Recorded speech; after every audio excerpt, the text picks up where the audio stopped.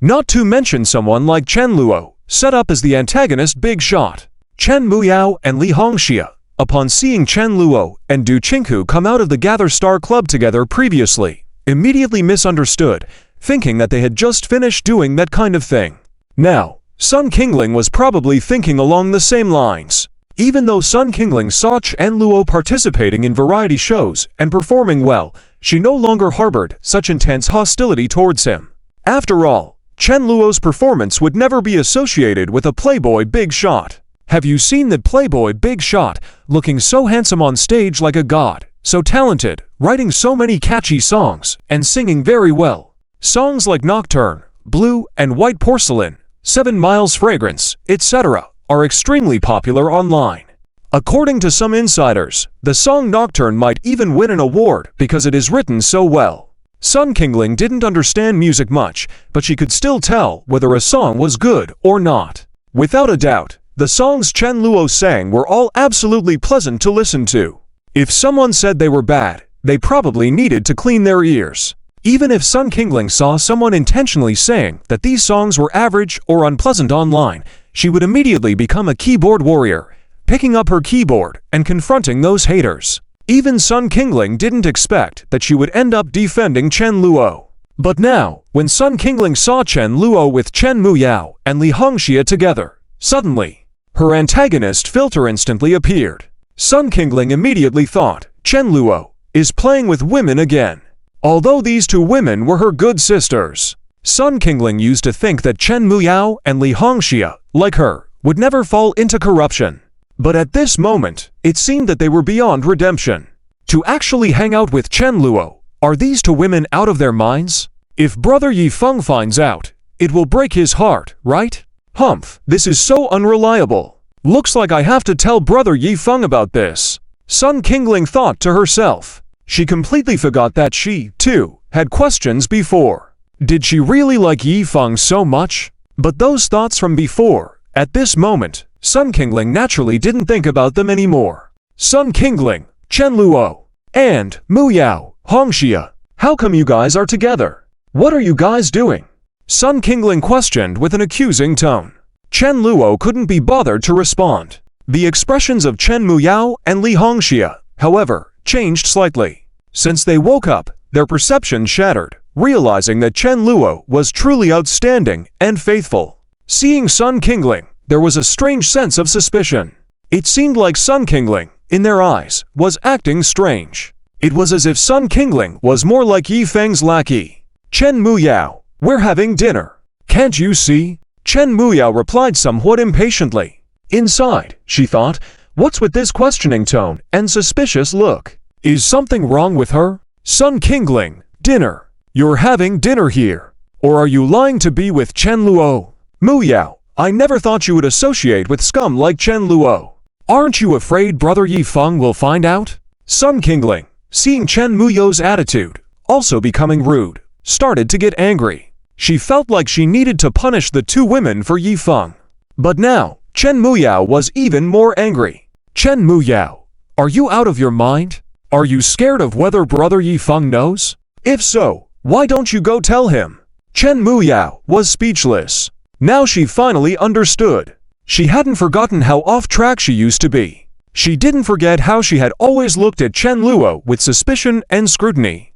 And this made Chen Muyao even more grateful to Chen Luo. I didn't expect that I used to be so suspicious of boss. It's really great that the boss is willing to help me make money. Actually, Chen Luo hadn't done much good. But his ability to make money and his willingness to help Chen Muyao was enough. Sun Qingling, you! Sun Qingling was somewhat dumbfounded.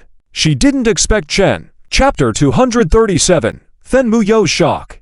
Then Muxuan is speechless about her sister Then Muyao. At this moment, in the South City University, Then Muxuan is extremely angry. She can't understand her own sister. The prestigious Miss Then from the Then family, with a monthly allowance of tens of thousands, even millions. She has luxury cars picking her up for school and back. She has countless wealthy suitors chasing after her. With such great conditions, why does she still need to work for someone else? It's simply unbelievable. The key issue is, why is she working for the son of the Chen family, Chen Luo, who has a terrible reputation. In Then Muxuan's impression, Chen Luo even made her feel harassed. Then Muxuan has met Chen Luo a few times. His lecherous gaze made Then Muxuan extremely disgusted. At that time, Then Muxuan thought to herself, if this playboy dared to harass her, she would definitely slap him. Fortunately, Chen Luo was tactful. Furthermore, Then Muxuan also knew that this guy had been pursuing an ordinary girl in school for 3 years. With such quality, how could he match up with the miss of the Then family and have her work for him? Could my sister have lost her mind? Or is there something hidden in all of this? Even though anger clouded her judgment, Then Muxuan still thought about this possibility. She stated that if her sister had truly been threatened by something, she would make sure that Chen Luo paid the price. However, for now, she needed to clarify things first.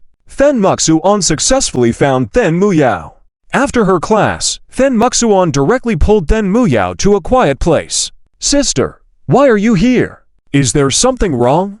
Then Muyao was still a bit confused. She didn't expect her sister to come to the school to find her. Suppressing her anger, Then Muxuan asked, "Muyao, have you encountered anything recently?" "Anything? No, I'm fine." Then Muyao was a bit puzzled. "No? I'm asking you, are you working for the son of the Chen family? Tell me the truth." As soon as Then Muxuan said this, Then Muyao instantly understood.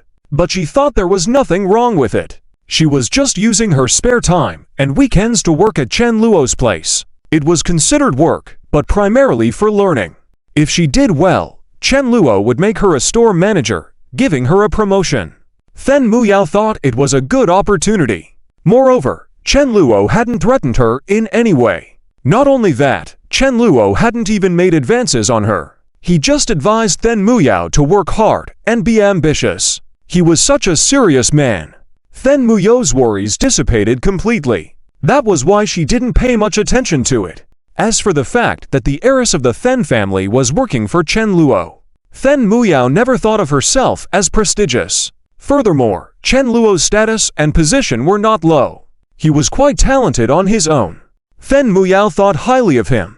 Then Muyao, exactly. What's the matter? Sister, did you come to the school just for this? You could have just messaged me. At this moment, Then Muyao was still unaware that her sister Then Muxuan also liked Yifeng. After all, she thought she was the only one who had fallen for Yifeng along with Li Hongxia and Sun Qingling. She thought that after the concert, her sister and Yifeng didn't have much contact. Not to mention, in Then Muyao's eyes, her sister was always busy with work. How could she have time for romance? Most importantly, she had a fiancé. So Then Muyao didn't think much about it. But she would never have dreamt that Then Muxuan had actually fallen for Yifeng and had a connection with him, becoming Yifeng's fan. Then Muyao, what do you mean by just for this, Then Muyao? Have you lost your mind? Don't you know who Chen Luo is? Then Muyao felt taken aback by her sister's harsh judgment. She was starting to wonder if her sister had been brainwashed. After all, with her sister's prestigious background, it was hard to accept her change in perspective. And Muyao used to like Yifeng, didn't she? I thought it was great. How did it suddenly shift to Chen Luo? This detestable Chen Luo is truly despicable.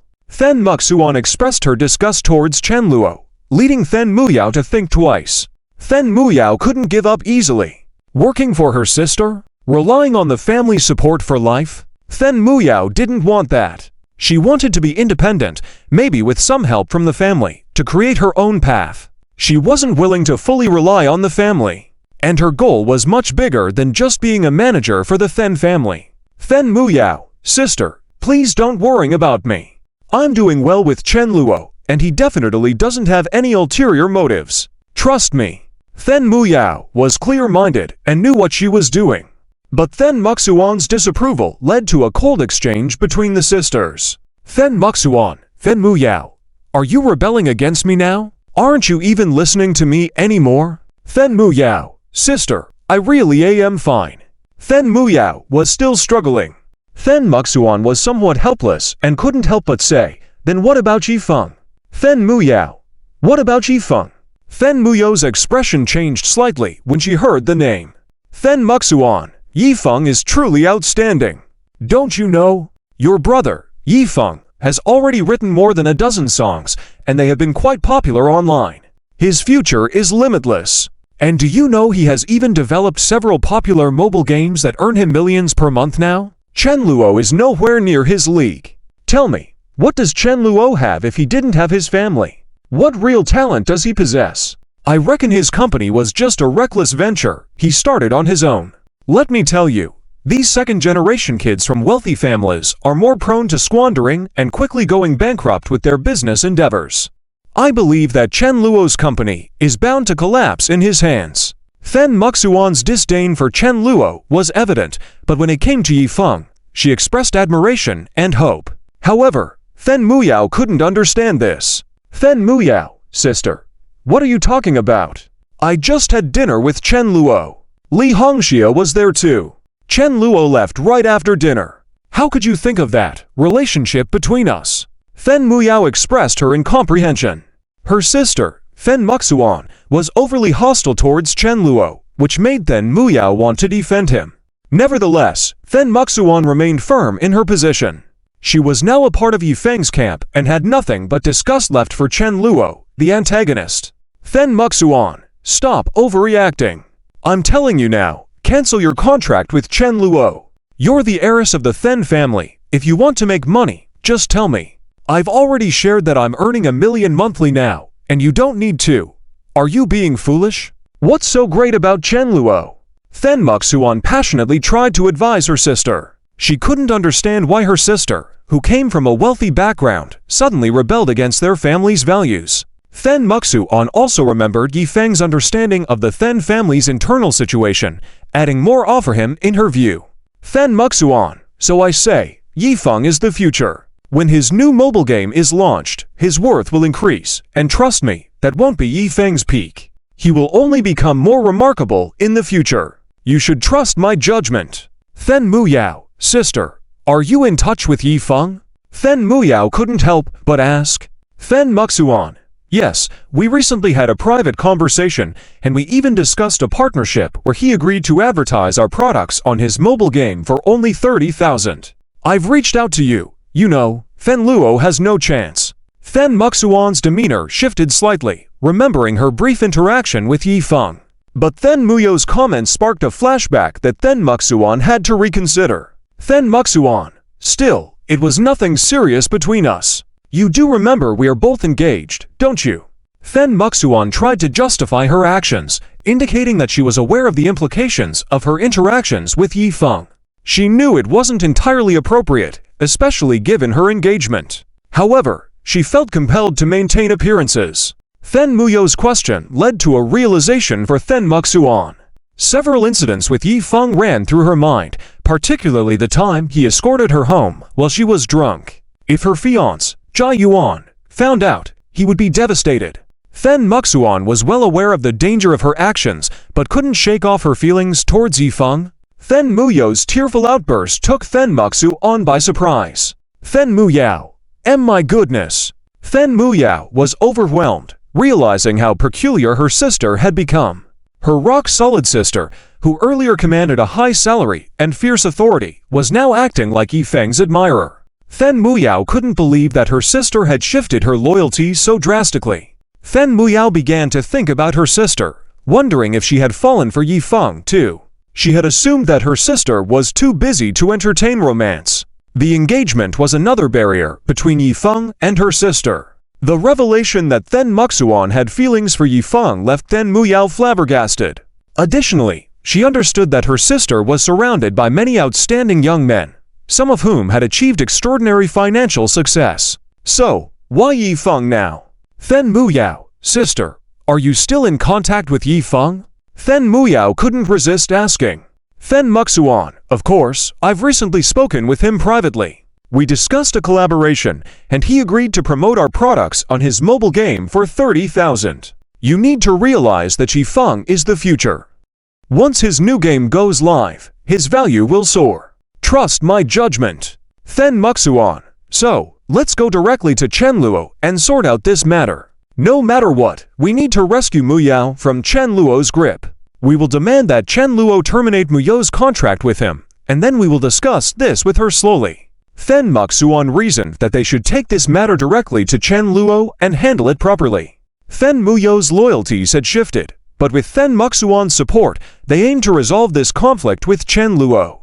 Fen Muyao, I'm doing whatever I want, and it's none of your business. Yi Feng, who do you think you are? Why should I answer to you?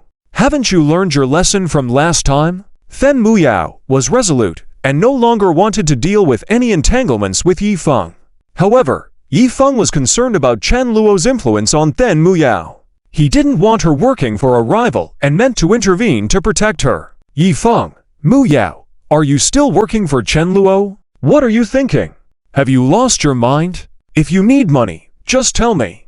Didn't I tell you I already make $1 million monthly? I have money. How could you? Are you being foolish? What's so great about Chen Luo? Yi Feng's anger was palpable as he felt protective of Fen Muyao. He couldn't fathom why she was working for Chen Luo instead of leaning on him. In Yi Feng's eyes, canceling the contract with Chen Luo would resolve the conflict and allow him to discuss the situation calmly with Fen Muyao. Yi Feng's insistence on protecting Fen Muyao reflected his genuine concern for her well-being and his frustration with the situation. And now, he vowed to confront Chen Luo and put an end to the situation once and for all. Chapter 238. Huang Jingmai's outrageous decision. Fen Muxuan is astonished. Fen Muxuan can feel Fen Muxuan's anger. At the same time, Yi Feng also understands well Fen Muxuan's status in the Fen family and in society. She is not just an ordinary rich young lady. Fen Muxuan herself is very capable. Yi Feng knows that she has been handling many of the Fen family's affairs, like signing a $300,000 advertising contract with him. This is considered a small collaboration. In Fen Muxuan's usual discussions, figures in the millions or billions are involved. Even orders worth hundreds of millions or even billions are present. Her own annual salary exceeds tens of millions. She is a true successful woman, a wealthy woman. With this status, why would she fear a useless young master? Just like Fen Muxuan said, even those sisters of Chen Luo, she doesn't even care about them. What's a mere Chen Luo? As for Chen Luo's venture, Yi Feng and Fen Muxuan share the same thoughts. He believes that this Chen Luo is just squandering the family's wealth. A useless young master like him taking his family's money to start a business. Does he really think he can make a name for himself? Ridiculous. Yi Feng knows that many tycoons would rather have their children party and splurge on luxury cars and watches every day. At least that adds some value. Sometimes they can even make a little profit. Being the foolish son of a landlord is not so bad. But absolutely, starting a business is out of the question. Once you invest money in a venture, if it fails, it's a total loss. And you end up with a lot of debts. The key is, the probability of these useless young masters failing in entrepreneurship is too high. So, Yi Feng has actually been expecting the day when Chen Luo's venture fails. He believes that only someone like him, a systematically chosen successor, can easily succeed in entrepreneurship. However, at this moment, at a certain teaching building in Nanchang University, Huang Jingmai looks at Chen Luo in a calm manner. Her expression, however, is extremely unpleasant. Huang Jingmai also notices the stunning beauty with red hair next to Chen Luo. Huang Jingmai is dumbfounded. She didn't expect Chen Luo to have such a beautiful girlfriend. She had even thought that by using her beauty, she might soften Chen Luo's heart. After all, Huang Jingmai is well aware that she is an absolute beauty. And the beauty has privileges in many things. But upon seeing Lin Yun, Huang Jingmai feels inferior. However, she didn't come here to compete based on looks. Huang Jingmai regrets once again. Everything was fine when she first signed with Chen Luo.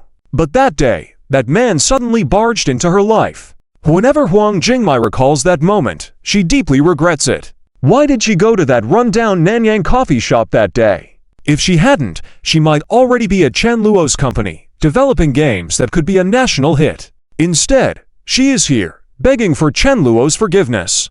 After being rejected by Chen Luo previously, Huang Jingmai still has some pride in her heart. Thinking, even if she doesn't go to Chen Luo's company, where else can she go? Because she's worried that, if she goes to another company, she face harassment and such. Huang Jingmai planned to go to Yi Feng's studio to try her luck. At that time, She thought that as long as she refused, Yi Feng wouldn't dare to act recklessly. But Huang Jingmai's image of Yi Feng was shattered. After she slapped him, Huang Jingmai had no intention of staying. But when she left Yi Feng's studio, she felt lost again. Where should I go? After thinking about it, she thought that maybe Chen Luo's place was the most suitable. And after calming down, Huang Jingmai noticed that Chen Luo seemed pretty good. Working at Chen Luo's company, following Chen Luo, might bring stability. So, Huang Jingmai once again came to Chen Luo's school and found him. He happened to be taking a break with Lin Yun during class time. Upon learning of Huang Jingmai's purpose, Chen Luo smirked. Huang Jingmai, you brought up quitting, and I agreed. After you compensate for the breach of contract, I didn't give you any trouble. Now you're going to work for Yi Feng, and you still want to come back to me. Are you hopping around like that? Do you really think I'll give you another chance? Huang Jingmai, Chen Luo, I'm sorry, really sorry. It's all my fault. Please, give me another chance. I'll definitely do a good job this time. Huang Jingmai felt so wronged that she was close to tears. To be honest, Huang Jingmai isn't like Yu Senli or Zhu Yan. It didn't take much effort for her to agree the first time she signed with Chen Luo. However, Yi Feng appeared. And the second time she apologized, she felt like she was on the verge of success. Chen Luo even embraced her. But Yi Feng showed up again. At that moment, Huang Jingmai's anger towards Yi Feng was through the roof. She swore that if Yi Feng were there now, she would not hesitate to slap him. Damn it, all because of this idiot. Where did this guy come from? If it wasn't for him, my life would have been so much better. Huang Jingmai cursed silently in her mind, especially when she remembered that Yi Feng had tried to touch her hand and take advantage of her that day. It was simply beastly behavior. Huang Jingmai couldn't understand how there were still women who would want to be around such scum. Were their minds not functioning properly? Or were they all of the same kind? Huang Jingmai didn't want to dwell on this jerk. Otherwise, the more she thought about it, the angrier she got. Huang Jingmai said that if she were a man, or had bodyguards or thugs, she would definitely have them beat Yi Feng to vent her anger. But what Huang Jingmai didn't expect was that at that moment, in a corner of the teaching building, several people appeared with an imposing aura. And one of them was none other than Yi Feng. At this moment, Yi Feng's face was full of anger. He had heard Sun Qingling say that Then Muyao and Li Hongxia had gone to the Star Meeting Hall to have a meal with Chen Luo. He was infuriated by it. Sun Qingling even defended Chen Luo, saying that the two women appeared to be just going to have a meal. Was that even possible? For Yi Feng, it was obvious. A scumbag like Chen Luo absolutely had ulterior motives towards those two beautiful women. Even if nothing happened at that time, he would surely find excuses later on, until he achieves his goal. Yi Feng couldn't just sit idly by and watch the two women fall into Chen Luo's clutches. And today, he found out that his dear sister Muyao was not only having a meal with Chen Luo at the Star Meeting Hall, but also apparently working for Chen Luo. That pushed Yi Feng over the edge. Beside Yi Feng was the equally furious Then Muxuan. Following behind them was the bewildered Zheng Linglong. Although Zheng Linglong didn't quite understand what was happening, she thought, if Yi Feng is against the Chen Luo guy, then he must be a bad person. Since she was Yi Feng's little fawning follower, as long as she obediently followed Yi Feng's instructions, it was all good. The aura of the four of them was overwhelming. The students passing by in the teaching building all avoided them. They couldn't help but turn back, showing a curious expression, not knowing what had happened. Then Muxuan, on the other hand, didn't pay much attention. Her goal for this visit was to intimidate Chen Luo and make him realize that the Then family is not to be trifled with. With his capabilities, he was not qualified to have my family's daughter work for him. Yi Feng walked with a domineering aura. But when he approached, he noticed that Huang Jingmai was also there. Yi Feng, Jingmai. Yi Feng was puzzled. Then Muxuan, on the other hand, didn't even notice. She went straight up to Chen Luo and began accusing him angrily. Chen Luo, tell me, how did you and my sister get? Then Muxuan was aggressive in her tone of questioning. But before she could finish speaking, suddenly, smack, a crisp slap resonated in the air. Then Muxuan turned her head to look and was instantly dumbfounded, because Yi Feng had just been slapped out of nowhere. This scene was completely unexpected for Then Muxuan. Then Muxuan, what's going on? Zheng Linglong, what's happening? Chen Luo, oh well. Chen Luo wore a look of amusement. Seeing this sudden appearance of Then Muxuan left him unfazed. But Ji Feng was taken aback. It was only at this moment that Then Muxuan actually noticed the woman who had slapped Yi Feng. She was also quite beautiful. But Huang Jingmai's words left Then Muxuan even more confused. Huang Jingmai, Yi Feng, how dare you show up in front of me? If it weren't for you, I wouldn't be in this position at all, you jerk. Why don't you die? You've ruined my life. Huang Jingmai vented her anger, glaring at Yi Feng with fiery eyes, making him hesitant to meet her gaze. While Yi Feng didn't understand what he had done, he believed that he hadn't done anything wrong. In reality, he thought that helping her leave Chen Luo was a good thing, wasn't it? Otherwise, she'd end up suffering all kinds of torment in Chen Luo's hands. But Yi Feng also knew that trying to touch a girl's hand without her consent, like he did before, was quite unsavory. It could be seen as flirting in a nicer sense, or downright sexual harassment if the woman didn't consent. If Huang Jingmai reported it, Yi Feng would end up in more trouble. So, at that moment, Yi Feng found himself unable to retort. This spectacle, however, left Then Muxuan greatly shocked. Then Muxuan, what's going on? This woman says her life has been ruined by Little Yi. Little Yi is a jerk. How is that possible? He's clearly so outstanding. Then Muxuan was stunned. What surprised her even more was Chen Luo's reaction after Huang Jingmai slapped Yi Feng. The smile on Chen Luo's face showed that he enjoyed the sight. Perhaps giving Huang Jingmai a job could be considered after all. Chen Luo calmly said, "All right, Miss Huang Jingmai, if you're so sincere, then as we discussed before, would you like to take on a job from me?" Chen Luo's words immediately excited Huang Jingmai. She nodded eagerly, saying, "Sure, Boss Chen Luo." Then Muxuan's internal shock continued to escalate. Chen Luo then said, "Well, I happen to have a cleaning staff position available. If you have no objections, you can come in tomorrow." Chen Luo nonchalantly mentioned this. Huang Jingmai was over the moon. Finally, this is great. Chen Luo added, "Our company also offers a salary of 3,000 a month, with 5 insurances and 1 fund, plus bonuses at the end of the year. What do you think?" This made the onlookers even more surprised. Huang Jingmai's response shook everyone in the room. This turn of events was beyond their imaginations. Then Muxuan widened her eyes, completely bewildered. She wondered if she was hallucinating. Yi Feng coldly smirked at Chen Luo's words. "Hey, this Chen Luo really has the audacity. When I signed my sister Jingmai, I offered a monthly wage of 15,000 for her position as a programmer. Jingmai's sister, even at rock bottom, wouldn't go for a 3,000 janitorial job. This Chen Luo is humiliating himself." Yi Feng's left cheek still felt a bit warm, but he didn't fret. Seeing Chen Luo treating a beautiful woman like this made Yi Feng believe he was far superior. Couldn't Huang Jingmai see who the real good guy was? Yi Feng couldn't believe it. But just then, a calm and gentle voice spoke up. "Sure, Boss Chen Luo, I'll report to the company tomorrow and become a cleaning staff." At that moment, the whole room exploded. Everyone was shocked. This scene was beyond their imaginations. Then Muxuan was wide-eyed and utterly bewildered. And if Huang Jingmai chose to be a cleaner for Chen Luo, but not to stay with me, where I offered a proper job and a better salary, why? Yi Feng's expression gradually turned fierce. He couldn't understand what was happening. Chapter 239. Yi Feng is manipulated by Chen Luo between his palms. Then Muyao is anxious. Inside the teaching building, Yi Feng is on the verge of collapse. No matter how hard he tries to think, he can't figure out what kind of hypnotic drug Chen Luo has given to his quiet and beautiful sister to make her stoop so low to accept this kind of job. Yi Feng does not discriminate against janitors.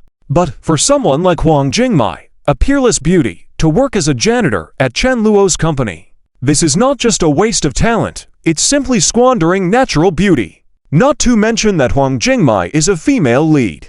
Even if she were an ordinary beauty, Yi Feng would still feel regretful. How can someone so beautiful agree to work as a janitor for Chen Luo? Fortunately, Chen Luo did not mention that Huang Jingmai is to work as his personal secretary. Otherwise, if Huang Jingmai agreed to even that, Yi Feng would probably have a broken heart right there. He is well aware of what it means to work as a personal secretary for Chen Luo. It's like becoming a plaything. At least in Yi Feng's understanding, it must be like that. And the onlookers around are all dumbfounded. They are all shocked. They dare not imagine what they are seeing. Damn. Chen Xiao is really something, to have such a beauty agree to work as a janitor at his company, cleaning, and even scrubbing toilets. Impressive. Chen Xiao is really something. Not even putting a beauty like her in his eyes. If it were me, having such a beautiful girlfriend, I would definitely handle her with care, fearing she'd slip from my hands, fearing she'd melt in my mouth. Let alone letting her work as a janitor. Even if she cleans, I wouldn't bear it. Exactly. A girl like this, fair-skinned, beautiful, long-legged, looking so gorgeous, she could just stay at home and be eye candy. How can one bear to let her do chores? Sigh. It's just Chen Xiao, the world of wealthy people. We don't understand.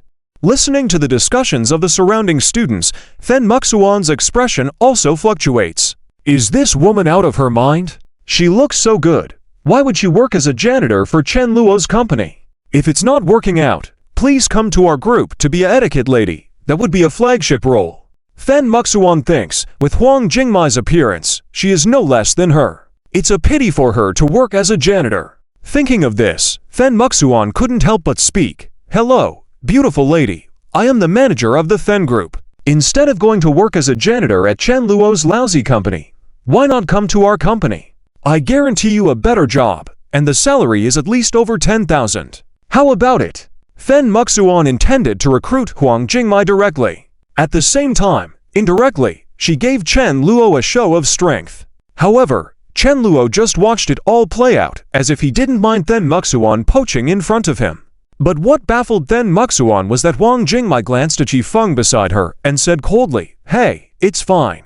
Chen Xiao's job is quite good. I like it, so you don't need to bother." Huang Jingmai coldly rejected.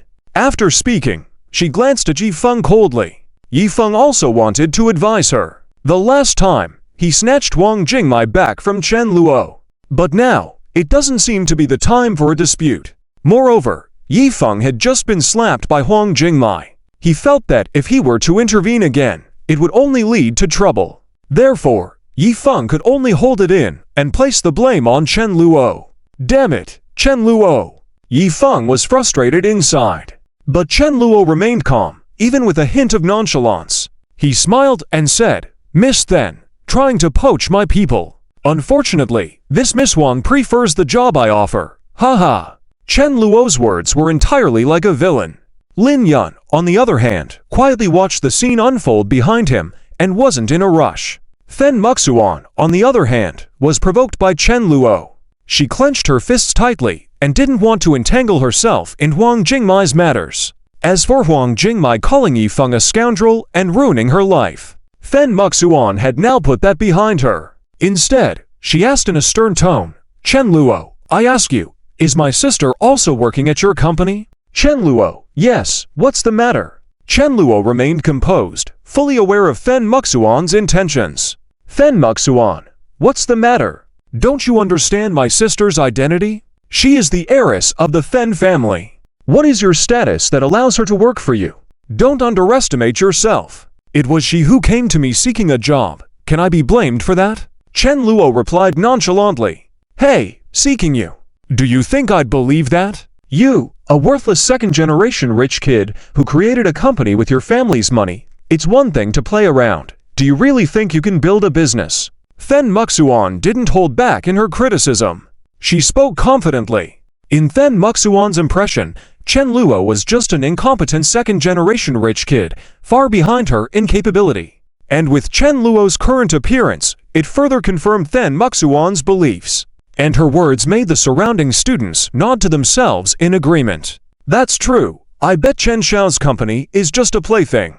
Yeah, second-generation rich kids waste money, but if they try to start a business, that might end up in ruins even faster. That might make even the first-generation wealthy people wince at the figures spent. Fen Muxuan, manager of the Fen family, is definitely a big shot. Chen Luo doesn't stand a chance in front of her. It's going to be interesting.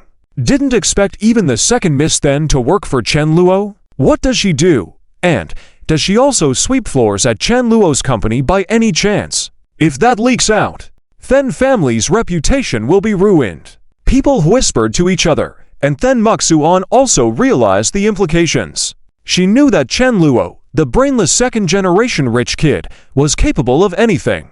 The fact that her sister might work as a janitor at his company was not completely out of the realm of possibility. Although Then Muxuan also realized that with her sister's proud nature, she would never agree to such work. But, you never know. Chen Luo, what does that have to do with whether I can build a business or not, Miss Then? You're just a small manager. Don't think you hold the reins of the Then family business. It's laughable. Chen Luo didn't show weakness in his retort. This made Then Muxuan even more furious. Then Muxuan. What?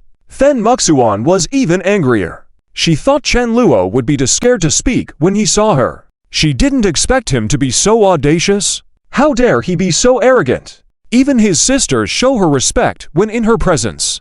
Then Muxuan, the manager, was no ordinary manager. She was the one in charge of the Then group. Any other rich kid would have started praising Then Muxuan by now. Luckily, Yi Feng stepped forward at that moment. As the male lead of a popular novel, he was not the type to hide behind the female lead. Yi Feng, hey, Chen Luo, I thought you just started a company to squander family assets, but it seems you really see yourself as a boss now.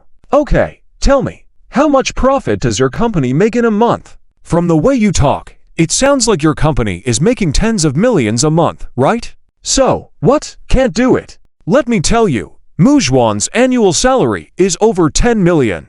And she's so young, her position will only get higher in the future. For someone like you, still relying on family money to act arrogantly, you're not qualified to speak to Mu Zhuan like that. Yi Feng's words surprised many students around them.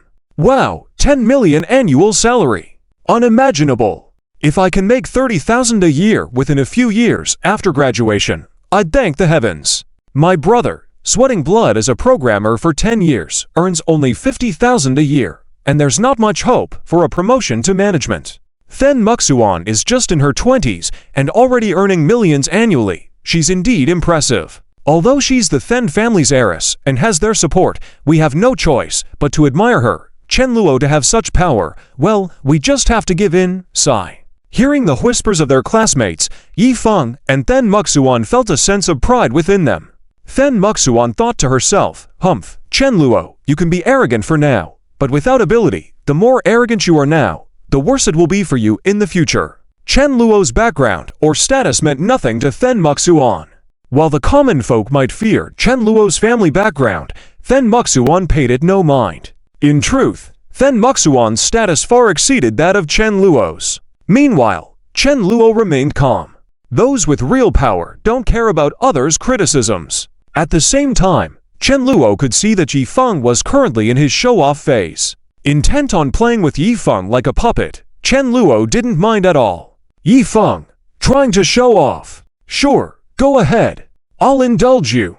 In order to toy with Yi Feng at the palm of his hand, Chen Luo had no qualms about letting Yi Feng act out his arrogance. In fact, Chen Luo's thoughts were not too far off from Then Muxuan's. The more arrogant you are now, the harder you'll fall later. Chen Luo, oh, is that so? That's quite impressive, Yi Feng. What about you? What do you have to boast about? Chen Luo paved the way for Yi Feng with his words. Lin Yun blinked his eyes, not knowing what this little guy was up to. But she knew these two were about to have a bad time. Giving Chen Luo a pat on the back, Lin Yun noticed Chen Luo's calm demeanor and playful brow raise. His expression made Lin Yun chuckle. She understood that Chen Luo was doing it on purpose, so Lin Yun relaxed. She silently watched the scenery in the distance while Yi Feng, upon hearing Chen Luo's words, got excited. As the male lead of a popular novel, talking about his achievements felt a bit downgrading to him, but no matter, Yi Feng remained composed. His follower, Zheng Linglong, couldn't wait to step forward and proudly say, hey, my brother Yi Feng, he now owns a studio, you didn't know? In the market now, King of the Abyss, Rampant Roads, and the newly released Lord's Feud are all developed by my brother Yi Feng. My brother Yi Feng now easily earns $1 million a month on his own. What about you? Zheng Linglong spoke confidently. Her achievements were indeed impressive enough to showcase. This revelation shocked many students around them. Each of them found it hard to believe their own ears. Damn, is that true? King of the Abyss was developed by Yifeng? That's awesome! Gosh, comparisons really are odious. People have to get a grasp of themselves, or bragging for so little. Wow, that's incredible! Really envious. No wonder even Miss Then follows him. With such skills, he indeed has that qualification. Feeling the admiration of those around them, Yifeng tried to contain the smile forming on his lips. He felt a surge of pride within him. Hey, Chen Luo, now you understand, don't you? Your status as a second-generation rich kid doesn't mean much to me. Those with any sense should start behaving around me. You're just an ordinary antagonist, not worthy of being my opponent. Then Muxuan, now you understand, Chen Luo. Start behaving, quickly terminate the contract with my sister, and offer her an apology. Then this matter will be considered settled. Otherwise, I don't mind if your company faces all sorts of pressures. You better believe me, I have that power. Then Muxuan's position as the general manager of the Then family's business meant she had multiple ways to influence situations. However, her direct provocation angered Lin Yun. Just as she was about to lash out, another crisp voice interrupted. Hold on. The person who turned up was none other than Then Muyao. Chapter 240, Yifeng and Then Muyao completely break up. The anger of Then Muyao. Then Muyao's voice clearly revealed a sense of urgency. The onlookers turned their heads and immediately saw it. At the corner, a beautiful woman hurried over. Then Muxuan, Muyao, what are you here for? Then Muxuan originally planned to help Then Muyao resolve this matter perfectly. It didn't need Then Muyao to intervene. Yifeng, Muyao, calm down. Your sister is helping you. Chen Luo has already agreed to terminate the agreement with you. Rest assured, we will handle it for you. Yifeng stood in front of Then Muyao. Then Muyao also saw the smug look on Chen Luo as he waved the contract in his hand. It seemed as if he was saying, hey, I'm terminating the contract with you. Did you see that? Then Muyao was about to be infuriated. Smack! Almost without any hesitation, she slapped Yifeng directly on the face. In just one day, Yifeng was slapped by two beautiful women. Even Then Muxuan was stunned. Then Muxuan, Muyao, what are you doing? Then Muxuan said with some displeasure. Then Muyao, get lost. Then Muyao ignored her and coldly spoke to Yifeng. Yifeng, on the other hand, looked surprised. He couldn't understand. How could this be happening again? Clearly, I was helping you. Yifeng remembered the previous two times with Chu Mingxuan and Huang Jingmai. He rushed up to stop them, but was also slapped by Chu Mingxuan and Huang Jingmai. And now Then Muyao, of all people, did the same. The key was, why was Then Muxuan so calm? She could see that Chen Luo was not a good person. Damn it, what did Chen Luo do to them? Could it be they were really charmed by Chen Luo? It shouldn't be. These frustrating thoughts crossed Yifeng's mind. He was well aware that if this were true, then he, as the protagonist, had failed miserably. Suppressing his inner anger, Yifeng didn't confront Then Muyao. After all, her sister was still there. Moreover, Yifeng couldn't bring himself to act against Then Muyao, the female lead. Then Muyao completely ignored Yifeng. She ran directly to Chen Luo and Then Muxuan, anxiously saying, Chen Luo, I'm not canceling the contract. Please take back this contract. Then Muyao was worried. She knew that with Chen Luo's current ability, canceling the contract was nothing to him. But Then Muyao didn't want that. Her promising journey was just beginning. Just previously, she had successfully signed a contract with Chen Luo with Li Hongxia's help. Now, she was being asked to cancel it. That was too pitiful. Others might not understand, but Then Muyao had woken up to the reality of the situation. She knew Chen Luo's excellence. Following him, her future achievements would be limitless. The key was that Chen Luo hadn't done anything to her. Then Muyao was being forced to cancel the contract, making her feel extremely unlucky. Then Muxuan, Muyao, what are you saying? Chen Luo, give the contract to my sister and let her sign it. Muyao, cancel the contract quickly. After that, whatever you want, I'll give it to you. Originally, I was planning to recruit you into our company after you graduated. I didn't expect you to be in such a hurry. If you want to cancel the contract with Chen Luo, I will immediately arrange for you to intern in the company. In this way, after you graduate, you should be able to take over my position. By then, with a direct annual salary of tens of millions, it will be much better than working under Chen Luo, isn't it? Upon hearing this, Fen Muyao was speechless. A salary of tens of millions of yuan? After I become the general manager of the many branches in the future, I'll easily earn billions. Besides, Chen Luo promised to help me become the successor of the Fen family. By then, my net worth will reach several billion. But Fen Muyao couldn't say these words. The tea house was confidential information. If she revealed it, Chen Luo would kick her out immediately. She had previously told Li Hongxia about it, intending to help her. Later, Li Hongxia also signed a contract with Chen Luo, so it didn't matter. Moreover, Fen Muyao didn't really want to talk about it. After all, Yi Feng was present there. Fen Muyao knew that Yi Feng and Chen Luo were archenemies. Since Chen Luo didn't bring it up, Fen Muyao didn't want to disclose too much information to Yi Feng. Fen Muyao, sister, this is my business. Please don't interfere with it.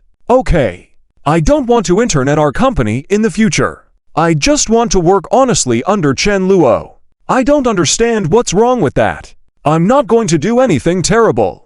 Fen Muyao had fully accepted her identity as a tea house waitress. With the guidance of her senior co-workers, Fen Muyao enjoyed her part-time job. Importantly, she had learned a lot from it, such as purchasing tea ingredients, preparing various types of tea, and some tips for managing a shop. Fen Muyao was full of aspirations to become a shop assistant. She couldn't just give up on such a good opportunity. However, Fen Muyao's remarks weren't acceptable. Yi Feng, upon hearing this, felt somewhat angry. Once again, he approached Fen Muyao and said, "Muyao, wake up. With a scum like Chen Luo, you will inevitably be tainted by him. Besides, what future can you have with such a loser? Just listen to your sister. I'll do my best to help her. In the future, your Fen family will definitely become larger." Yi Feng was getting agitated and almost spilled everything. The moment he spoke, it made Fen Muyao even more disheartened. She could tolerate her sister, Fen Muxuan, but she couldn't bear Yi Feng's attitude. It was similar to what Huang Jingmai thought. Fen Muyao was beginning to loathe Yi Feng intensely as well. She felt that without Yi Feng, her life would have been so much better. But in reality, it was Yi Feng who had ruined everything for her. Whenever Fen Muyao recalled the scenes where she used to play with Yi Feng, it made her sick. "Fen Muyao, you scoundrel, shut up. If it weren't for you, my sister wouldn't have become like this. Do you want me to call someone else to smack you?" Fen Muyao almost gritted her teeth as she spoke. Her attitude made Yi Feng speechless. Meanwhile, Fen Muxuan watched with wide eyes, unable to believe her ears. Why does Muyao have such animosity towards Yi Feng?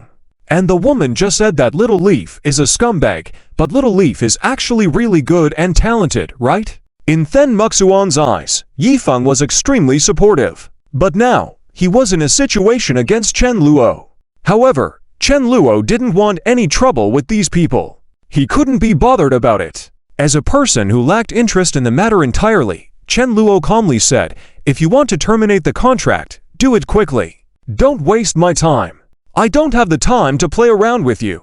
Chen Luo was originally accompanying Lin Yun for a stroll. He didn't expect such a drama to unfold suddenly. And the onlookers were also surprised beyond measure. I didn't expect even the second miss of the Fen family appeared. So Fen Muyao actually signed a deal with young Master Chen? But she doesn't seem eager to terminate it. What's going on?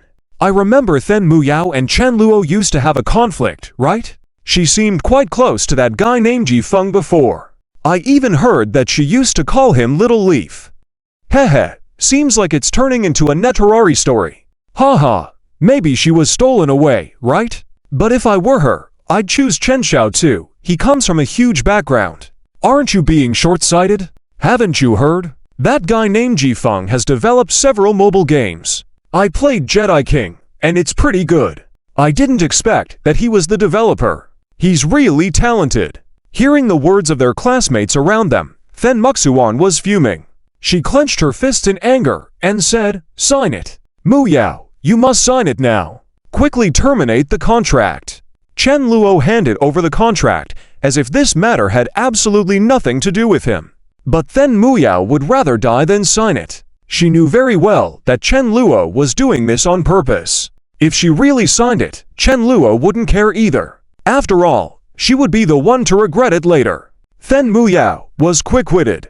She took the contract, handed it back to Chen Luo, and then stood right next to him. Not only that, she even hooked her arm around Chen Luo's. This sudden action caused the entire crowd to fall silent. What the? Whoa, so jealous. The onlookers, who had been enjoying the spectacle, suddenly had their hearts shattered. The second young lady of the Then family, Then Muyao, was an undeniable beauty. Forget everything else, her looks alone had countless admirers. At South City University, Then Muyao was quite well known. Many male students had heard of her reputation. And now, she was holding on to Chen Luo's arm. Nearby, Lin Yun's eyes were sharp, silently observing Then Muyao. Chen Luo, on the other hand, looked calm. But across from him, Yifeng was on the verge of exploding. Yifeng's eyes were glued to Then Muyao's hand as she held Chen Luo's arm, and he felt like coughing up blood. This treatment was supposed to be mine. Yifeng recalled how Then Muyao used to cling to his arm just like that. But even in his wildest dreams, he never imagined Chen Luo could someday enjoy such a benefit. If looks could kill, Chen Luo would have been murdered dozens of times by Yifeng already. Unfortunately, it was impossible. Even though Yifeng was the protagonist, he could only glare in frustration. His chest heaved with anger, and he clearly wasn't taking it well. Even Then Muxuan, who was watching, widened her eyes in disbelief. She wanted to pull Then Muyao over and yell at her, "Then Muyao, what do you think you're doing? Is this how a proper lady behaves, clinging on to a man?" But on second thought, times had changed. Still, the fact that her sister was clinging to someone like Chen Luo, a notorious playboy, was something Then Muxuan couldn't accept. What surprised everyone, however, was that Chen Luo remained remarkably calm. He quietly pulled his arm away from Then Muyao's grasp, as if he had no interest at all. Lin Yun, seeing this, smirked with a hint of satisfaction, and went back to admiring the scenery. Chen Luo then spoke nonchalantly, "Then Muyao, you heard your sister.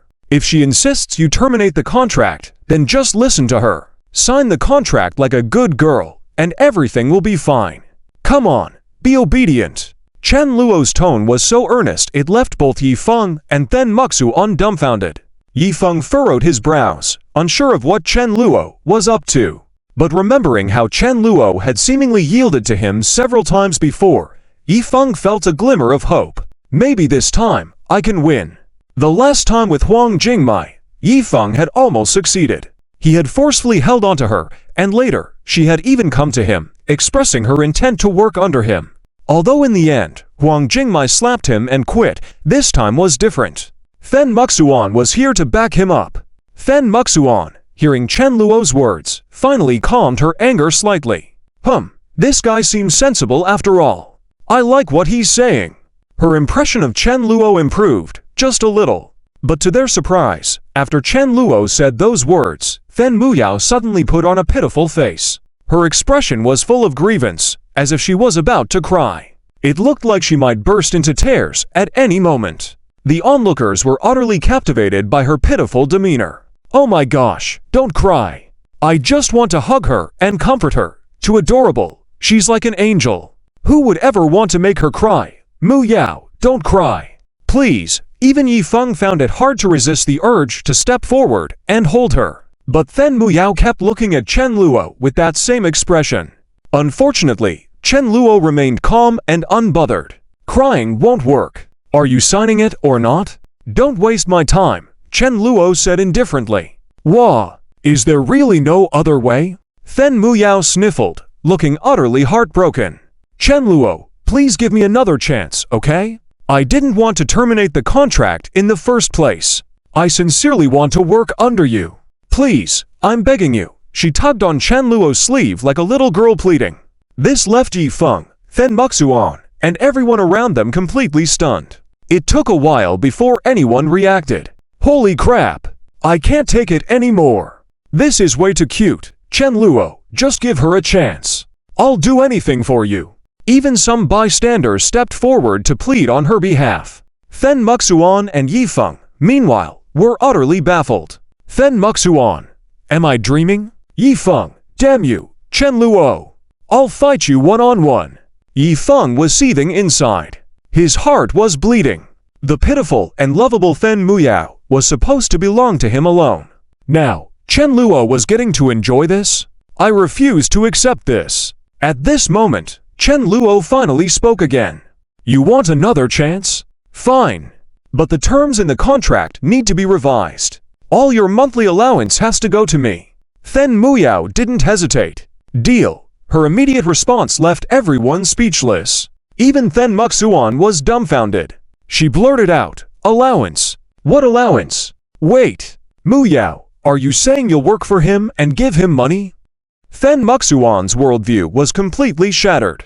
She had never heard of such absurd terms. Working wasn't supposed to cost money, let alone involve giving away your allowance. Even with Fen Muxuan's usually calm demeanor, she was utterly shocked at this moment. If everything around her hadn't felt so real, she might have thought she was dreaming.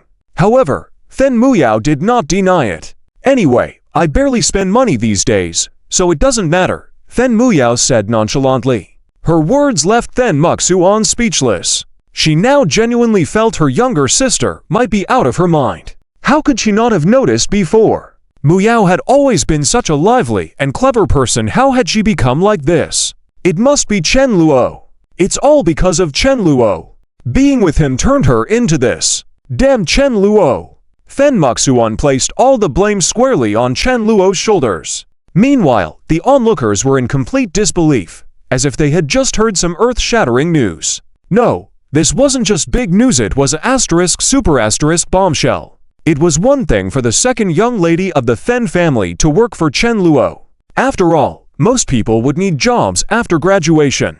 Even the sons and daughters of wealthy families working in other companies could be considered reasonable. But now, not only was Fen Muyao working for Chen Luo, she was also giving him money every month. Working wasn't about earning money, it was about paying money instead. How much was Fen Muyao's monthly allowance? Tens of thousands. Hundreds of thousands. Nobody knew for sure, but it was undoubtedly a significant amount. This left everyone in attendance utterly stunned. Even Lin Yun raised an eyebrow in surprise. This little guy, he's got some serious skills, Lin Yun thought, her expression peculiar. But deep down, she couldn't help but feel a sense of schadenfreude. Fen Muyao was being so obedient and docile, which naturally pleased Lin Yun on Chen Luo's behalf. At this moment, Fen Muxuan suddenly interjected. This is ridiculous. Fen Muyao, have you completely lost your mind? In what world does someone work and still pay their boss money? Are you insane? Fen Muxuan was furious. If the elders of their family heard about this, they'd probably have a heart attack. But Fen Muyao was equally frustrated. She knew exactly what she was doing. She had explained countless times that she didn't need Fen Muxuan to interfere. Big sis, please don't worry about it. I'm fine. Trust me. Fen Muyao said, sounding like she was on the verge of breaking down. Fen Muxuan was so angry she couldn't even continue arguing. In her eyes now, Chen Luo was a vile and unforgivable villain. This has to stop. I must stop Chen Luo. However, as Fen Muxuan was still deep in thought, Yifeng had already walked out silently. Without saying a word, he approached Chen Luo.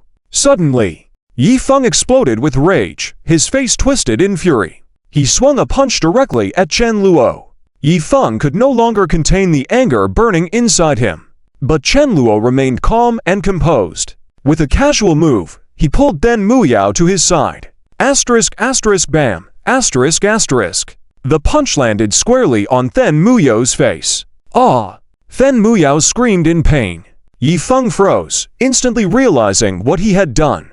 Muyao! Fen Muxuan was equally shocked. She rushed over and cried, Muyao, are you okay? Are you hurt? Then she turned to Chen Luo and shouted, Chen Luo! How dare you use my sister as a shield? Are you asking for death? The surrounding onlookers were also outraged. This Chen Luo was going too far. His reputation as an arrogant playboy seemed well deserved. But Chen Luo sighed and said helplessly, it was clearly Yifeng who hit her. How is this my fault? Shouldn't you blame Yifeng instead? I didn't hit Fen Muyao. Chen Luo's words left Then Muxuan momentarily speechless. Yi Feng, on the other hand, was livid. He felt like he was being fed an endless stream of twisted logic. If you hadn't used Muyao as a shield, how could I have hit her? Yi Feng argued. If you hadn't tried to hit me, would then Muyao have gotten hurt? You attacked first, how is this my fault?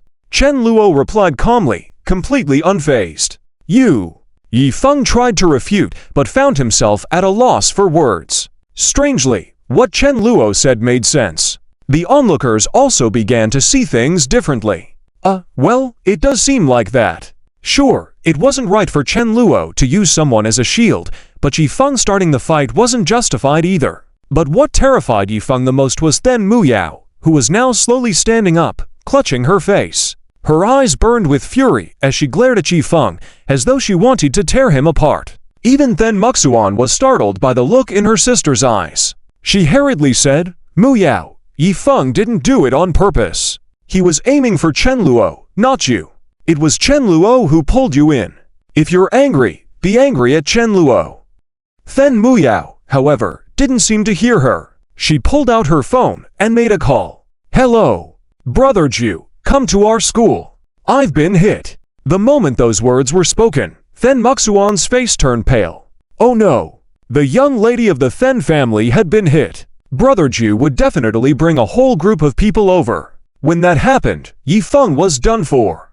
Then Muxuan tried to stop her, but then Muyao gritted her teeth and said, Yi Feng, if I don't break your hand today, my name isn't Then Muyao. How dare you hit me? You actually hit me. If I don't get revenge, I won't be called Then Muyao.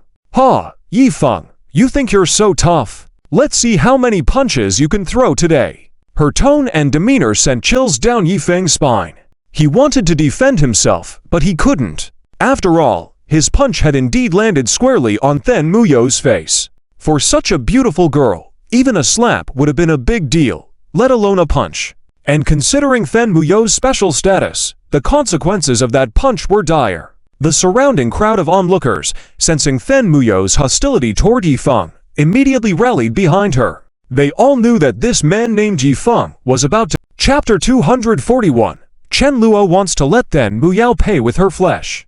Then Muxuan is driven crazy. In the teaching building, a group of onlookers, with expressions of great interest, couldn't believe that they would witness such a scene today. The gazes they cast at Yi Feng were filled with mockery and pity. Oh, poor guy, he's in for some bad luck. To dare to even hit Miss Then from the Then family. Does he not know the word death? Her father is one of the directors of our school, with the same status as Mr. Chen's father. TSK. Even the principal has to be polite when meeting him. A mere new student dares to lay hands on someone. Unbelievable. The surrounding students were merciless in their ridiculing. This made Yi Feng's expression extremely unpleasant. Because, originally, these should have been words directed at the antagonist Chen Luo. These mocking lines should have belonged to Chen Luo instead. How could this be? Yi Feng's state of mind was starting to crack. However, beside him, Then Muxuan couldn't just stand by and watch this happen. She continued to earnestly advise, Yao, Yi Feng didn't mean it, he didn't intend to hit you. Don't make a big fuss, this is just a misunderstanding. There was urgency in Then Muxuan's eyes. As the female lead, she was Yi Feng's lackey. Naturally, she didn't want her relationship with Yi Feng to sour. Primarily, she also didn't want the Then family to fall out with Yi Feng. Then Muxuan believed that Yi Feng had limitless potential in the future. A man with such potential, the Then family should be on good terms with. They shouldn't ruin the family's prospects just because of her sister Swim. But for Then Muyao, she couldn't care less about these things. I've been beaten, and you're speaking up for someone else. Then Muyao's respect and affection towards Then Muxuan had diminished. Are you still my sister? Why are you siding with others? Did Yi Feng cast a spell on you? If Yi Feng beats me up, will you still speak up for him? Then Muyao felt both anger and injustice in her heart. Clearly, her sister used to love her so much. How come now? She was going to make her swallow this humiliation. Why? Then Muyao also understood that if Chen Luo had accidentally hurt her, her sister would probably go all out to make Chen Luo pay the price. Then Muyao didn't dwell on it. She quickly gritted her teeth and said, Sister, This matter isn't over today. Yi Feng, if you have the guts, don't walk away. Watching Fen Muyo's angry expression, Yi Feng was completely disoriented. He had shifted all the blame directly onto Chen Luo. Yi Feng, damn you, Chen Luo. Yi Feng was determined to continue forward. This time, he wouldn't hit Mu Yao again. Since it had come to this, no matter what, he had to make Chen Luo taste bitterness. However, at that moment, as Yi Feng tried to move forward quickly, Chen Luo moved even faster, once again pulling Mu Yao in front of himself, acting as a human shield. Anger blazed in Mu Yao's eyes as she directly exclaimed, "What are you doing? Yi Feng, do you still want to hit? Come, hit me. If you don't beat me to death today, you're not a man." These words left Yi Feng even more shaken. He never expected to be treated like this when he was supposed to be the protagonist, the chosen one. What kind of grudge is this? Next to them, Fen Muxuan was also finding it hard to watch. Fen Muyao felt that she was under Chen Luo's spell. But Fen Muxuan also wondered if her sister had gone mad. Why was she defending this man named Chen Luo so fiercely? What did he have that was so good? Wasn't he just a useless rich kid? These types of wealthy kids were a dime a dozen in the southern city. Could they even compare to someone like Xiao Yoi, a talented and gifted young man? Fen Muxuan pondered quickly. Yi Feng, just a freshman, had already developed a game of his own, earning hundreds of thousands a month. And he had many other games in production. With such talent, his future prospects were unlimited.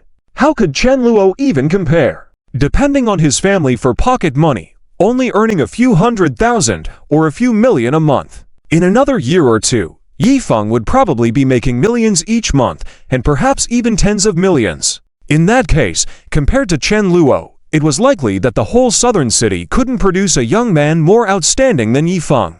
Yi Feng, Mu Yao, you misunderstood. I never intended to hit you. I'm sorry, I wanted to hit Chen Luo. That guy deserves it. Mu Yao, don't you think Chen Luo is going too far? A man actually using you as a shield, you? Mu Yao, I'm willing. What of it? Mu Yao raised her head, showing no sign of weakness. The onlookers were left speechless, their mouths gaping. Each one of them was utterly dumbfounded. Wow, has Mr. Chen cast a spell on Miss Then from the Fen family? How could she defend him like this? This is amazing. I'm going to look at Mr. Chen differently from now on. It seems he's not just some incompetent, second-generation rich kid. Maybe he actually has some real talent. These words once again hit Yi Feng hard. Another blow to his heart. Yi Feng, you're willing. Mu Yao, are you sure? Mu Yao, no need for words. Chen Luo is my boss. You hit my boss, you're hitting me. If you dare touch Chen Luo now, give it a try. Mu Yao's stubbornness came to the fore, no longer willing to give Yi Feng any face. She had initially considered not getting entangled with Yi Feng anymore. This man was just ridiculous. But now, feeling uneasy, even though Yi Feng disgusted her, Mu Yao was ready to grit her teeth and make Yi Feng feel pain. On the other hand, Fen Muxuan was now seething with anger. An intense expression flashed across her eyes. She knew that they wouldn't be able to make Chen Luo pay for his actions now. If they continued this pointless fight, they would become a laughingstock. Although he was reluctant, Yi Feng knew that the current situation was not in his favor. He did want to beat up Chen Luo again to see if he would remain calm. But with Chen Luo standing next to Mu Yao, Yi Feng didn't dare to touch him recklessly. He was afraid he might end up hurting Mu Yao again, and Yi Feng's heart was aching. He knew that Mu Yao might end up completely in Chen Luo's grasp. Damn it! Yi Feng was on the verge of tears. She was supposed to be his woman, listed on the system's conquest list. The progress towards conquering her was already at 70 to 80%. How could she? Yi Feng couldn't accept it. That green-headed feeling was back. And just then, as this dispute seemed to come to a halt, everyone saw Chen Luo take out a contract from somewhere. He said to Mu Yao, "Go ahead and sign this additional contract. From now on, all of your pocket money each month will be mine." Chen Luo seemed unaffected by Yi Feng and others. However, his words struck a chord with Yi Feng and Fen Muxuan, reigniting their anger. But what made them feel like spitting blood was that Mu Yao, with a gentle expression, replied, "Okay, I understand, boss." Then, without even looking, Mu Yao signed the contract. Then Muxuan was just about to stop her. Too late. Then Muxuan, Chen Luo. Yifeng, Chen Luo, you're going too far. Is it acceptable to manipulate a girl like this? Do you have a conscience? In Yifeng's opinion, Chen Luo must have been up to some cunning scheme or deception. His sister Mu Yao was surely being deceived. Yet, Chen Luo seemed confused, saying, "What's wrong with me? I have a conscience, don't accuse me of being vile. Besides, this was Mu Yao's choice, right? Mu Yao." Chen Luo looked at Mu Yao and smiled. Mu Yao obediently nodded. "Yes, I did it willingly." Yifeng was close to spitting blood. Mu Yao appeared to have a close relationship with Chen Luo. How could a light novel male protagonist like him accept such a scenario? Then Muxuan was also visibly enraged. "Chen Luo, how dare you?" At this moment, Chen Luo had indeed descended into negative territory in Then Muxuan's eyes. She was convinced that Chen Luo was a scoundrel. His words clearly reflected his true character. Sigh, poor sister, she's been deceived. How could she not see through this? Then Muxuan didn't want Mu Yao to suffer. She was the second young lady of the Then family. If she didn't act now, and Mu Yao ended up losing, it would be a disaster. The culprit was Chen Luo. As Mu Yao squirmed, she turned to Chen Luo. "Boss, if I don't give you pocket money, you won't actually kick me out, will you?" Mu Yao was still worried about this. Chen Luo reassured her, "As long as you work diligently for me, I won't." Chen Luo was still considerate. Mu Yao brightened up at his words and nodded firmly, saying, "I'll do my best, boss." Afterward, she glanced at the red-haired girl's figure, a hint of loss flickering in her eyes. Then she smiled and said, "I'll go now, boss." "Chen Luo, go ahead." Chen Luo's response was indifferent, showing no signs of wanting to hold her back. Mu Yao felt a bit dejected but turned to leave directly. The direction she headed in was surprisingly where Sun Qingling, Li Hongxia, Zhang Jianshan, and a few others were. When Mu Yao left, only then did Lin Yun turn and smile. "You, little guy, you seem to have become quite powerful now." Chen Luo, "Naturally, otherwise, how could I match you?"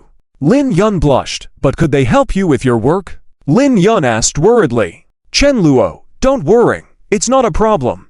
Chen Luo thought to himself, these female leads all had luck on their side. Could they be the same? Lin Yun, "What about Yifeng? And that Then Muxuan? If needed, let me know, I'll take care of it." Chen Luo rubbed Lin Yun's hair and said, "It's fine, Lin Yun, these are all minor issues." Chen Luo's gaze shifted into the distance. In his heart, he still considered that noble as his true enemy. Chapter 242, The Cooperation Partner of the Then Family. A rare opportunity for Then Muxuan's promotion? In the teaching building, the onlookers soon dispersed. However, this matter spread throughout the entire Nanchang University at an extremely fast pace. Many students knew about it. Among the new students, there was a young man named Chen Luo, who not only started his own company, but also managed to get the well-known and prestigious Miss Then from the Then family to work for him. What's even more shocking is that Miss Then from the Then family is working for Chen Luo and even has to give him all of her allowance every month. This news surprised countless people, and all the students were greatly impressed by Chen Luo. Zhang Peng, "Damn, Chen is truly impressive, he's amazing." Liao Feiyuan, "Chen is really incredible, even Miss Then from the Then family is obedient to him. I heard she has a strong princess-like attitude, and I don't know how many young masters wanted to pursue her but had no chance. This is too incredible." Yu Zhimao, "But in this way, Chen will definitely be targeted by many of Then Muyo's admirers, right? Although he is the young master of the Chen family, in Nanchang, there are quite a few prestigious young masters. If they all team up against Chen Luo, I'm afraid he won't have an easy time." Some expressed concerns, seemingly worried about Chen Luo's situation. Wang Zikai, "Ha, indeed my brother. Truly amazing. Ha ha." While Wang Zikai laughed heartily, feeling incredibly pleased. When he learned that Then Muxuan and Yifeng wanted to cause trouble for Chen Luo, Wang Zikai immediately felt angry. He sent a message to Chen Luo asking if he needed any help, but Chen Luo just told him to focus on singing. Now, Xia Qingyu, Zhang Xiaoyu, Wang Zikai, Kong Jia, and a few others' careers in the music industry were going quite well. They were not the kind of singers who slowly gained fame step by step. They came out with hit songs right off the bat like The Wind Rises, The Ordinary Path, and The Brightest Star in the Night Sky. How could they keep a low profile with each of their songs being so popular? Chen Luo planned to cultivate them into well-known singers directly. Now that they had their representative works, the next step was promoting them and building their image. They believed they could become the new generation of idol singers soon. As for Liao Feiyuan and Yu Zhimao, they were similar to Yang Hong and Wu Fei among Chen Luo's subordinates. In the original work, they were also very loyal. Chen Luo, however, didn't pay much attention to these rumors and gossip. As for Yu Zhimao's worries, they seemed to be overthinking it. Chen Luo understood that Then Muyao indeed had many admirers. In the original work, when Yifeng and Then Muyao got closer, they also made advances towards Yifeng. But Chen Luo was different. He was the antagonist. If anyone wanted to go against Chen Luo, unlike Yifeng who showed mercy every time, Chen Luo wouldn't hold back. Moreover, Chen Luo had influential backing. Those so-called antagonists pursuing Fen Muyao and Nancheng couldn't make a fuss in front of Chen Luo. If they were smart, it would save Chen Luo some trouble. Chen Luo remembered that some of those antagonists actually had a good relationship with him. As for the others, it was up to fate. If they wanted to pick a fight, Chen Luo wouldn't refuse. That day, Fen Muyao walked towards Li Hongxia, Sun Qinling, Zhang Qianshan, and others. Li Hongxia immediately came up to inquire and asked if everything was okay. Is your sister having a dispute with the boss? Is everything okay? Li Hongxia also worried about Chen Luo. Fen Muyao shook her head and said, "It's fine. I trust the boss, and besides, when I go back, I will talk to my sister again, so she won't hang out with Yifeng anymore." Fen Muyao had also asked Chen Luo about it. Chen Luo assured her it was not a problem. Additionally, Fen Muyao understood a part of Chen Luo's strength and knew he was not a useless wastrel. She also realized her sister Fen Muyao, despite the harsh words, couldn't threaten Chen Luo. Her sister with an annual salary of 10 million and Chen Luo were not on the same level. As for Yifeng, monthly income of 1 million.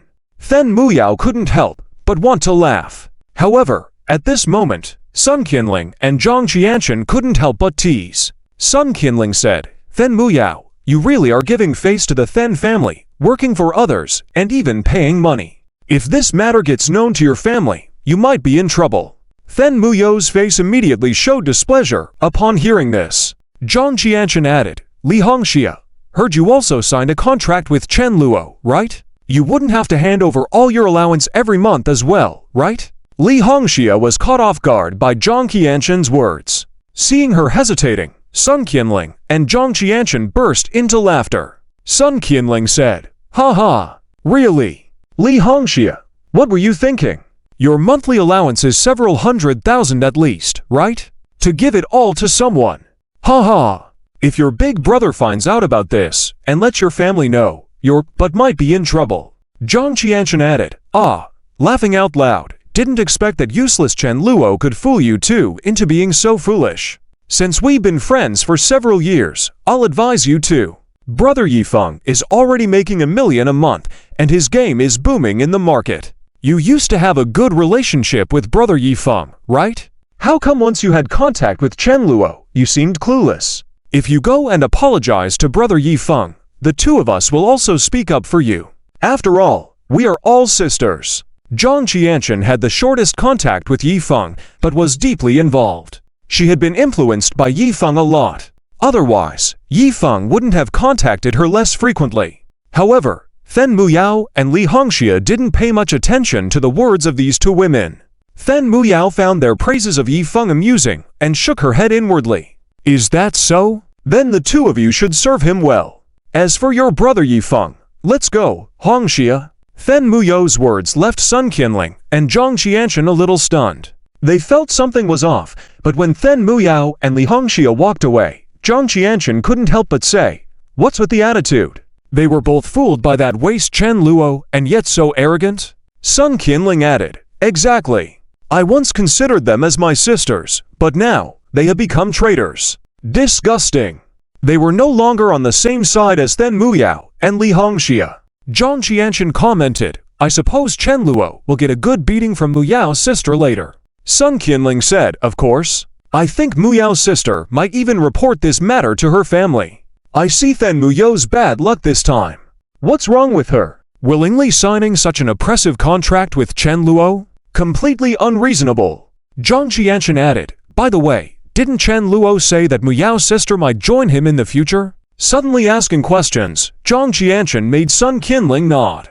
Yes, even though he's a waste, can he compete? He can write a song or two at best. Recently, I haven't heard much about him releasing any new songs. Even if Chen Luo is better than Muyao's sister, can he surpass brother Yifeng? Sun Qianling's words prompted Zhang Qianchen to nod as well. Yes, brother Yifeng is the most outstanding and gentle man I've ever met. He started a studio by himself in his first year at university and even developed several popular mobile games. His future is limitless. However, brother Yifeng rarely comes to play with me lately. I miss him a lot. Sun Qianling said, there's nothing we can do.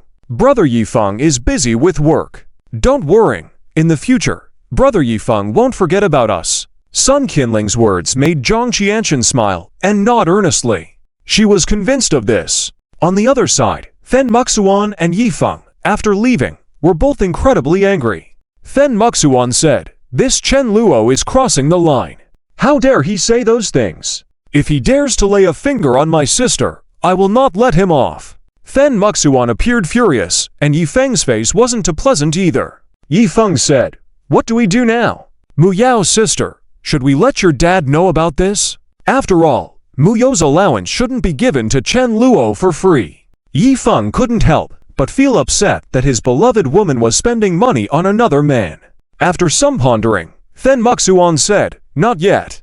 I'm afraid things will get out of hand, and if we stop Muyao's allowance, if Chen Luo really lays a hand on Muyao, even if we retaliate, Muyao might suffer mental trauma that can't be easily repaired.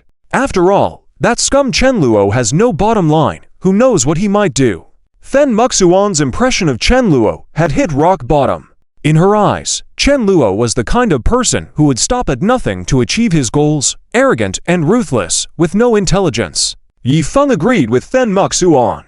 Yifeng said, we must not let Muyao be played by Chen Luo. We need to find a way to save Muyao. However, as Yifeng said this, he remembered that not long ago, Muyao seemed to have gone to a hotel to meet Chen Luo. Maybe Muyao had already. But sadly, Yifeng had to pretend that this incident didn't happen. He suppressed his doubts, but the painful feeling of being cuckolded by someone he cared for surfaced again. Then Muxuan nodded, and then said, Yifeng, I think I should take you to our family clan first. After all, in the future, the advertising department of our company will be signing contracts for your games, and I will introduce you to my third uncle who is responsible for this. You can chat with him about our future cooperation opportunities. Then Muxuan saw tremendous potential in Yifeng.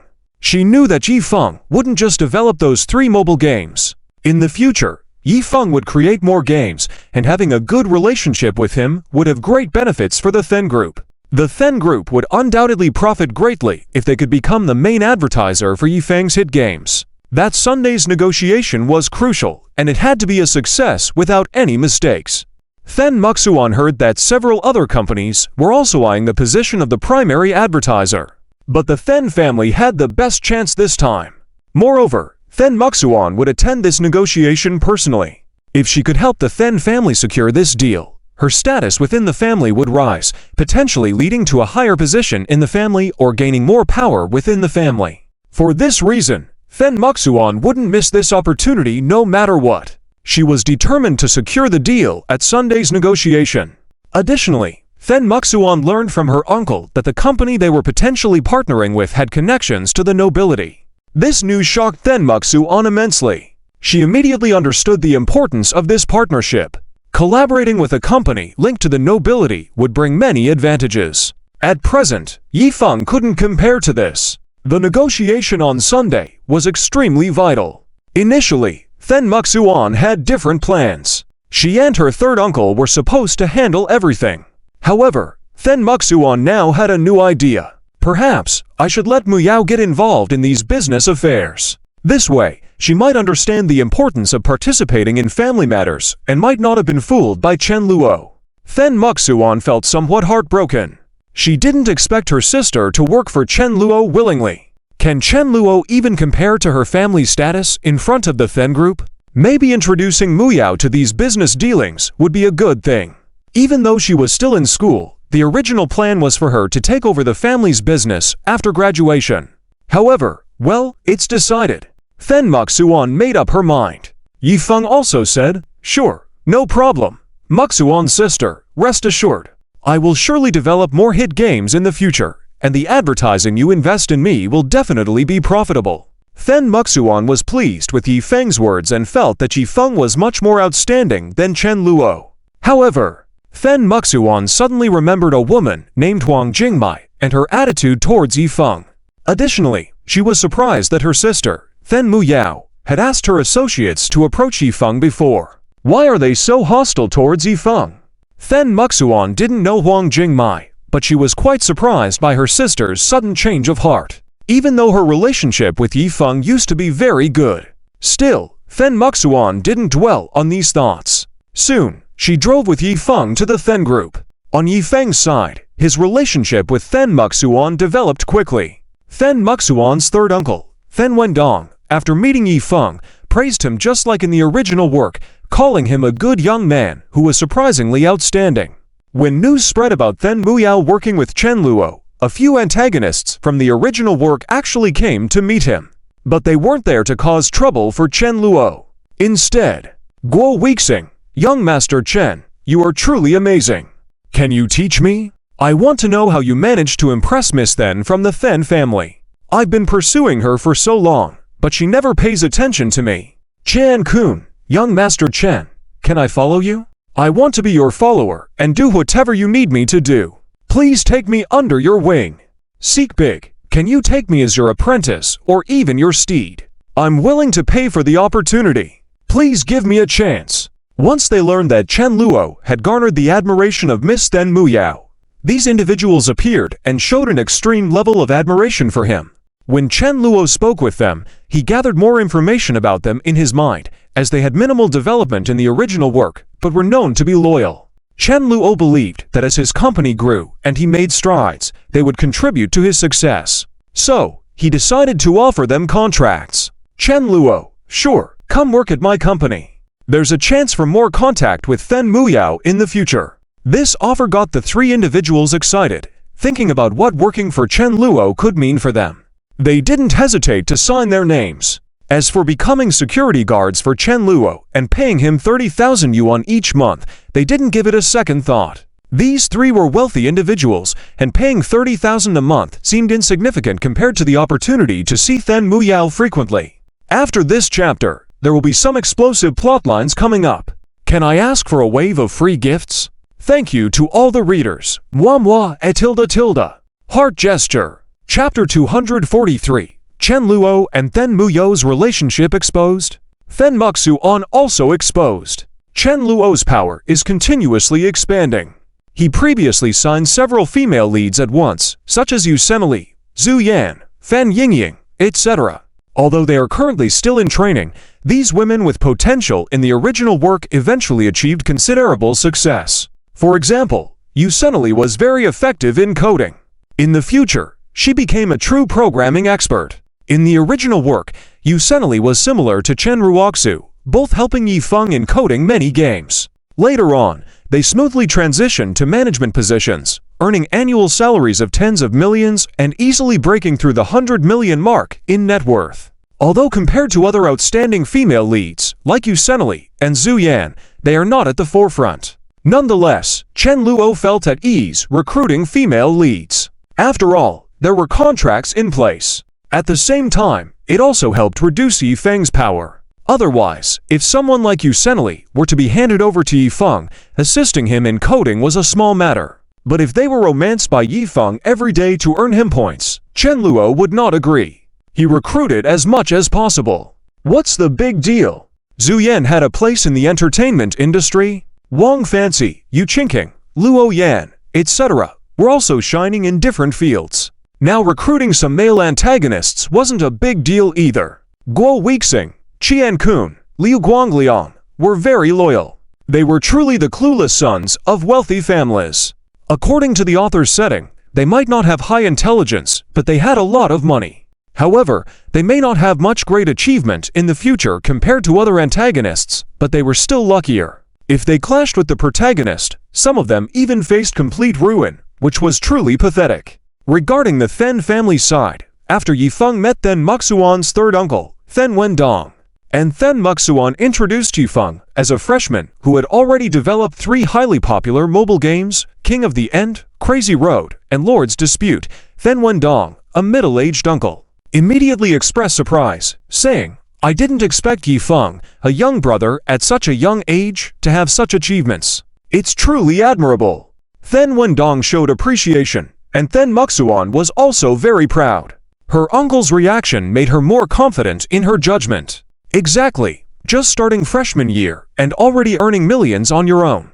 Such achievements would be considered genius in any prominent family, even in our Then family, Then Muxuan said, comparing Yifeng to her fiancé, Jia Yuan. In her mind, Then Muxuan rolled her eyes repeatedly. If only I had met Yifeng earlier, how good would that be? Then Muxuan felt melancholic. Currently, she was unclear about how to deal with Jia Yuan. Regardless, she had already been engaged to him. Without any special circumstances, Then Muxuan couldn't break off the engagement first. Otherwise, it would bring shame to the entire Then family. According to the setting, Then Muxuan wasn't aware that Jia Yuan was actually a scoundrel. However, in the normal course of events, Yifeng would help Then Muxuan see through him. Thus, Then Muxuan would fall into Yifeng's gentle trap in a justified manner. She and Then Muyao would form a united front as sisters. Yifeng, hehe, Uncle Then is joking. I'm just lucky. Yifeng felt extremely pleased by the praise, making the corners of his mouth almost reach the sky. They chatted for a while, and Then Muxuan brought up the topic of collaborating with Yifeng. Soon, the 3 of them casually settled on the collaboration at the price previously mentioned by Yifeng, 30,000 per month. This price was already very low, surprising Then Wendong. He said, "Young Yifeng, aren't you at a loss with this price?" Yifeng quickly responded, "It's fine.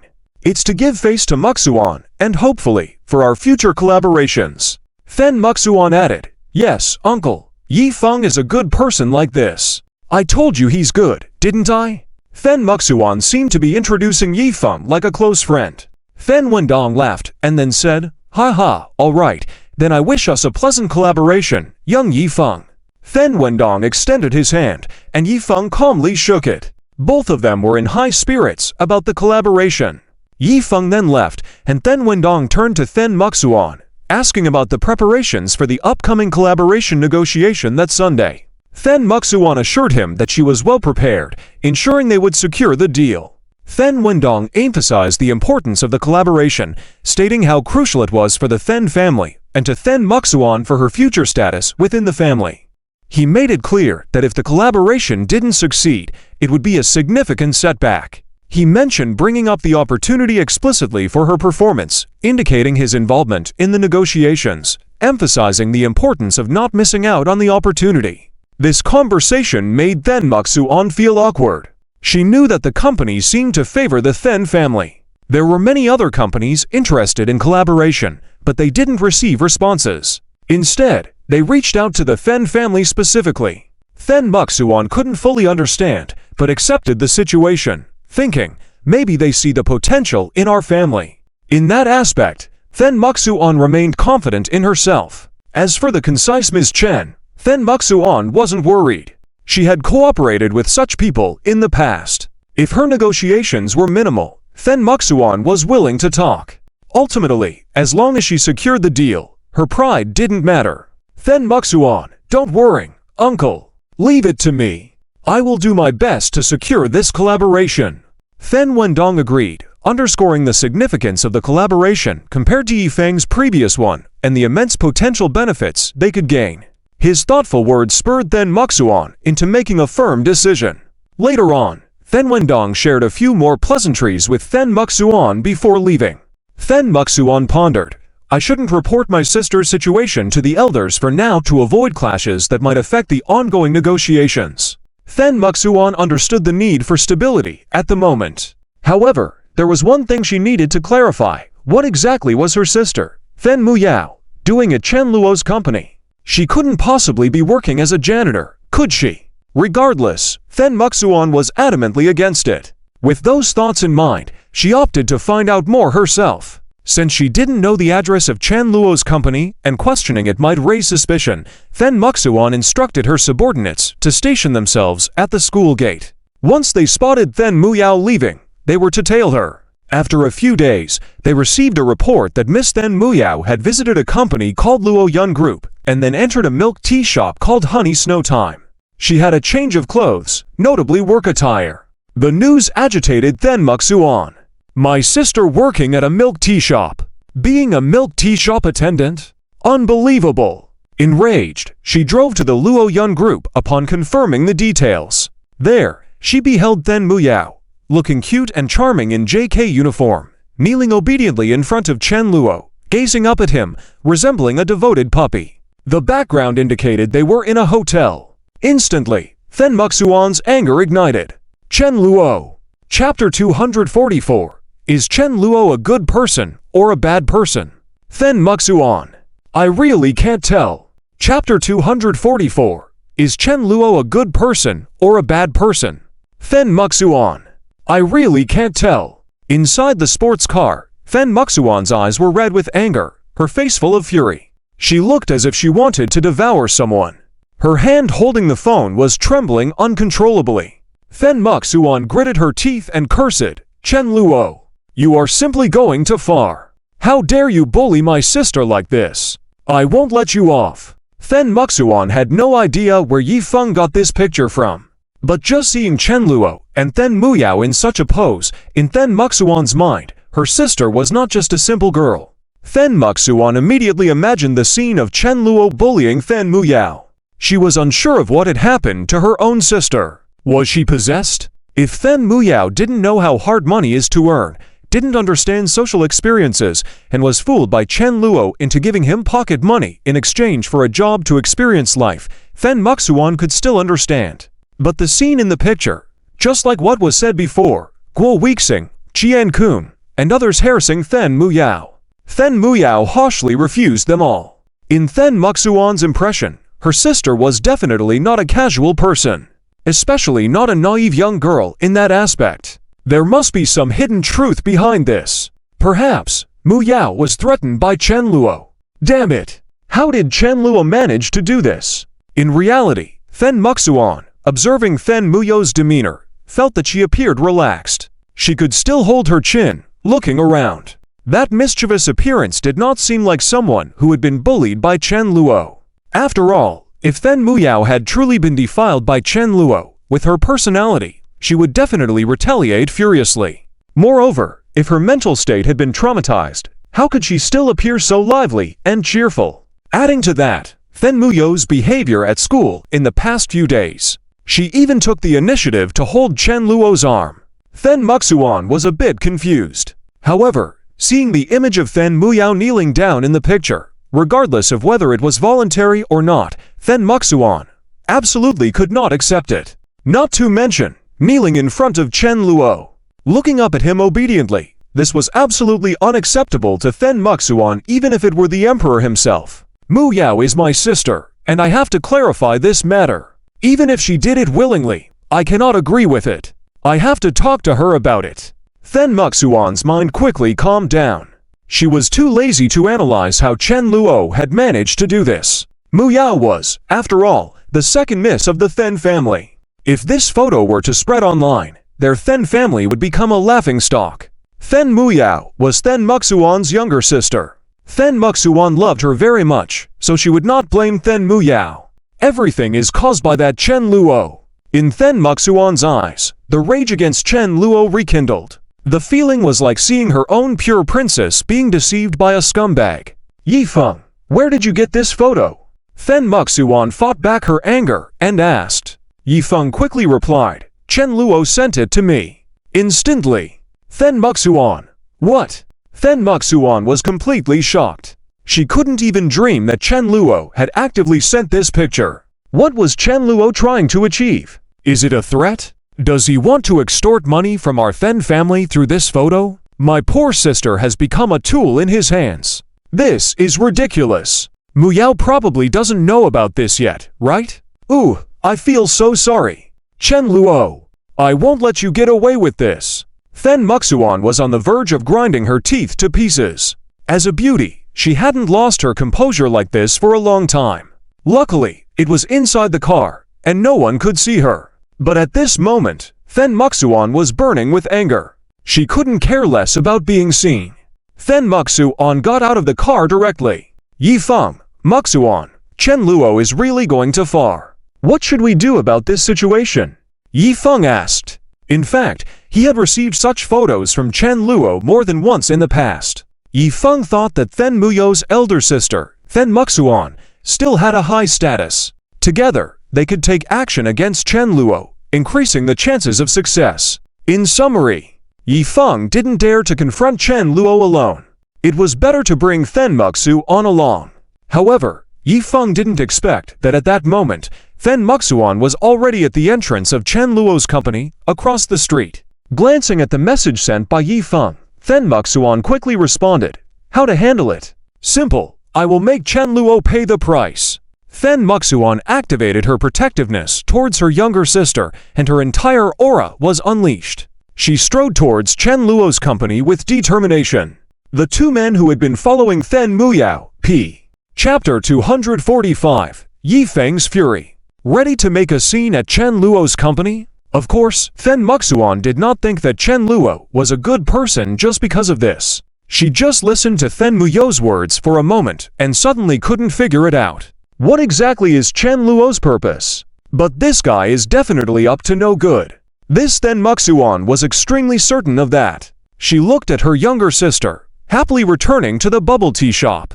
Fen Muxuan didn't know what to say. Ah, such a naive little girl. Fen Muxuan felt a bit helpless. In her eyes, there was both indulgence and shadow. Fen Muxuan, hehe, Chen Luo, whatever you plan to do, I won't let you succeed.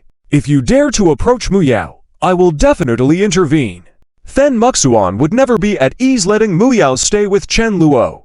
But now, forget it, Muyao doesn't seem to be in any major danger. It seems that for the cooperation on Sunday, I must take Muyao out to see the world, otherwise. She seems to be clueless about everything. Even if I helped her see through Chen Luo's true colors this time, who knows if she run into someone like Lei Luo next time. Fen Muxuan sighed in her heart. She felt like she was worrying too much. Why didn't I realize that this little girl was so innocent before? What kind of method did Chen Luo use? Hehe, forget it. It's good if this little girl is happy. As long as she's not harmed by Chen Luo, Muyao should be with Yifeng. That way is the most correct path for our Fen family. Fen Muxuan continued to be firm in her belief. She looked up at the high-rise building in front of her. HMPH, Luo Yun Group. I want to see when Chen Luo will be done for. I wonder how much money this guy took from home to rent this building, but it doesn't look like it will last long. I bet he'll be bankrupt in 3 to 5 months. Entrepreneurship? With a loser like Chen Luo. Does he have that ability? Because she was in management, Fen Muxuan understood many of the Fen family's businesses. So she knew how challenging the road of entrepreneurship could be. Given the current situation, many avenues were already overcrowded. Whether it was in food and beverage, food e-commerce, games, or entertainment industry, they were all full of competition. Not to mention Chen Luo's frivolous nature. She looked at the 3 young masters standing guard at the entrance. Fen Muxuan shook her head in disbelief in her mind. What's wrong with me? Why am I so worried about Chen Luo? It's ridiculous. Fen Muxuan looked at the 3 silly young masters and even lost the motivation to scold them. Chen Luo had arranged for these 3 to guard the door, while the beauty Huang Jingmai was working as a janitor, letting his own pretty sister work as a bubble tea shop attendant. The more Fen Muxuan thought about it, the more she felt that Chen Luo was just fooling around. He is probably just seeking pleasure. Now he's fooling Muyao into taking those photos with him, and Muyao still thinks he's a good person? Anyway, I must help Muyao escape this predicament. Now, let's go back and prepare for the discussion of cooperation on Sunday. That is the most important thing. Fen Muxuan saw that Muyao seemed to be enjoying herself, so she was less worried. However, just as Fen Muxuan was about to leave, Suddenly, she saw Yifeng, who had broken through the guards of Guo Weixing, Qian Kun, and Liu Guangliang, and ran in. Yifeng, little brother. Fen Muxuan, who saw this scene from a distance, was taken aback. Behind them, the three men were furious and cursing. Guo Weixing said, Yifeng, are you looking for trouble? How dare you barge in? Qian Kun said, damn it, it's this guy again. Brothers, get him. Teach him a lesson.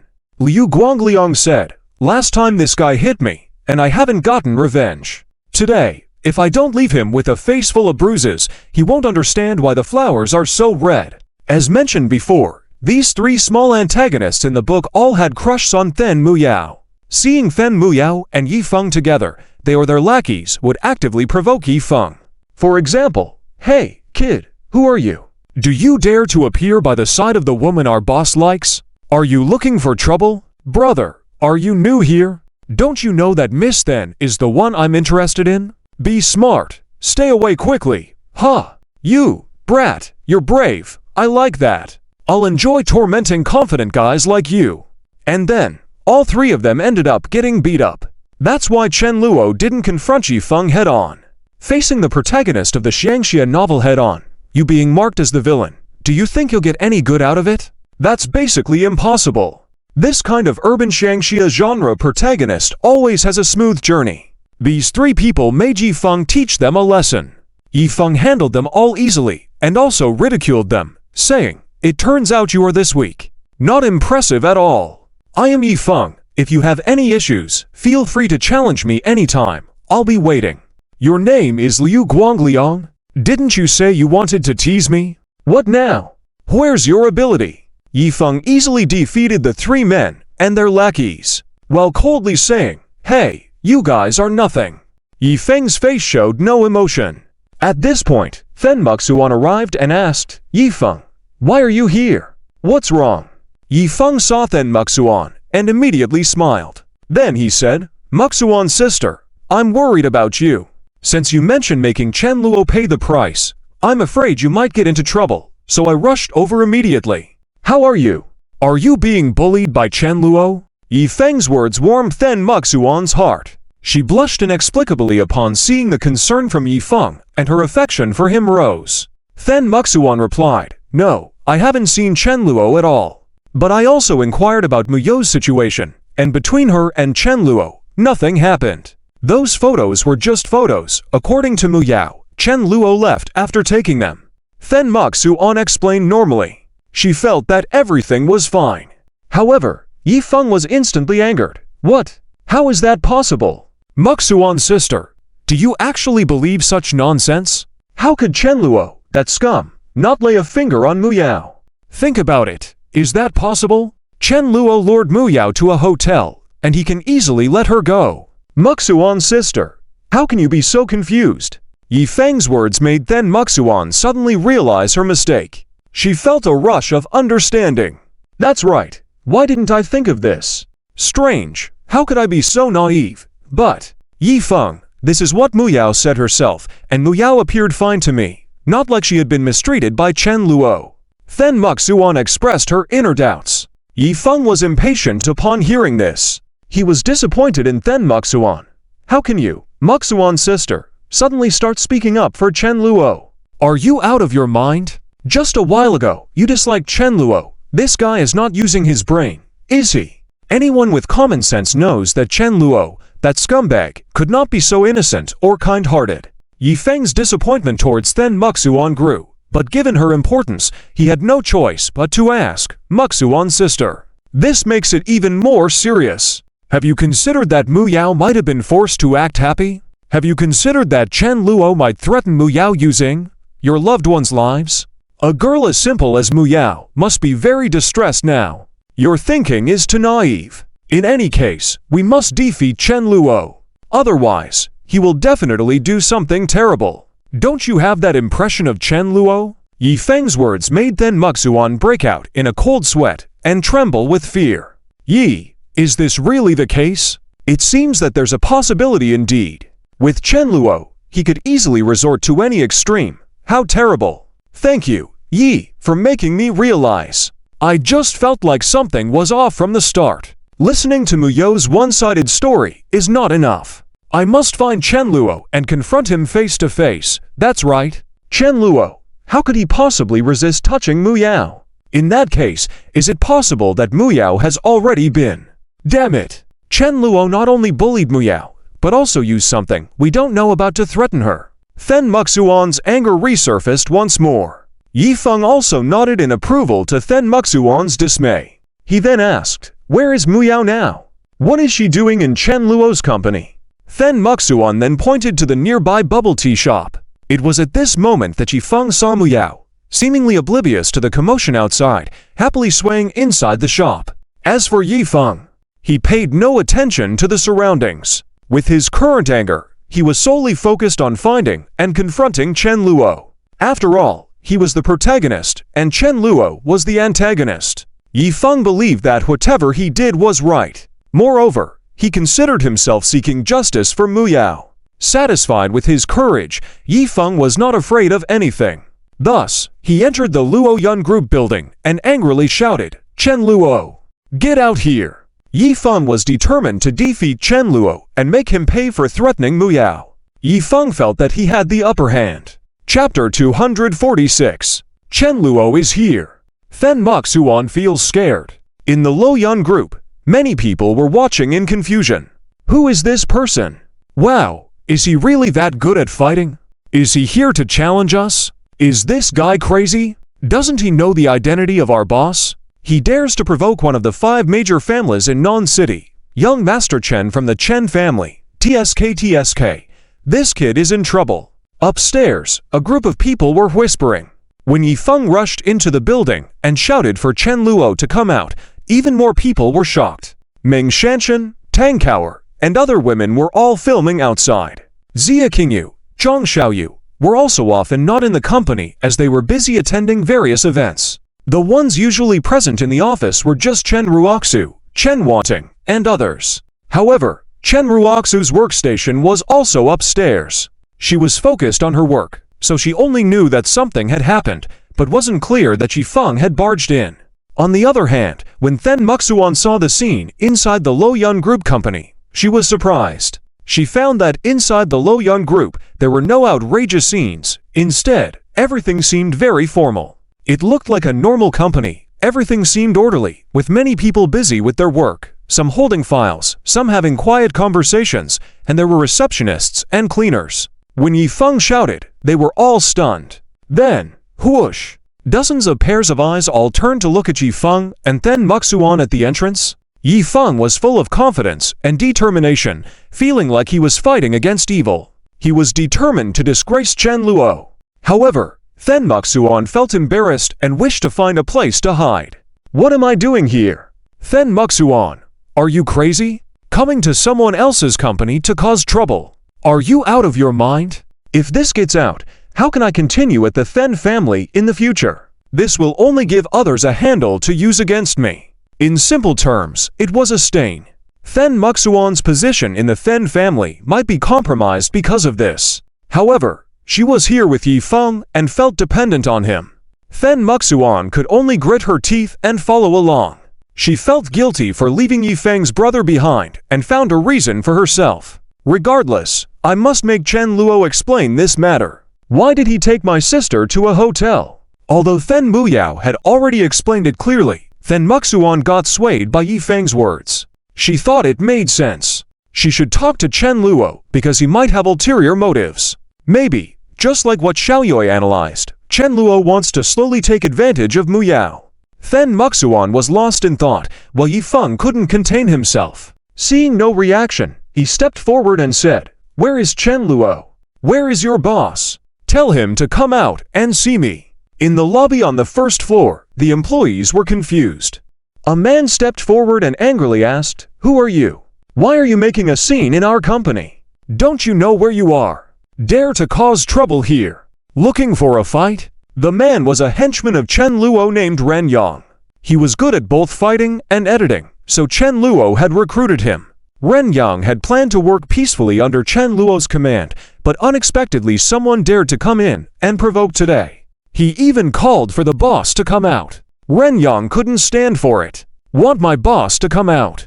Who do you think you are? Ren Yang's temper flared up, and Yi Feng, sensitive to antagonists, challenged him. Yi Feng could tell Ren Yang was about to be humiliated.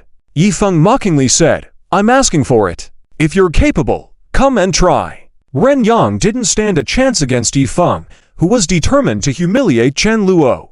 Yi Feng didn't falter and even punched Ren Yang to the ground. Meanwhile, Fen Muxuan, who was watching from behind, became more hesitant. What am I doing here? Fen Muxuan, have you lost your mind? Yi Feng had tried to stir up things at the Lo Yun Group company. Fen Muxuan was perplexed by the situation.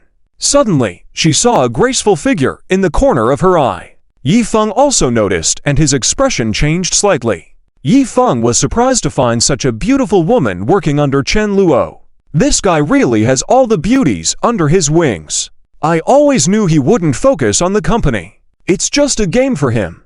He must be burning through money just for fun. Yi Feng's thoughts started to race. Suddenly, he had an idea. Chen Luo was seated in his boss's chair, and the woman kneeling before him with a respectful demeanor was Du Qingku. Yi Feng felt disgusted at the thought that Chen Luo, who was in a way inferior to him, had such an attractive woman by his side. Yi Feng felt she should be in his harem, so Yi Feng began to plot against Du Qingku. Interestingly enough, in the original work, Du Qingku was eventually won over by Yi Feng. However, at present, there was no connection between them. She was completely focused on her job. Little did Du Qingku know what was happening right now. However, when she saw the newcomers, besides the man, she immediately recognized the situation.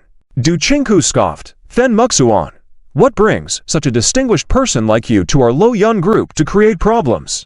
Do you have any issues with us? Getting into fights in our company? What are you trying to achieve? Murder. Du Qingku, being the female antagonist, was quick to put labels on others. This made Fen Muxuan's expression suddenly change. Fen Muxuan asked, Du Qingku, what are you doing here? Fen Muxuan and the other party had different backgrounds. Du Qingku was a former general manager of the Du Corporation, and while it didn't match the Fen family's status, it still had its reputation. Naturally, Fen Muxuan recognized her, and they had some past friction. It was normal for Fen Muxuan, as the female lead, to be at odds with Du Qingku, the female antagonist. However, today, Du Qingku was here to provoke actively. Du Qingku's words left Fen Muxuan at a loss for a rebuttal. She wanted to explain that she came to see Chen Luo, and the fight had nothing to do with her. But Fen Muxuan couldn't bring herself to say it. Fortunately, Yi Feng interjected rather manly and said, Beautiful lady, don't speak so harshly. I am here to see your boss, and it was one of your people who started it. I just wanted to teach her boss a lesson. As Ren Yang lay on the ground, he grew angrier, but was too weak to continue fighting. Du Qingku scoffed, teaching our boss a lesson? Who are you to try that? And moreover, didn't you hit our security first? We have it all on camera. Yi Feng dismissed it and said, those guys needed a beating, and it's not the first time I've done that. Ask them if they have a problem with it. Yi Feng was boldly showing off, and the local employees were taken aback. As whispers filled the air, Yi Feng determined, Miss, you have to give an explanation. We won't let you leave without one. It was Du Qingku's train of thought at that moment. Yi Feng's expression turned from surprise to fury when he saw Huang Jingmai, a cleaning lady, coming in. He felt even angrier. Chen Luo, today is the day you lose your name. Yi Feng gritted his teeth with anger while Fen Muxuan observed, growing perplexed. How can this woman end up as a cleaning lady at Chen Luo's company? How does he have such an incredible charm? And Du Qingku also works here. When did all this happen? I had no idea. Fen Muxuan was more lost in confusion. Suddenly, Fen Muyao rushed in from outside. Fen Muxuan saw her sister looking anxious and angry. Fen Muyao confronted her. Sis, what are you doing? I thought you went home, and now I hear you are causing trouble and fighting in our company. Fen Muyao's unspoken questions left Fen Muxuan speechless. She didn't know how to respond. Fen Muxuan tried to explain, but it was challenging to distance herself from Yi Feng. Although she felt Yi Feng had been reckless, there was no excuse for violence. Yet this time, Yi Feng bravely stepped up. Muyao, don't worry. I know you have your reasons, and I will make sure Chen Luo won't dare to come near you again. I'll help you get justice for the injustice you suffered." With these words, Yi Feng imagined himself as a gallant figure. However, Fen Muyao was on the verge of collapse, not wanting to waste words. She walked up and slapped Yi Feng, questioning, "Yi Feng, do you dare to be more confident? What does my situation have to do with you? You still owe me for that punch you threw last time. And now you dare cause a scene in our company. Sis, what are you thinking? Are you trying to tarnish the Fen family's reputation?" Fen Muyao's grim expression silenced Fen Muxuan. She was taken aback by her sister's sternness. Seeing this side of Fen Muyao was unfamiliar. The employees around them became more interested in their interaction. "So it's for this new employee. Is this girl calling Fen Gigi, sis? So, she's the second miss of the Fen family? She's so beautiful, she doesn't seem ordinary at all. Wait, what? The new hire at the boss's tea shop is actually from the Fen family. How did the boss do that? I always knew the boss wasn't an ordinary person, and I admired him even more now. I didn't expect the boss to recruit the likes of Lengji and Chinku, and I heard he signed many famous female singers before. Oh, working at the Lo Yun group is indeed a blessing. I love the boss even more now." Yi Feng hadn't planned for these events to lead to Chen Luo's embarrassing situation. Instead, it seemed to have the opposite effect. Fen Muxuan decided it was time to retreat. "Yi Feng, let's go. This situation shouldn't escalate further today." Yi Feng glared at Fen Muxuan, indicating he didn't want to leave. With clenched fists, he wished to settle a score with Chen Luo. No matter what, he wanted to vent his frustrations. Meanwhile, Du Chinku listened to their conversation and saw Yi Feng hit by Fen Muyao. She put away her phone, opting not to inform Chen Luo. So, it's because of Fen Muyao. Seeing Fen Muyao strike Yi Feng, Du Chinku realized that the matter might not necessitate Chen Luo's involvement after all. As a product manager, she thought she should help Chen Luo handle it on his own. Du Chinku thought Yi Feng and Fen Muxuan, without a proper explanation, won't be able to leave. Just at that moment, a voice was heard.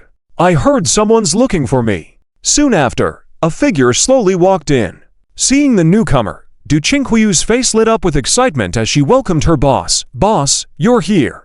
Fen Muyao was embarrassed, as she just wanted to work quietly, but her plans kept being disrupted by Yi Feng.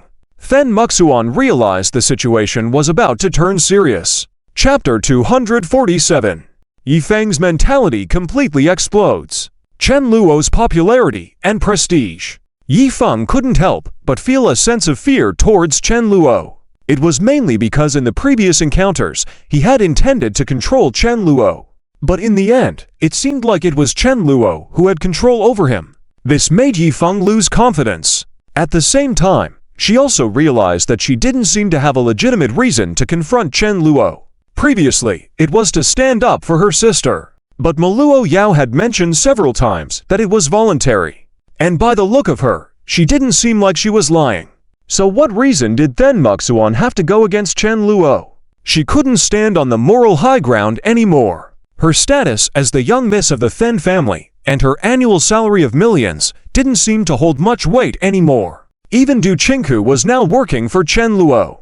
Fen Muxuan suddenly found it hard to imagine. How wealthy must Chen Luo be now? And what does their company mainly do? Fen Muxuan felt curious. But Yi Feng, on the other hand, was resolute. When he finally saw Chen Luo appear, his inner rage exploded. Yi Feng intended to settle both old and new scores. He walked up directly and questioned, "Hey, Chen Luo, you finally showed up. I thought you wouldn't dare to come." Du Chinku, "Boss, this guy seems to be here for Fen Muyao's matter." Originally, Du Chinku had planned to help resolve the matter. But unexpectedly, when Chen Luo showed up, she naturally wouldn't act tough. "Chen Luo, I understand. Are you okay?" Chen Luo nodded with a smile. Du Chinku hesitated for a moment, her face slightly red, shaking her head, saying, "I'm fine, boss. But this person looks very arrogant, and he even injured Money-kun and the others. Ren Yang just tried to teach him a lesson, but got knocked down." Chen Luo looked over and saw Ren Yang standing beside with a displeased expression. His back was slightly hunched, seemingly in pain, and unable to straighten up. Chen Luo ignored Yifeng and walked over to Ren Yang. Are you okay? Ren Yang, I'm fine, boss. Damn, this kid is too ruthless and fast. I couldn't beat him. Chen Luo didn't mind. It was a fact that Yifeng could fight, but he would surely pay a price for it. In reality, Chen Luo hadn't expected Yifeng and then Muxuan to barge into his company like this. If it weren't for Guo Weixing sending a message, Chen Luo would have been on a date with Lin Yun right now. But that wasn't a big deal. Chen Luo had already gathered the situation on his way there. He said a few words to Ren Yang. Yifeng, with a determined expression, continued, Chen Luo, if you don't give me an explanation today, I will make you lie on the ground wailing like them. Yifeng's expression was fierce, making even Then Muxuan feel a bit intimidated. Then Muxuan, why does it feel like Yifeng? Seems a bit frightening. Seeing this scene, Then Muxuan felt anxious. She wasn't a violent person. Panwei and Zhongshan seemed more like bodyguards than fighters. In reality, Then Muxuan hadn't even let them lay a hand on anyone. The Then Group was a legitimate company, not some evil force.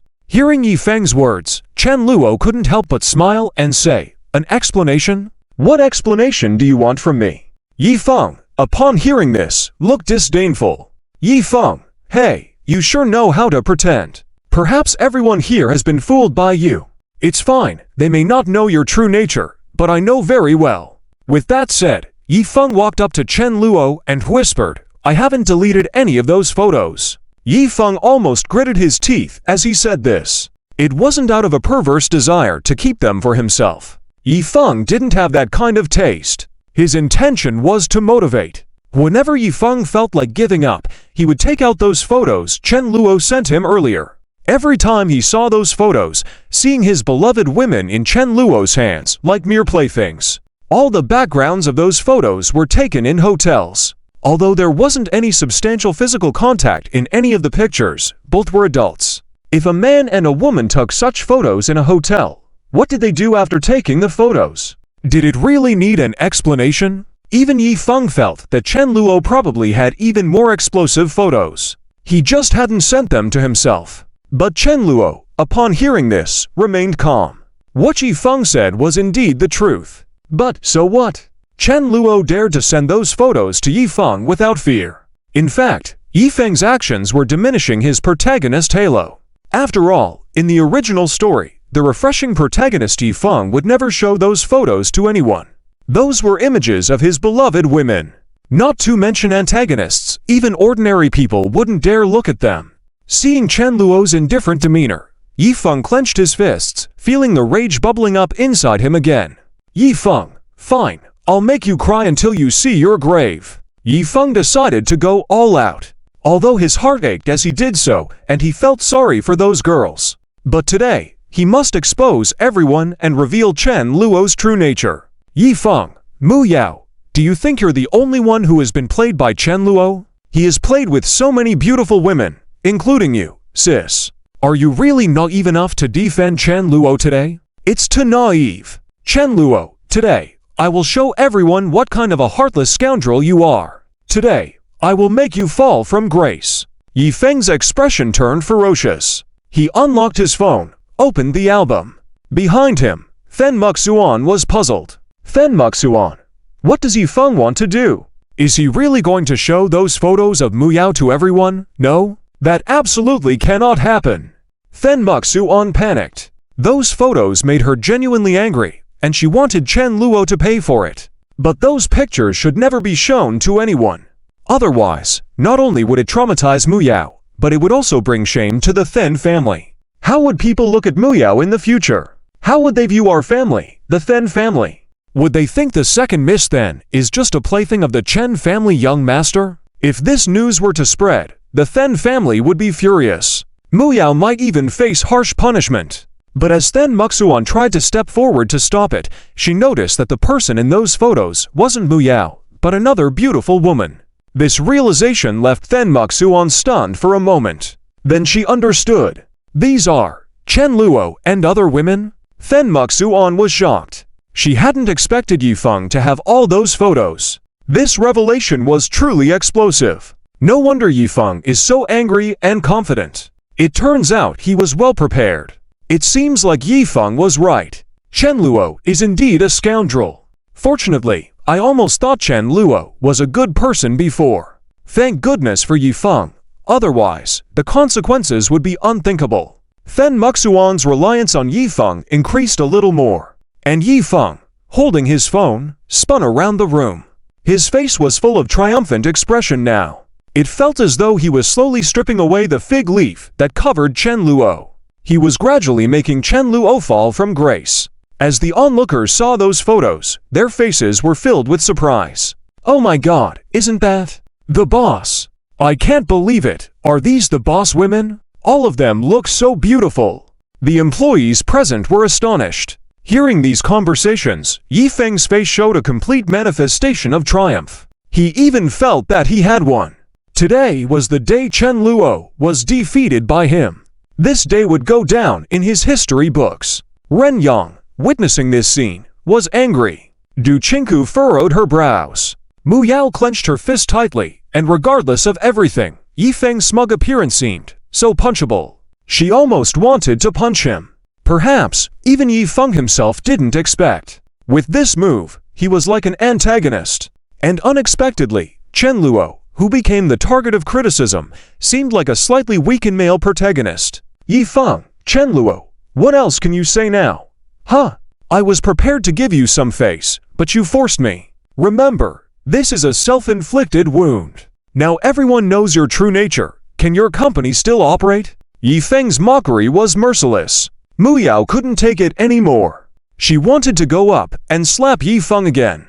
However, Fen Muxuan restrained her. Mu Yao, can't you see it until now? Chen Luo is just a scumbag.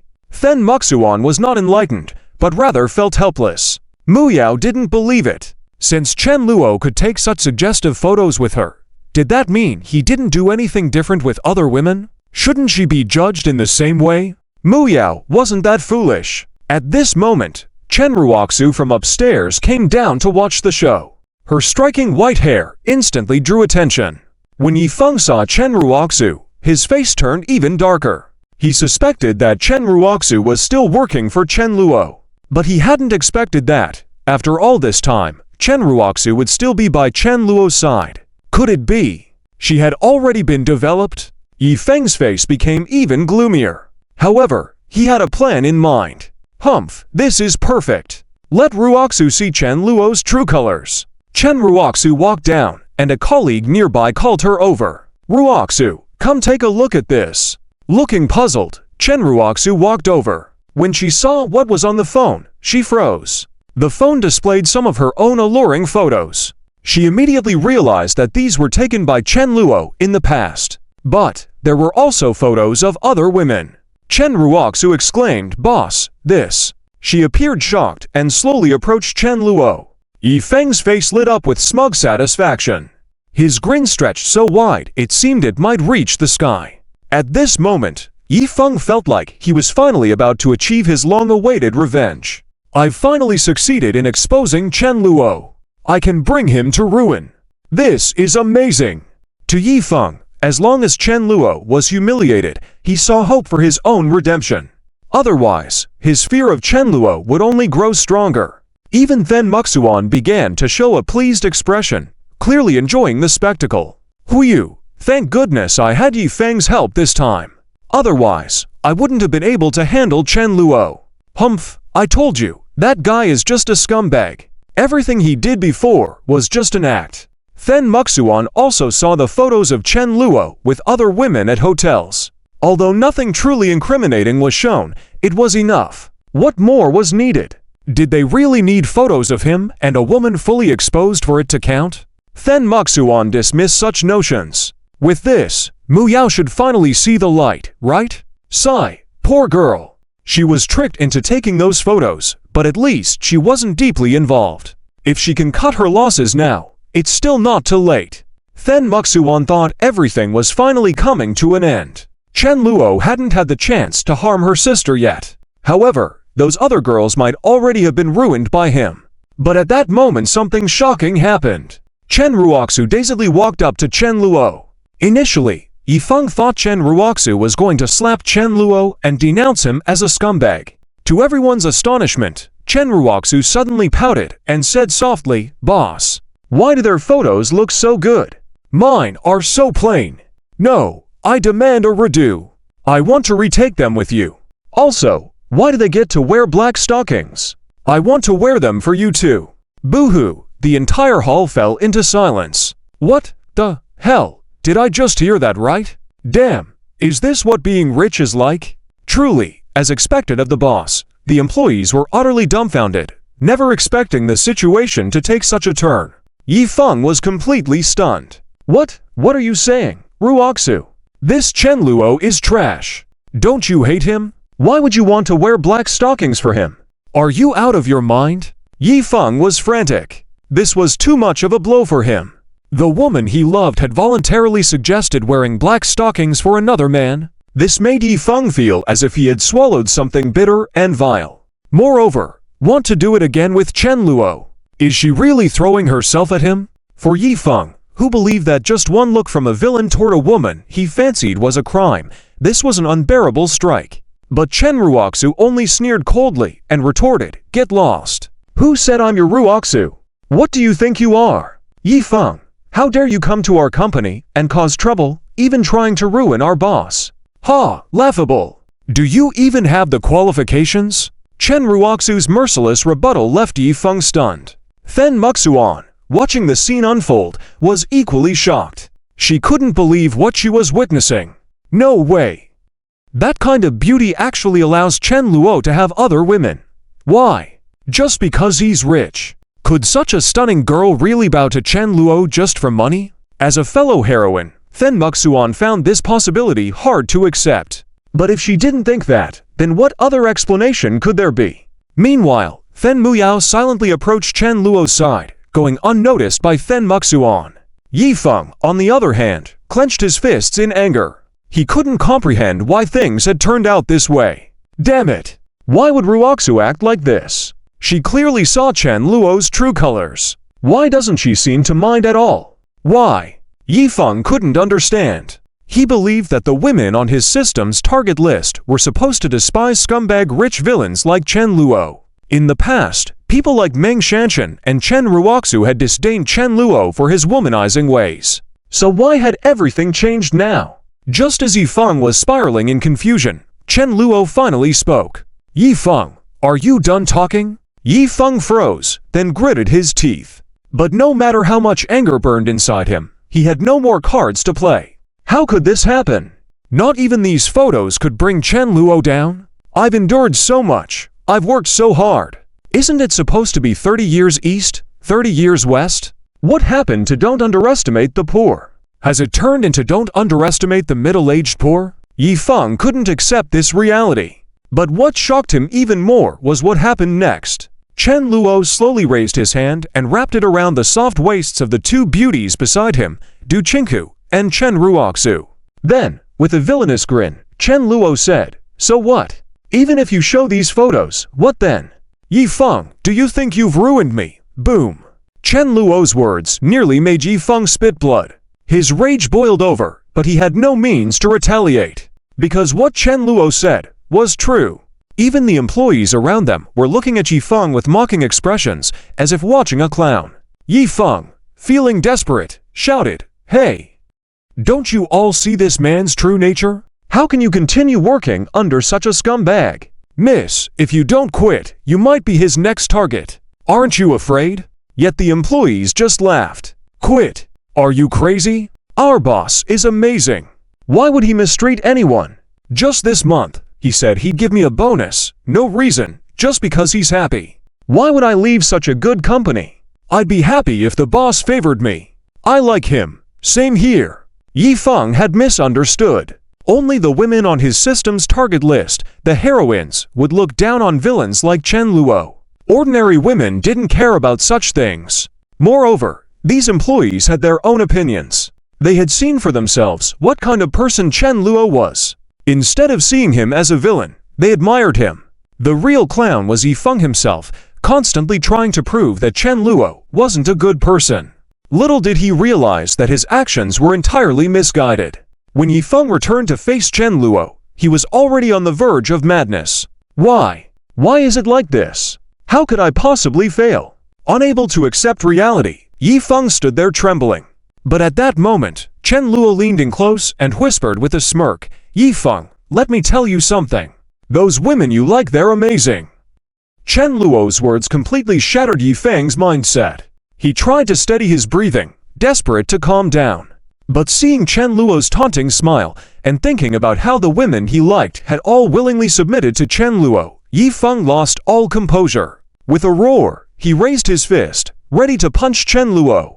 But Chen Luo, prepared in advance, stepped back calmly. Then, he reached out and pulled Then Muyao, who had been silently watching, in front of him. "Then Muyao, ah! Then Muxuan, Muyao." Yifeng's punch landed squarely on Then Muyao's face again. Yifeng froze for a moment but showed no signs of stopping. He charged toward Chen Luo once more. However, Zhao Long, Zhao Hu, and the others, who had been standing by, immediately stepped in. Even the previously neutral employees rushed forward. "Whoa, trying to hit our boss. Are you nuts? If you so much as touch our boss, I'll fight you. Screw you. Think you can just do whatever you want here. This is Luo Yun Group, not your playground." Seeing dozens of people suddenly surrounding Chen Luo, Yifeng's mental state completely collapsed. Chapter 248. Chen Luo taught Yifeng a lesson. Yifeng was stunned. Yifeng at this moment was like a raging beast. If left unchecked, Yifeng would not hesitate to ruthlessly beat Chen Luo to a pulp. But in front of him, Zhao Long, Zhao Hu, two strong men standing at 1.9 meters tall blocked his way. There were also several of Chen Luo's trained henchmen, all well-built. Yifeng was filled with anger. Originally, Yifeng was planning on going completely berserk and causing chaos at Chen Luo's company. But he did not expect that there were ordinary people mixed in as well. In Yifeng's eyes, these guys were not villains at all, nor were they henchmen. They were just ordinary workers. If he were to strike, Yifeng's character would crumble. He couldn't bring himself to do it. At this moment, all he could do was to angrily glare at Chen Luo. Yifeng was seething with rage. His eyes could kill. Yifeng had probably killed Chen Luo in his mind dozens of times already. He couldn't understand. What was this all about? Even though these guys already know Chen Luo's true face. This Chen Luo just said that my beloved women are all very moist, didn't you hear? Ah, you guys speak up, Yifeng shouted in the hall. But no one cared about him at all. On the contrary, everyone continued to watch Yifeng with various expressions. Some were teasing, some were angry, some cautious, and others looked at him as if he were an idiot. Then Muxuan was also shocked by Yifeng's appearance. Originally, she wanted to step forward to calm Yifeng down. But Yifeng ended up punching his own sister instead. Then Muxuan stepped forward to check on her. In reality, if she had not stopped him, Then Muyao would have torn Yifeng apart by now. Then Muyao, Yifeng, you jerk, how dare you hit me? I let it slide the last time, but this is too much. Sister, don't stop me, I want revenge. Then Muxuan, calm down Muyao, Yifeng didn't mean to. Then Muxuan, in her heart, really wanted to shift the blame back to Chen Luo. This Chen Luo is so uncouth, isn't he? Twice now, he's used women as shields. And, did he just say the words very moist to Yifeng?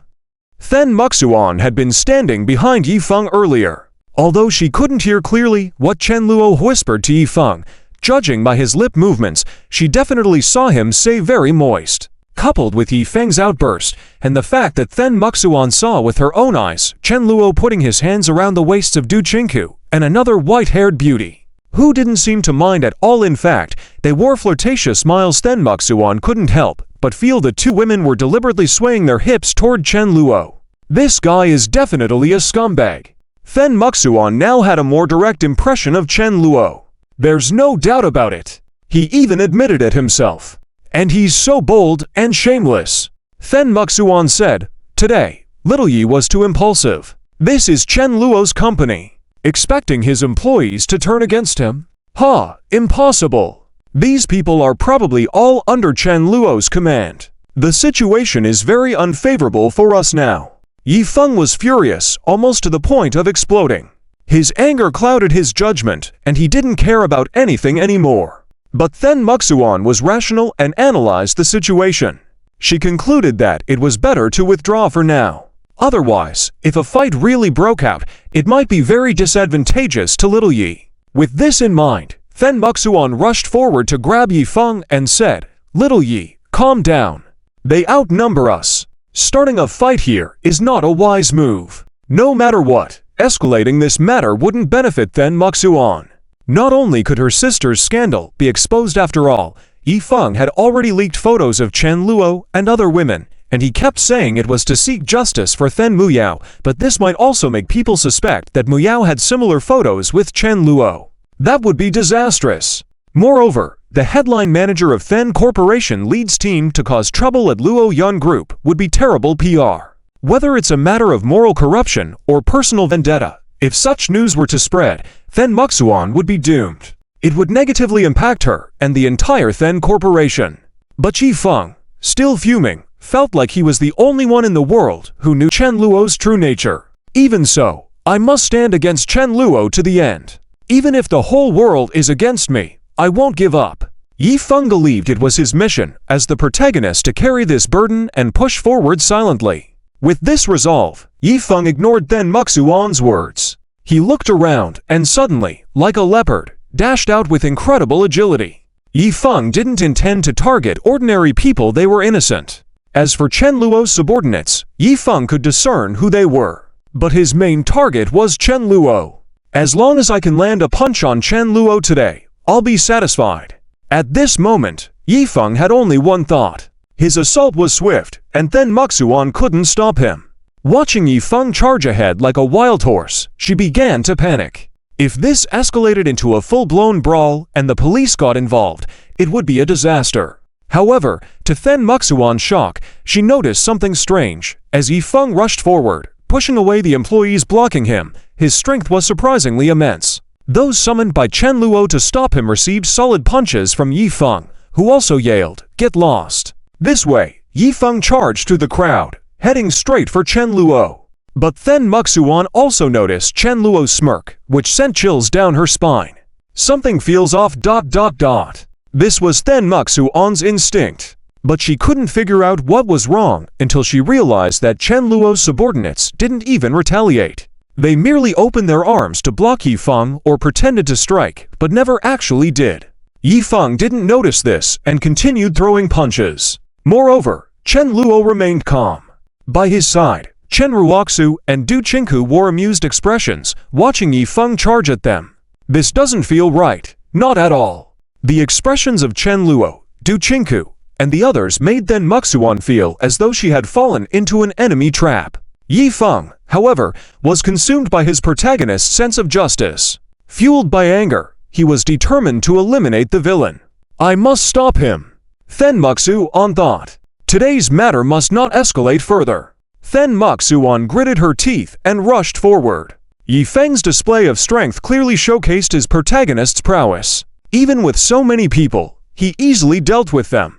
His eyes were locked on Chen Luo. 10 meters, 5 meters, 3 meters. Yifeng was about to reach Chen Luo.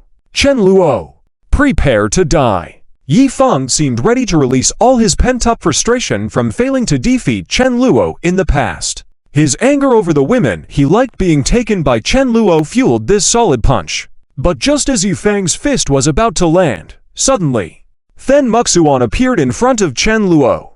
Muzhuanya. Yifeng was shocked. He immediately stopped his punch. Why are you doing this, Muzhuanya? I just want to teach this bastard a lesson, Yifeng said anxiously. Then Muxuan, however, responded sternly. Yifeng, calm down. We can handle this through other means. Violence is not the answer. Indeed, this was the odd part then Muxuan had noticed. Today, it seemed like Yifeng had been the one attacking the whole time.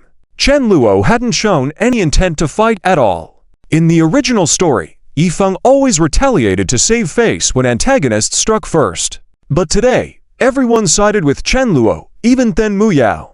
Under such circumstances, for Yifeng to act as the justice seeker and attack first put him at a disadvantage. He had no valid reason. Realizing this, then Muxuan, with her clear head, stepped in to de-escalate the situation. Standing before Chen Luo, Then Muxuan managed to somewhat calm Yi Feng down. Yi Feng took a deep breath, still fuming but starting to regain his composure. Looking at the people groaning on the ground, Yi Feng's rationality began to return. He also realized, yeah, taking them all down isn't ideal, especially since Mu Zhuanye is here. If this escalates, it'll be bad for her. Yi Feng had this much sense. After several deep breaths, his demeanor shifted back to that of a calm, sunny protagonist. Then Muxuan took the opportunity to approach him and gently said, "Let's go. There are other ways to deal with Chen Luo. There's no need to play the hero here." Yi Feng nodded. "All right, Mu Zhuanye, I'll listen to you." Then, Yi Feng looked at Chen Luo, who stood behind Zhao Long and Zhao Hu, and angrily said, "Chen Luo, I'll let you off this time, but next time, I'll show you my strength." With that, Yi Feng turned to leave. Though upset that he couldn't teach Chen Luo a lesson, Yi Feng felt a bit better. At least I didn't embarrass myself this time. As he walked away, Yi Feng found comfort in this thought, even feeling slightly triumphant. With Mu Zhuangji's support, I feel much better. Yes, I'll just keep moving forward and win over more heroines. However, just as Yi Feng thought it was all over, he suddenly heard Chen Luo's calm voice from behind him. "Wait, Then Muxuan, you think you can leave after attacking my people?" Chen Luo stepped forward. Then Muxuan froze. Yi Feng's anger reignited. He turned around, seething, and shouted, "Hey, Chen Luo! I already let you off. How dare you provoke me again? Fight me one-on-one if you got the guts. I'll even fight with one hand tied behind my back. How about that?"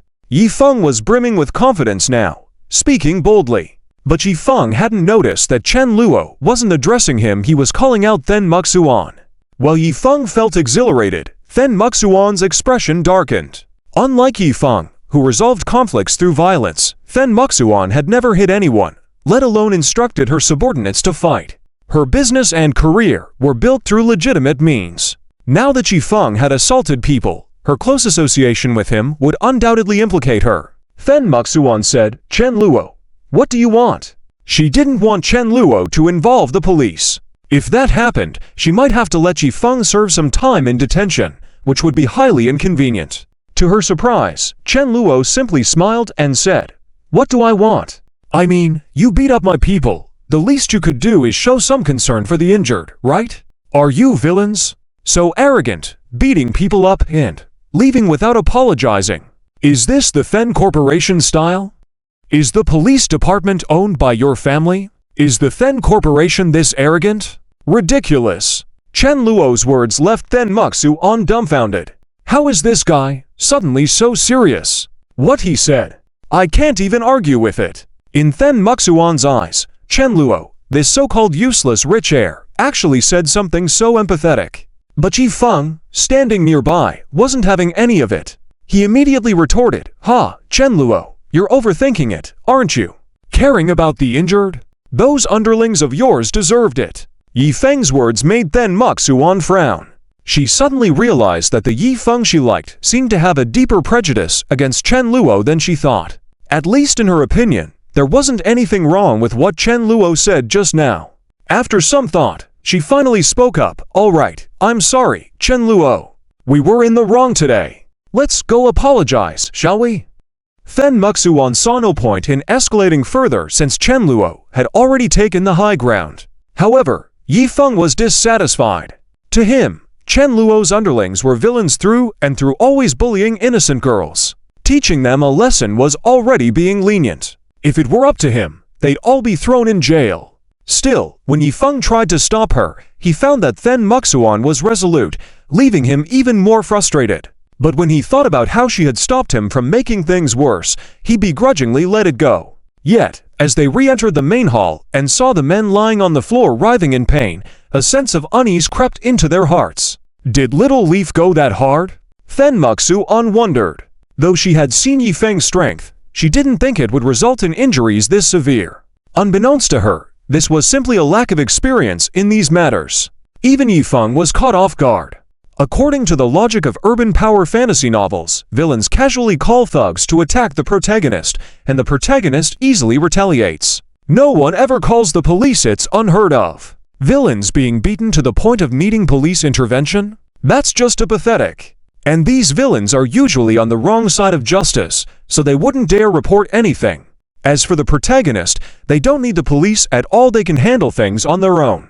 This was why Yifeng felt no guilt about roughing up Chen Luo's lackeys. But now, the scene in front of him made Yifeng doubt himself. Did I really hit them that hard? Even Yifeng was beginning to question his actions. In the hall, Fen Muxuan wore a worried expression as she approached one of the men on the floor. The man was writhing, looking as if he were in excruciating pain.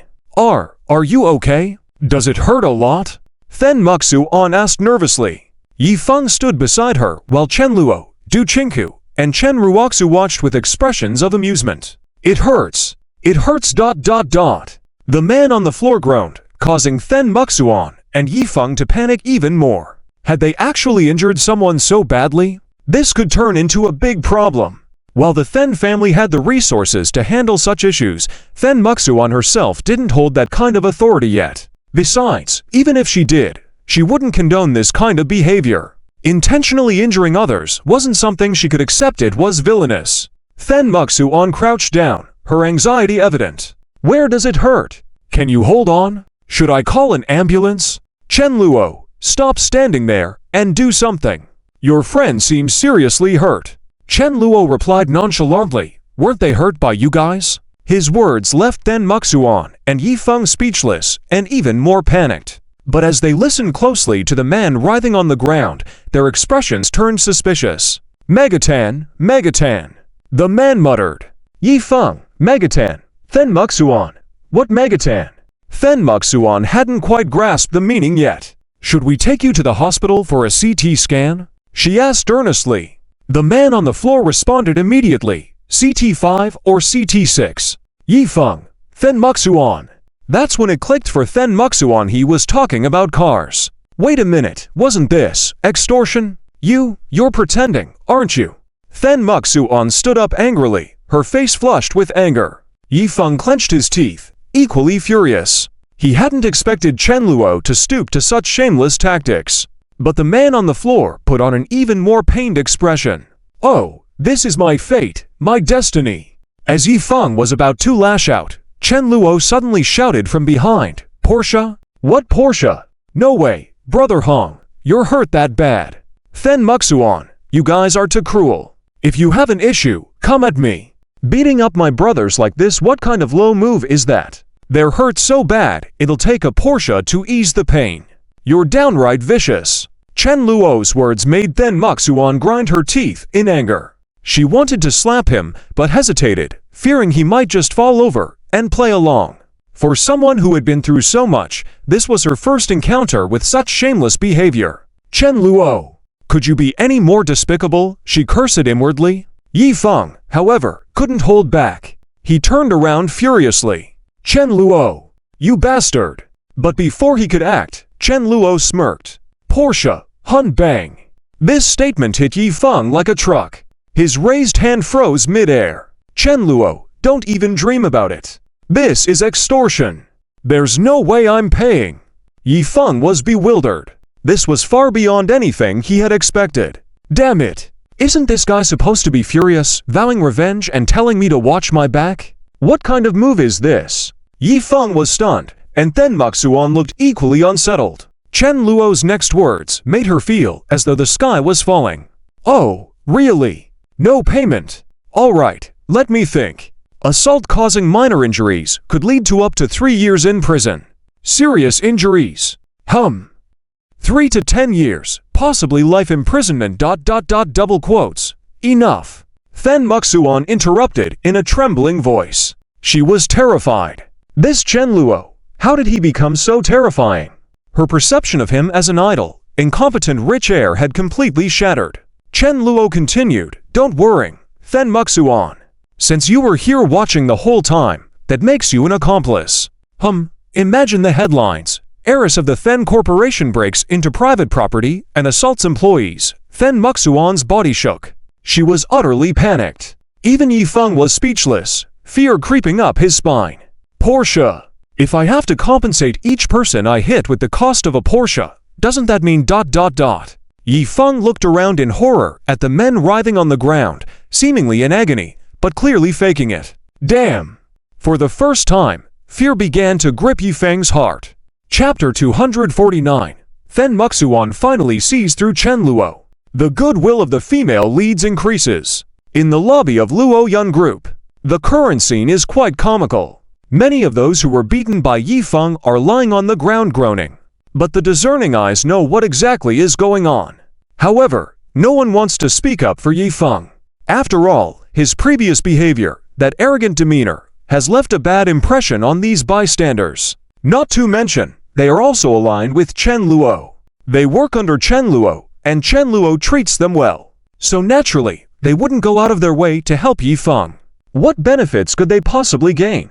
These people are all ordinary folks, not like the female leads or supporting characters with special destines. Their lives are mostly mundane, and they don't intersect with these chosen ones. Instead, more people are feeling regretful. If I had known, I would have taken a punch too. Can I exchange this for a Maybach? Wouldn't I be at a loss? Damn it! The boss still has this trick up his sleeve. That's impressive, right? Yi Feng is probably dumbfounded now. Who asked him to act so arrogantly before and hit someone? Can you fight well? What good does being able to fight do? The employees of Luo Yun Group have no sympathy for Yi Feng. Yi Feng's expression also looks unpleasant. Fortunately, Fen Muxuan finally steps forward and says, Chen Luo, we were in the wrong in this matter. We are willing to compensate you for your losses, but please don't ask for an exorbitant amount. Fen Muxuan wants to settle this privately and not escalate the situation. This is good for her, naturally. As the heiress of the Fen family, leading people to vandalize another company is not good news. Chen Luo, on the other hand, is expecting Yi Feng to pay up more. Monthly income of millions? Ha! All of it belongs to me. Chen Luo shows no mercy. He says, okay, Miss Muxuan, I won't be difficult for you. I'll let go of the Porsche, but the money for the Maybach still needs to be paid. After all, the medical fees, mental damages, hospitalization costs, those are all money. My workers are all ordinary wage earners. Where would they get that much money from, right? Chen Luo is clearly extorting money. Regarding the amount, it doesn't need to be that high. But isn't this the nature of staged accidents? The amount for mental damages is set arbitrarily. Otherwise, how is there news of a certain tycoon slapping someone and paying $2 million in compensation? Chen Luo is already quite lenient. Fen Muxuan is at a loss for words. Behind her, Yi Feng is feeling upset. How could today's events have turned out like this? When did Chen Luo learn this move? Yi Feng now feels as though he's as helpless as. Will strengthening my body with the system become useless? Yi Feng has always been proud of his martial arts skills. The rich kids usually feel indignant and shout like idiots, "Ah! Yi Feng, we're not finished. Yi Feng, I will make you regret it." Soon, various retaliatory actions follow. But with Yi Feng's reinforced abilities, he remains indifferent to them. He even looks forward to it. The more they come, the more satisfying it is to slap them in the face. However, at this moment, Chen Luo's scheme to stage a soft tissue injury seals Yi Feng's martial skills.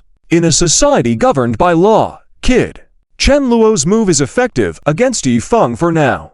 He is in a stage of having some money, but not too much. And if Yi Feng tries to retaliate using the same way against Chen Luo, the effect will not be as evident. Is the money for a Maybach worth a punch? With Chen Luo's wealth, he could easily crush Yi Feng into pieces. Of course, Chen Luo always believes in mental attacks. Physical strikes have little effect on someone like Yi Feng with thick skin. Eventually, Yi Feng agrees. Fen Muxuan initially wanted to help Yi Feng.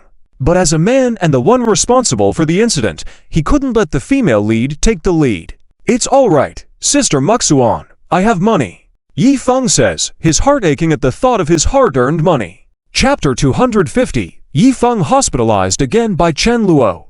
Fen Muxuan's extreme anger. Chapter 250, Yi Feng hospitalized again by Chen Luo. Fen Muxuan's extreme anger. Speaking of it, Chen Luo and Du Qingku indeed did not take any of those photos.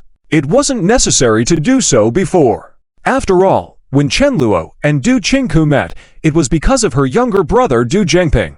That matter had nothing to do with Yifeng.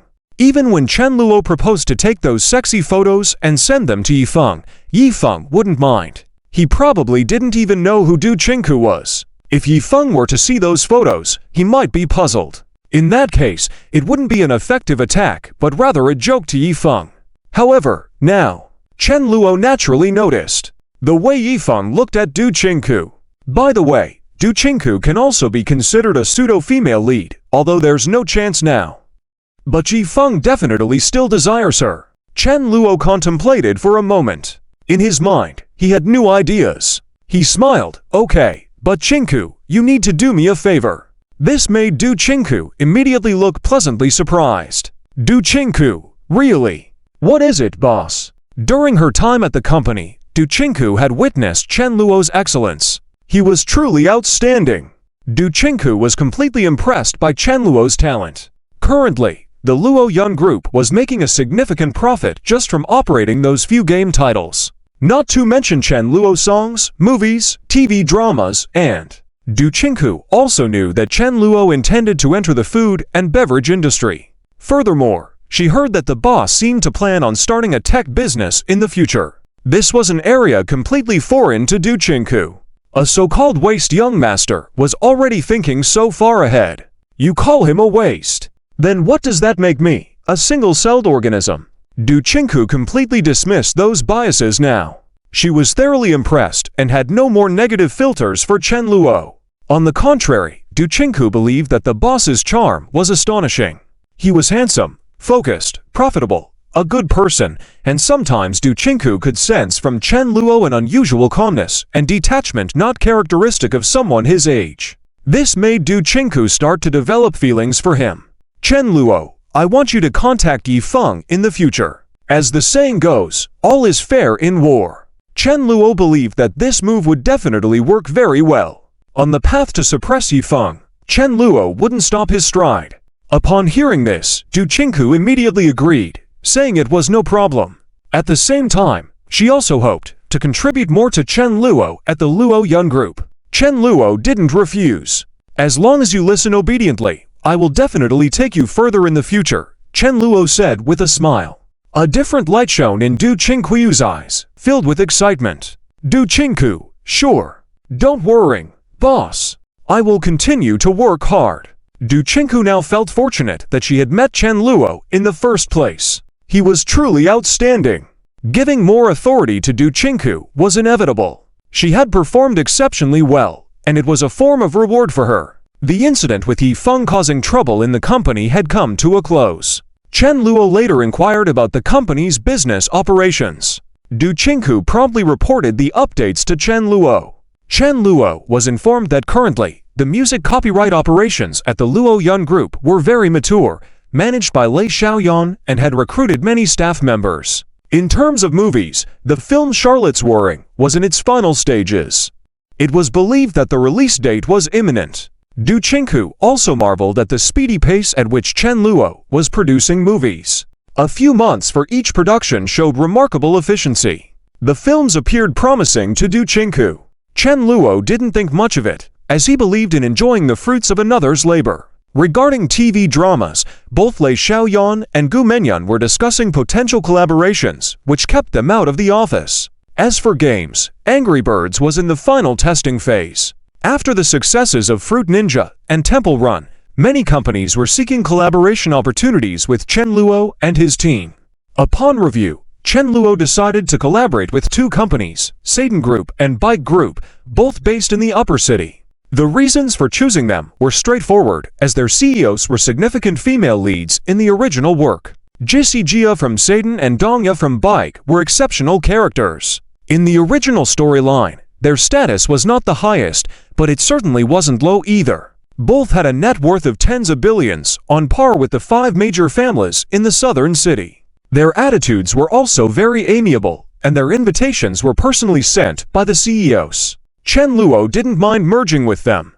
By merging with these two large gaming companies, Chen Luo's organization would undoubtedly experience a significant boost in the gaming sector. Currently, Chen Luo had Chen Ruoxu, Liuji Chen Wanting, and others working on minor mobile games such as Fruit Ninja and Temple Run.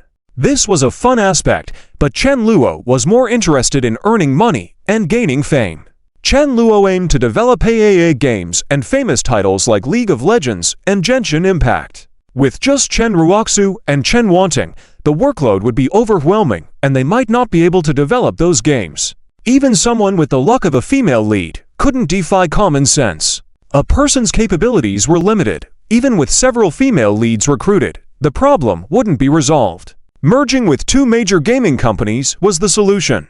Once this was accomplished, Chen Luo's company would undoubtedly reach great heights in the gaming sector. Of course, it wouldn't be so simple. Jessie Jia and Dongya were not simple girls. Chen Luo wasn't a male lead either. They genuinely wanted to cooperate, but being acquired was another story. However, Chen Luo wasn't concerned.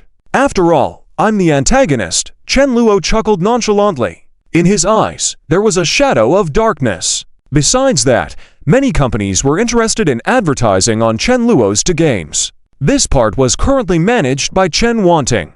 Since bringing her elder sister into the company, with Chen Wanting's personality, she was willing to help provide guidance whenever Chen Ruoxu encountered difficulties. Most of the time, Chen Wanting was skiving off. However, Chen Ruoxu was indeed competent. She could handle many coding tasks independently. There wasn't an issue with Chen Wanting not participating. Furthermore, Chen Wanting had also recruited several top programmers into Chen Luo's team.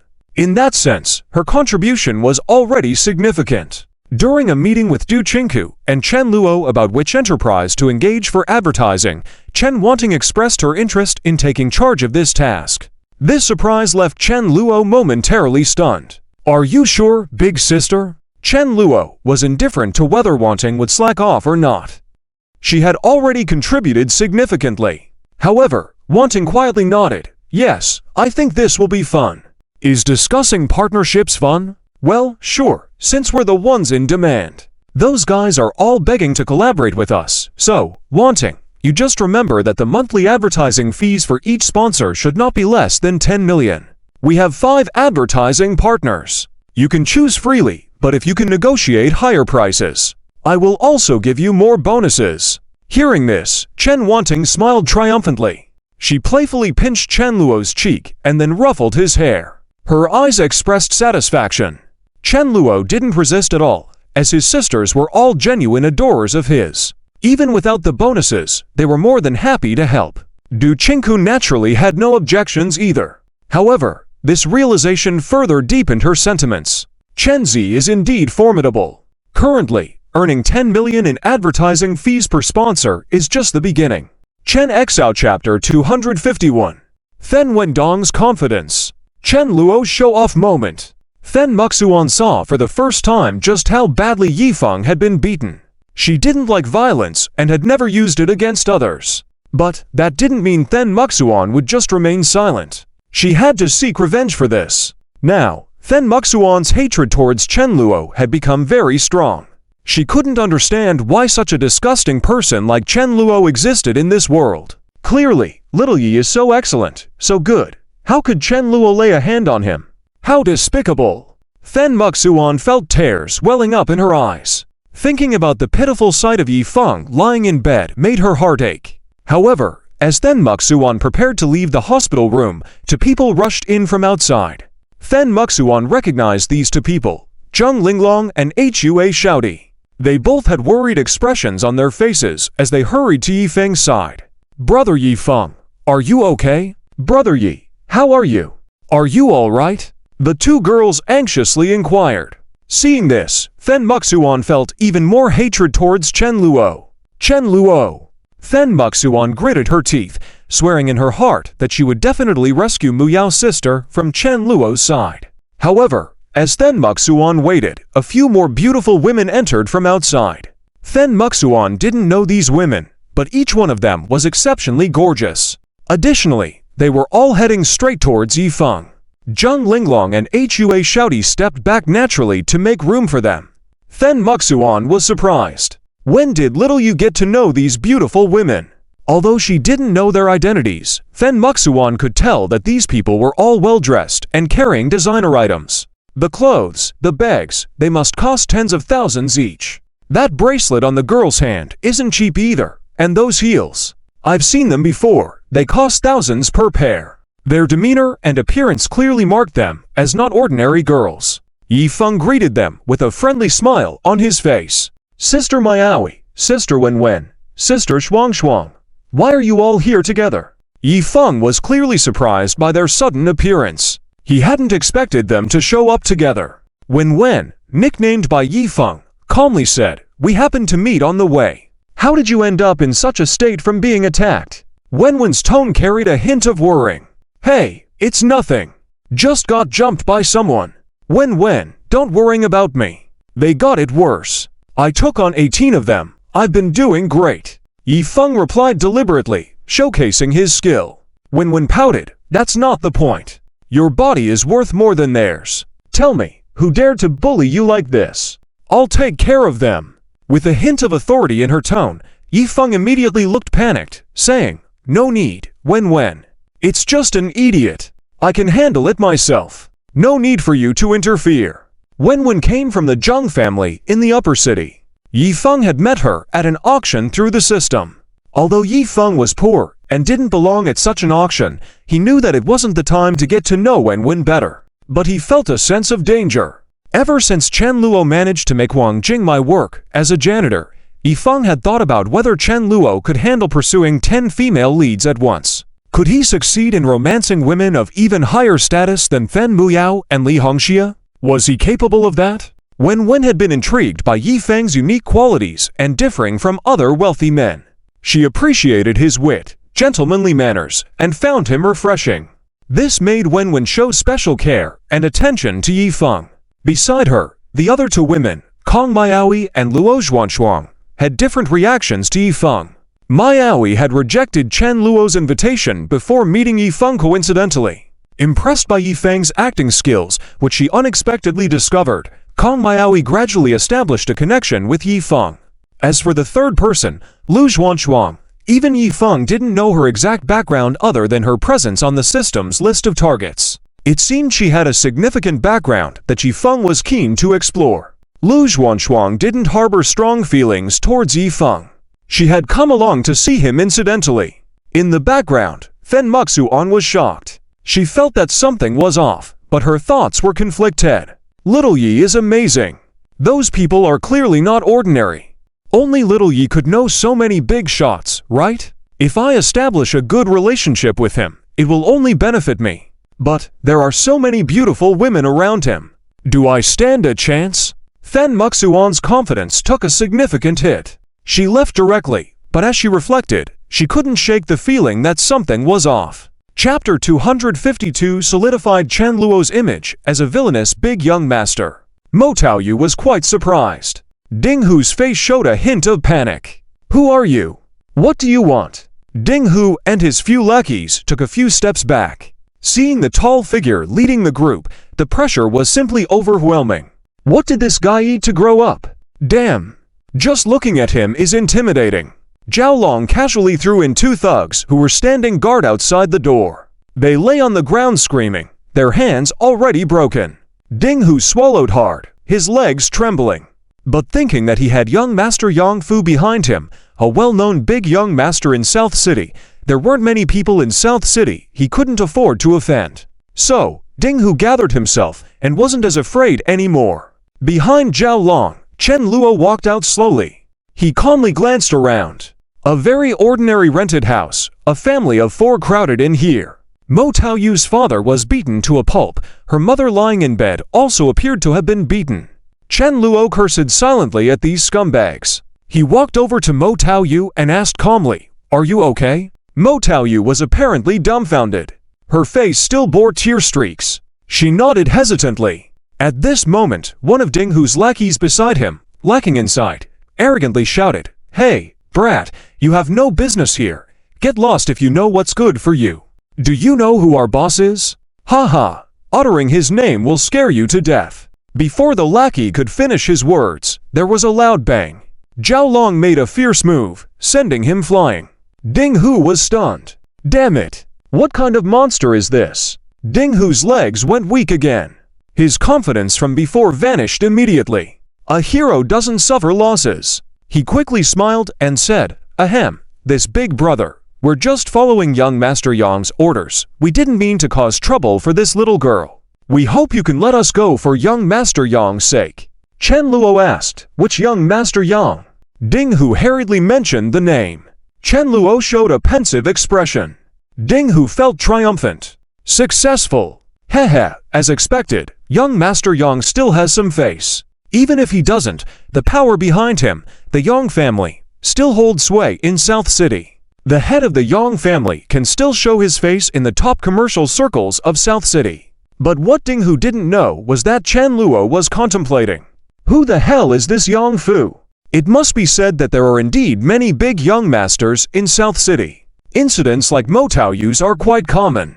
After all, this is a novel world. Before long, Chen Luo finally remembered who Yang Fu was. A plump man with a wealthy appearance, he liked to bully poor families and degrade them with money, fitting the setting of a villainous young master in many novels. His behavior was naturally arrogant. He often drove around at night causing chaos, indulged in debauchery at bars, and engaged in all sorts of vices. It's no wonder that these female leads had a very negative impression of the villainous young master. However, Chen Luo didn't care at all about this.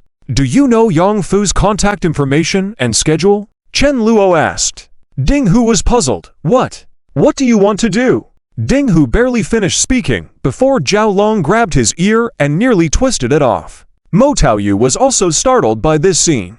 "I'll ask again. Do you know that guy's contact information and schedule, Jai?" "I know." Ding Hu was stunned, never expecting this guy to be so ruthless. "Who the hell is he?" Zhao Long let go, and Ding Hu's ear was already bleeding. He was now filled with fear. Straight away, he provided Chen Luo with Yang Fu's contact information and the places he frequented. All bars and clubs. "All right, let's settle this all now. Leave a way out." Chen Luo got what he wanted and didn't waste any more words. Ding Hu and his lackeys heard this and were left gasping for air. They hurriedly pleaded, "Big brother, wait. Please, spare us. We were just following orders. Please don't do this." No matter how much Ding Hu yelled, it was pointless. Zhao Long and the rest of Chen Luo's crew were merciless. They beat Ding Hu and his group severely. Mo Taoyu trembled in fear. She helped her father and brother to sit on the bed. Soon, the situation was resolved, and Chen Luo's lackey stayed behind to take care of aftermath. In the world of novels, it's quite good. Chen Luo sometimes felt that his role as a villain wasn't necessarily a bad thing. At least, doing these things wouldn't lead to punishment. After all, the Chen Luo in the book was exactly like this. However, Mo Taoyu had been terrified by Chen Luo's astonishing methods. "What's wrong with you?" Following Chen Luo as he left, Mo Taoyu was scared enough to sit on the ground and scream, Don't hit me." Chen Luo shook his head, not bothering to console her. Time passed, and Mo Taoyu finally regained her composure. She slowly raised her head and saw Chen Luo looking at the distance with a calm expression. This puzzled Mo Taoyu. Chen Luo remained silent, and Mo Taoyu also kept quiet. However, eventually, Mo Taoyu gathered the courage to ask, "Boss, why did you suddenly come to my house?" "I just happened to have some business with you. I asked and found out that you didn't go to the office today, so I came to check on you." Chen Luo knew that Mo Taoyu was often bullied, so he guessed what had happened. This warmed Mo Taoyu's heart. "Why did you fight those people?" Mo Taoyu asked with concern. "No problem, just a small issue," Chen Luo replied with a smile. Mo Taoyu, seeing this, no longer felt as fearful. "Thank you, boss. If it weren't for you today, I don't know what I would have done. Thank you so much." Mo Taoyu's eyes teared up again. Chen Luo said, "By the way, I've taken your parents to the hospital. Next, come with me to a place, then back to the office, and then we can go to the hospital to see your parents." Mo Taoyu felt incredibly grateful, but also puzzled. "Boss, where are we going?" Chen Luo replied, to find that what's his name, young Master Yang. "What? Boss, that Yang Fu, his family is wealthy and powerful. Please don't provoke them." Mo Taoyu directly grabbed Chen Luo's hand, looking worried. Chen Luo rolled his eyes and said, "Just do as you're told. Too much talking. If you don't go, and then you can't go to the company next time because of this trivial matter, can you compensate for your losses?" Mo Taoyu was surprised by Chen Luo's attitude. She couldn't tell if the boss. According to normal logic, Chen Luo should be gentle and reassure her. Don't worry, everything will be fine, trust me. But Chen Luo was not like Yi Feng. In the original story, Yi Feng captivated Mo Taoyu's heart this way. But Chen Luo had no intention of winning the beauty's heart. He just wanted to resolve the matter quickly and say, "Now, go back to work." However, Chen Luo's cold attitude gave Mo Taoyu confidence. She felt that so long as Chen Luo said it, there should be no problems. Watching Chen Luo's back while she walked, her eyes gradually became firm. Recalling the harassment from Yongfu in recent days and his involvement in injuring her parents, Mo Taoyu felt a surge of hatred.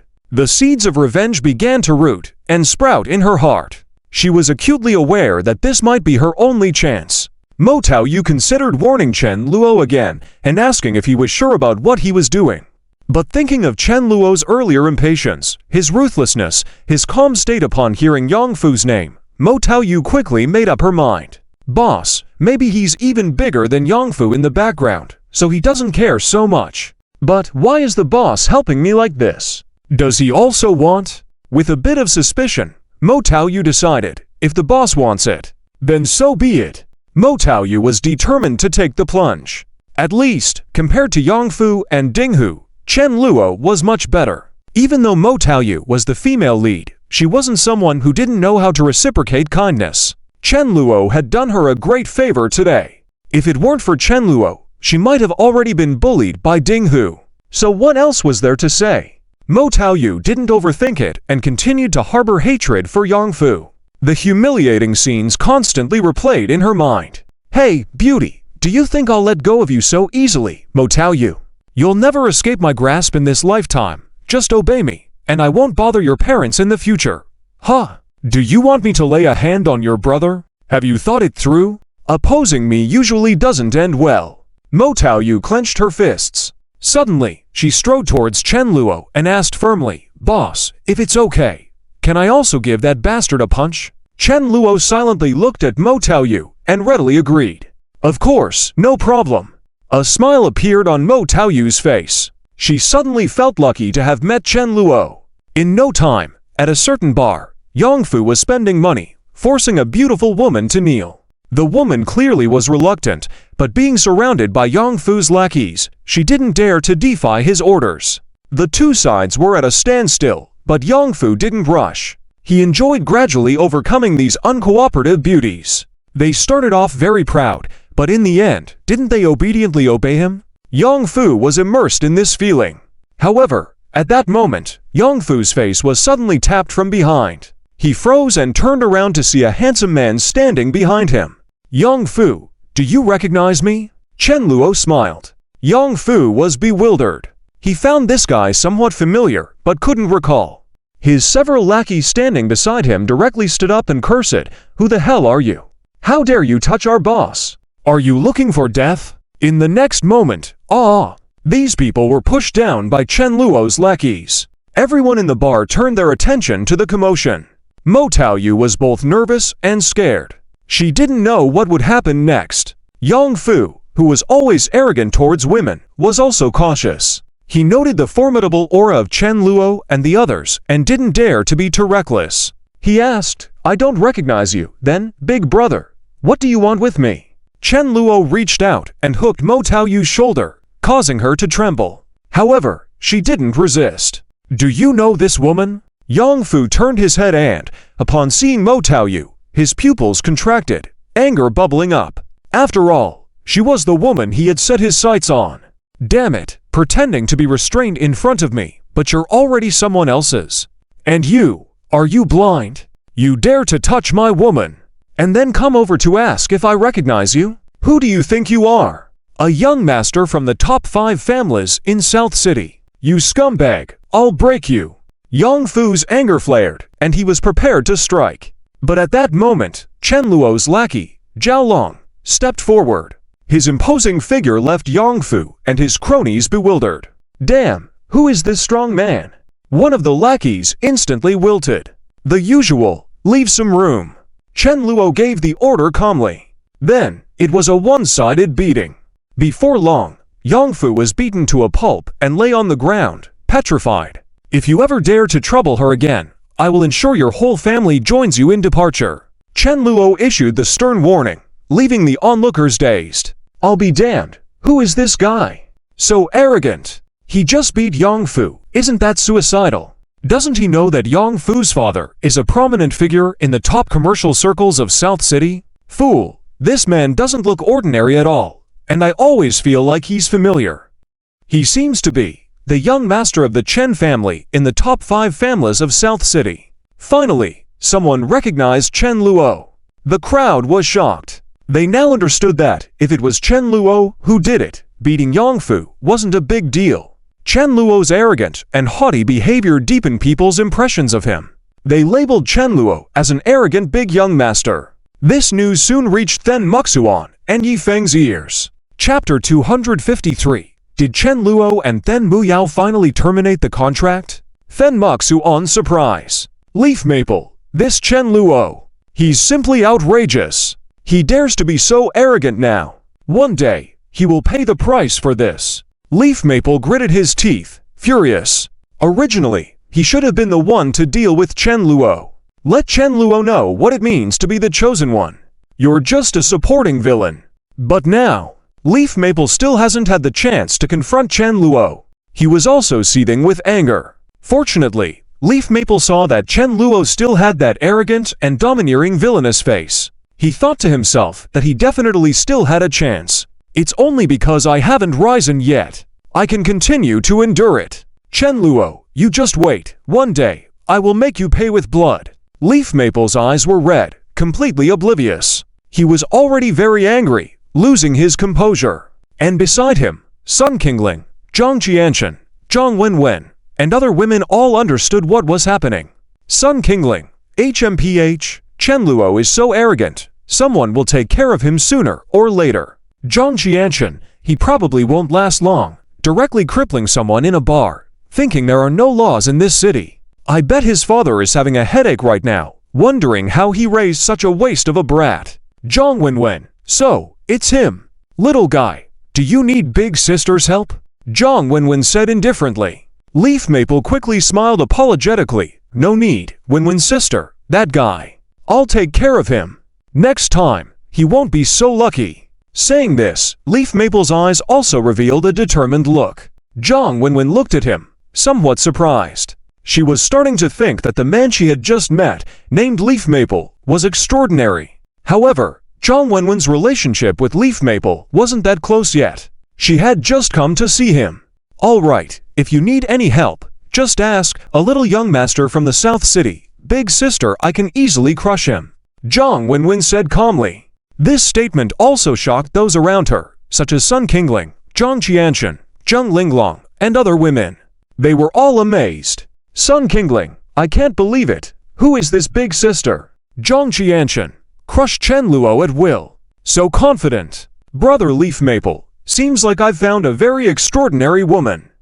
Impressive. No wonder you're the man I admire. Zheng Linglong, Brother Leaf Maple is amazing. Humph, that Chen Luo has no chance of competing with Brother Leaf Maple. The more arrogant he becomes now, the more miserable his demise will be in the future. He dared to make a move on Brother Leaf Maple. That guy is dead meat. Zheng Linglong also taunted Chen Luo in her mind. In the hospital room, with those people present, especially with those words from Zhang Wenwen, the atmosphere was filled with a cheerful vibe. Through their words, it seemed as if Chen Luo was nothing but trash. And indeed, this was how Leaf Maple saw things. He clearly understood that, if he wanted to truly establish a relationship with Zhang Wenwen, he needed to rely on his own strength to deal with the trouble caused by Chen Luo. Otherwise, if he had to rely on Wenwen's sister's help for such a small matter, he might easily lose her respect. Leaf Maple wasn't willing to let that happen. Furthermore, he also noticed the disdain Sun Qingling, Zhang Qianchen, Zheng Linglong, and others showed towards Chen Luo. Leaf Maple was actually quite happy about it. Chen Luo, even if you manage to fool some of the ladies, the others see right through you. You, a reckless and arrogant waste of a young master, will never have the hearts of them. Only I can bring them all into my harem. These beauties are all mine. Leaf Maple also received a message from Then Muxuan. At the other end of the phone, Leaf Maple could tell that his sister Then Muxuan was also quite upset. Then Muxuan, little Leaf, do you know that Chen Luo seems to have had someone cripple Yongfu just because Yongfu accidentally got involved with Chen Luo's woman? This is simply too arrogant. Moreover, it seems that Chen Luo even took that woman with him. He's just putting on a show. I'm starting to feel more and more concerned that Mu Yao is too dangerous by his side. You never know, one day, Chen Luo might go mad and beat Mu Yao too. That would be terrible. Seeing Then Muxuan's words, Leaf Maple was even more satisfied. He directly spoke sternly, yes, Muxuan's sister, so you must rescue Mu Yao. It's up to you. Then Muxuan, don't worry, it's up to me. I've already taken my third uncle to find that jerk. Then Muxuan felt that this matter couldn't be delayed, and Mu Yao had to be saved. As for Chen Luo, after he helped Mo Taoyu deal with Yongfu's trouble, he took her back to the company directly. Along the way, Mo Taoyu was extremely nervous. She sat in Chen Luo's luxury car, her hands clutched in her lap, looking very uneasy. She kept her head down and didn't dare to look at Chen Luo. Before long, Chen Luo arrived at the Lu Yun group with Mo Taoyu following along. Once the door was closed, they were alone. At that moment, Mo Taoyu had already mentally prepared herself to submit. Her heart was pounding rapidly, and the ambiguous atmosphere around them seemed to be spreading. Chen Luo approached her. Mo Taoyu's heart raced even faster, and the ambiguous atmosphere seemed to be escalating. Chen Luo stood in front of her, and Mo Taoyu's heartbeat seemed so fast that it was about to jump out. "Boss, are you going to make a move?" Mo Taoyu gritted her teeth, not planning to refuse. But what shocked her was that Chen Luo simply handed her some songs. "I've been training this time. I've heard a few of your vocal coaches say you've been doing well. Now, record these songs," Chen Luo said calmly. But Mo Taoyu was a bit dazed by this. Mo Taoyu, is that all? Mo Taoyu couldn't believe that Chen Luo suddenly appeared to help her, only to ask her to record these songs. Without any ulterior motive? It didn't make sense. Generally, these young masters, or men, always had a purpose, right? Mo Taoyu was shocked. "Chen Luo, got any more questions?" Chen Luo asked. Mo Taoyu, reacting, subconsciously said, Do you have anything else, boss?" Chen Luo, "No, anything else, you have." Chen Luo's attitude wasn't particularly warm, and his tone was very calm. Mo Taoyu was shaking her head repeatedly, then, internal joy flooded over her. She looked at Chen Luo with eyes full of peculiar emotions. "Mr. Chen, this is wonderful." Mo Taoyu was astonished. As a young master, helping her resolve her troubles without any other motives. This made Mo Taoyu ecstatic. But soon, Mo Taoyu calmed down. At the same time, she solemnly stated, "If there's nothing else boss Chen Luo, well, then, you can go. Do what you need to do." Chen Luo didn't care much, and didn't want to engage with Mo Taoyu any further. He simply waved his hand. Mo Taoyu felt a bit more composed now. However, she also felt a hint of emptiness in her heart. Chen Luo didn't do what she had hoped for. "My wish came true. Why do I feel a bit empty now?" Mo Taoyu couldn't understand, but she could only obediently leave Chen Luo's office. After leaving, the feeling of emptiness in her heart intensified. However, Mo Taoyu was firm in another thought. She vowed silently in her heart, "Now that my wish has come true and the boss has helped me so much, I must record these songs perfectly to satisfy him." With this matter settled, Chen Luo soon received another message. Du Chinku hurriedly entered Chen Luo's office, saying, "Boss, Then Muxuan has come again, and this time, she even brought her third uncle, Then Wendong, a prominent figure in the business circle. What should we do?" Du Chinku seemed a bit flustered. Then Wendong was not someone to be trifled with. He was quite a renowned figure in the South City business circle with high social status and considerable wealth. He was truly a key figure in the Then family. His net worth was in the billions, and he was a real wealthy person. Chen Luo, upon hearing this, had to support his forehead. They just won't let up, will they?" Chen Luo said, "Let them in." Chen Luo said. Du Chinku was a bit worried, but nodded nonetheless. "Yes, boss." Shortly after, Then Muxuan arrived at Chen Luo's office. This time, she came with great momentum. Alongside her was a middle-aged man, naturally her uncle, Then Wendong.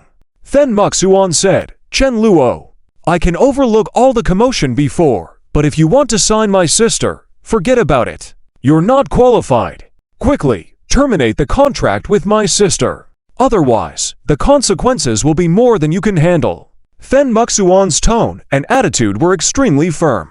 Beside her, Then Wendong was like a grown-up bullying a child, intimidatingly saying, "Are you Chen Luo? You punk, do you know who I am? Do you dare to make our Then family's daughter come work for you, be a lowly milk tea shop employee for you? Wow, you're quite the player, aren't you?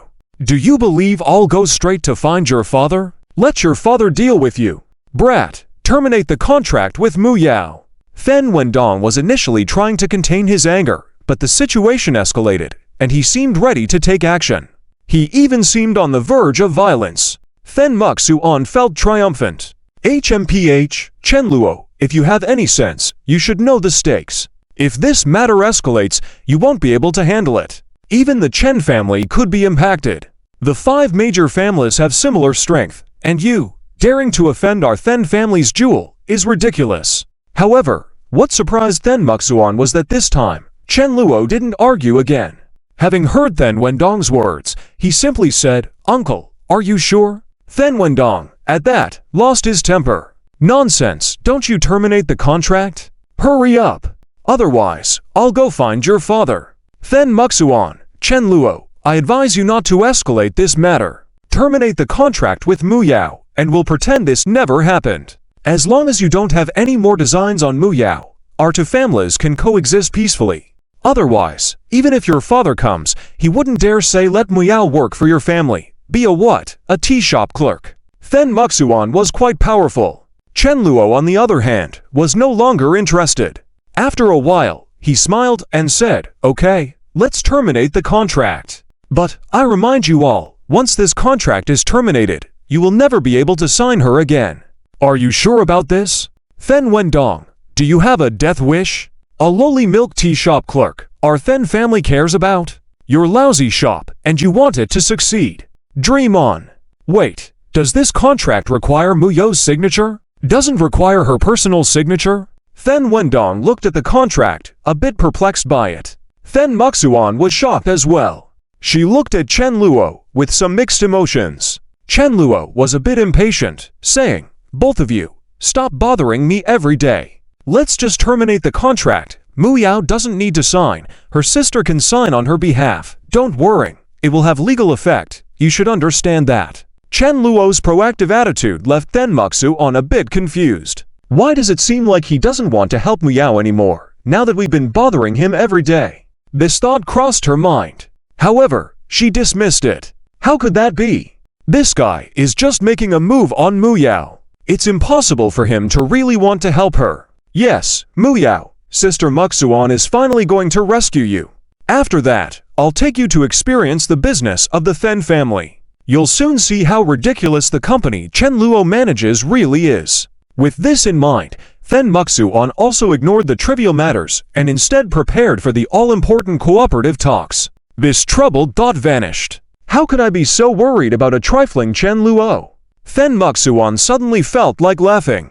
She had just realized that the people she interacted with, especially with Chen Luo, were not on the same level. Chen Luo spent his days fooling around, partying, and enjoying life. But she was discussing cooperation with various big shots.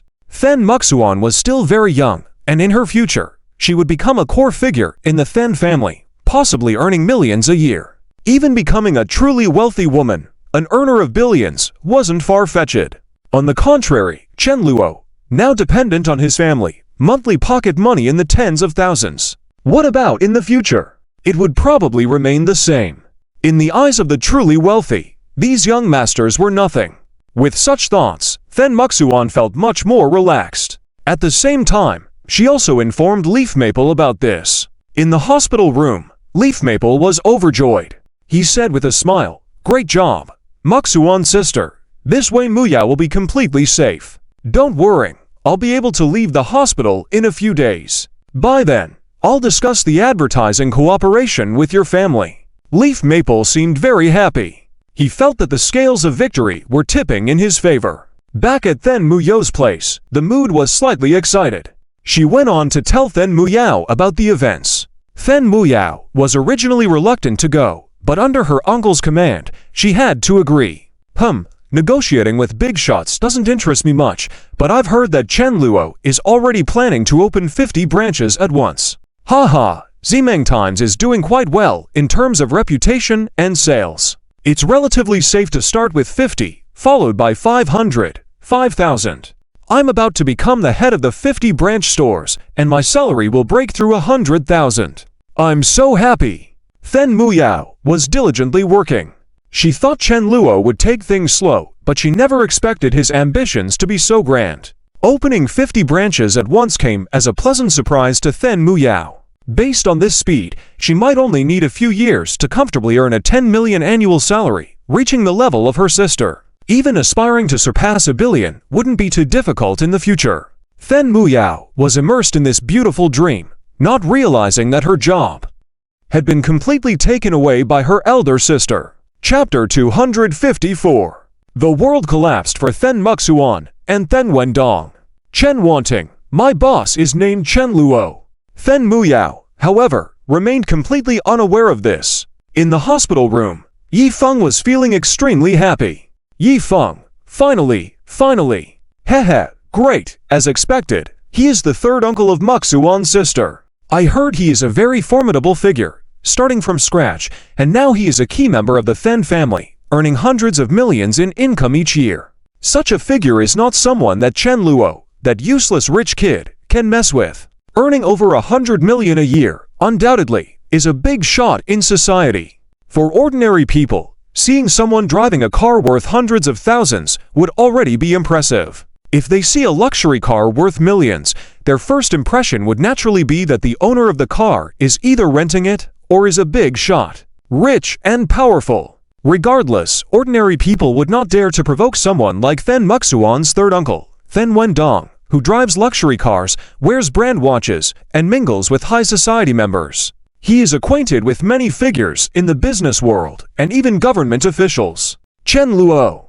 What is he? Just a useless rich kid. Afterward, all I need to do is cooperate with the Then family, then quickly get the new game online to make up for my losses. Maybe it won't take long for my net worth to have a new breakthrough. By then Muyao will be mine sooner or later. And her sister, Then Muxuan, is also on the system's strategy list. I cannot let her slip away. If I can get these beautiful sisters, I'll earn a lot of points. By then, Chen Luo, let's see how you can compete with me. The humiliations I've endured these days will all be repaid in the near future. Yi Feng thought, his expression starting to become fierce. After venting his anger, he couldn't help but hum a tune. Yi Feng's mood was quite good. On the other hand, Then Muxuan was feeling a bit nervous. This evening was the time to discuss cooperation. Then Muxuan had made all the preparations, but this cooperation was crucial. Even someone like her, a seasoned business veteran, couldn't help but feel nervous. Mainly because, once she thought about the company they were going to discuss, it seemed to have a noble background. Oh heaven, nobility.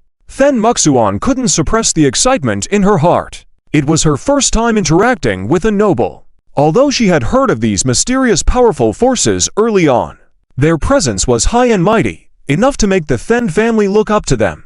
Initially, Then Muxuan never imagined she would have the chance to interact with such high-level figures. But reality was, her opportunity had arrived. Only a few hours left. This might be the most important business talk I've faced so far. I must seize it. It affects my destiny in the future. Then Muxuan stood before the mirror, adjusting her outfit. Tonight, she was dressed very formal, with delicate makeup, bright red lips, fair complexion. She wore a tailored suit on the upper body, a black pencil skirt on the lower body, black high heels, and nude stockings. She looked very sophisticated and mature. On the other hand, when Then Muyao was ready, she pushed open Then Muyao's room. Seeing her little sister still wearing casual clothes, Then Muxuan was speechless. She immediately stepped forward and said, "Muyao, what are you doing? Didn't we agree? Tonight is your first business encounter with the Then family's affairs. We're going to meet someone important at night. You need to dress formally. Then Muyao replied nonchalantly, I don't want to get involved in our family's affairs, nor do I want to get entangled with that important person. Why do I need to dress up? Then Muyao didn't care. Then Muxuan was irritated. You, silly girl. I'm only doing this for your own good. This way, you won't be easily deceived in the future. It's unbelievable that you went to work as a bubble tea shop attendant. I don't know what you were thinking. The thought of Then Muyao working in a bubble tea store made Then Muxuan angry. But Then Muyao had a mischievous smile on her face. What's wrong with working at a bubble tea store? I think it's a pretty good job. I have fun doing it, hehe. Then Muyao was in a very good mood, since she learned that Chen Luo planned to open 50 franchise stores at once. And as per their agreement, she was appointed as the general manager of the franchises. This made Then Muyao extremely excited. I've only worked for a short time, and now I'm going to become the general manager of 50 bubble tea franchise stores. I'm so happy. Then Muyao was ecstatic and couldn't sleep. If she hadn't been in such a good mood, she wouldn't have bothered listening to her sister and meeting that important person later. In fact, Then Muyao didn't want to get involved in the Then family's affairs, at least not for the time being. Moreover, she was enjoying her work with Chen Luo. At this rate, she might become the general manager of 500 Miuzhuguang bubble tea stores in less than 2 years. By then, it would be easy for her to earn millions of dollars a year. Didn't that sound more exciting than being a wealthy family's daughter? The most important thing was, her future looked very bright. Then Muyao had full trust in Chen Luo. She believed that in 5 or 10 years, Chen Luo could really expand Miuzhuguang bubble tea shops to have thousands of franchise stores and even establish foreign businesses. If that happened, Chen Luo would not only dominate this industry, but would also establish a prominent position in the nation's business circles. If Then Muyao could become the general manager of the franchise stores, earning more than 10 billion a year wouldn't be difficult. Dreaming of that wonderful life, Then Muyao couldn't help but want to hug Chen Luo in delight. Why does Chen Luo seem cuter every time I see him? Ignoring her sister Then Muxuan's complaints, Then Muyao's mind was filled with the handsome face of Chen Luo, mainly because she felt very relaxed being around Chen Luo. She never became overly fawning or excessively confident around him. She felt free, without any constraints. Then Muxuan said, "All right, I prepared your outfit for you. Change into it, understood?" Then Muxuan found a nearly identical suit for Then Muyao, appearing very formal. Despite her reluctance, Then Muyao was happy. In this cheerful atmosphere, Then Muyao couldn't be bothered to argue with her sister. As for her sister's interactions with Yifeng, afterwards, when Chen Luo's bubble tea stores officially open, I'll prepare a surprise for my sister. By then, she will know how legendary Chen Luo is. I might give a charming smile to both sisters when I see them. Then Muyao thought. If she had told Then Muxuan about this, they would probably have argued again. Furthermore, Then Muyao had signed a confidentiality agreement. She couldn't disclose many of Chen Luo Company's operations. But fortunately, Then Muyao was too lazy to make a fuss. She felt content with her current life, and it seemed her sister wouldn't interfere anymore. So, there was no need to worry. Soon after, Then Muyao changed into the suit Then Muxuan had provided. With her perfect figure, there were no complaints about the tightness of the skirt. After changing, Then Muyao looked stunning, with a curvaceous figure that was very attractive. Then Muxuan couldn't help but praise her. "Muyao, your figure is so enviable. Even I am envious." Then Muyao smiled proudly. But she noticed that Then Muxuan immediately took out her phone and snapped a few photos of her. "Sis, what are you doing?" Then Muyao was puzzled. She couldn't understand why photos of herself were needed when her sister also had an excellent figure. But Then Muxuan, somewhat flustered, explained, nothing, Muyao. It's your first time dressing so formally, so I wanted to capture the memory." Then Muxuan found an excuse. Then Muyao didn't suspect anything. She continued to daydream about how she would look as the general manager of the franchise stores in the future. She imagined her siblings, Sun Qingling, Zhang Jianshan, and the other sisters, not being able to mock her anymore by then. They will definitely be envious by then. Then Muyao thought. After leaving Then Muyao's room, Then Muxuan sent the photos to Yifeng and asked, What do you think, little leaf? Is my sister's outfit cute? Yifeng replied, very cute. Both of you are very beautiful. Yifeng saw Then Muyao in her formal attire and became excited. A woman as beautiful as her, if Chen Luo gets her, it would be such a waste. Then Muyao, you are destined to be mine. Yifeng thought. Then Muxuan, unperturbed, smiled. Hehe, little leaf, as long as you like it, make sure to rest well and recover soon, so we can fulfill our agreement. Then Muxuan had considered telling Then Muyao about this, but she remembered the incident that had occurred earlier. Forget it, Muyao still has a deep bias against Yifeng. I won't mention it for now. I'm sure Muyao will eventually understand how exceptional Yifeng is. Getting close to Yifeng is beneficial for our Then family in the long run and harmless. Then Muxuan made a decision on her own. In reality, if this were in the original plot, then Muyao would not care. What she would actually do is be shy and say, sis, don't take weird photos. What if Yifeng's opinion of me decreases? Then, the two would take selfies and send them to Yifeng to please the male lead in the light-hearted story. Yifeng would smile and say, yeah, you both are beautiful. In this way, both female leads would feel content. But currently, if Then Muyao found out that Then Muxuan had taken her photos and sent them to Yifeng, she would probably explode with anger and give Then Muxuan a slap. Are you out of your mind? Taking photos of your own sister without her knowledge and sending them to another man to appreciate. How low can you get? Don't involve me. Does Yifeng deserve to see them? Time flew by, and night fell quickly. Then Muxuan arrived at the designated location with Then Muyao, the Halton Hotel. Seeing the hotel, Then Muyao recalled signing a contract with Chen Luo in the past. Her fate had changed with that agreement. Becoming the general manager of the Miyuzu Guang bubble tea shops was just the first step. Chen Luo had promised to help her gain control of the Then family in the future. Then Muyao believed in Chen Luo's words and her spirits were once again uplifted. In her mind, she began to think about Chen Luo. On the other hand, Then Wendong had reminded Then Muxuan a few times in advance, and Then Muxuan was prepared. The two entered the hotel room together. Then Muyao followed silently behind them. The boss's place for discussing collaboration could be anywhere: a bar, KTV, a golf course, or at a hotel suite. Then Wendong and Then Muxuan didn't find it odd. They couldn't anticipate whether the collaboration would be successful. But Then Muxuan believed she had prepared enough. Regardless, she would do her best. Soon, they arrived at room 1201. Upon entering, Then Wendong immediately greeted with a smile. Oh, Chen boss, I'm sorry we kept you waiting. Please forgive us. Chen Wanting calmly responded, it's no trouble, we just got here too. Then Wendong introduced, meet the manager of our Then group and my niece, Then Muxuan. Then Muxuan greeted politely, nice to meet you, Miss Chen. Chen Wanting, in her unwavering tone, replied, nice to meet you.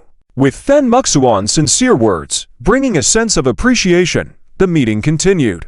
However, they were met with a sudden turn of events. Chapter 255. Then Muxuan's mindset completely shattered. Then Muyo's resentment. Chapter 255. Then Muxuan's mindset completely shattered. Then Muyo's resentment. At this moment, at the Horton Hotel, in room 1201, Then Muxuan and Then Wendong were both stunned, their mouths wide open. The look of shock on their faces had completely surfaced. They could say that they were both stunned, as if they had turned into wooden people. While they appeared numb on the surface, in reality, turmoil was already roiling within them. Even a sense of panic arose in the hearts of Then Wendong and Then Muxuan. Then Wendong, it's over. Even someone like Then Wendong, who was seasoned in the business world, knew that he had caused a great disaster. Then Wendong, how could this happen? Then Wendong couldn't understand. He had been navigating the business world for many years. Naturally, he carried the air of a leader. Yet, he also had a gentle side. One could even say that most of the time, Then Wendong was very kind to others, whether it was towards the promising Yifeng or other juniors. Because you never knew what opportunities they might have in the future, and who might be standing behind them. In simple terms, Then Wendong had great vision.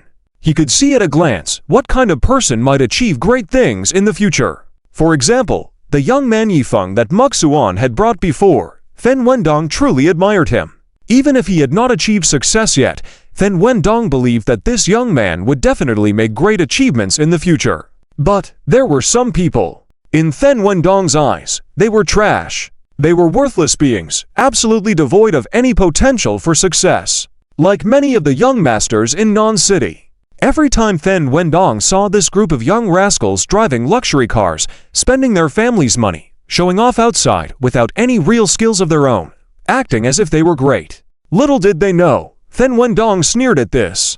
Every time he saw them, he would give a cold smile and think to himself, "Hey, a bunch of trash." Fen Wendong looked down on these wastrels. And Chen Luo was one of them. In fact, Chen Luo's background was quite special. If it weren't for other matters, Fen Wendong would not have bothered to discipline him. But when he heard that this kid had dared to bully his niece, letting Mu Yao work as a tea shop employee for him, Fen Wendong was immediately furious. At the same time, he didn't care at all about Chen Luo starting a company. In Fen Wendong's eyes, this Chen Luo would never be able to amount to anything. It was all just a game to him. But now, Chen Wanting's lazy, calm tone, those words were like a heavy bomb exploding in Fen Wendong's mind. Fen Muxuan's brain was also roaring, and her mind was already blank. Fen Muxuan, we insulted this Mr. Chen, the boss. We insulted Chen Luo, so this deal can't be closed. How could this happen? At this moment, Fen Muxuan was completely dumbfounded. All her preparations were now completely useless. Her experiences were also useless, because Fen Muxuan had never experienced such a situation. To insult the leader of the cooperative party the day before the negotiations. Am I stupid? Fen Muxuan almost wanted to curse herself. If this matter got out, she was afraid she would become the laughingstock of the industry. There would be no one more foolish than her. At the same time, Fen Muxuan also started to resent Yifeng a bit. She couldn't help but think, if it weren't for Yifeng constantly urging her to rescue Mu Yao, saying that Mu Yao was in danger by Chen Luo's side. Now calmly thinking about it. What kind of danger? Mu Yao had spent the whole day at home. The young girl was happy. And Chen Luo hadn't mistreated Mu Yao in any way before. But I did see Chen Luo put his arms around those two women, and then tell Yifeng that the women he took pictures of earlier were very attractive. Chen Luo is a scumbag, right? But how could he also be the man behind Mr. Chen? There's no logical reason. Fen Muxuan couldn't say a word at this moment. After the shock, she had many thoughts flooding back into her mind. These thoughts were extremely chaotic. Fen Muxuan was stunned, but luckily Fen Wendong was still astute. He quickly smiled and said, "Ahem. Mr. Chen. So this matter is my fault. I apologize. We are willing to compensate, and we sincerely apologize for this misunderstanding." Fen Wendong wanted to remedy the situation. As long as they paid a high enough price, things might still turn around. When Fen Muxuan heard Fen Wendong speak, she also immediately reacted. Suddenly, a certain thought flashed through Fen Muxuan's mind. Fen Muxuan realized something. Was her third uncle acting like this because of a game? No. The games that Chen Luo had launched were indeed popular. However, the Fen family wasn't so desperate. Their cooperation this time was personally entrusted by their grandfather, which was without any problem. Its importance was naturally very important. Even if the cooperation failed, and they couldn't advertise on those games, it would be regretful at most. It wouldn't cause any substantial damage to the Fen family. The key was a nobleman.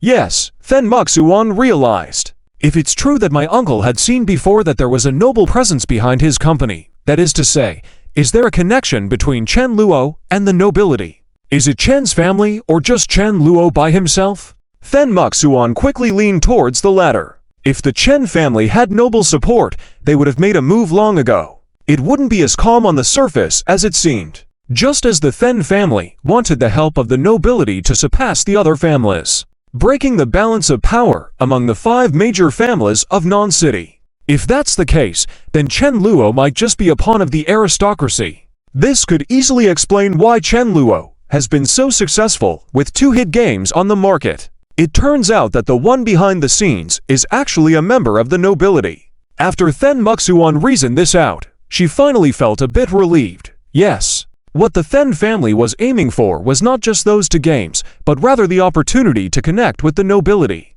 But even if that was the case, Chen Luo was still important. Fen Muxuan didn't know how Chen Luo had established a connection with the nobility. However, the current situation was that, for this cooperation, they must take it. Thinking this, Fen Muxuan also quickly smiled and said, "Yes, Mr. Chen, it was all a misunderstanding.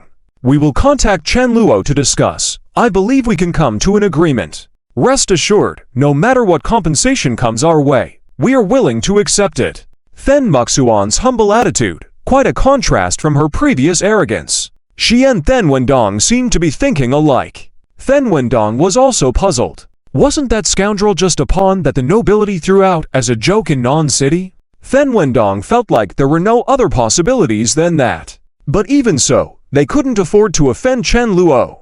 Damn it! If I had only known not to go see Chen Luo yesterday, then things wouldn't have escalated so much. Fen Wendong was feeling a bit angry. He wanted to blame Fen Muxuan. Mu Yao had been working for Chen Luo for more than a few days. You never told me before. You only tell me now at this critical moment? Are you trying to drive me crazy? Fen Wendong was angry, but couldn't show it. Mu Yao wasn't any different. She imagined various possibilities for Chen Luo in her mind.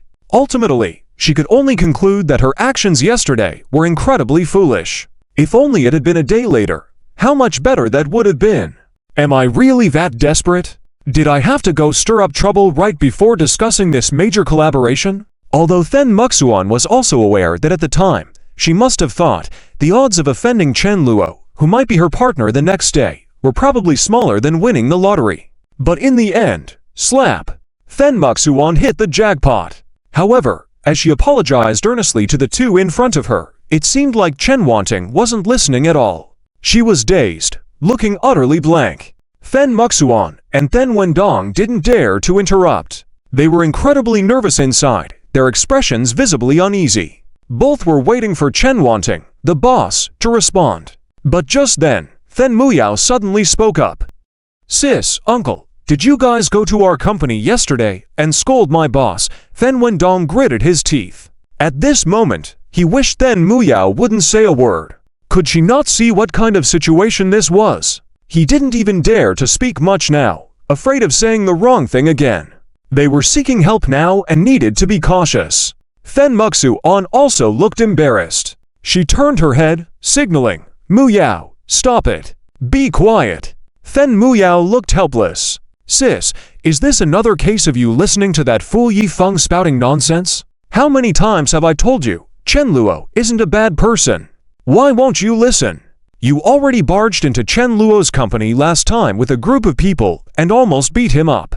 Back then, I made it very clear to you. Also, I told you that Yifeng is an idiot and you should stay away from him. You have a fiancé. You've only known Yifeng for how long? How could you be so deeply attracted to him? He has so many women around him, didn't you see that? Impossible, right? I think if you'd been with him for a while, you would have seen it for sure." Fen Muyao seemed completely unaware of the current tension in the room. Her words were reckless, a chaotic mess. This left Fen Muxuan pale with fright, and Fen Wendong stared wide-eyed in disbelief. The information in Muyo's words was overwhelming, leaving him unable to process it. He only felt that the trouble caused by his obedient niece seemed to have grown even bigger. "Fen Wendong, Muxuan, you even barged into Chen Luo's company and almost beat him up. It didn't matter if he was just a pawn of the aristocracy. Even if he were only distantly related to an aristocratic cousin, as long as there was a shadow of the aristocracy behind him or their interests involved, he had to be taken seriously." Fen Wendong understood that he might not just be dealing with the beautiful woman in front of him or Chen Luo himself, but possibly the aristocracy behind them. That warranted extreme caution. Besides, what if Chen Luo's relationship with the aristocracy was more than just a passing connection, even though the chances were slim?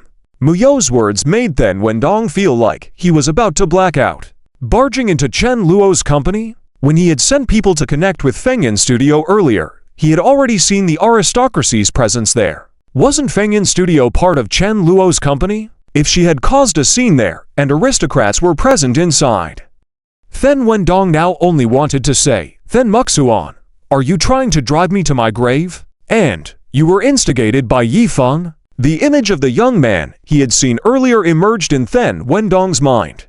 Combined with Muyo's subsequent words, he seemed to piece something together. Meanwhile, Then Muxuan was infuriated. She immediately said, "Muyao, shut up! What are you talking about?"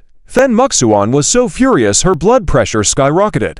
She felt like her sister couldn't possibly be this foolish, right? Couldn't she see the boss, Chen Wanting, was still present? How could she bring up something like this? Was she entirely unaware of the occasion?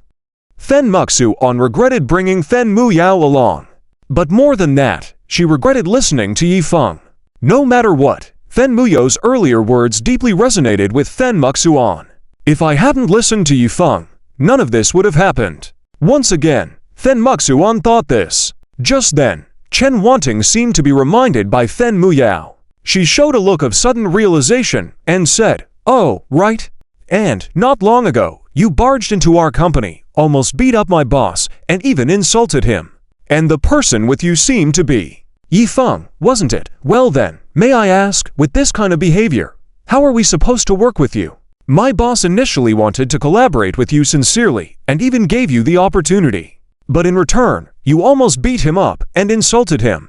Is this how you do business?" Chen Wanting thoroughly enjoyed this moment of being assertive. She stood on the moral high ground not by twisting facts, but with absolute reason on her side.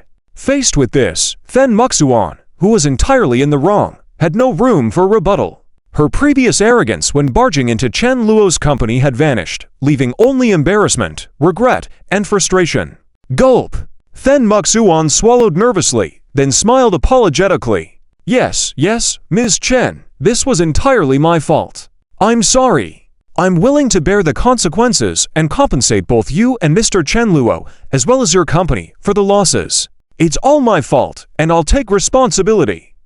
Then Wendong helplessly added, "Ms. Chen, given the circumstances, I'd like to ask about your thoughts. Let me be frank. We've made mistakes, and we're prepared to make amends. Whatever conditions you propose, we'll agree to them. Please, give us another chance." At this point, Then Wendong's heart was heavy with bitterness. He had envisioned countless outcomes for this collaboration. Most of them were successful. At worst, it would cost Sun's family more money he wouldn't even mind if it went up to 200 million a year. As for failure, that was almost unthinkable. This collaboration was highly likely to go through. But now, the situation had developed in the absolute worst direction imaginable. Almost beating up the boss of the partnering company, causing a scene at their office, and insulting their boss the day before negotiations. It was already a miracle that the other party was still willing to sit down for talks. Then Wendong understood that, if this matter reached the clan, he would likely be punished harshly. It was utterly outrageous. In his heart, Then Wendong blamed both Then Muxuan and Yifeng. From what Muyao said, it seems Muxuan was instigated by that kid Yifeng. Damn! What a jinx! Then Wendong thought he had misjudged again. Yifeng might have some talent and potential, but to the Then family, he was nothing but a disaster. Then Muxuan also deeply regretted listening to Yifeng. As for Then Muyo's remarks, Then Muxuan gave up resisting. Forget it. Let it all collapse. Could things get any worse than this? Then Muxuan smiled bitterly. But what she didn't expect was that just then, she saw her younger sister, Then Muyao, suddenly stand up with a relaxed expression. She even skipped a little as she walked up to Chen Wanting. Chen Wanting looked up blankly. Then Muyao smiled and said, "So, Ms. Chen, what's your relationship with Chen Luo?" Then Muyao seemed utterly at ease. "Don't be rude." Seeing this, Then Wendong immediately reprimanded her. Things hadn't reached the absolute worst point yet. He had just finished speaking and was still waiting for Chen Wanting's reply. What if Chen Luo's boss wasn't bothered by this? Or what if the aristocracy behind him didn't mind this little incident? They couldn't let Muyao completely ruin things. Then Muxuan was also shocked, immediately getting up to pull Then Muyao back. "Muyao, what are you doing? Come back. How can you ask Boss Chen such a question?" Then Muxuan looked anxious. However, Then Muyao simply brushed it off with a wave of her hand and smiled. "It's fine, sister. Third uncle, don't worry. I have a way to solve this problem. Leave it to me. Then Muyao was well aware that Chen Luo was not the kind of person who was completely unreasonable. If someone did something wrong to Chen Luo, it usually just required some compensation to make things right. She had experience in this regard. The previous incident, where she almost hit Chen Luo, had already passed, and Yifeng had compensated him back then. As for insulting him, well, just more compensation should do, she thought. Then Muyao believed she had a decent relationship with Chen Luo. Last time, when she accidentally collided with him with a ball, Chen Luo didn't say much. In fact, Chen Luo even stood up for her and taught Yifeng a lesson, which made her feel that the two could now be considered friends, right? She still aimed to become the general manager of Chen Luo's Mitsuki Time milk tea shop. With her stepping in to mediate, there shouldn't be any major issues. She was confident she could figure it out. Then Muyao's reaction stunned both Then Muxuan and Then Wentong. Then Muxuan was momentarily at a loss, while Then Wentong couldn't help but feel a glimmer of hope in his heart. Muyao says she has a way. Is that true? Then Wentong was shocked and couldn't help but wonder if he had misjudged her again. Was this niece of his, whom he had always thought to be a naive and spoiled young lady, more capable than he had imagined? Feeling tense, he looked at Then Muyao seriously, wanting to see if she could really create a miracle. Then Muxuan, subconsciously, no longer tried to stop her. She was already stunned and couldn't think of what method Muyao might use. At this moment, they heard Chen Wanting speak up. The relationship is simple. I'm one of his employees. Chen Wanting didn't want to reveal her relationship with Chen Luo. There was no need. Then Muyao, however, didn't mind and chuckled. Hehe, then we're the same, Chen ya. I'm also part of the Luo Yun group. I'm an employee at Mitsuki Time. You might have even had milk tea I made. My relationship with the boss is great. Here's the deal. Call Chen Luo for me, and I'll talk to him. Trust me, I'll handle it. Then Muyao's confidence reignited hope in Then Wentong, and Then Muxuan. Then Wentong exclaimed, so Muyao has this connection. That's wonderful. Then Muxuan added, Muyao, you're amazing. This might turn the situation around. Both seemed excited. But in the next second, their expressions froze because they simultaneously realized something. The reason they went to insult Chen Luo yesterday was to save Then Muyao. Then Wentong, it's over. Then Muxuan, I'm such an idiot. Their faces turned utterly despondent as they realized what a foolish thing they had done. Then Wentong wanted to find a wall to bang his head against in regret. I was such an idiot. What was I thinking? He cursed himself inwardly. Then Muxuan looked equally distressed. Damn it, what kind of fool am I? How could this happen? At that moment, Then Muyao suddenly walked over to Then Muxuan. She stared at her with a cold expression and said in a chilling tone, Sister, do you hate me that much? After I signed with Chen Luo, I had a great job and a bright future ahead of me, but you kept sabotaging me. Do you really want to see me fail? What did I ever do to offend you? Are you here to ruin me? What did I do wrong? I was just a milk tea shop employee under Chen Luo, and I was genuinely happy about it. Why do you have to treat me this way? Then Muxuan, what exactly is your motive? After saying this, Then Muyao's gaze became terrifyingly intense. Then Muxuan felt a chill in her heart as her mind buzzed in shock. At that moment, Then Muxuan's mental state completely collapsed. What on earth have I done? Regret surged overwhelmingly. Chapter 256, Then family sisters discuss towards Yifeng.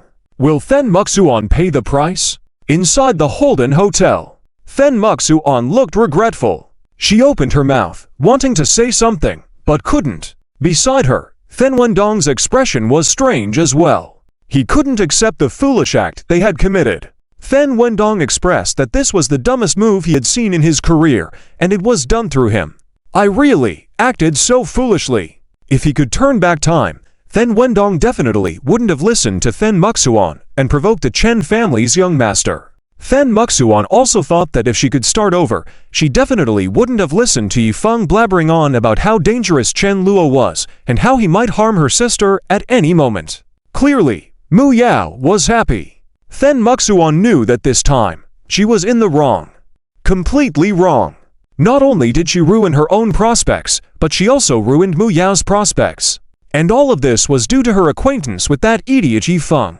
Then Muxuan traced it back to the night Yifeng asked her out. If I hadn't gone to meet him that day, if I had gone to find Yifeng instead, things probably wouldn't have turned out like this, right? However, Then Muxuan also recalled that Yifeng seemed to know that there were issues within the Then family, related to Uncle Then Gong. But at that moment, Then Muxuan's mind was too preoccupied to think about that. Her fondness for Yifeng had been completely shattered. Then Muxuan stated that if she believed one more word from Yifeng, she would be a complete idiot. But even though she harbored resentment toward Yifeng in her heart, at the moment, Then Muxuan had to deal with the immediate trouble. Mu Yao's anger. Then Muxuan could understand. She fully realized how she had wronged her. Mu Yao, calm down, listen to me. I didn't intend for things to turn out like this. It's all Yifeng's fault. I was worried about you because of what he said. I feared that Chen Luo might harm you. Then Muxuan spoke out her grievances. She genuinely hadn't meant to cause trouble. Then Muxuan had always thought that she was trying to save her sister Mu Yao. Mu Yao, hey, Chen Luo, harm me. Let me tell you, Then Muxuan, Chen Luo has never touched me from beginning to end. But you go ask that little Yi, what did he do to me? And, do you dare say he didn't have intentions towards you? Mu Yao's words made Then Muxuan's brain buzz. She was stunned, remembering the times when Yifeng had held her hand or tried to kiss her. Then Muxuan, how could I have allowed Yifeng to treat me like that? At that moment, Then Muxuan's self-image completely crumbled. She tried to recall whether she had ever attempted to reject Yifeng's advances before. But upon hearing Mu Yao's words, Then Muxuan realized the truth. I never really liked Yifeng, so why did I? And there were so many beautiful women around him. Why did I compete for a man with them? Was I being foolish? What is going on? Then Muxuan couldn't understand. Then Wendong was also puzzled as to what the two were talking about. However, Then Wendong knew that this was not the time to argue. He directly spoke up, Mu Yao, let's discuss this matter later. Please take a seat for now. Then Wendong tried to calm Mu Yao down. But Mu Yao remained in a fit of anger. She didn't know how to make amends. Mu Yao felt very wrong too. Her eyes slowly became moist. She had been dreaming of a bright future in these past few days of becoming the manager of the flagship store. But now, she had been obstructed multiple times by her own sister. In the end, she succeeded. Now, Mu Yao had lost everything. Her pocket money, the Then family support, the position of general manager in the bubble tea shop, and even the contact information for Chen Luo. Mu Yao didn't know if she would ever see Chen Luo again. Thinking about this, she felt like crying. Then Muxuan also looked embarrassed and regretful. She felt deep regret and wished she could see Chen Luo now.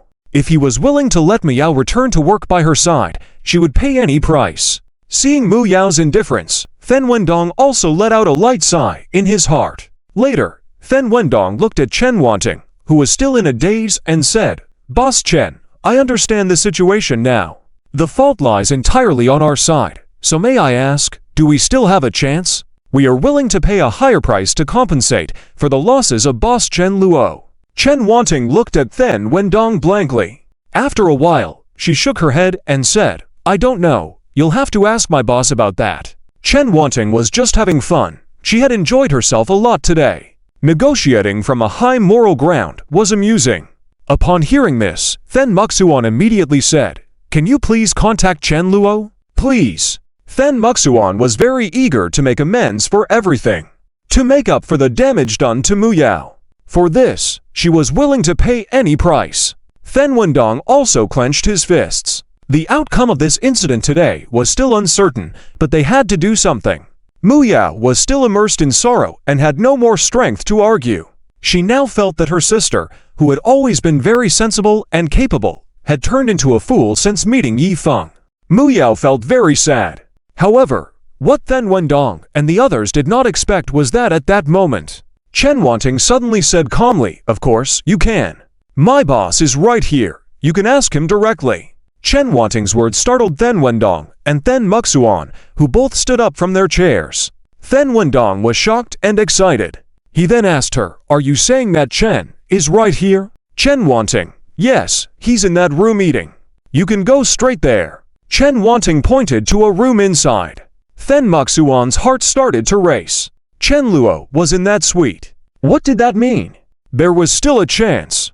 Then Muxuan and Then Wendong were not fools. If Chen Wanting knew, then Chen Luo must know as well. Now they both understood why yesterday Chen Luo had spoken that way. But I must remind you, once this deal is done, you may never get a chance like this again. That was Chen Luo's exact words. At that time, Then Wendong and Then Muxuan had dismissed those warnings. After all, who cared about never getting a chance with an employee from a bubble tea shop? Now, Then Wendong and Then Muxuan were extremely eager. They coveted the opportunity to become the first advertisers for the new game developed by Chen Luo.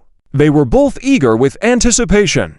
Mu Yao, on the other hand, was in shock, with no hesitation as she quickly walked towards the room.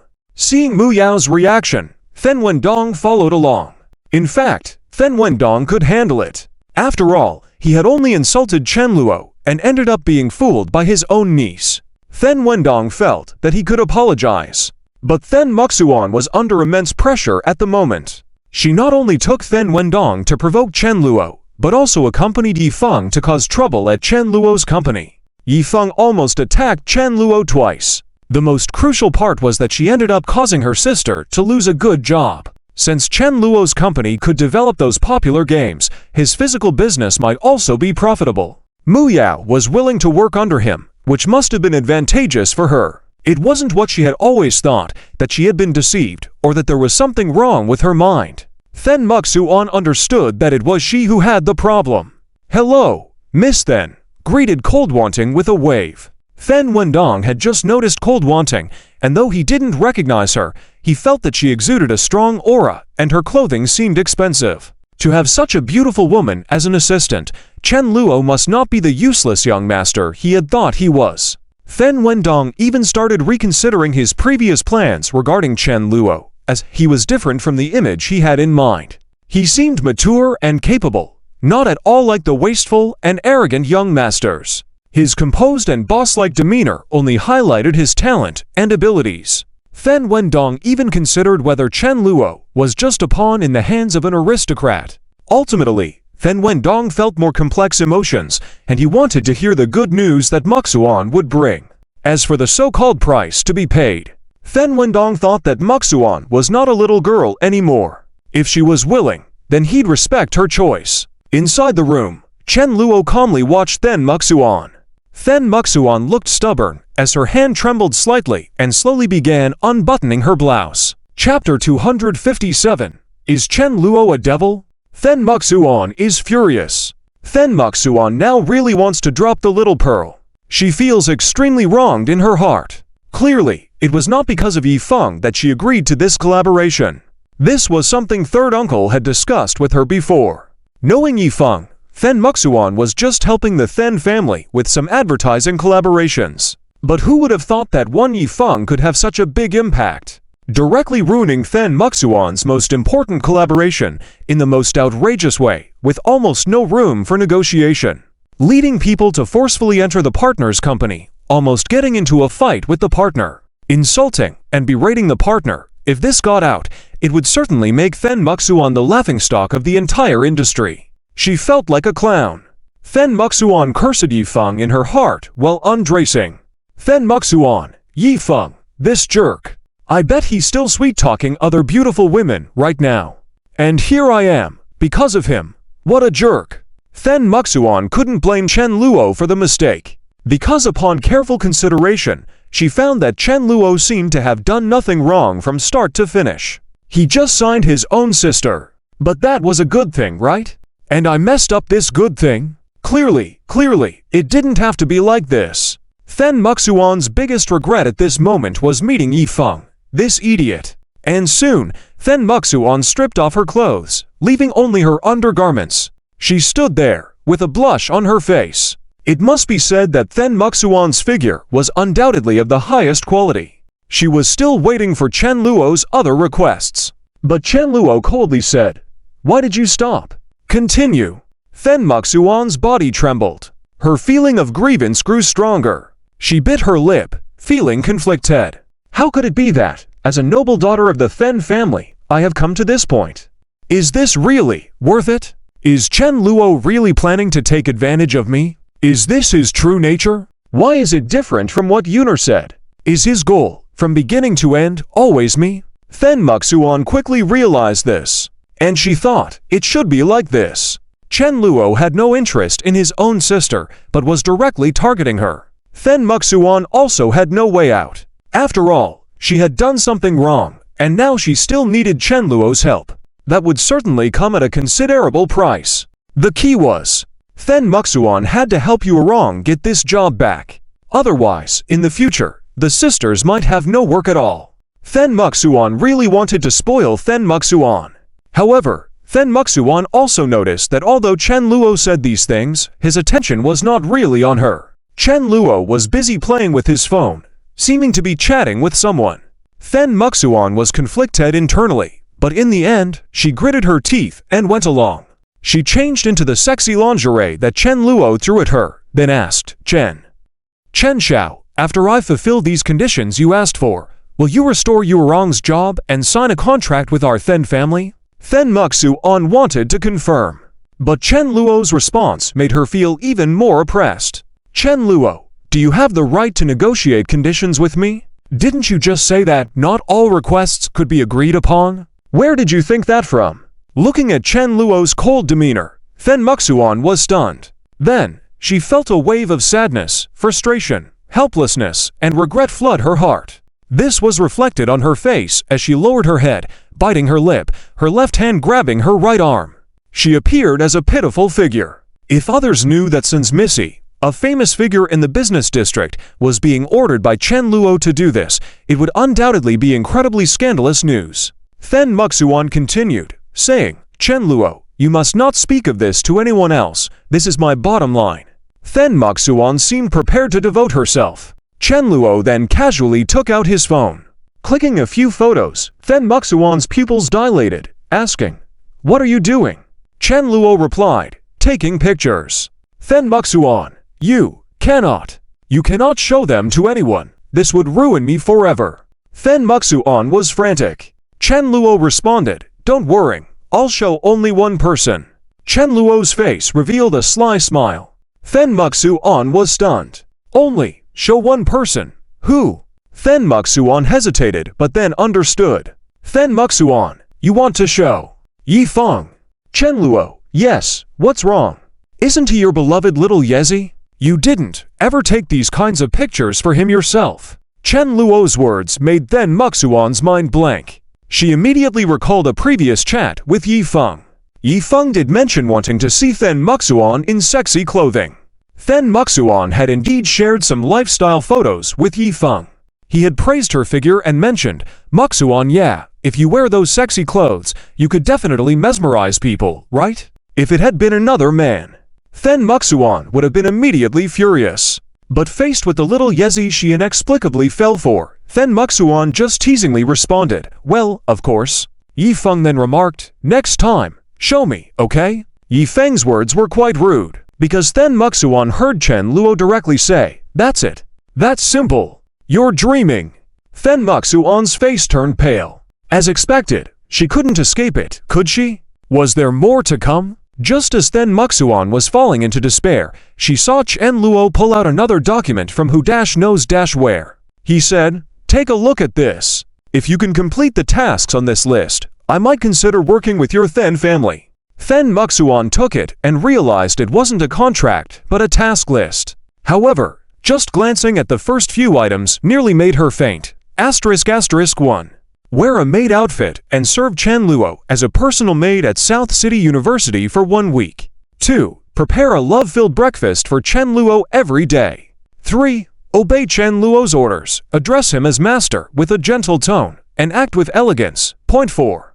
Greet Chen Luo every morning, noon, and night with warmth and sincerity, serving him attentively. 5. Do not speak to Yi Feng without Chen Luo's permission or provide any help to him, financially or otherwise. 6. Then Muxuan stopped reading. She was already furious. Chen Luo, are you playing with me? You want me, the dignified eldest daughter of the Then family, to be your personal maid. To serve you. You're dreaming. Fen Muxuan was so angry her face flushed red. What kind of nonsense was this? She had come here to discuss a business deal, and now, out of nowhere, she was supposed to become Chen Luo's personal maid. This was utterly absurd. Fen Muxuan was both angry and embarrassed. Her impression of Chen Luo worsened. Fen Muxuan thought bitterly, as I suspected, this guy is just as despicable as Yi Feng. He just wants to humiliate me. And to think Mu Yao speaks so highly of him. I bet it's just because Chen Luo hasn't crossed her boundaries yet that she considers him a good man. HMPH, I won't agree to such terms, Fen Muxuan still had her pride. If she accepted this, wouldn't that be utterly humiliating? In the original story, Fen Muxuan indeed became Yi Feng's maid once. That was part of Yi Feng's twisted pleasure, and it even involved parading her in public. The news spread widely, shaking the business world. In the original narrative, this moment served as another scene for Yi Feng to flaunt his power. Quo. I heard Yi Feng made the eldest daughter of the Fen family wear a maid outfit and accompany him in public. Impressive. Yi Feng truly is a role model for the younger generation. 666. Yi Feng isn't even afraid of retaliation. Doesn't he know how many people are chasing after Miss Muxuan? Clearly, in the original story, such incidents didn't have a significant long-term impact on Fen Muxuan. However, Fen Muxuan wasn't willing to go through with it now. Chen Luo didn't seem to care. Shrugging, he said, suit yourself. If you're unwilling, I'll delete those photos I took earlier, but our negotiations. Forget about it. Too many companies want to partner with my games. I only considered your Fen family because of Mu Yao's sake, offering you a chance. But now, Sai? Chen Luo's words left Fen Muxuan utterly shocked. What? You only considered us because of Mu Yao? Fen Muxuan was dumbfounded. She had thought the company recognized the Fen family's potential, but it turned out they were riding on Mu Yao's coattails. If that was the case, Chen Luo's care for Mu Yao was undeniable. But I caused Mu Yao to lose that good job of hers. Thinking of this, Fen Muxuan felt an overwhelming guilt toward her younger sister Mu Yao. After a fierce inner struggle, Fen Muxuan finally gritted her teeth and said, Fine, Chen Luo, I agree to be your personal maid, but you must promise not to insult my dignity or cross my boundaries, and… Not necessary, Chen Luo interrupted before she could finish. What do you mean? Fen Muxuan was stunned. Chen Luo replied calmly, Didn't you just refuse me earlier? Yes, but now I've decided to agree. But I've already lost my patience. This negotiation is over. I'll delete the photos I took earlier. Chen Luo's expression was indifferent, but there was a hint of mischief in his eyes. Fen Muxuan was so furious she could barely contain herself. You bastard! Chen Luo, you're a scoundrel! Fen Muxuan fumed internally. Her goddess-like demeanor had been utterly shattered by Chen Luo.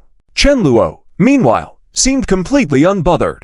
He began to leave. Panicked, Fen Muxuan grabbed his arm. Fine, Chen Luo, I was wrong. I'm sorry. I was wrong to refuse you earlier. Can you give me another chance? Fen Muxuan was thoroughly defeated. She realized she was being toyed with by Chen Luo, but had no other choice. Fortunately, Chen Luo didn't make things overly difficult. He smiled and said, then just like Mu Yao, you'll need to submit a monthly payment. What? Fen Muxuan nearly collapsed from shock. Devil. This man is an absolute devil. Fen Muxuan roared internally. She wanted nothing more than to punch him, but she knew the consequences would be even worse. Biting her lip, Fen Muxuan forced a bitter smile and said, Fine. Chen Luo, I agree to all your conditions. Do you have any other demands? Chen Luo smiled playfully. Not for now. I'll look forward to your performance, Muxuan. He even affectionately called her Muxuan. His patronizing pat on her shoulder left her fuming. After Chen Luo left, Fen Muxuan finally erupted. You scoundrel! Chen Luo, just you wait. Once this is over, I'll get as far away from you as possible and never see you again. Despite her frustration, she knew this collaboration could yield significant profits. More importantly, it could secure Mu Yao's job. Exhausted, Fen Muxuan slumped into a chair, her hair disheveled and her composure entirely lost. As Chen Luo left, he ran into Mu Yao, who looked at him with wide, watery eyes. Her meaning was clear. Chen Luo, will I still have my job? Chen Luo smiled faintly. Relax, I'm not unreasonable. This isn't your fault. However, I won't sign your contract just yet. Take this time to focus on yourself. Hearing this, Mu Yao cheered in delight. Yay! Thank you, Chen Luo. You're the best. She was so excited that she nearly kissed him, but Chen Luo gently pushed her aside. As Chen Luo escorted Mu Yao back, he saw Then Wentong approaching with questions, but Chen Luo ignored him entirely. Then Wentong was confused, but noticed Then Muxuan still dressed impeccably, though her hair was slightly messy. He decided not to ask further, and focused on returning with the two sisters. While walking, Mu Yao curiously tugged at Then Muxuan's arm and asked, Sis, what kind of requests did the boss make? Then Muxuan's body stiffened. The thought of being Chen Luo's maid made her want to find a wall to bang her head against. Reflecting on this, Then Muxuan was utterly stunned. What have I done? Then Muxuan was at a loss after her self-realization. She had only recently met Yi Feng. How could she be so infatuated with him? Eager to hand herself over? Addressing Chen Luo, she directly stated, Chen Luo, that's not acceptable. You need to delete those pictures.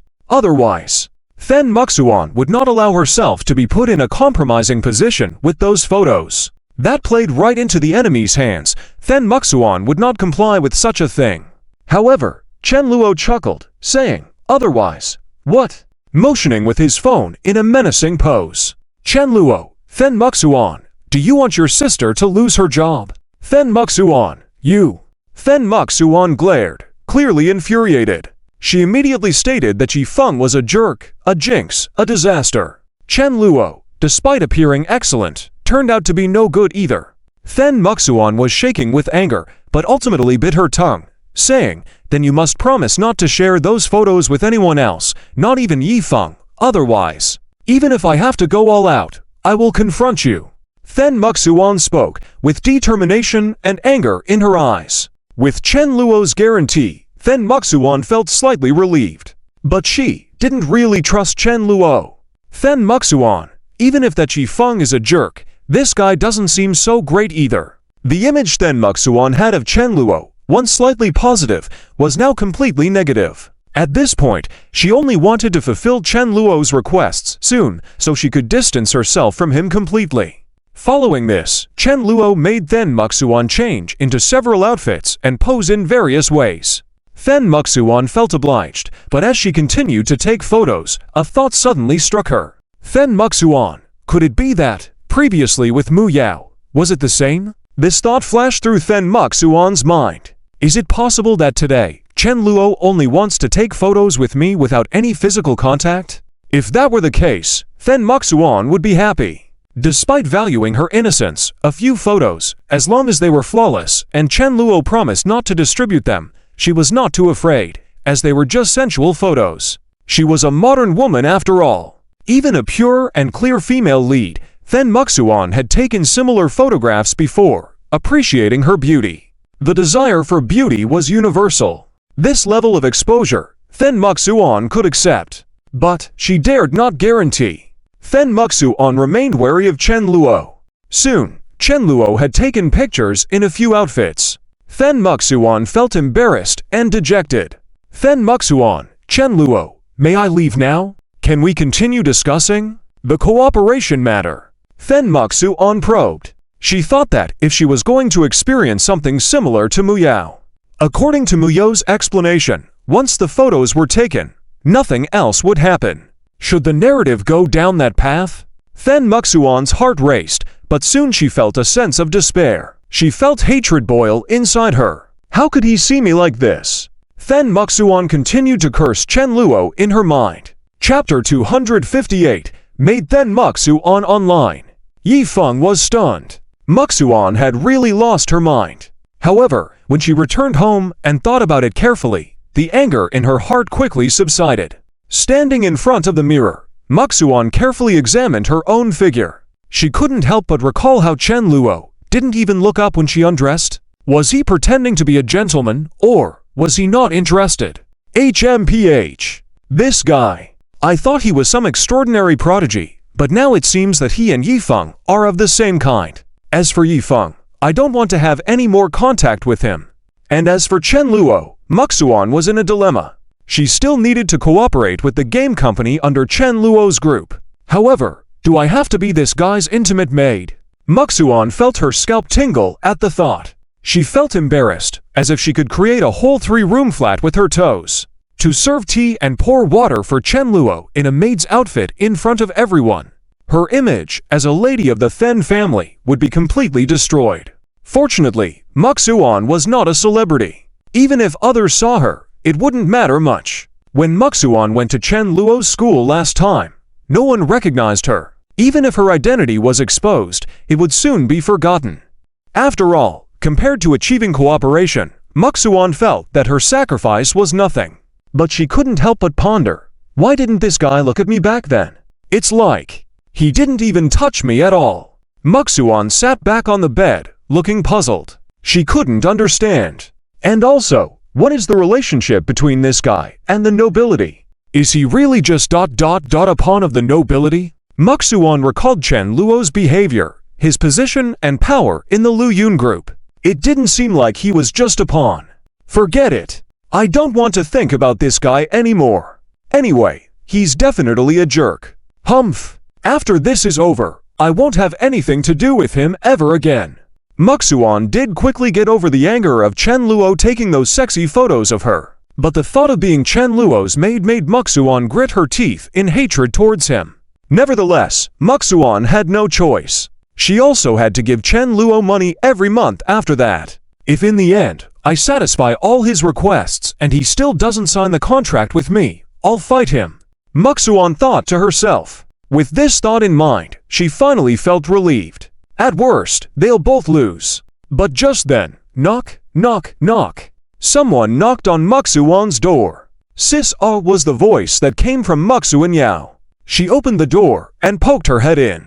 Her expression was full of curiosity. Muxuan looked at her oddly. She wanted to throw a pillow at her. This girl must be here to ask questions. Muxuan Yao, sis, what did you talk to the boss about? He only agreed to give you a chance. Tell me, what price did you pay? Muxuan hadn't thought about it before, but now her maid's affairs had been brought up by Muxuan Yao. She said somewhat annoyed. What does it have to do with you? Weren't you blaming me before? Muxuan also had grievances. She had indeed done wrong before, but not intentionally. And Muxuan Yao, knowing she would eventually be able to return to work, no longer held a grudge against Muxuan. She smiled and hugged her arm, coquettishly saying, Sis, that's all over now. I was also angry. You saw it yourself. Chen Luo seems to be more valuable to us than we thought. I knew it, working under his hand. Sky's the limit. Surpassing you as the family manager will be a piece of cake in the future. Muxuan Yao's words made Muxuan curious for the first time. What do you mean by this? Aren't you just a regular milk tea shop employee working for him? This job doesn't seem to offer much growth potential.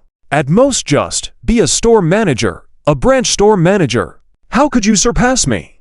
Muxuan thought to herself, working in the family with a salary of tens of millions. Even if she has dozens of branches, her income would probably only be a few tens of thousands because Chen Luo's stores were the real moneymakers.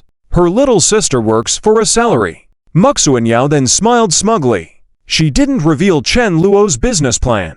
He wants to expand the milk tea time shop chain to tens of thousands of branches. Such news should be kept secret as long as possible. Developing quietly, by the time others realize it, Chen Luo will already be a big shot. That's the way to go. Otherwise, if you broadcast it everywhere, before the development, you might get caught by others from all sides. Muxuan Yao, you'll see in the future Muxuan Yao didn't explain, and Muxuan couldn't get an answer. If she had to, in the future, Chen Luo would give her other jobs. The job as a milk tea shop assistant was just a decoy, a test of her loyalty. But Muxuan also understood that her sister couldn't write code or draw illustrations, not to mention being knowledgeable about games. Wait a minute, isn't the game department just one of the departments under Chen Luo's group? Did Chen Luo have other departments? What do they do? Muxuan suddenly realized this. If it were before, she would have looked down on this. Don't these waste people actually know about these things? But now that she knew that games like Fruit Ninja, Temple Run, and Angry Birds were developed by Chen Luo's company. And now there's this physical business of a milk tea shop. This made Maxuan curious, but she still couldn't get any answers. Asking her sister, she also said she didn't know much. Maxuan Yao really hadn't looked into so much.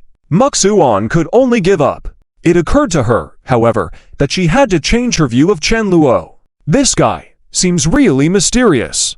Humph. I'll just get to know him a little more. Maxuan Yao's nasty voice returned. Sis, you still haven't told me. What really happened between you and Chen Luo? Maxuan recalled the events that took place in the Hilton hotel room.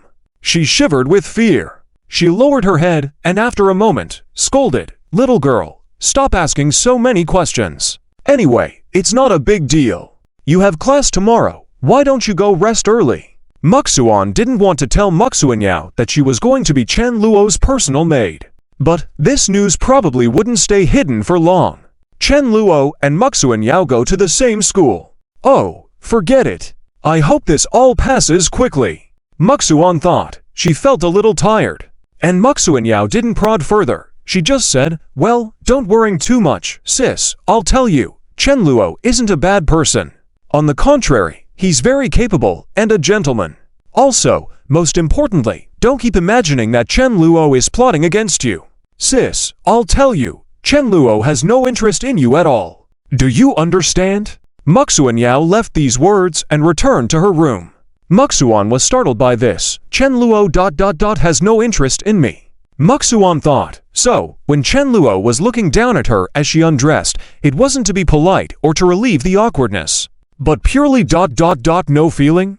Maxuan was very clear that her actions would have elicited very different responses from other men. No, they would have pounced on her long ago. But Chen Luo remained calm, sitting in that chair. Maxuan also felt that Chen Luo was special. If that's really the case, as long as that guy's demands aren't too excessive, HMPH, serving as his maid for a few days won't hurt ... Maxuan felt a mix of nervousness and conflict in her heart. She had trouble sleeping, her mind filled with thoughts of Chen Luo and what would happen next. But eventually, Maxuan fell asleep, sleeping soundly ... As for Chen Wenquan, on his way back, he was actually very puzzled. Because no matter how he looked at it, Maxuan didn't seem like someone who was bullied by Chen Luo. She was even resisting in some way. But Chen Wenquan didn't dwell on it and hoped for the best. The key point was that Maxuan had reported, and perhaps in a few days, they would get an answer. Chen Wenquan had specifically given Maxuan this opportunity. They had almost messed it up. Luckily, Chen Wenquan's feelings towards Yifeng were no longer as favorable. No matter whether Chen Luo is a pawn of the nobility, clearly, it's Chen Luo who values the contact more. Chen Wenquan just felt that Yifeng was definitely going to achieve great success in the future. But he might only be a successful businessman making tens of millions a year. Or maybe, he's as good as Chen Luo. That's already remarkable, starting from scratch. But when compared to the nobility, even if Yifeng made several billion a year in the future, that wouldn't count for much. Chen Wenquan was well aware of the disparity between the two. He also had no intention of having any further contact with Yifeng. Regarding their cooperation, 30 million. Chen Wenquan wanted to laugh. Even if it was over a year, it would only be a little over 3 million. Chen's house and Chen's company had given a one-time offer of 150 million. The difference was simply staggering. Advertising their products in the games developed by Chen Luo's company would be extremely beneficial for the Chen family. Additionally, this matter had been reported to the head of the Chen family, Chen Fugang. But Chen Wenquan didn't mention his own mistakes and didn't tell him about Maxuan's affairs. He just said that the other party was still considering it and might take a few days before giving an answer. Chen's master had further advised that if there was any noble influence behind that company, they must do everything they can to reach an agreement with them. By gaining this cooperation, the Chen family would have a much greater chance of forming relationships with the nobility in the future. Chen Fugang was well aware of the power of the nobility. He had previously had the opportunity to cooperate with some companies with noble backgrounds. He had even seen people from noble families. They were true VIPs. Compared to the Chen family, any family with noble background was far superior. And from his collaborations with those companies before, the Chen family had gained enormous benefits. Rich people not only have good taste, but also a much higher chance of success in their endeavors. Collaborating with big shots was like making easy money. At the same time, Chen Fugung suggested that if necessary, the annual advertising budget for the Chen family could be increased to 200 million. Chen Fugung's words gave Chen Wenquan more confidence. He felt that the matter of the Chen family was over. Afterwards, Chen Luo and Lin Yun went to school as usual. In terms of the company, Chen Luo was also dealing with it. His new movie Charlie's Troubles was released. The response was very good, and Cold Xiaoyuan estimated that the final box office might exceed 1 billion. Chen Luo just smiled lightly. That's a sure thing. This Charlie's Troubles was undoubtedly an excellent domestic comedy. In the novel world too, the box office wouldn't be low. And Chen Luo's fame as a screenwriter had also increased. He thought that for future movies, some could be under another person's name. Just like as a director, Chen Luo had brought in others to film. He himself couldn't do so much work. And putting another person's name there could reduce some socializing. In conclusion, Chen Luo needed more talents to help the company grow. Because Chen Luo wasn't the type of entrepreneur who didn't know anything and had to constantly probe. As a writer himself, he could move forward quickly. And the most suitable talented people were undoubtedly those female leads and some male supporting characters in novels. They had also helped Yifeng a lot. For example, in inviting Kunming Hao, Zhao Lingxi, and others from the original protagonists. But they had refused. Now that there were these two movies, Chen Luo would attempt to actively recruit even more famous actors. Chen thought that he might hire those who had shown up in his school plays for example Gong Haowen, Shang Zong, etc. Chen further thought, what were they supposed to do? Possibly make another attempt to sign those who had previously refused him, especially taking advantage of new fame due to his recent movies. Such recruitment couldn't be put off. Chen also wanted to give an extended support to actresses Zhu Yan and Wang Fanxi, said characters in that film. As for Miao Yi and other actresses of high influence, they'd be picked up later if they refused before. Chen thought, when recruiting celebrities, giving them another chance didn't seem to be the wrong thing to do. But when Chen thought of getting back to the community as swiftly as possible, he had finished the third movie script before Charlie's Troubles was released. Chen already had prepared a script of Shy Fist. This was no different than a cash cow for Chen. He was planning on attaching all lead names, both male and female, on the list. Chen was hoping to find fantastic actors at any cost. As for Yifeng, thoughts of exploiting Muxuan did little to bother him. Rather, he felt of greater positivity when he received good news from Muxuan. He was elated as his relationships with Zhang Wenwen, Lu Ozhuanshuang, and Kong Miaoyi made progress. In addition to that, Muxuan's incoming message spread further joy. Yifeng could feel spring was about to arrive for him. Chen Luo was sent back to the hospital once again, but it's okay. Chen Luo, I'm destined to become someone big, and a small villain like you wants to challenge me. You're dreaming. As Yifeng relied on his robust physique, even if he was turned into a pig head, he was discharged soon after. I am destined for great things. First, I'll win over Muxuan Sis, then I'll continue to court Muxuan Yao, and also Sun Qixia and Zhang Qianchen. I also need to quickly pursue them. Yifeng didn't need to rush. The school sports class, Yifeng arrived at the playground. Coincidentally, Chen Luo was also on the sports field. Yifeng saw Chen Luo and felt a surge of anger in his heart. But he couldn't do anything. Chen Luo, you jerk. You made me lose so much money. Most importantly, I lost so many women. Humph, someday, you will pay the price. Just then, a beautiful shadow appeared before him. It was Zheng Linglong. Yifeng, you must be thirsty, right? Here, this is water I bought for you.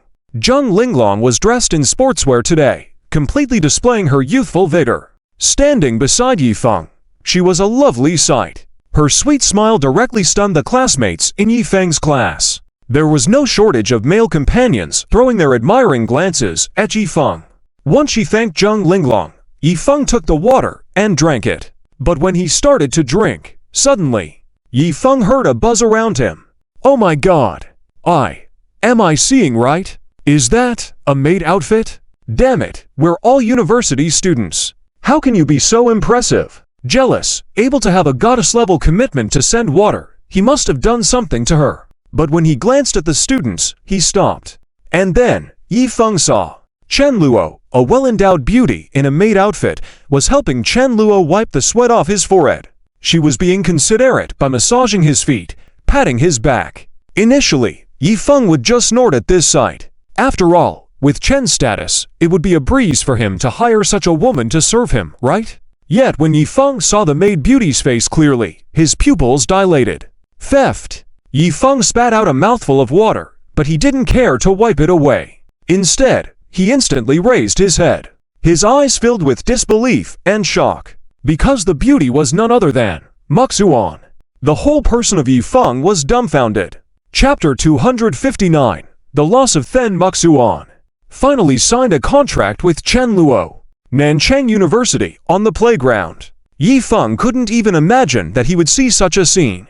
How is this possible? Is that Muxuan's sister? Yi Feng thought he must be seeing things wrong. He rubbed his eyes and took a closer look. What the heck? Yi Feng couldn't help but curse out loud. He was completely dumbfounded. What is going on? How is this even possible? Just a few days ago, wasn't Muxuan's sister disgusted with Chen Luo, feeling extremely repulsed by him? She even said that Chen Luo was gross and made people nauseous. She even had her third uncle step in to rescue Mu Yao's sister. How could this be happening so quickly? Muxuan's sister has become Chen Luo's maid? Even Yi Feng, at this moment, couldn't help but gape. He sighed in his heart. Chen Luo is really out of line.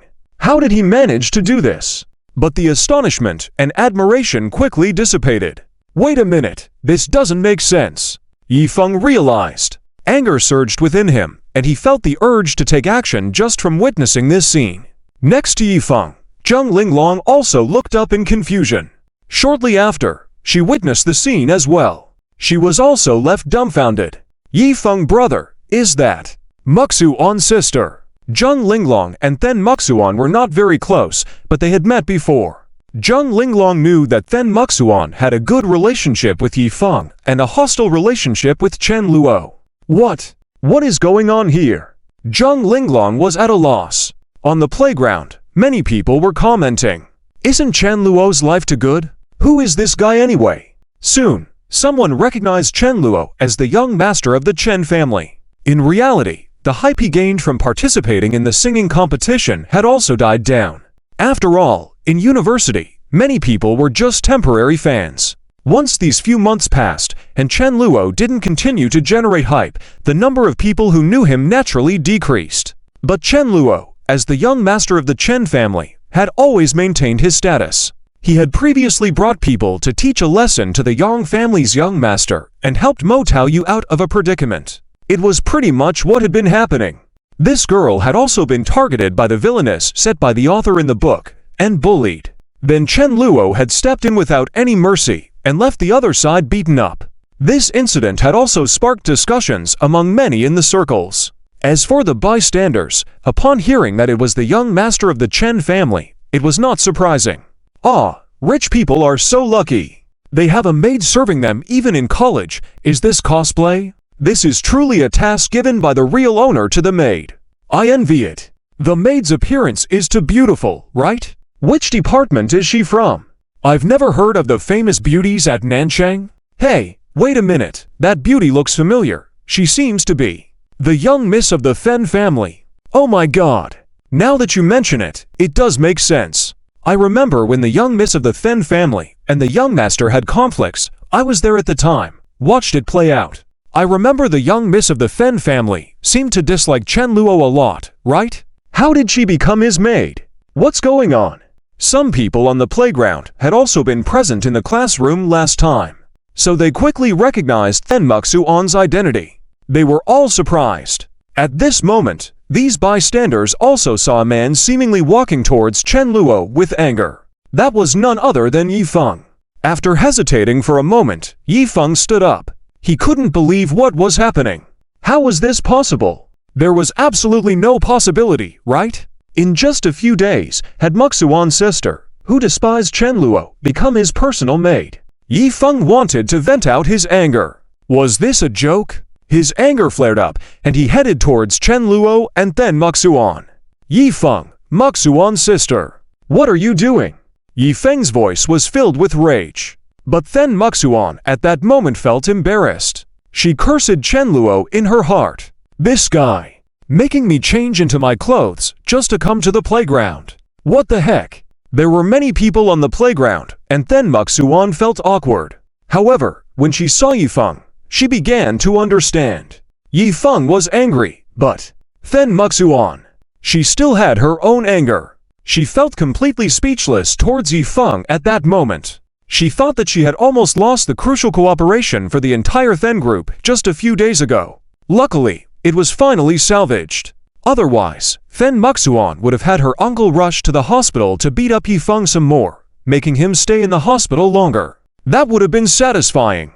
But as Then Muxuan started to ignore Yifeng, he couldn't understand. What the heck? Why isn't Muxuan's sister talking to me? What is going on here? Yifeng raised his head abruptly, his eyes full of bloodshot veins. Yifeng was truly on the verge of collapsing from the situation with Chen Luo.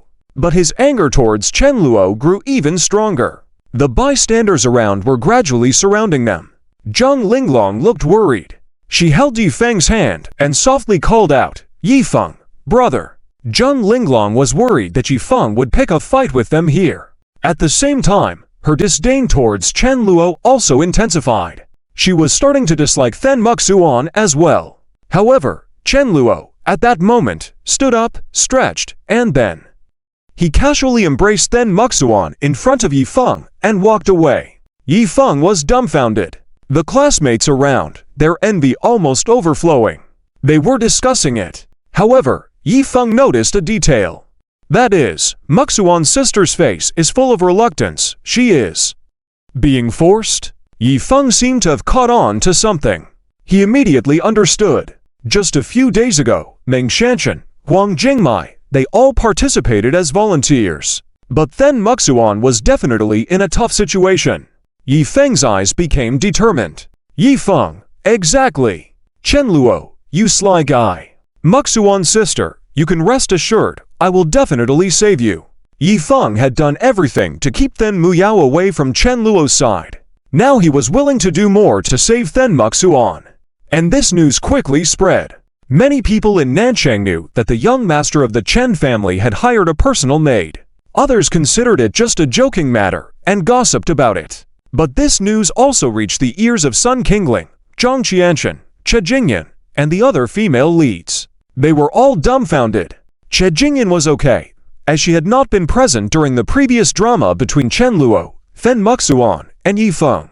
But Sun Qingling and Zhang Qianshan were different. The two of them had genuinely watched how Then Muxuan had criticized Chen Luo to let her sister out of the contract. It had been just a short while, and she had become Chen Luo's maid? These two female leads were left speechless. Li Hongxia, Mu Yao, what happened to your sister? Li Hongxia had also heard about the situation and found Then Muxuan looking curious. Then Muxuan had not expected this either, but she couldn't help but smile. Ha, so this is what sister demanded to do. Ha. Then Muxuan knew that Chen Luo wouldn't excessively mistreat her. Therefore, she remained calm.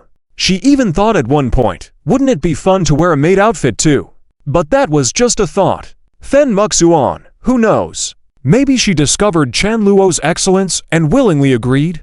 Then Muxuan laughed. Li Hongxia nodded in agreement. She had begun to learn how to serve at Chen Luo's hot pot restaurant and become a qualified waitress. Li Hongxia had experienced it firsthand and felt that the hot pot restaurant would definitely be a success. Initially, she had made a mistake, but luckily, Then Muxuan had helped her, allowing her to seize a financial opportunity. Li Hongxia was looking forward to the day when she would become the manager of Chen Luo's main hot pot restaurant. It was indeed an exciting prospect. And in the following days, Then Muxuan came to school every day, wearing a maid outfit and receiving many strange looks. She even made loving breakfast for Chen Luo. Then Muxuan recorded the whole process as she personally cooked the breakfast. The taste turned out okay. When Chen Luo and Lin Yun tasted it and said it was good, Lin Yun's eyes held an impish glance. She simply said, "Kid, don't mess things up for others." Chen Luo nodded with a smile. Both of them were antagonists. Lin Yun certainly didn't have any sympathy for Fen Muxuan. In her eyes, Fen Muxuan had only received such a punishment, which was already quite lenient. Otherwise, what she had said about Chen Luo before should have been enough for Lin Yun to step in and punish the Fen family. Although with Lin Yun's current power, making the Fen family bankrupt was impossible. But making the patriarch apologize would be a walk in the park. Chen Luo and Lin Yun were teasing Fen Muxuan. Fen Muxuan indeed felt numb, tired, be destroyed. On the 7th day, Fen Muxuan was done. She felt she had almost no energy left. But mainly, it was in her spirit, which had died down every day. Fortunately, this matter had not reached the family or the business community. Fen Muxuan was lucky, and once this situation passed, she would most likely choose to forget these days and pretend nothing had happened. However, Chen Luo's words made Fen Muxuan instantly regain her spirit. Chen Luo, okay, but first sign the contract. Fen Muxuan, contract? What contract? Chen Luo, the contract about your Fen family's advertisement investment in our company's game. Chen Luo's words left Fen Muxuan stunned. She was completely dumbfounded. Fen Muxuan, Chen Luo, what are you talking about? Chen Luo, are you signing it? If not, forget it. Chen Luo didn't have any intentions of being sentimental with Fen Muxuan. His straightforward answer stunned Fen Muxuan, who was caught off guard. She hesitated for a moment before speaking up. Wait, Chen Luo ... How about having a meal together? Fen Muxuan thought it was nice to sign the contract with Chen Luo, and it was a good thing. Demanding a meal seemed normal. Chen Luo, no need. Chen Luo didn't even turn his head and responded bluntly. Fen Muxuan was at a loss. She stood in place, feeling bitter inside. With the contract signed, Fen Muxuan would receive a substantial commission. Although there was the risk of the lowest profit margin, the chances were almost nil.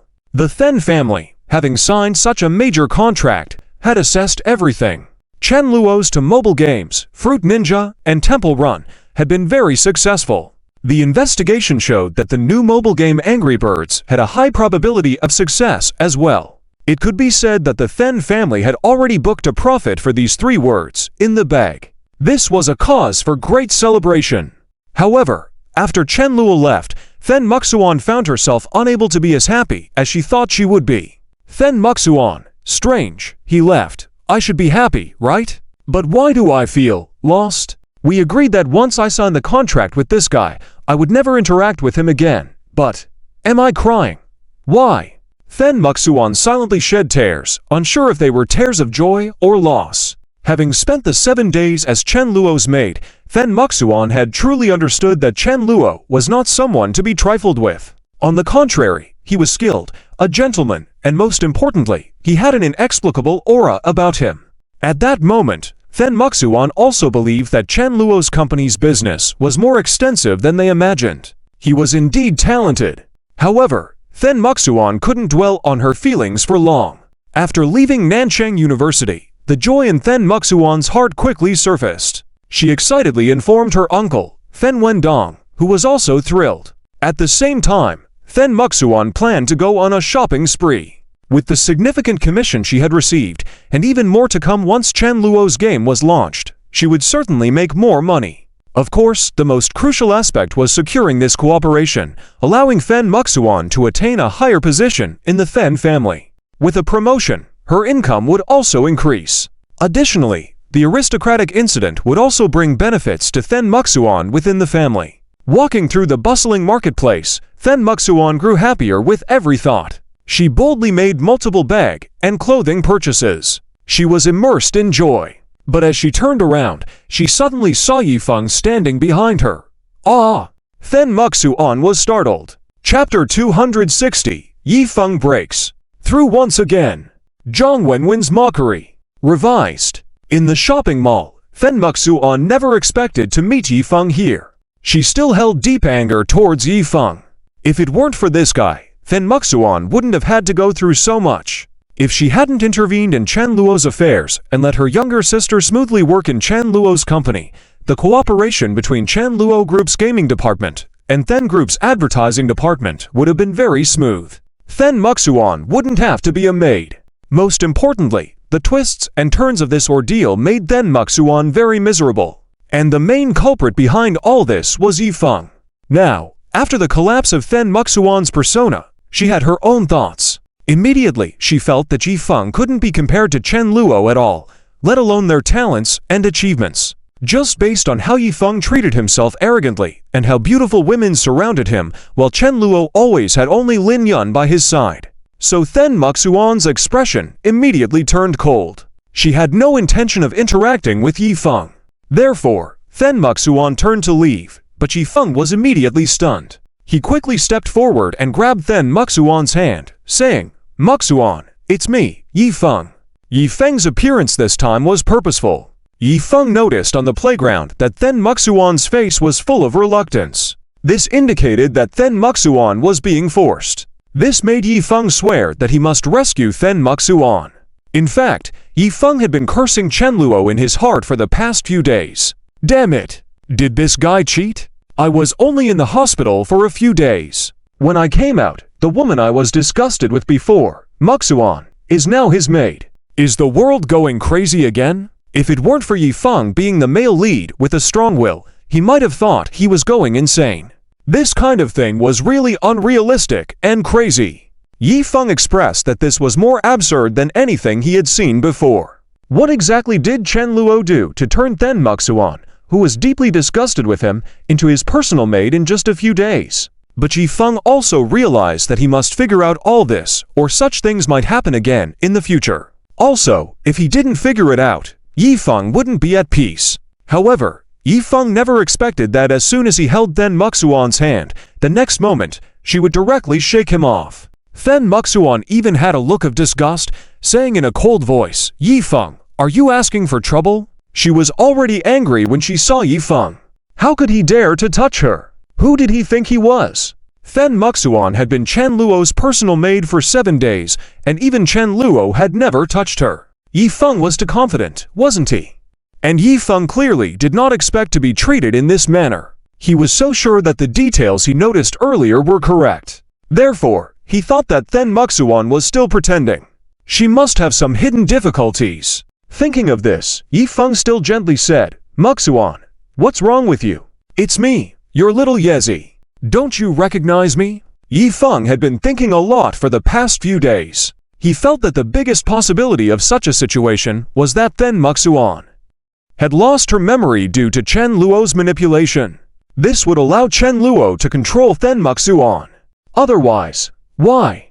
Then Muxuan was the young lady of the Then family, with a status that was in no way inferior to Chen Luo's. She even had an annual salary of millions. How could Chen Luo, a wastrel, possibly make her his personal maid?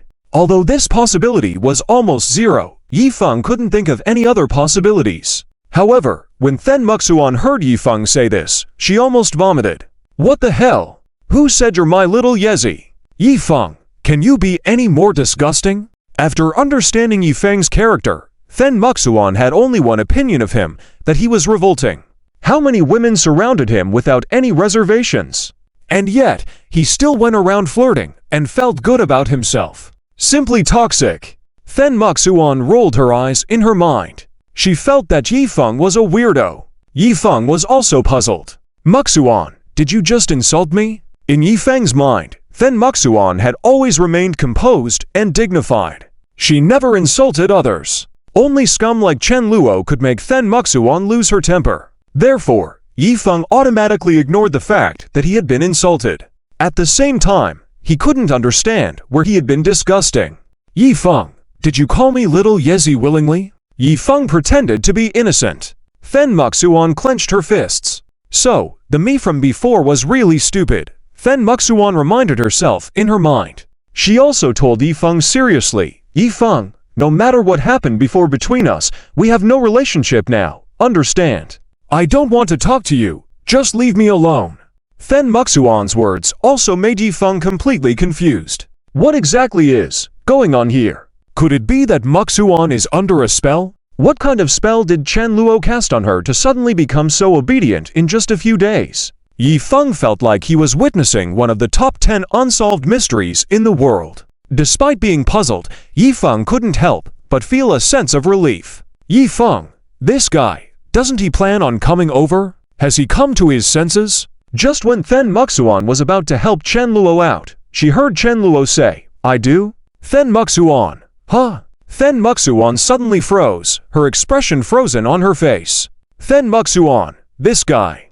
Then Muxuan was furious. Yifeng, on the other hand, was stunned, no longer knowing what to do. Was a talking bulldog? Then Muxuan, you dare talk back to me? Are you trying to push my buttons? Then Muxuan was furious, with her expression turning cold. Then Muxuan, do you really think I'm your sister? Yezi? Yifeng asked innocently.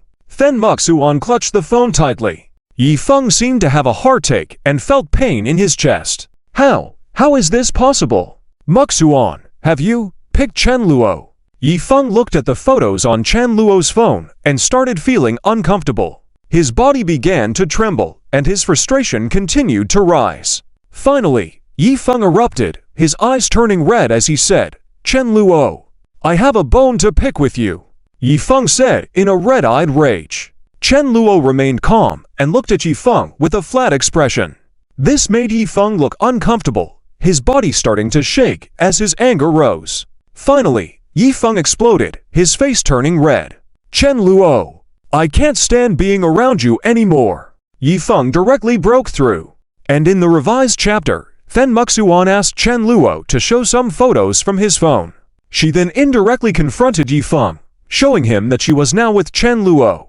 This led to an outburst from Yifeng, expressing his disbelief and anger at the situation. Chapter 261. Then Muxuan's worries. Chen Luo has offended the Zhang family. This behemoth? How unexpected! Yifeng could not have imagined that things would turn out this way. No, I just stayed in the compound. But as soon as I came out, Muxuan's sister, who used to have a good relationship with me, directly became Chen Luo's person. She even, looking at the photos on Chen Luo's phone, Yifeng couldn't even convince himself. Can he really believe that they were just playing a simple game in that hotel? Muxuan dressed so seductively. And in front of Chen Luo, does anything else need to be said? Yifeng is extremely angry at the moment. He can't even count how many female leads Chen Luo has bullied. Meng Shanshan, Chen Ruoxu, Su Qian, Chu Mengxuan, Then Muxuan, Li Hongxia. Now, even Yifeng feels that it's completely impossible for Then Muxuan to fall for Chen Luo. Okay, Chen Luo, you've really impressed me. You're just a small villain, daring to go against me like this. Just you wait, I will make you regret living. Yifeng is completely furious. The look in his eyes towards Chen Luo is full of anger. Muxuan, on the other hand, is indifferent. She feels that, in doing so, Yifeng might let her go. Muxuan recalls the scene where she was entangled by Yifeng earlier. She felt goosebumps all over her body. Well, I'll leave these kinds of sticky situations to others. I don't want to be involved. Chen Luo, on the other hand, is indifferent to all this. On the contrary, he is quite satisfied to see Yifeng seething with anger. Yes, that's it. Yifeng, where's your protagonist's demeanor now? What's wrong? You can't get these women, so now your true colors are revealed. Without the system's help, what are you worth? Chen Luo is well aware that in this cool novel, Yifeng can easily reach the pinnacle of life with the help of the system. That system is simply a cheat, as long as he conquers the female lead and gains points. Yifeng is almost invincible. It's completely unreasonable. Want a song? Just exchange it. Want a well-made movie? If you have enough points, you can exchange for it. Want a game? Exchange it directly. It's almost heaven-defying. But this also made Yifeng show off in the original, all kinds of pretentious. Chen Luo, viewing from the perspective of the villain, naturally cannot accept it. Whether it's Yifeng showing off as the male lead in a cool novel. No matter how cool the villain is, he has to die, right? No matter how beautiful, how aloof, how awesome the female lead is, in the end, she has to be taken into the harem, right? Or is it a problem with Chen Luo's own position now? Chen Luo will break all this and make Yifeng less fortunate. And at that moment, Yifeng seems to have the urge to take action. He clenches his fist, looking at Chen Luo's calm face. Yifeng really wants to give him a punch on that handsome face. That way, he might feel better. But every time Yifeng wants to make a move, he always feels like there's something floating in front of his eyes. Those are cars. There are Maybachs, CT5 South, Porsches. Ever since being rear-ended by Chen Luo last time, Yifeng is really a bit scared. He never expected that Chen Luo still had this trick up his sleeve. In addition, Yifeng also noticed that this Chen Luo is really cunning. He is standing next to Then Muxuan. If I make a move, this trash will definitely use Muxuan as a shield. Humph, shameless. Yifeng has indeed made progress. He is really furious. But in the end, Yifeng manages to suppress his anger. He grits his teeth and says, HMPH, when, let's go.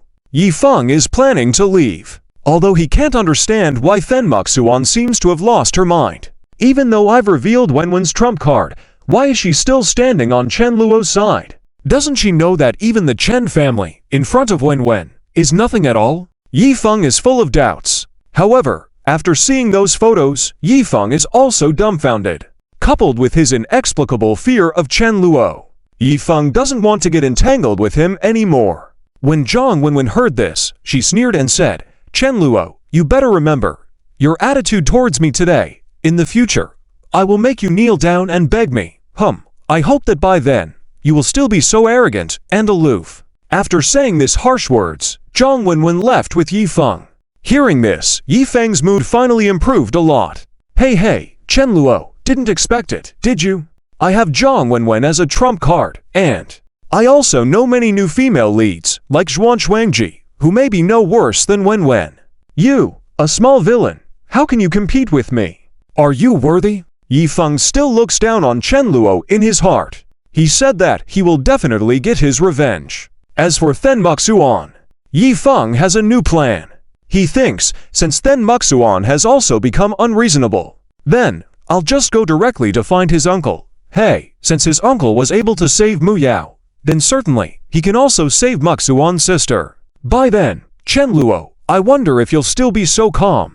Yifeng knows that Mu Yao terminated the contract with Chen Luo because of the intervention of Then Muxuan's uncle. He also understands that Chen Luo doesn't take Zhang Wenwen seriously. Most likely, he doesn't know how extraordinary Zhang Wenwen is. That's right. Chen Luo, a waste who only knows how to have fun.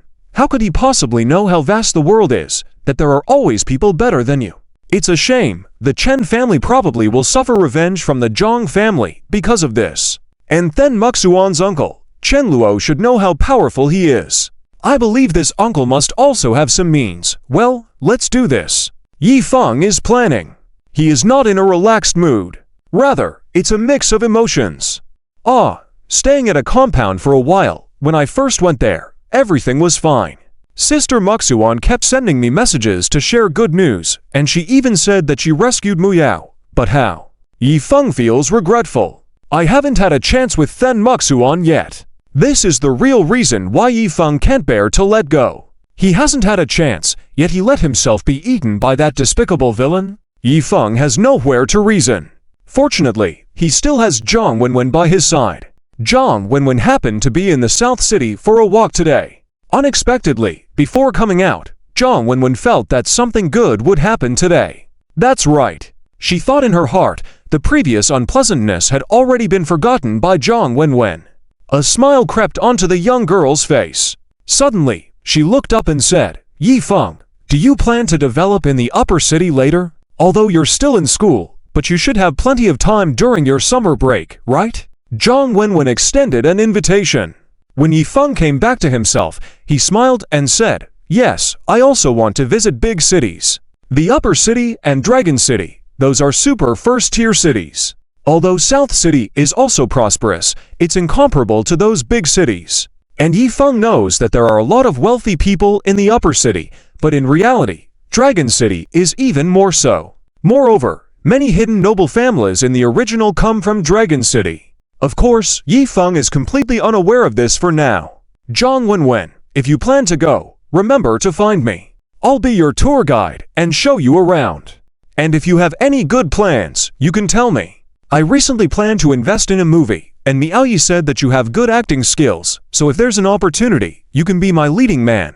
I'm confident that I can make you famous. Zhang Wenwen's tone is playful as she speaks. After hearing this, Yifeng is naturally ecstatic. Yifeng, sure. By the way, Wenwen's sister, I haven't thanked you yet for coming to help me out earlier. Later, I'll treat you to a meal. I know a roadside stall where the fried noodles are delicious. Would you like to try it? Zhang Wenwen's eyes immediately lit up at the suggestion. Zhang Wenwen, sure. I've never eaten at a roadside stall before. My family's elders never allow me to eat at one. I've been wanting to try it, so Yifeng, you must take me. I have many delicious delicacies I want to try. Yifeng, seeing her reaction, feels incredibly content. It's not that he can't afford to eat at high-end restaurants, but street stalls offer better value. With so many women around Yifeng, if he were to take every one of them to high-end restaurants with average prices of over 10,000, even he would find it painful. After all, he recently lost over 2 million, and he doesn't have much cash left. Later on, Zhang Wenwen brings up Chen Luo again. She looks displeased and angry. Zhang Wenwen, that Chen family's young master is really arrogant. I never expected a small Chen family young master to ignore my words and even go against them. When I get back, I will surely have someone teach their entire family a lesson, make them understand my power. When that time comes, Chen Luo better kneel down and apologize to me. Otherwise, I don't mind causing their family to go bankrupt. Zhang Wenwen is speaking out of frustration, but it's also the truth. Asking the elders of the family to take action naturally puts even the Chen family head in fear. Such highly influential figures carry a lot of weight with just a single word. But it's not necessary. After all, no matter what, it's a big family, and it's not some deep-seated grudge. However, if Yifeng needs help, Zhang Wenwen thinks the excuse is worthy of her assistance.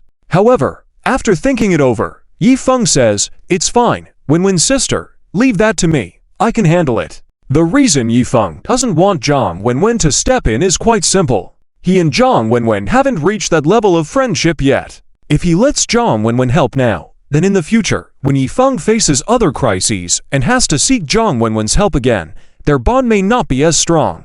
Of course, the most important reason is that Yifeng is a little panicked. Since before, Chu Mengxuan, Huang Jingmai, Then Muxuan, including Mu Yao, have all inexplicably joined Chen Luo's camp. Yifeng feels that Chen Luo is destined to be favored by the heavens, right? Getting every female lead? So, he doesn't want Zhang Wenwen to step in. Yifeng is worried that, if Wenwen goes over, and a few days later, he sees Chen Luo taking those sexy photos of Wenwen, he might really start bleeding on the spot. The blow would be too much for him. When Zhang Wenwen hears Yifeng's words, she blinks her eyes playfully. She appreciates Yifeng's sense of responsibility. In Zhang Wenwen's eyes, Chen Luo is just an ant, easily crushed. But leaving Yifeng to deal with it is fine too. After all, Zhang Wenwen believes that the man she takes a liking to can't be a simpleton. And she believes that Yifeng has that strength. That Muxuan is simply too foolish. Zhang Wenwen sneers at Then Muxuan in her heart, leaving Yifeng, who is so good, to run off and play with that trash Chen Luo. Zhang Wenwen can't understand. However, she didn't expect that where she finds Then Muxuan pitiable, Then Muxuan is also struggling. She had just shown Yifeng those photos in the heat of the moment. However, that woman is the daughter of the Zhang family. Then Muxuan is still somewhat conflicted. This is something she didn't expect.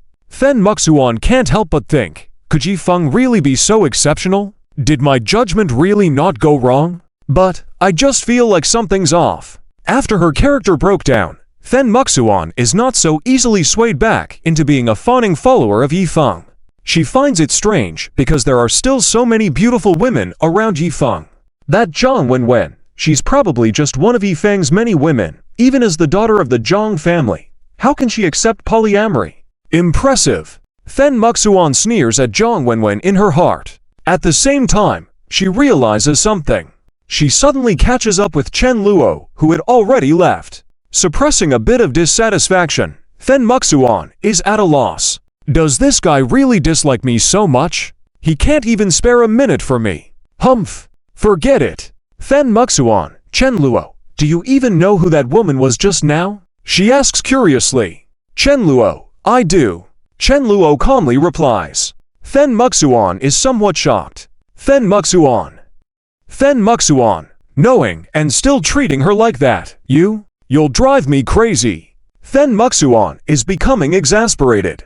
But Chen Luo remains indifferent. Then Muxuan can't sit still. She follows behind Chen Luo. Her brain spins rapidly, and after a long while, she speaks up. Chen Luo, the solution I thought of is to help you inquire. I seem to have some friends who are related to some people in the Zhang family. By then, I'll help you explain and apologize. Maybe they can help out, clarify things with Zhang Wenwen. Then Zhang Wenwen might not bother you again. Then Muxuan's face is full of worrying. When Chen Luo hears this, he just waves it off. No need.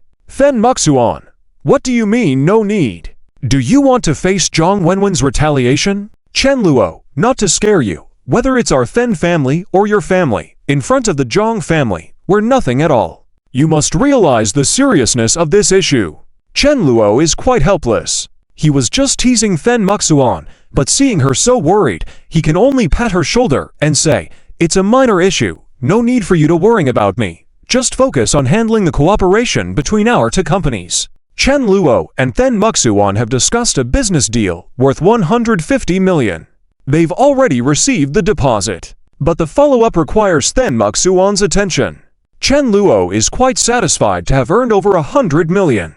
He is in a relaxed mood, but Then Muxuan is still somewhat uneasy. Even though she wanted to continue advising Chen Luo, she heard Chen Luo say directly, get lost. Then Muxuan's anger immediately flared up. Then Muxuan, Chen Luo, you bad guy. Then Muxuan is overcome with anger by Chen Luo's attitude. But in the end, she has no choice. She can only watch as Chen Luo gets into his sports car and drives away. At the same time, in her heart, she thinks, HMPH, this guy. Forget it, if he really runs into trouble with the Zhang family later, I'll help him at any cost, only. Why do I really not want him to get in trouble? Then Muxuan's eyes are filled with a puzzled expression. After a moment, a blush creeps onto her cheeks, and she walks away with a strange feeling in her heart. Chapter 262, Chen Luo Company's Thriving Development. Lin Yun's Initiative Kiss. The change in Then Muxuan's temperament is something even she can't quite explain. At first, she thought that this Chen Luo wasn't a good person. Then Muxuan even thought about staying far away from Chen Luo and Yifeng after the contract was signed. However, after serving as Chen Luo's personal maid for a few days, Then Muxuan felt that Chen Luo seemed quite decent. Even though Then Muxuan was very anxious, she wasn't actually asked to do anything excessive, aside from some social death play. Chen Luo didn't even take advantage of her at all. With a man like that, how could Then Muxuan not see him differently? Not to mention, Chen Luo seemed completely uninterested in her now. Then Muxuan wanted to say, HMPH, if you ignore me, then I'll ignore you. Let's see who can outlast the other. But Then Muxuan was well aware that if she truly ignored Chen Luo, he might actually be pleased. This fact left Then Muxuan feeling complex and unsure. It was her first time being treated like this by a man. Before, it was always other men groveling at her feet. However, Then Muxuan had no choice. Her matters had come to a close. As for the speculation between Chen Luo and the aristocrats, Then Muxuan couldn't get a clear answer. She could only give up. Anyway, the collaboration with that company had been achieved and the money had been transferred. Moving forward, it was important to pay attention to the details. The game would be launched tomorrow. Once it was online, advertising for Sun's products would naturally follow suit. Then Muxuan believed that their advertisement for this game would be very effective. Time flew by. Days passed. During this time, Then Muxu had returned to work at the milk tea shop under Chen Luo's company. She was very happy. Sun Qingling and Zhang Qianshan, the two women, felt a bit uncomfortable seeing Then Muxu so cheerful. Sun Qingling, what's going on with Then Muxu? Why is she so happy being a shop assistant at that Chen Luo's milk tea shop? Has she lost her mind? Zhang Qianshan, I don't know. She used to be so fond of brother Yifeng, but now she seems to dislike him. It's really hard to understand. And what about Li Hongxia? These two women, are they both idiots? Sun Qingling. But why even her sister Then Muxuan? Sun Qingling suddenly said this sentence, leaving Zhang Qianshan momentarily speechless. Zhang Qianshan, I don't know. As soon as Then Muxuan was mentioned, the two of them felt unusual inside. If Then Muxu and Li Hongxia had joined Chen Luo, they could mock them directly. But Then Muxuan used to be on their side. She used to like Brother Yifeng very much and was very repulsed by Chen Luo.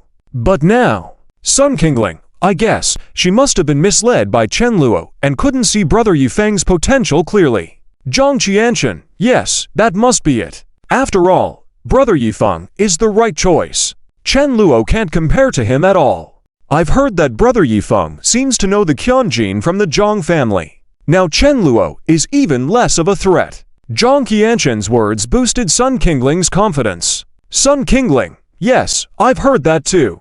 That's the Qian gene from the upper city's Zhang family. Even if the 5 major families come together, they probably can't match her. Brother Yifeng must have the capability change places with Chen Luo, which is no match. Zhang Qianchen, exactly. The two women still dismissed Chen Luo. In fact, they were both puzzled. Why did the female leads like Huang Jingmai, Then Muxu, Li Hongxia, etc. join Chen Luo in succession? Was Chen Luo really a useless playboy? It just didn't seem likely. Unfortunately, these people were all predetermined by the author. Their character setups were fixed until they collapse. Their impressions of Chen Luo were very stereotypical. Even though Then Muxuan suddenly switched sides, she couldn't make them see the truth. On the other hand, Che Jingyan, Su Zuking, and other female leads were developing more favorable feelings towards Chen Luo. Leaving Su Zuking aside for now, she and Chen Luo had little interaction. But Che Jingyan. Previously, Chen Luo had actively approached Che Jingyan, offering to help her invest her 1 million to multiply it several times. However, Che Jingyan stupidly refused. Now she was silently observing. When she discovered that even Then Muxuan could become Chen Luo's personal maid, it became clear to Che Jingyan that Chen Luo was truly capable. Not to mention, he had support from well-known female singers like Su Qian and Chu Mingxuan. Che Jingyan regretted it. But it was too late now. When Che Jingyan approached Chen Luo again, his response was a single word: get lost. Che Jingyan begged, but Chen Luo was unmoved. This made Che Jingyan feel very bitter inside. What was wrong with me before? Why did I have such a strong bias against Chen Luo? Che Jingyan was ashamed. She realized that Chen Luo had no interest in her at all. No matter what conditions Che Jingyan offered, Chen Luo couldn't be bothered. It wasn't until she finally said, "Chen Luo, as long as you can help me, I can agree to anything." Hearing this, Chen Luo calmly looked at Che Jingyan and said, "Is that so? Then come to my company and work as a cleaning lady." Che Jingyan. Ha! Chen Luo didn't say anything more. Che Jingyan suddenly came to her senses and felt extremely painful. After all, she was the eldest daughter of the Che family. Che Jingyan also came from the upper city. Although her status in the family was not high, the Che family's power in the upper city was considerable. In the end, Che Jingyan thought long and hard. She kept weighing her options. Then Muxu, Li Hongxia, Then Muxuan, etc. have all joined Chen Luo. I believe they are not idiots. The most critical point is that I'm losing interest in Yifeng now. I feel like he's a real scumbag. Che Jingyan also regretted her past attachment to Yifeng. Now that she had come to her senses, she realized that she was just one of many in his harem. She was nothing more than a tool for him to use and discard. The more Che Jingyan thought about it, the angrier she became. Finally, she gritted her teeth and said, "All right, Chen Luo, I agree, but you also have to promise me that you can help me." Chen Luo, get lost. Forget it. Chen Luo didn't give Che Jingyan a chance to negotiate. I sincerely came to you last time, and you coldly refused. Now you regret it and dare to bargain with me. Love my *****. Chen Luo didn't give Che Jingyan any face. This made Che Jingyan even more miserable. She suddenly felt pathetic and humble. But there was nothing she could do, so Che Jingyan had no choice but to reluctantly agree. As a result, Chen Luo's company gained another female lead as a cleaning lady. It would be quite explosive to have to goddess-level cleaning ladies in the country. Che Jingyan and Huang Jingmai's beauty was unmatched, even when wearing cleaning lady attire. Especially Che Jingyan, who had a very sexy figure. However, Chen Luo didn't think much about it. He agreed to recruit Che Jingyan for the simple reason that she was a female lead. It wouldn't be bad for Chen Luo to have her help clean the company. Another person in a similar situation to Che Jingyan was Song Xinlin. She had previously rejected Chen Luo and chosen another male lead, Yi Feng. She was also from the upper city and felt regretful, especially when Song Xinlin heard that Chen Luo had released many hit songs. He had written a lot of songs for Xia Qingyu, Zhang Xiaoyu, and others. She even heard that Chen Luo had written songs for some well-known female singers. This bitterness welled up inside Song Xinlin. If only I hadn't rejected Chen Luo back then, how great would that have been? Song Xinlin couldn't understand. For Song Xinlin, if Chen Luo was really a scumbag, a useless playboy, or a bad guy of that sort, then rejecting him was the right decision. As a female lead, she wouldn't accept favors from bad people. However, after observing Chen Luo for some time, Song Xinlin was sure that he was no scoundrel. On the contrary, he was quite good. She had seen Chen Luo quietly enjoying street food and picking up trash to throw in the bin. How could a man with such character be a bad person? For these morally upright female leads like Song Xinlin, Chen Luo's behavior was greatly appreciated. They considered Chen Luo a good man. As a result, Song Xinlin couldn't help but feel uncomfortable. I was so foolish before. Song Xinlin continued to blame herself. Eventually, unable to bear her inner turmoil, she decided to find Chen Luo again. Otherwise, she wouldn't be able to get over the hurdle in her heart. Additionally, Song Xinlin sincerely wanted Chen Luo to help her write a few songs. Chen Luo had written songs for others, and they all flourished. Now that the opportunity was before her, Song Xinlin didn't want to miss out. However, Chen Luo's response was straightforward. Chen Luo, come work as a cleaning lady in my company, and I might consider it. Song Xinlin, Song Xinlin was dumbfounded. Chen Luo remained calm, whether she liked it or not. In the end, Song Xinlin had no choice but to grit her teeth and agree. Thus, Chen Luo's company now had 3 goddess-level cleaning ladies. In terms of singers, there were Xia Qingyu, Zhang Xiaoyu, Wang Zikai, Kong Jian, Su Qian, Chu Mengxuan, and others. In the game sector, there were Chen Ruoxu, Chen Wanting, etc., managing things. For movies and TV dramas, there were Ming Shanshan, Tang Qiao, and others. In addition, there were trainees like Yu Senli, Fan Yingying, Wang Fancy, etc. Of course, there were also those who cooperated but didn't join Chen Luo's company, like Liu Qin, Zhang Yuying, Zi Yajing, and other female leads. Chen Luo's company was currently flourishing. In South City, it could be considered a hegemon. But when looking at the entire country, it was still lacking. It was only relying on a few mobile games, movies, TV shows, and songs to sustain itself. Chen Luo was still far from his goal, the big capitalist, let alone the world's richest person. This position required surpassing numerous major families and aristocrats. However, Chen Luo's company had not been developing for long, so achieving such scale was quite remarkable. The film Charlotte's Troubles caused quite a stir. It had already crossed the billion mark in box office revenue in less than 2 weeks. The film department under the Chen Luo Group was quite robust. In terms of TV dramas, The Return of Zen had been completed and was ready for release. The game Angry Birds was also launched directly. With the success of the first 2 games, the third game easily surpassed tens of millions in downloads upon release. The reputation of the Wind and Cloud studio had also spread.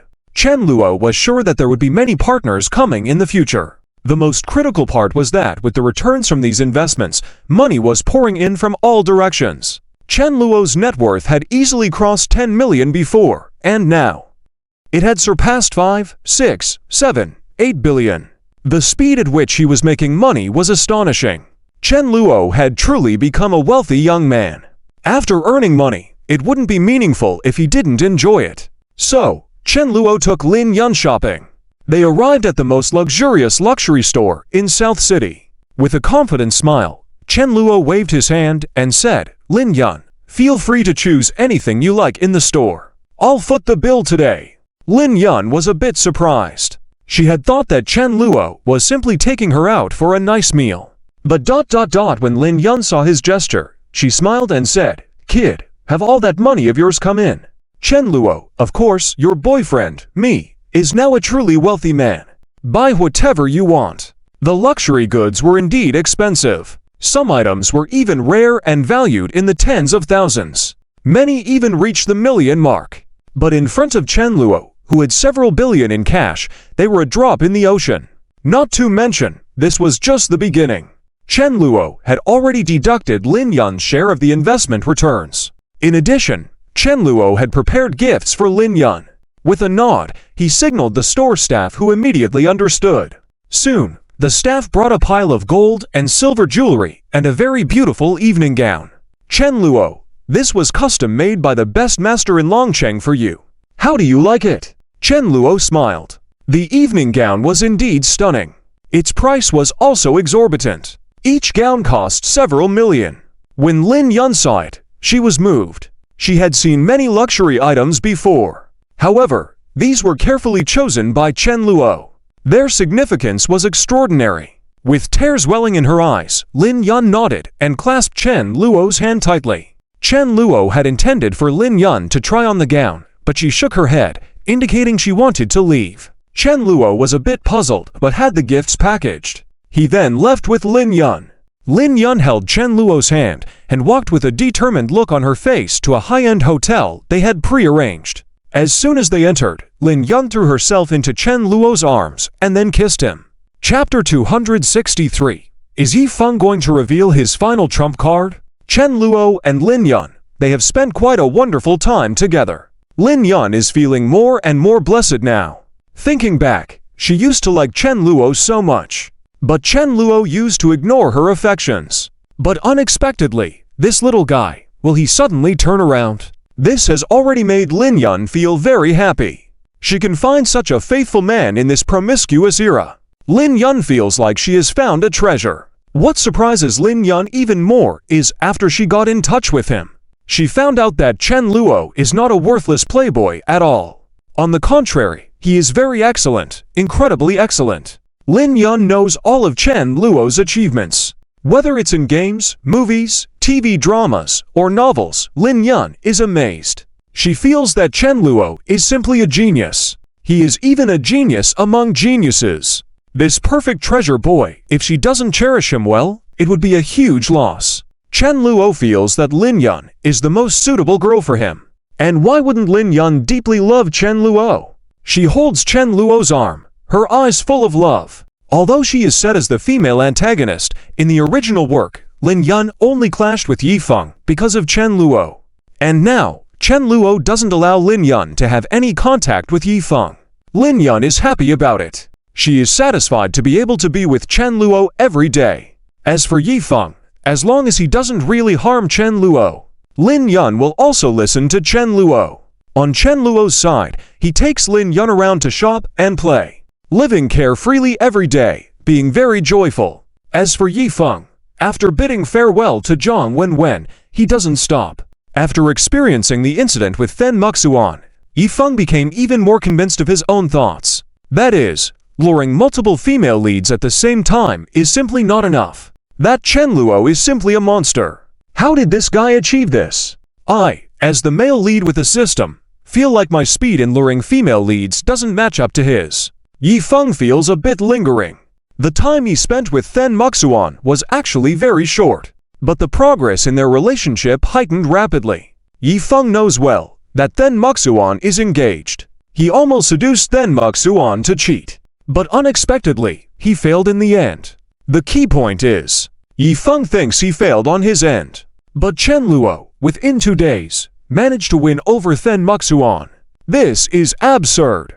Could it be that Chen Luo's charm is greater than mine? Yi Feng couldn't help but think about it, but he quickly denied it. Haha, how is that possible? That Chen Luo, although he is handsome, but with his behavior, how could he make someone like Sister Muxuan on the list of female leads like him? Isn't Chen Luo supposed to be the antagonist young master? How did he capture the hearts of the female leads like this? Yi Feng forces himself to calm down and think. He looks at the information about Chen Luo on the system's list of female leads. The word antagonist is very obvious. This means that Chen Luo should be the same as other antagonists. We're like Guo Weixing, Jian Kun, and Liu Guangliang not good characters. Each of them acts like a fool. A few words easily provoke them to foolishly rush forward, only deserving to be beaten by me. But even if beaten, they only dare to make threats. Why is it different when it comes to Chen Luo? What went wrong here? Initially thinking that he could easily rise to the peak of life as a carefree protagonist, Yifeng did not expect such a huge setback on his path to success. He thought that systemated male leads should be able to dominate effortlessly, with great luck, obtaining anything they wanted. But, in the end, Yifeng also figured out some things. Perhaps, although Chen Luo is arrogant, but on closer inspection, the difference between him and other antagonists is that when facing me, he remains calm. Plus, he managed that company. Could it be that he really has some skills? Yifeng believes that this is impossible. But after experiencing so much, Yifeng has also grown a bit. He has started to use his brain against antagonists. Unfortunately, Yifeng still couldn't let go of his disdain for the antagonists. In the future, I should pay more attention. Perhaps I was too anxious. Just a Chen Luo. He is indeed different from other antagonists, and although he has caused me some trouble, I've also learned a lot from him. But does he really want to challenge me? Yifeng thought that he had Zhang Wenwen, Luo Zhuanshuang, and other female leads he had already met as his trump cards, along with some other big shots. And his confidence has increased greatly. Yifeng also realizes that gradually pursuing several female leads won't work. Now Yifeng is also planning to pursue 10 or even 20 female leads simultaneously. Yifeng carefully observes the female leads' names on the system's list and has already selected some prey. Among them, some are actresses, some are singers, and some are big shots in the gaming world. Originally, they shouldn't have met Yifeng at this time. But Yifeng couldn't wait. If I don't take action now, who knows when these female leads will inexplicably be taken by Chen Luo? That's absolutely unacceptable. Therefore, Yifeng spent points to exchange for the best methods to pursue these female leads. Seeing the standard answers for pursuing them, Yifeng finally smiled. Although he suffered a great loss in this wave, as long as he can earn more points from these female leads, Yifeng wouldn't consider it a major loss. Before, he could easily pursue them without any effort, but now Yifeng has to pay a higher price up front. But there's no way around it. This made Yifeng even more hostile towards Chen Luo. He now sees Chen Luo as his biggest enemy. As for the situation with Fen Muxuan, Yifeng has not given up either. After successfully pursuing to this extent, if he gives up now, it would be a huge loss. Besides, Yifeng claims that he still has a trump card to reveal. Yifeng, hey, Chen Luo, you may have found a way to get Sister Muxuan, but you surely didn't expect that I also have my methods, right? Yifeng plans to go directly to Fen Muxuan's third uncle. If her uncle could rescue Fen Muyao from Chen Luo's hands, he could definitely rescue Fen Muxuan as well. However, what puzzled Yifeng was when he appeared in Fen Wendong's sight, Yifeng suddenly saw Fen Wendong's expression change. Then, while loosening his belt, he quickly walked towards Yifeng. Yifeng was confused, but out of instinct, he still politely greeted him, Uncle Wendong. Hello, it's been a long time. Yifeng resembles a polite male lead, but he didn't expect what happened next. Snap! A whip hit Yifeng's hand. Damn! Yifeng was hit hard instantly. Although his body was enhanced by the system, he still had room to learn about pain. Yifeng had only learned some martial arts. But then Wendong acted decisively. His father's revenge had not yet cooled off, so he resorted to such measures. Fen Wendong had planned to use this move against Chen Luo. He wanted to teach this little brat a lesson for his father's sake, but he later refrained from doing so. He also felt a bit frustrated. What was going on? And Fen Wendong was well aware that all of this was caused by the little brat named Yifeng. Thus, this move landed on Yifeng. You little brat, how dare you come to my Fen family? Watch me teach you. Fen Wendong still had a bad temper. Although he appreciated Yifeng earlier, the thought of almost losing a business worth hundreds of millions due to this little guy made him share some harsh words. And Yifeng had instincts for a counterattack. But he thought about who it was, Fen Muxuan's uncle. Yifeng's sense of righteousness also stopped him. These conflicting thoughts were tormenting Yifeng's mind. In the end, he caught Fen Wendong's belt. His hand was already red from the whip's impact. Yifeng, wait, Uncle Wendong. What is this all about? Yi Feng was about to inquire about the reason, but didn't expect this. Snap! Then Wendong's belt, which was caught by Yi Feng, was dropped. His other hand rose without hesitation. A slap hit Yi Feng's face, turning it red.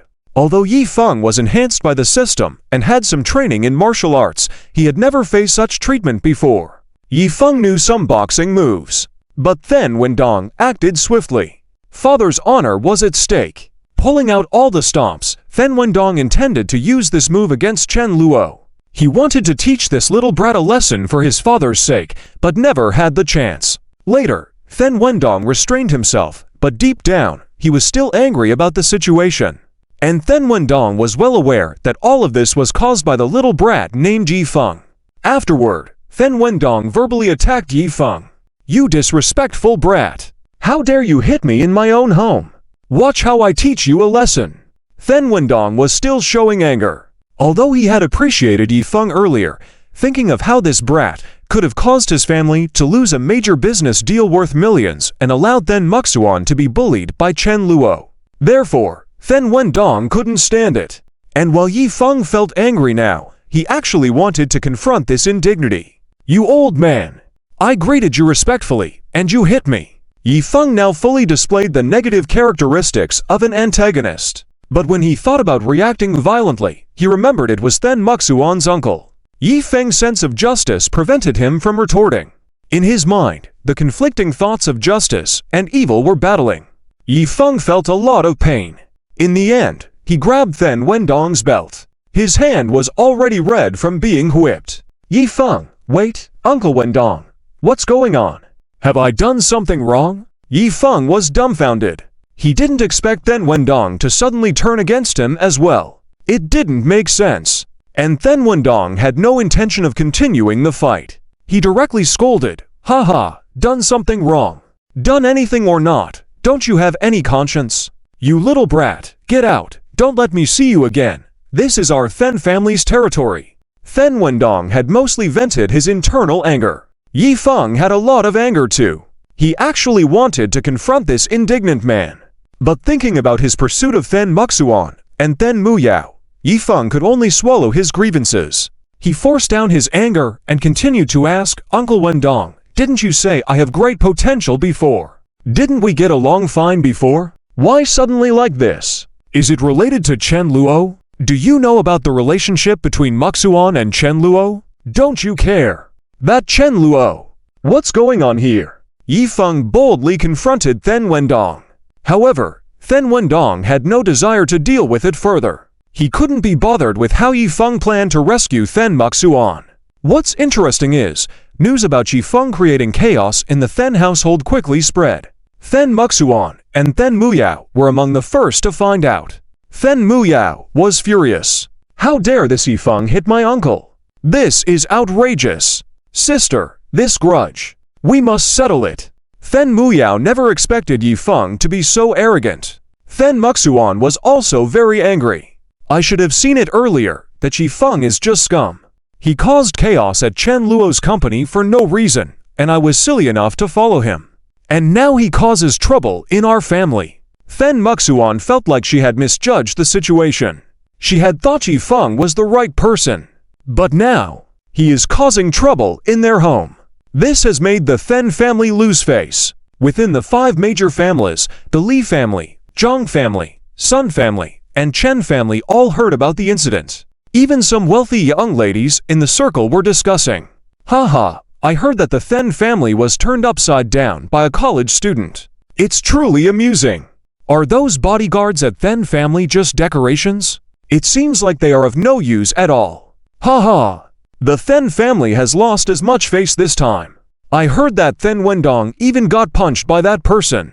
Theft, being hit by someone in your own home. Then Wendong shouldn't even bother mixing in society from now on. He's a waste." Upon hearing these comments, Then Wendong became even more furious. The Then family members were also very angry. Then Muxuan and Then Muyao initially intended to take action against Yi Feng. But then Wendong said he would handle the matter and asked others not to get involved. The 2 girls could only let it go. However, the disdain for Yi Feng in their hearts had reached its peak. Then Muyao Is Yifeng insane? How dare he disrespect our Then family like this? Disgusting! Then Muxuan, hey, Yifeng, you wait for me. I will remember this grudge. However, the Then family members had no idea that after leaving the Then family, Yifeng went to the southern city park. He intended to reveal his strongest trump card against Chen Luo, aided by the Then family, to aid against Then family master Then Fugung.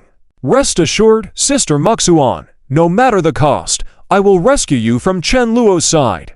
Trust me. Yifeng took a deep breath, feeling the heavy burden on his shoulders. Little did he know that his actions would bring great disaster to the Then family. Chapter 264. Yifeng's Devious Scheme. Will Master Then go after Chen Luo? To be honest, if Then Muxuan knew about Yifeng's actions, she would definitely feel chills down her spine. Damn, is this guy toxic? We have a good relationship, so why are you meddling in my affairs? Then Muxuan would feel like she's incredibly unlucky. But unfortunately, Then Muxuan is unaware of this. She thought that things between her, Chen Luo, and Yifeng had already ended. Then Muxuan thoroughly dislikes Yifeng, but she has not developed feelings for Chen Luo. She truly admires Chen Luo, especially after his game releases. Then Muxuan can see clearly now. She immediately realizes how exceptional Chen Luo is. Just the games he has created are far superior to Yifeng's. In conclusion, Then Muxuan's life has become busy and exciting once again. She is no longer a brainless follower of Yifeng, her mind no longer filled with thoughts of Yifeng. Instead, she has her own things to take care of. Then Muxuan begins handling the family's business. After signing a lucrative contract, Then Muxuan's status in the family rises. Naturally, her responsibilities increase. Then Muxuan believes that this change is not a bad thing. Initially, she had a strong career-driven mindset similar to Du Qingku and Leng Xiaoyan. Thinking about Du Qingku and Leng Xiaoyan now working for Chen Luo, Then Muxuan is surprised. This Chen Luo is really something. I wonder if he has close ties to the nobility. Then Muxuan is aware that even if Chen Luo has a close relationship with the nobility, it would be extremely fortunate for the Chen family. With Chen Luo being the young master of the Chen family, any help from the nobility would quickly elevate Chen Luo. Then Muxuan believes that Chen Luo is just a pawn of the nobility. After some contemplation, Then Muxuan quickly becomes busier once again. Days pass and things within Chen Luo's company are running smoothly. Under the management of Du Qingku, Leng Xiaoyan, and Gu Menyan, Chen Luo's company is thriving. Additionally, wealthy daughters from influential families like Then Muxuan and Li Hongxia are also working for Chen Luo. Surprisingly, even Guo Weixing and Qian Kun are now serving as security guards for Chen Luo. Consequently, more and more antagonistic young masters flock to work for Chen Luo.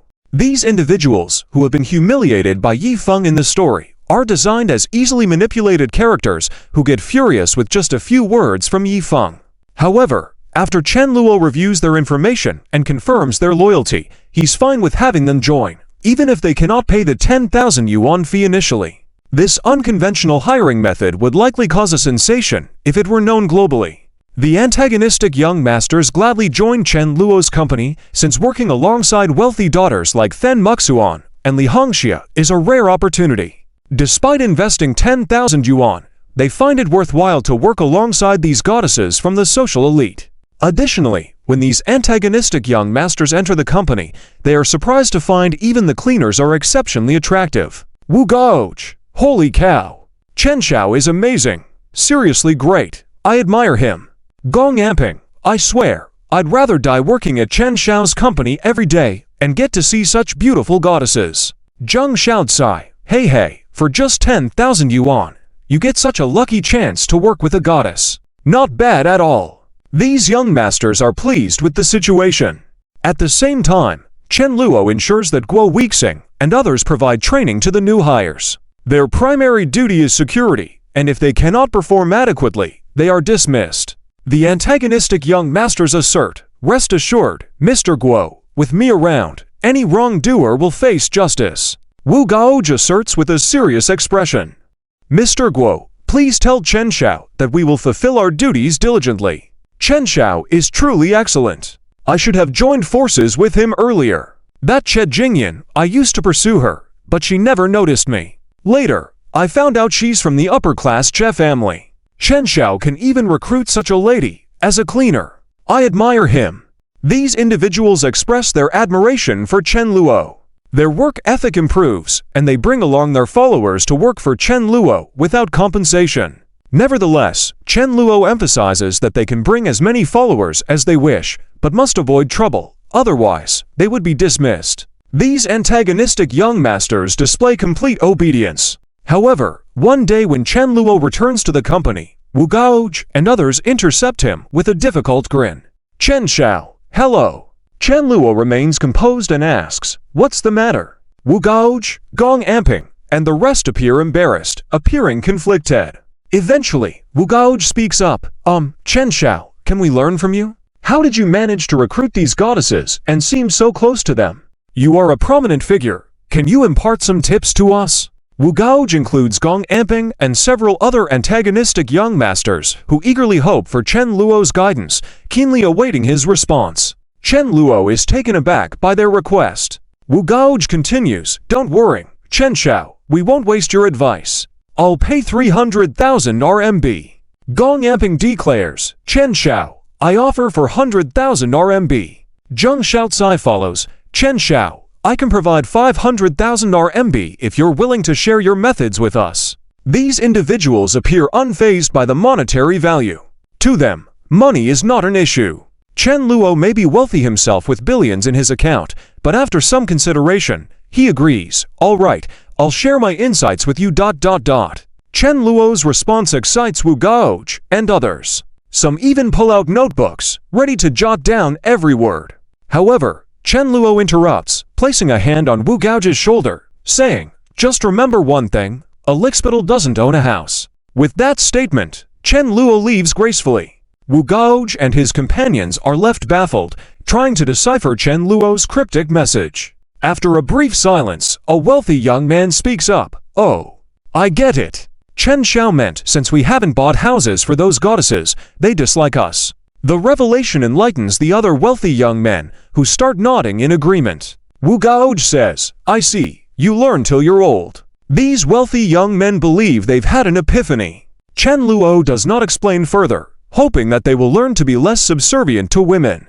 By being Sigma men, they could avoid such troubles in the future. Nevertheless, Wu Gaozhi and others have truly become Chen Luo's followers. This elevation in status within the wealthy circle of South City makes Chen Luo more respected. Meanwhile, Yi Feng has successfully found Master Then Fugung of the Then family. At this moment, Master Then Fugung and Yi Feng have a friendly relationship, similar to the author's design.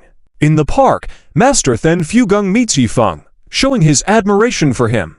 Hey, little Yuzi, come.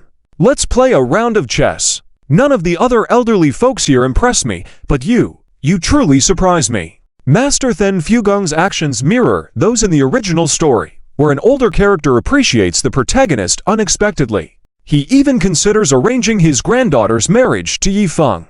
This narrative is common in many web novels, where the protagonist's charm wins over the older generation.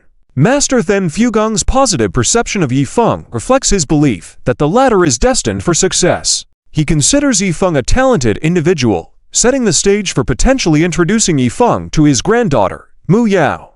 However, Master Fugung is unaware of Yi Feng's entanglements with other women, a facet overlooked by the author. Yi Feng is deviously pleased with Master Then Fugung's unexpected admiration, viewing it as an opportunity to exploit. Master Then Fugung, oh, little guy, I've lost. You, at such a young age, possess such excellent chess skills, truly impressive. To Yi Feng's surprise and relief, Master Then Fugung's demeanor remains unchanged. Yi Feng warily reveals his plan, seeking Master Then Fugung's assistance in resolving issues within the Then family. Master Then Fugung's initial shock turns to thoughtful consideration as Yi Feng recounts the discord within the Then family, particularly regarding Mu Zhuan and the incidents involving Chen Luo. Enraged by the impropriety of Mu Zhuan showing compromising photos to Yi Feng, Master Then Fugung condemns the actions of the family members involved. This revelation incites Master Then Fugung's wrath, prompting him to take immediate action to rectify the situation and defend the family's honor.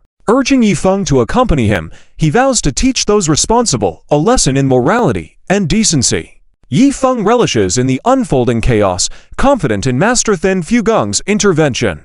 As Master Then Fugong, a respected figure in the wealthy community, confronts the Chen family, Yifeng anticipates a public scandal involving Chen Luo. Chapter 265. The Despair of Then Muxuan. Did Yifeng's scheme succeed? Yifeng now deeply hates Chen Luo to the core. If he cannot successfully suppress him once, Yifeng will never feel at ease. For this goal, he is willing to do anything, even resorting to unethical methods resembling those of a villain. Yifeng no longer cares. He is becoming obsessed. I must make Chen Luo pay the price. Yifeng clenched his fists, his eyes blazing with anger. Meanwhile, Then Fugong quickly returned to the Then family. As soon as he arrived, he called Then Wang and Then Muxuan over. Both were a bit confused, but when they arrived at the main hall and saw the old master with Yifeng, they instantly became furious. You dare to show up again? Last time, you caused chaos in our Then family. You have some nerve. Old Nine, all of you, teach this kid a lesson. Then Wang immediately ordered. The bodyguard, Old Nine, was ready to act. Then Muxuan was also very angry. But upon seeing her grandfather with Yifeng, she felt puzzled. What is the relationship between my grandfather and this guy? Then Muxuan was still trying to make sense of it. However, just as Old Nine was about to strike, Then Fugong intervened. How dare you? Insignificant fool, get lost. His words left Old Nine stunned. Then Wang was also taken aback. He quickly said, Dad, what are you doing? This kid almost tarnished the reputation of our Then family. Then Wang's gaze towards Yifeng was filled with hatred. Indeed, not only the reputation of the Then family was at stake, but even a previous business deal of Then Muxuan had almost fallen through because of Yifeng. To the Then family, he was like a jinx. However, Then Fugong coldly said, tarnished our family's reputation. Wang, when did you become so confused? What do you mean by our family's reputation being tarnished? Young Yifeng was helping us, can't you see that? How can you be so foolish? Don't you understand this simple truth?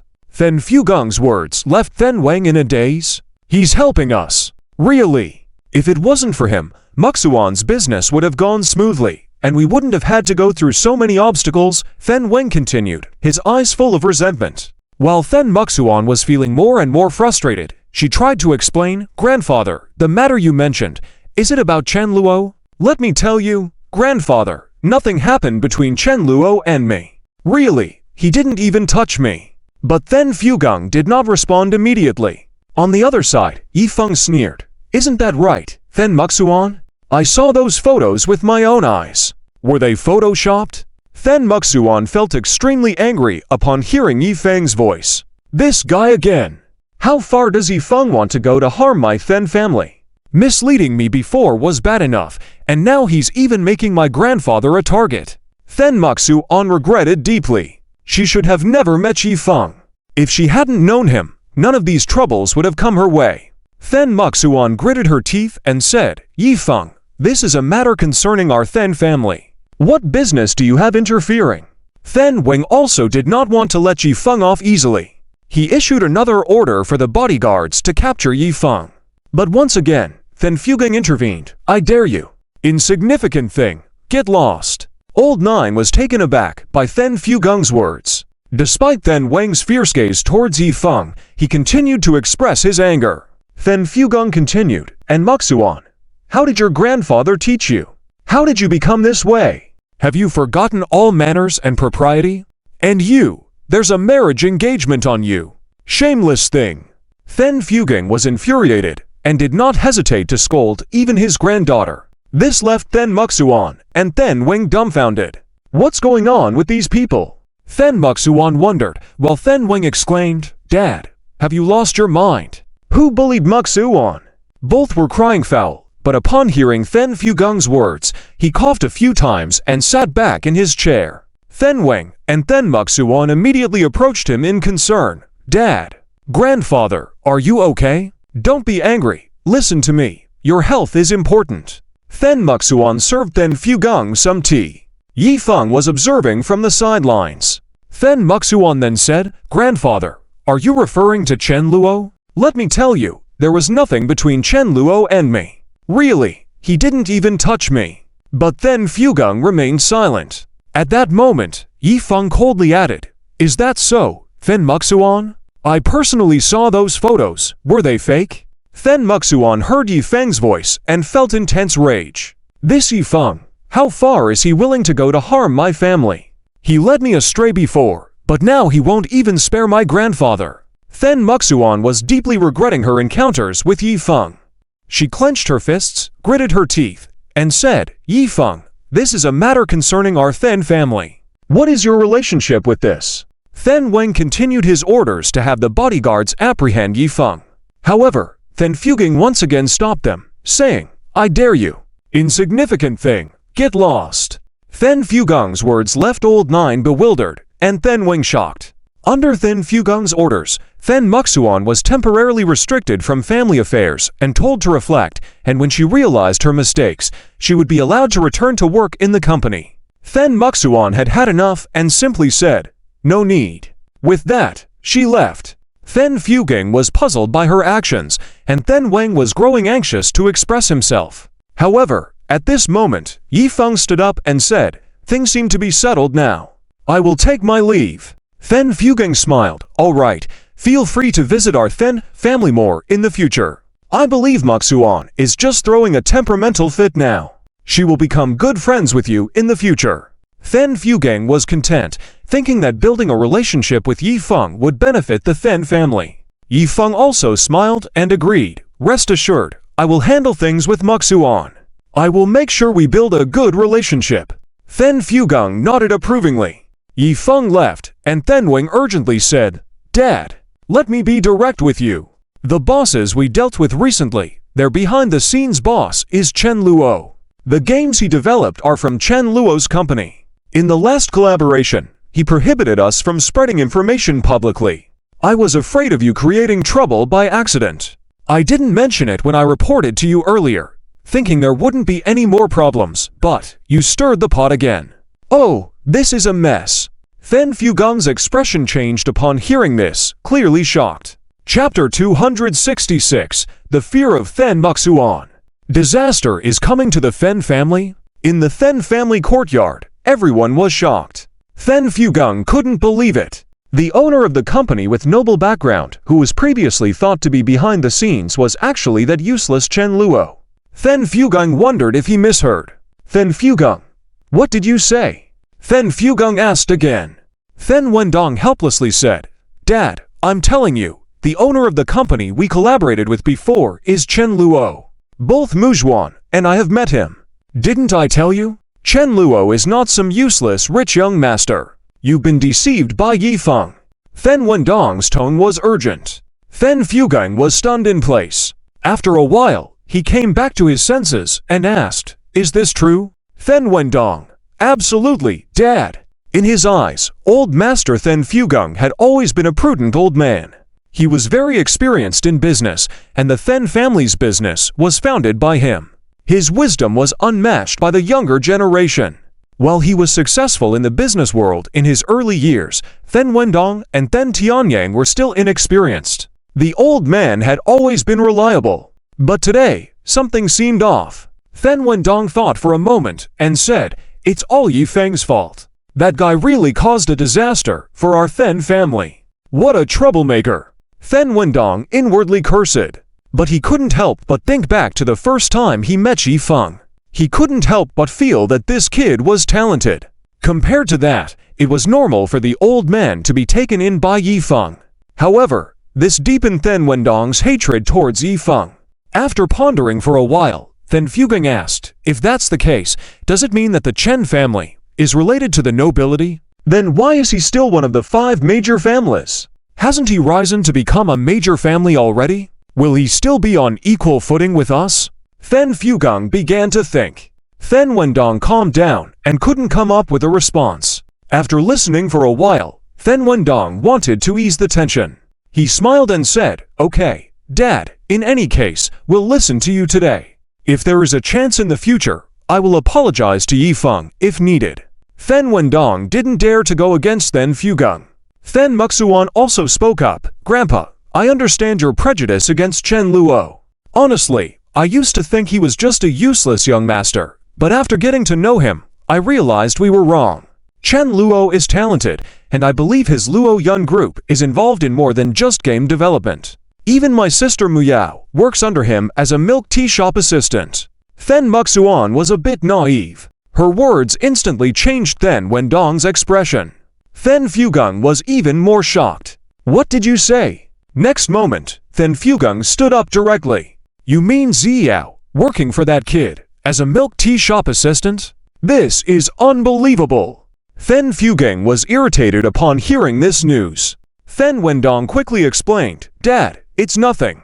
Ziyao just wanted to try it out. I was angry at first, but then I realized it could be a good experience for her to work and understand the hardships of life. Then Muxuan had realized her mistake and added, Grandpa, Ziyao's experience is positive. She seems happier than before, and taking initiative to work is a good thing, right? Then Fugung wasn't pleased and kept taking deep breaths. However, when he heard Then Muxuan criticizing Yifeng, Then Fugung was displeased. You don't know anything. Yifeng's potential is unmatched. Didn't I tell you? He developed for popular games on his own and earns at least $1 million a month. With Yifeng's speed, he will surpass you in less than 2 years. Then Fugung spoke with confidence, showing his support for Yifeng. Then Muxuan then challenged Then Fugung's argument by pointing out Chen Luo's achievements. This marked a turning point for her character as she no longer blindly favored Yifeng. However, Then Fugung remained biased against Chen Luo, dismissing his accomplishments and expressing his intention to confront Chen Luo and his father. Then Wendong, having witnessed the situation, was compelled to comply. He tried to calm the situation and reasoned with his father. However, his father's sudden decision to take matters into his own hands shocked him and Then Muxuan. They were not prepared for the consequences of their grandfather's actions. As the tension escalated, Then Muxuan and Then Wendong were left in shock and confusion, unable to comprehend their grandfather's actions. In the end, they could only follow his lead, despite their apprehensions. The unexpected turn of events left Then Muxuan and Then Wendong feeling overwhelmed and unsure of what the future held. Chapter 267. The Panic in Then Muxuan's Heart. The fear of Chen Luo reaches its peak.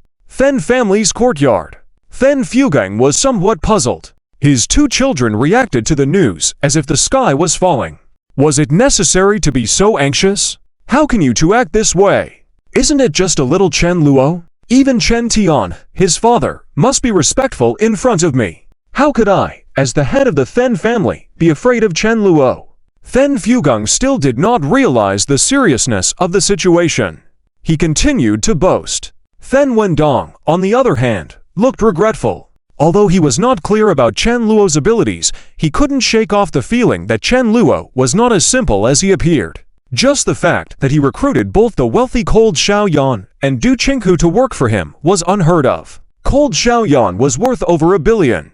Why would such a wealthy person willingly become Chen Luo's assistant secretary? It was unheard of. From this perspective, Chen Luo was nothing like the pampered aristocrats. That was why Then Wendong did not want to provoke Chen Luo. It was unnecessary. If Yifeng had potential, why couldn't Chen Luo have it too?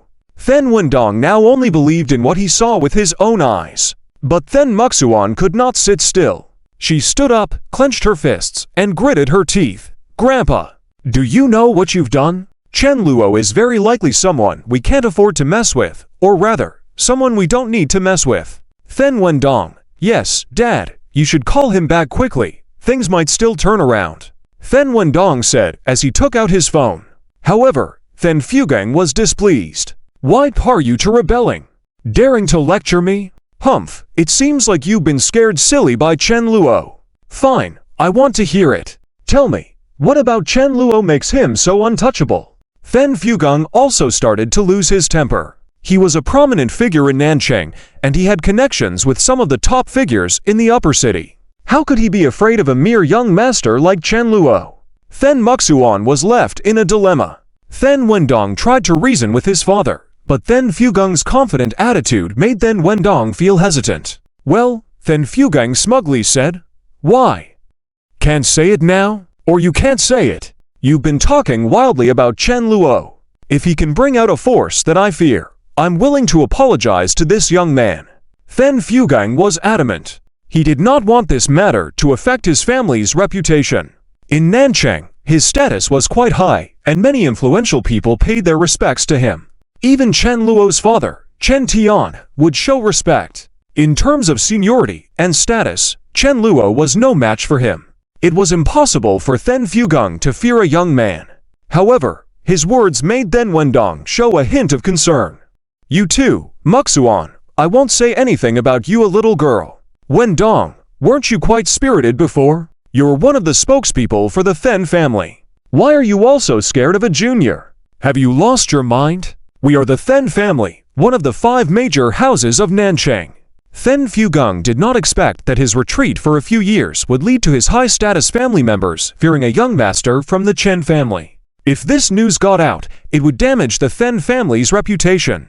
In Nanchang, he had powerful connections from his past, even if they weren't as strong now. He still knew them, and if necessary, he could reach out to them. With this advantage, Then Fugang's position in Nanchang was unshakable. Seeing the 2 younger family members falter in front of him, he couldn't find the right words to speak. He just gave a cold snort. "You too, I won't even talk about Muxuan, a little girl.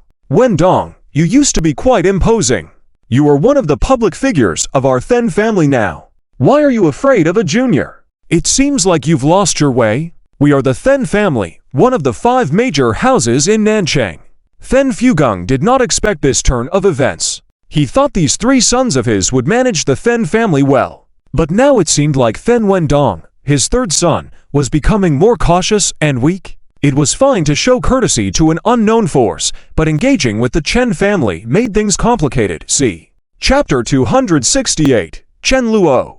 It's getting cold. It's time for the Then family to go bankrupt. Then Muxuan's astonishment. Chapter 268, Chen Luo. It's getting cold. It's time for the Then family to go bankrupt. Then Muxuan's astonishment. Then Muxuan didn't expect to see Chen Luo at this moment. Her expression was strange. However, Chen Luo just gave her a calm glance and walked inside without even saying hello. This made Then Muxuan immediately feel dissatisfied. She pursed her lips and called out, "Chen Luo." This time, Chen Luo turned back. "Chen Luo, is there something you need?" Chen Luo's attitude was very indifferent.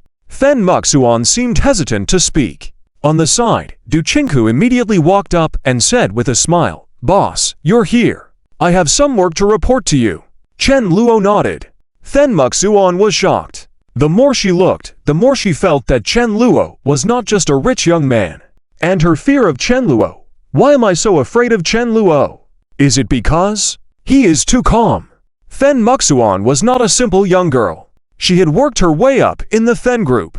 Although she was the daughter of the Then family, her position in the company was not that high. She couldn't call the shots or act recklessly. Otherwise, Then Muxuan wouldn't have placed so much importance on her collaboration with Chen Luo. Though the rules of the Then family were not as strict as those of the Che family, they would not let a useless daughter sit in a high position.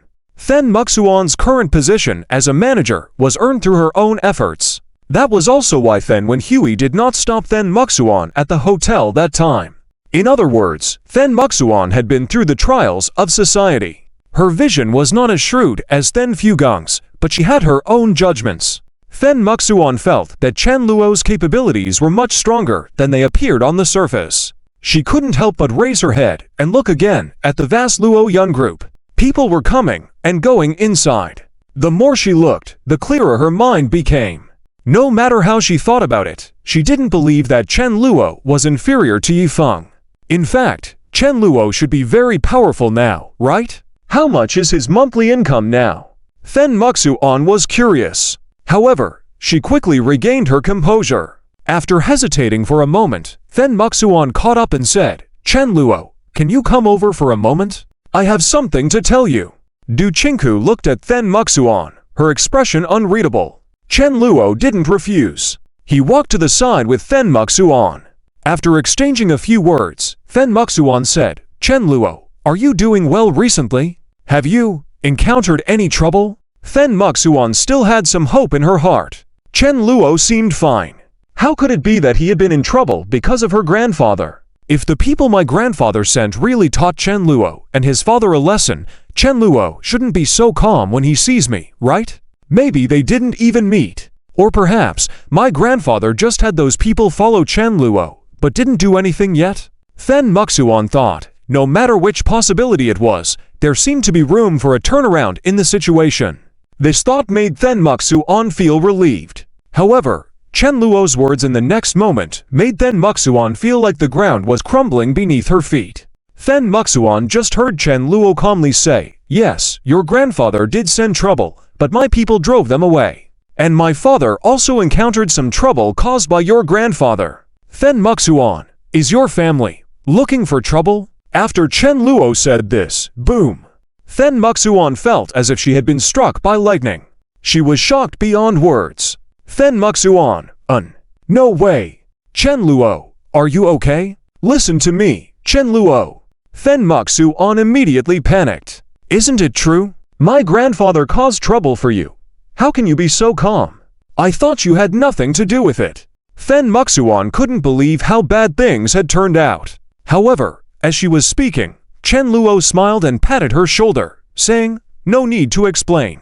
Go back for me and tell your grandfather, the Then family should withdraw from the 5 great families. Chen Luo's words left Then Muxuan completely stunned. Then Muxuan, what? Then Muxuan's legs went weak. She couldn't believe what Chen Luo had said. However, Chen Luo didn't repeat himself. He just smiled, nodded at Then Muxuan, and then turned and left. But that smile, in Then Muxuan's eyes, seemed like the smile of a demon. Then Muxuan, Washington, wait, Chen Luo. Can I apologize to you on behalf of my grandfather? Can I? Then Muxuan was anxious. In reality, she hadn't figured out why she was so afraid. Let me be the family servant for another week. Call you master, okay? Chen Luo. Then Muxuan was very humble. Deep down, she didn't think Chen Luo had the ability to make the Then family withdraw from the 5 great families. Impossible. Absolutely impossible. However, why do I feel so scared when I see Chen Luo speak so calmly? I always feel like he could actually do it. Then Muxuan felt like crying. If the Then family really lost their position among the 5 great families, the whole city of Nan would probably be in an uproar. And it all started because her grandfather decided to pick a fight with a junior for the sake of that idiot Yifeng. Thoughts whirled in Then Muxuan's mind. Soon, she thought of Yifeng. Anger flared in her eyes. It's all because of Yifeng. If it wasn't for him, my grandfather wouldn't have gotten into trouble by going after Chen Luo. Then Muxuan was so angry, she could barely contain herself. When she opened her phone, she also saw Then Muyao's comment under the message from Chen Luo. Then Muyao, boss, what do you mean by this? Why can't I quite understand it? It's getting cold, remember to wear warm clothes. It has indeed been a bit cold recently. Is it our Then family's industry that's going bankrupt? What's going on? At Nan City University, Then Muyao was full of confusion. She remembered that her sister and Chen Luo had reconciled, so why? It shouldn't have anything to do with our family, right? Then Muyao remembered that a few days ago, Chen Luo had said he would give her a surprise. It couldn't be that he had suddenly changed his mind, right? Then Muyao thought for a moment and messaged her sister Then Muxuan. But Then Muxuan did not reply. She returned home feeling numb. As she entered the living room, she heard lively chatter inside. Then Muxuan was puzzled. Are there guests at home? By the way, there were a lot more bodyguards at the door just now. Then Muxuan hesitated, then pushed open the door and went inside. Generally, most of the visitors to the Then family were uncles and elders that Then Muxuan knew. It was customary for her, as the manager of the Then family, to greet them. Even if she didn't know them, it was likely that they were bosses or managers from various industries. But this time, when Then Muxuan entered, she saw not only her grandfather, Then Fuging, but also her father, Then Tianyang, her second uncle, Then Gong, third uncle, Then Wendong, fourth uncle, Then Hu, fifth uncle, Then Qingdi. Many high-level members of the Then family were present. And among these people, there was one person whom Then Muxuan did not recognize. Naturally, he was the guest that the Then family had received today. Then Muksu-an looked over. He was a tall, thin middle-aged man in a suit. Chapter 269. Then Muksu-an was scared by Chen Luo. The top executives of the Then family are stunned. At the door of the room, Then Muksu-an looked puzzled. Generally speaking, if there were business guests, they would discuss at the Then family company. It was rare for guests to be invited to the house. Those who could come to the house were either in good relations with the Then family enterprise or were good friends with one of Then Muksu-an's uncles, or they held a high position. After all, everyone present had an annual income of several tens of millions or even hundreds of millions, including even the head of the Then family, Then Fugung. Furthermore, Then Muksu-an's father was the heir of the Then family. His position was also very high. As a result, at the moment, they were all accompanying that tall, thin middle-aged man. Then Muksu-an felt extremely shocked. However, what surprised her even more was that when she pushed open the door, Then Fugung, who had lost his previous anger, instead began to laugh heartily and said amicably, "Muksu-an is back. Come over." Then Fugung beckoned. Then Muksu-an's eyes were full of confusion. Her father and several uncles also had bright expressions. Their smiles were unstoppable, even more difficult to suppress than AK's. What on earth is going on? Then Muksu-an was completely puzzled. But she was also infected by the atmosphere, feeling slightly better. Then Muksu-an walked over silently. Then Fugung grabbed her wrist and introduced her to the tall, thin man, saying, "Mr. Chin, this is my granddaughter, also the manager of our Then group. In the future, she might even have the opportunity to take over our Then group." If it weren't for the incident with Chen Luo, Then Fugung really valued Then Muksu-an. He also pampered her. Otherwise, Then Muksu-an wouldn't have endured for the sake of Then Fugung's health. At this moment, Then Fugung also introduced Then Muksu-an to Mr. Chin. "Muksu-an, this is Mr. Chin, who comes from a noble background. He is here to discuss cooperation with our family. Say hello to Mr. Chin," Then Fugung said, and when he mentioned the word noble, his smile seemed even brighter. To be honest, Then Fugung never dreamed that a person of noble status would actively seek to cooperate with their family, let alone make money together. When Then Tianyang told him this news, Then Fugung was initially skeptical, thinking Tianyang had been deceived. However, when he saw Mr. Chin, along with his emblem representing his status, Then Fugung immediately believed it. Soon, he was filled with joy. Then Tianyang also felt extremely happy. He was lucky that Mr. Chin had taken the initiative to approach them. He said the powerful entity he represented was interested in a business of the Then family and thought it had potential for cooperation. When the other party revealed his identity, Then Tianyang could no longer contain his excitement. At the same time, he promptly agreed to the proposal. His proud expression was very obvious. Then Tianyang, "Now, the position of the successor in our family is secure." Then Muksu-an's father, Then Tianyang, still needed to compete with his other brothers. Although he now held an absolute advantage, officially, Then Fugung was the head of the Then group. However, most decisions were made by Then Tianyang. But his second brother, Then Gong, was also very interested in the position of the head of the family. The fact that Then Tianyang brought such a big business to the family made his brother, Then Gong, feel extremely angry. Then Gong smiled on the surface, but in his heart, he was starting to plan other things. "The position of the head of the family belongs to me, big brother. Even you, don't think about competing with me." This was Then Gong's idea. When Then Muksu-an heard Then Fugung's words, she was completely stunned. At that moment, her mind was roaring. When she heard the words noble, Then Muksu-an was completely stunned. However, though her heart was filled with shock, her body reacted quickly. Then Muksu-an immediately smiled and said, "Hello, Mr. Chin, my name is Then Muksu-an. I am very grateful that you are willing to collaborate with our Then family group. If there is anything I can help with, I will do my best. I look forward to your guidance." Then Muksu-an's reaction was honed through experience. She instantly understood why her grandfather, Then Fugung, had called her over. It was simple, he was helping her build connections. The man addressed as Mr. Chin gave a faint smile. He nodded and said, "Hello, Miss Muksu-an, I hope we can have a pleasant collaboration." At this moment, Then Muksu-an's heart was filled with excitement.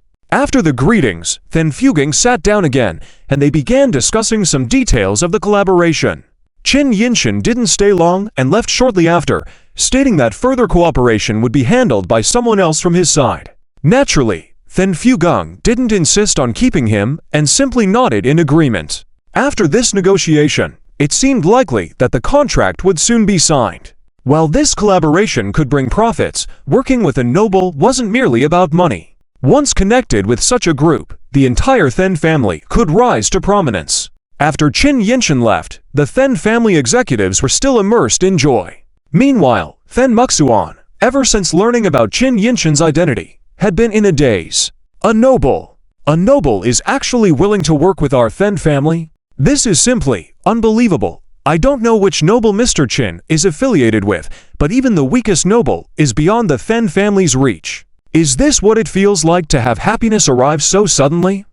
The Then family stood to benefit greatly, and naturally, Then Muxuan was thrilled as well. She even completely forgot about Chen Luo's threats. To be honest, Then Muxuan was feeling a bit inflated with pride. If the Then family could directly collaborate with a noble, why would they need to fear Chen Luo? Chen Luo's company might be thriving because of a few popular games, but those were just games after all. The Then family had industries worth billions. In truth, the advertising deal with Chen Luo, overseen by Then Wentong and Then Muxuan, was only a small part of their business. If not for Then Wentong discovering some possible connections between Chen Luo's company and a noble, they wouldn't have paid it much attention. Deals worth hundreds of millions were nothing new to Then Muxuan, who had signed several before. This sudden joy left Then Muxuan feeling elated. The flattering words from her uncles only added to her cheerful expression. Then Hu said, "Wow, big brother, you've really outdone yourself this time. You managed to connect with someone from a noble family? Looks like the position of head of the family belongs to you. I'm impressed." Then Qingdi said, "Big brother, you're amazing. That Mr. Qin seems to be someone from a major noble family. We're really going to make it big this time." Then Wentong chimed in, "Exactly, big brother. How did you meet Mr. Qin? If you had told us earlier that you knew someone from a noble family, we wouldn't have settled for being one of the top 5 families in the city. We could have dominated the entire South City." The Then brothers were overjoyed, spouting all kinds of bold remarks. But to them, it didn't seem inappropriate at all. If the Then family successfully collaborated with a noble, becoming the top family in South City would be effortless. Even Then Tianyang, seated at the head of the table, was filled with excitement. He said, "Haha, it's no big deal. But don't get too carried away just yet. We must ensure Mr. Qin is satisfied with this collaboration. I've already decided that although our profit split is 50-50, if necessary, we're willing to concede another 20 or even 30%. Then Hu nodded. "That's the right thing to do. If we can satisfy the higher-ups behind Mr. Qin, then it'll all be worth it." Then Wentong added, "Exactly. We need to think long-term. There's no point in being greedy over a small profit." Then Qingdi said, "Exactly. Big brother, we support you. If this collaboration succeeds, there's a chance we'll have more opportunities to work with the noble faction behind Mr. Qin. If they're willing to bring the Then family along, then."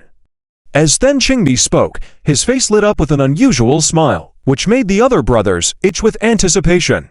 Collaborating with a noble. That was the dream of countless families. Even Then Fugung, seated at the head of the table, chuckled and nodded, saying, "This time, the business will be fully entrusted to Tianyang. Tianyang, remember, whether it's conceding 20 or 30%, our goal is only one, to satisfy the noble family. In many decisions, you must remember to heed their instructions." "Understood." Then Tianyang replied, "Don't worry, Dad. I'll handle everything properly." Then Fugung continued, "Good. All of you must remember that this could very well be the Then family's greatest opportunity to rise. Tianyang will take the lead, but the rest of you must stay vigilant. If Tianyang needs help, you must step in immediately." "Understood." Then Wentong responded, "Rest assured, Dad. We'll unconditionally support Big Brother." Then Hu said, "Exactly. After this, we won't need to compete with the other top families anymore. Sometimes, we even have to argue with them, so annoying. Once we start collaborating with a noble family, let's see if they dare act arrogant in front of me again." It was clear Then Hu had some grudges against the leaders of the other families. But he wasn't alone. Then Wentong and then Qingdi felt the same. Then Gong, who had remained quiet, also expressed his support for his eldest brother. As for the younger generation of the Then family, apart from Then Muxuan, the others were either still studying, like Then Muyao, or too preoccupied to return home. Even if they did return, it wouldn't matter much. Then Muxuan remained the most capable in the family. After the brothers finished their discussion, Then Muxuan, still smiling, asked, "Dad, you still haven't told us how you met someone from a noble family." Hearing this, Then Wentong, Then Hu, and the others looked over curiously. Then Tianyang didn't hide it and explained that Mr. Qin had approached them, expressing interest in collaborating after noticing the Then family's project. When Then Tianyang finished speaking, the brothers, along with Then Fugung, broke into even bigger smiles. Then Wentong said, "Haha, this means our success is inevitable." Then Hu added, "The noble reached out to us first. This collaboration is practically guaranteed." Then Qingdi exclaimed, "Haha, we brothers should celebrate with a few drinks tonight." As they spoke, even Then Fugung looked pleased. He nodded and said, "Yes, the Then family is destined to rise." Then Fugung had also completely dismissed any concerns about Chen Luo. However, Then Muxuan froze upon hearing Then Tianyang's words. "A noble approached us first? Chen Luo told me a few days ago that he had a surprise for me, Muyao." Suddenly, Then Muxuan recalled something Then Muyao had mentioned. A ridiculous thought formed in her mind, making her face go pale. "No, it can't be. This can't be Chen Luo's surprise." Then Muxuan's body trembled, and she was overwhelmed with panic. If this were true, then, will the Then family be removed from the top 5 families? Has the weather turned cold, and is it time for the Then family to go bankrupt?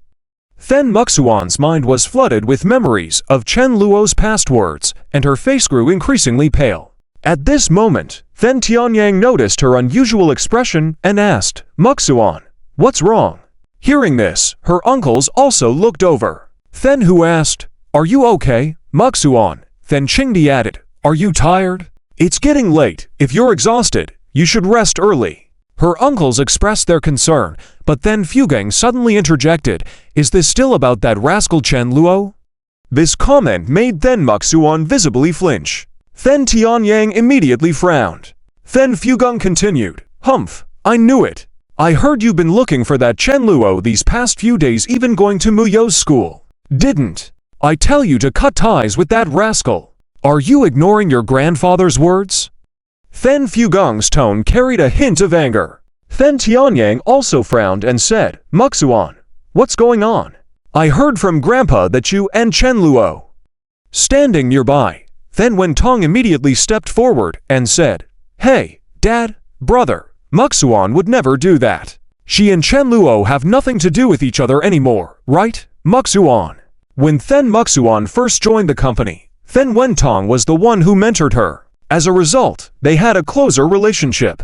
Then Wentong also wanted to help Then Muxuan hide what happened at the hotel that day. After all, Then Fugung and the eldest brother had only heard about the photos. To avoid angering the eldest brother, Then Wentong naturally stepped in to smooth things over. But no one expected that at this moment, Then Muxuan, as if possessed, suddenly said, "Dad, Grandpa, you need to apologize to Chen Luo right away. Otherwise, it will be too late." Chen Luo said he would make our Then family withdraw from the 5 great families or even bankrupt us. Then Muxuan's sudden and somewhat hysterical words left Then Tianyang and the others bewildered. Even Then Gong, who had been silent, raised his head, his eyes revealing a strange look. Then Fugung, however, slammed the table angrily and said, "HMPH. You little girl, what nonsense are you spouting? Wentong, is this what you mean by Muxuan and Chen Luo having no relationship anymore? What did you just say? Chen Luo wants to make our Then family withdraw from the 5 great families? Make us bankrupt?" Then Fugung repeated Then Muxuan's words. After a moment of silence, the other uncles present burst into ridicule. "Then who? PFFT, Muxuan. What are you even talking about? That Chen Luo, is he the son of Chen Tian? I've heard of him, just some useless young master. How could someone like him make our Then family bankrupt?"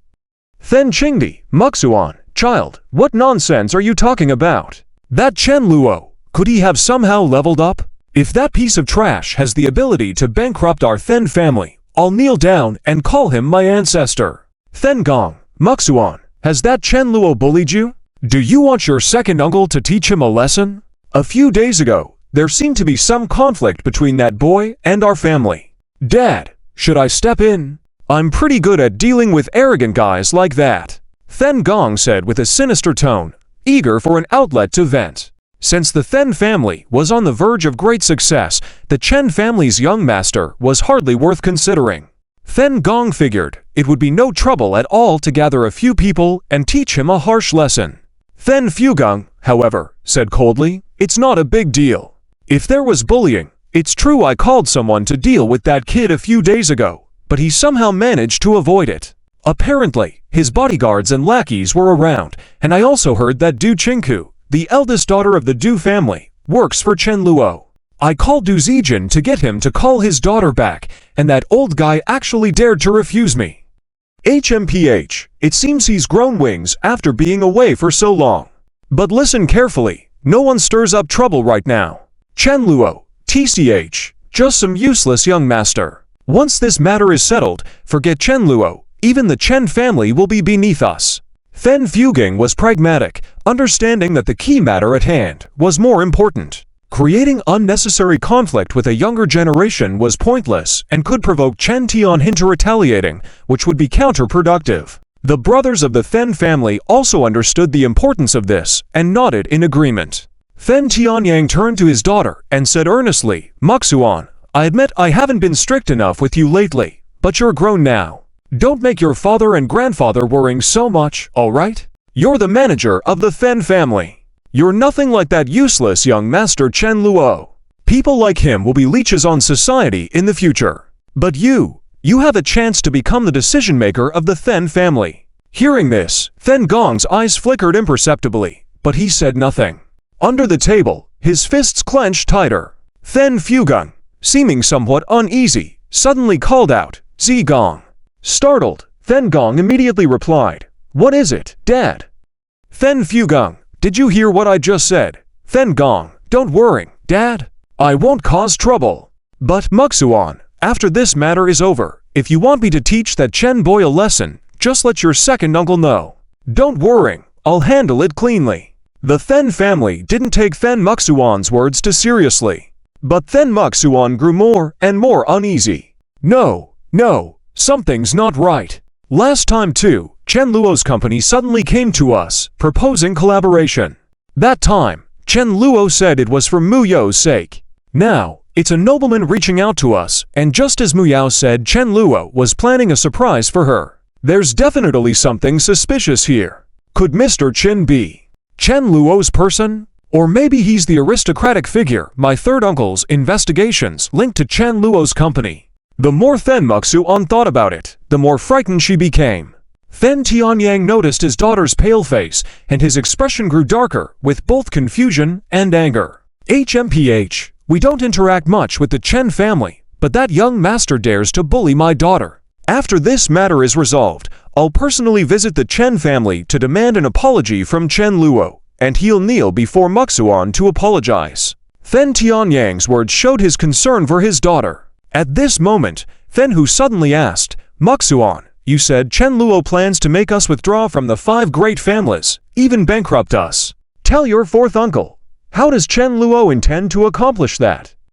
Then Hu thought this might help ease Then Muxuan's fears. Of course, it was also an opportunity to mock Chen Luo. That brat really dared to boast so shamelessly. However, what no one expected was that Then Muxuan suddenly spoke calmly. "I think Mr. Chen just now is very likely someone behind Chen Luo. He might be acting on Chen Luo's orders to collaborate with the Then family." The reception room fell silent instantly. Even Then Gong was stunned. As for Then Fugong, he immediately sat up straight, anger flickering in his eyes. Chapter 270, The Joy of the High-Level Members of the Then Family. The attention of various forces in Nanchang. Nonsense! This girl, why are you full of nonsense today? Tell Grandpa that Mr. Chen, is he the one behind Chen Luo? Does that waste deserve it? He's just a waste young master from the Chen family. What qualifications does he have to have Mr. Chin support him? Are you intentionally trying to provoke me? It was supposed to be a happy day. But unexpectedly, why does my well-behaved granddaughter look so stunned? Seeing her dumbfounded look, Thin Fugung couldn't help but feel frustrated. Clearly, this child was very clever and smart before. How come now she looks like a fool? Humph! It's all because of that rascal Chen Luo. The Chen family, this grudge, I will settle it sooner or later. Thin Fugung also harbored ambitions. If this time, the Thin family could successfully cooperate with the nobles, then he would have to settle accounts with the other from major families. Once the Thin family surpassed the 5 major families and became a unique existence, the remaining from major families naturally couldn't be allowed to continue existing. For example, these from major families, similar to the Du family and the Yang family, would gradually dissipate. Otherwise, if these from major families joined forces later on, things would become more complicated. Thin Fugung was still very shrewd. The matter hadn't been settled yet, but he had already thought about what to do next. It must be said that his thoughts were also very perfect. This is indeed something a family head needs to consider. Now, Thin Muxuan is here, saying all sorts of strange things. Thin Tianyang was also a bit displeased. He spoke up and reprimanded, Xiao Xuan. What are you talking about? How could someone like Mr. Chin be the one behind Chen Luo, that waste young master? Do you think it's fitting? Your grandpa is right. How could Chen Luo be worthy? Once Thin Tianyang said this, the other high-level members of the Thin family also came to a realization. They all wore expressions of helplessness on their faces. They had initially thought that Muxuan would say something remarkable, but it turned out to be such absurd words. Thin Sithen who laughed heartily and said, "Ha ha, Muxuan, you're joking too much. It seems like I heard that you signed a contract with Chen Luo's company before, right? That rascal could even start a company. If it weren't for your contract already signed and the game already launched, I thought I was dreaming." And then, "Yang, what about? Is there a noble behind that company?" Thin Hu asked. Thin Wendong nodded. "Indeed, my people have found out about it, but it's unclear if it's Mr. Chin behind it." Thin Hu said, "So the problem lies here. Muxuan, do you think it's possible? Just because there's a noble shadow behind Chen Luo's company, do you think this Mr. Chin is the noble behind Chen Luo's company?" Then Qingdi said, "If Chen Luo, or rather, the Chen family, really has this kind of relationship, how could their family still be so low profile? I heard about Chen Luo. He seemed to have caused trouble everywhere recently, even beat up someone from the Yang family just because they offended him by taking a woman he fancied. How could such a useless person be favored by a noble?" In the reception room, several high-level members of the Thin family were talking, denying the possibility. However, after Thin Hu, Thin Wendong, and the others finished speaking, they felt that something was amiss. Thin Wendong, if there's a noble behind Chen Luo, and now a noble has come to us actively after signing a contract with Chen Luo's company. Thin Wendong couldn't help but have a cold sweat on his forehead. The other members of the Thin family had a chat and a laugh. But as he contemplated, Thin Wendong started feeling uneasy. No, it can't be like this. Thin Wendong couldn't believe it. However, he couldn't help but ask, "Muxuan, how has Muyao been recently? How is she getting along with Chen Luo?" Before Muxuan could answer, he immediately stopped and scolded, "Humph, Wentong, what about it? Tianyang, Zhaogong, what do you think? Our Thin family's second young miss is working in a bubble tea shop under Chen Luo's command. Do you think this is reasonable?" Thin Fugung felt like his nose was about to be twisted out of shape.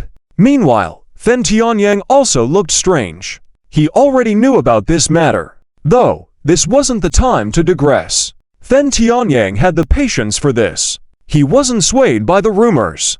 And Thin Gong followed up, "Don't worry, Dad, once this cooperation is successful, I will personally take action and make that young master from the Chen family pay the price. He will learn what the consequences are for bullying the jewel of our Thin family." When Thin Gong said this, his eyes were fierce. But Thin Fugung nodded, remember, everything waits until this cooperation is successful before causing trouble. Otherwise, unnecessary trouble could ruin the gains." Thin Gong nodded. However, at this moment, Thin Muxuan finally spoke up, "Third uncle, a few days ago, I went to see Muyao, and Mu Yao told me that Chen Luo is planning to surprise her in a few days. This surprise might be the cooperation between Mr. Chin and our family. None of you know this. Last time, Chen Luo's company came to our family for cooperation, all because of Mu Yao's face, right? Then Muxuan's words made Then Wendong feel a surge of unease. Then Gong, Then Qingdi, and others were confused. They only knew that the Then family recently signed a valuable contract worth 15 million yuan with a popular gaming company. It was said that there was a noble's influence behind that company. This surprised them. At that time, Then Hu even praised his niece, saying that she was quite capable. But today, the high-level members of the Then family found Then Muxuan odd. It was as if she was very afraid of Chen Luo. Then Hu said, "What has Chen Luo done to scare Muxuan like this?" "That stinking brat. I heard he was arrogant, but I thought he only bullied ordinary women. I never expected him to dare lay his hand, even on the jewel of our Then family. He's seeking death." Then Qingdi said, "It seems like I have to meet this little devil with third brother after this matter is over. I will make him understand the consequences of messing with the pearl of our Then family." These uncles of Then Muxuan were very protective, and they were also angry. As for the idea that Mr. Chin was the noble behind Chen Luo, they didn't believe it at all. This was because of their impression of Chen Luo and their knowledge of the Chen family. In their understanding, neither Chen Luo nor the Chen family could have such a relationship with a noble without being exposed. And how could a noble work with someone like Chen Luo, a dandy young master? The way they thought about it was right. In their view, nobles wouldn't stoop so low as to collaborate with a dandy young master. At best, he could be used as a pawn and discarded when necessary. When Then Wendong heard Then Muxuan's words, his face turned pale, and he felt a sense of unease. He couldn't believe it was true. If it were, then the Then family would be truly foolish. It felt like they were the stupidest people in the world. The last time they were on the brink of gaining fortune at the Then family, Then Wendong and Then Muxuan almost messed things up. This time, a chance to change the destiny of the Then family was within reach. Could they miss it because of grandfather's decision? Then Wendong was troubled, not understanding what was wrong. But they soon departed. Before leaving, Then Tianyang reminded his brothers that if they ever encountered Yi Feng later on, they should establish a good relationship with him. Then Hu, Then Qingdi, and others reassured him. Then Hu said, "I am also interested in getting to know this Yi kid." Then Qingdi said, "Don't worry, big brother. Since Dad said so, we know what to do." Then Tianyang nodded, saying that Yi Feng might be a great force to help the Then family rise in the future. His potential was massive, and he needed to be invested in from the beginning. Then Hu, Then Qingdi, and the others all solemnly nodded. Tonight, the Then family was immersed in a joyous atmosphere. Whether it was Then Fuging, Then Tianyang, or Then Hu and others, they were in high spirits. However, members of other major families in Nanchang were all eating popcorn and joking about it. "Li Mingsh, is it cooling down? Is it time to bankrupt the Then family? What is this Chen Luo saying? Is he trying to show off? Isn't he afraid of the Then family causing trouble for him? Sun Menjing, no way. Is this Chen family young master really this arrogant? What is he saying about the Then family? Sun Qingling, I'm afraid so. Mom, what do you think? Is this Chen Luo going crazy? I told you before, he didn't even care about the Then family's Then Muxuan. Now, he's talking so big, it's beyond comprehension. Sun Menjing, indeed, I never expected that Chen Luo would be so insane. I guess he's just talking big, can't make sense of it. Zhang Nianwei, is he going to bankrupt the Then family? He's surprisingly bold, but saying such things just makes people think he's showing off. Ha ha, it's impossible for him to do it. The Zhang family, after learning about this matter, just shook their heads lightly. In fact, many young masters and young misses in the wealthy circles of Nanchang had heard about Chen Luo's words. But they all mocked it off as a joke. Bankrupt the Then family? How is that possible? What has this Chen young man done? Why is he suddenly saying such things? Is he trying to appear profound? He couldn't have said that to the people from the Then family. Although I would love to see a good show, but Chen Luo's words against the Then family. That's simply not possible. It's a joke, isn't it? In the wealthy circle of young masters, everyone was discussing this matter, making the atmosphere lively for a while. Many people paid a little attention to it. But most of them saw it as just an amusing incident and didn't care much afterwards. Chapter 271. Chen Luo actually came? The entire Then family was shocked. In the surface of Non City, it was calm, but underneath, there were hidden currents stirring. In addition to the Then family, there were others striving to move forward. The other several families were also not idling. In those families, there naturally were many who sought pleasure. But there were also capable individuals like Then Muxuan. For example, Li Mingsh, the older brother of Li Hongxia, was quite famous in the business sector of Non City. His abilities and status were much greater than Then Muxuan's. Li Mingsh had already achieved annual earnings exceeding hundreds of millions on his own. If nothing unexpected happened, he was destined to be the next leader of the Li family. Sun Menjing's mother, Sun Menjing, was also a strong woman.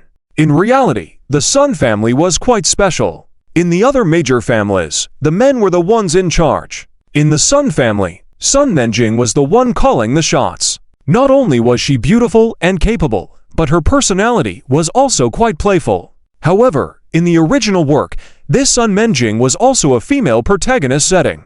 And she was also part of Yi Feng's harem.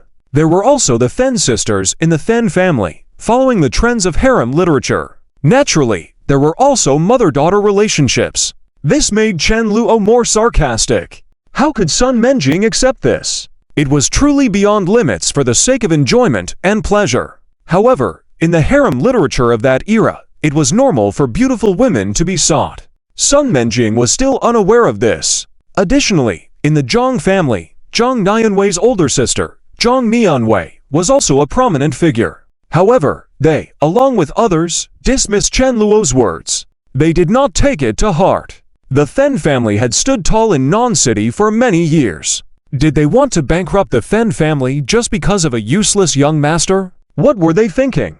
Within the Then family, everyone was busy these few days. They were working with Mr. Qin. Then Muxuan was granted a special leave from work and was confined at home. However, she seemed distracted and absent-minded in her activities. She seemed preoccupied as if she had something on her mind. Then Tianyang couldn't bear to see this. He reprimanded, "Muxuan, if you continue like this, Dad will be angry. After all, you are the manager of our Then family. Since when did you become so clumsy and worried about Chen Luo's retaliation?" Then Hu said, "Muxuan niece, don't overthink. You tell me, is that possible? A useless Chen Luo having a connection with nobility, threatening to bankrupt our Then family, making us withdraw from the 5 major families? He will pay a price for his words." Then Qingdi added, "Exactly. Once we establish a connection with the nobility, our brothers will immediately go find trouble with Chen Tian. How did this scoundrel educate his son? If he doesn't know how to educate him, we, brothers, will assist him." Then Fugeng said, "Muxuan, are you opposing it so much? Did Grandpa provoke Chen Luo? You only have negative things to say about Chen Luo.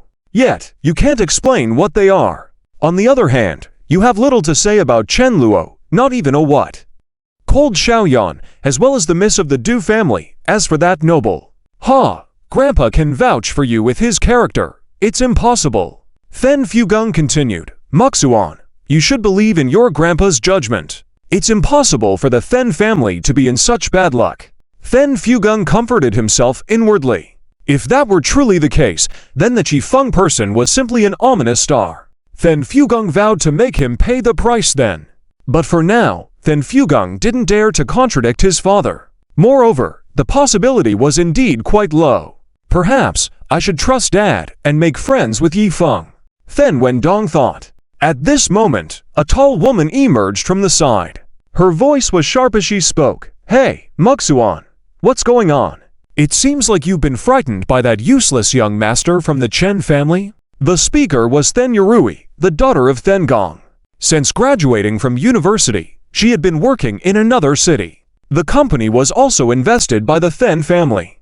Then Yurui was considered to be interning at a branch office. Once she had learned enough, she would be transferred back to the Then family headquarters. Today, she had some free time and had been called back by Then Gong. After all, the Then family was going to collaborate with the nobility, and having Then Yurui there to observe would be beneficial. 2 days ago, Then Fugong had introduced Then Muxuan to Mr. Chin. This had left Then Gong feeling dissatisfied. The next day, he messaged Then Yurui. But it wasn't just him. Then Hu, Then Qingdi, and others had also called their children back home. On one hand, it had been a while since they had seen each other, and on the other hand, it was potentially a chance for them as well. That evening, Then Muxuan had a brief conversation with Mr. Chin, and it could potentially be very useful in the future. And Then Wendong, his children were still in school. They were more on the reckless side in their youth, and had only settled down later in life. Upon hearing Then Yurui's words, Then Muxuan couldn't help but feel a bit embarrassed and ignored her. The relationship between the sisters in the Then family wasn't that good. After all, in the future, they would likely be competing for the position of family head. Meanwhile, at Then Tianyang's place, he suddenly received a message. He opened it and stood up abruptly. His face couldn't contain the smile that bubbled up. Then Gong, Then Hu, and the others immediately looked over. Then Tianyang said, "Mr. Chin said he is willing to come to our house again tomorrow. We need to discuss the details of our collaboration in depth." With just one sentence, Then Tianyang ignited the enthusiasm in everyone present. Whether it was Then Gong, Then Hu, or Then Qingdi, all of them wore excited expressions on their faces. Even Then Wendong couldn't help but smile. Then Fugong, too, had a smile on his face. He nodded reassuringly, looking at his sons and grandsons below him. With such a joyful event about to take place in the Then family, it felt like a double delight. Then Fugong was truly delighted. And the younger members of the Then family, Then Yurui, Then Yi, and Then Lanlin, were also filled with excitement. Then Yurui said, "Can we really meet someone important from the nobility? It seems like they are truly extraordinary." Then Yi added, I've only been working for a short time, and my boss, who earns millions in yearly salary, already looks like a big shot to me. Nobility. I can't even fathom it." Then Lanlin asked, "Hey, do you think that the nobleman really has a close relationship with that Chen Luo person? Muxuan's sister seems so scared. Could what she said be true?" Then Yurui responded, "Ridiculous, that Chen Luo is nothing. How could he possibly have a connection with the nobleman? I am quite surprised. Why would Then Muxuan get involved with Chen Luo? Is she out of her mind?"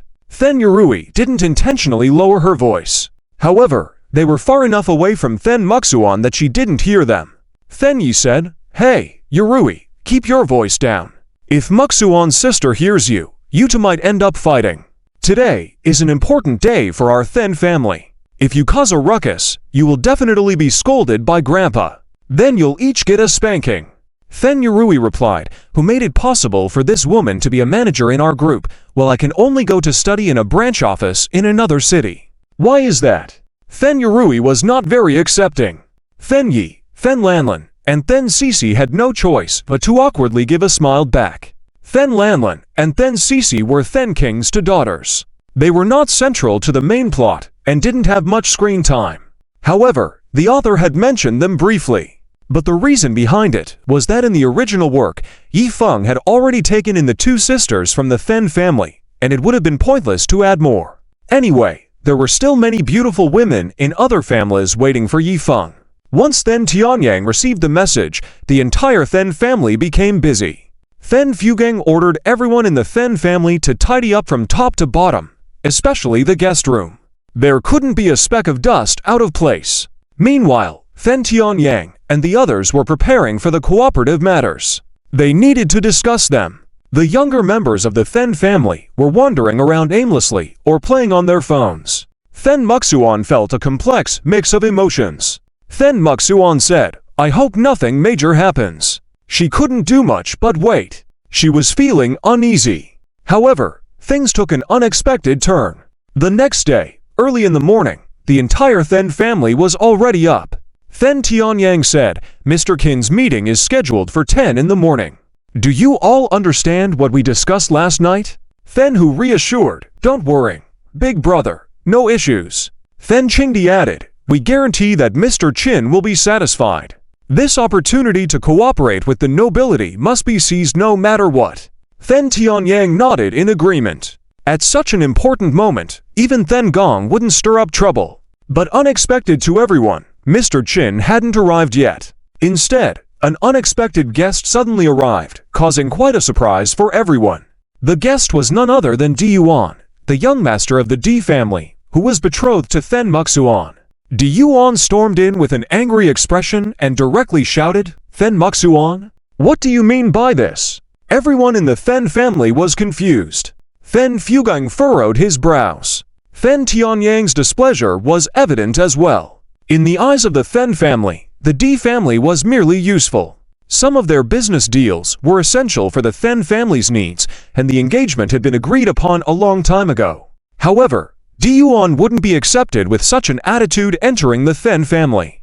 Then Muxuan was now frowning, saying, "What are you talking about? Nothing happened between me and Chen Luo. You are being misled by Yi Feng, and it will backfire on you sooner or later." Diyuan continued accusing, "You're still trying to argue?" Yi Feng painted a vivid picture, saying that you willingly showed him things, and you're already with Chen Luo. You opportunist! You're infuriating me." Diyuan's true colors were beginning to show. In reality, he had already strayed from the path. However, he couldn't accept Then Muxuan getting involved in such matters behind his back. Though, Diyuan was constrained, since this was the Then family, and he wouldn't dare to cause trouble openly.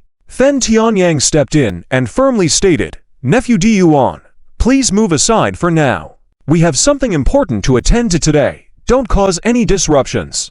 Otherwise, not just you, even your D family won't be spared." Then Gong also intervened, "Diyuan, we will address this matter with you after today's event. Since you are already here, just wait patiently. Once we finish our business here, we can discuss things calmly. Rest assured, we won't show favoritism." Diyuan, who was in the wrong, could only wait obediently. He knew the weight of the Then family. Despite his vow to confront Chen Luo later, it was just a display of bravado from Diyuan.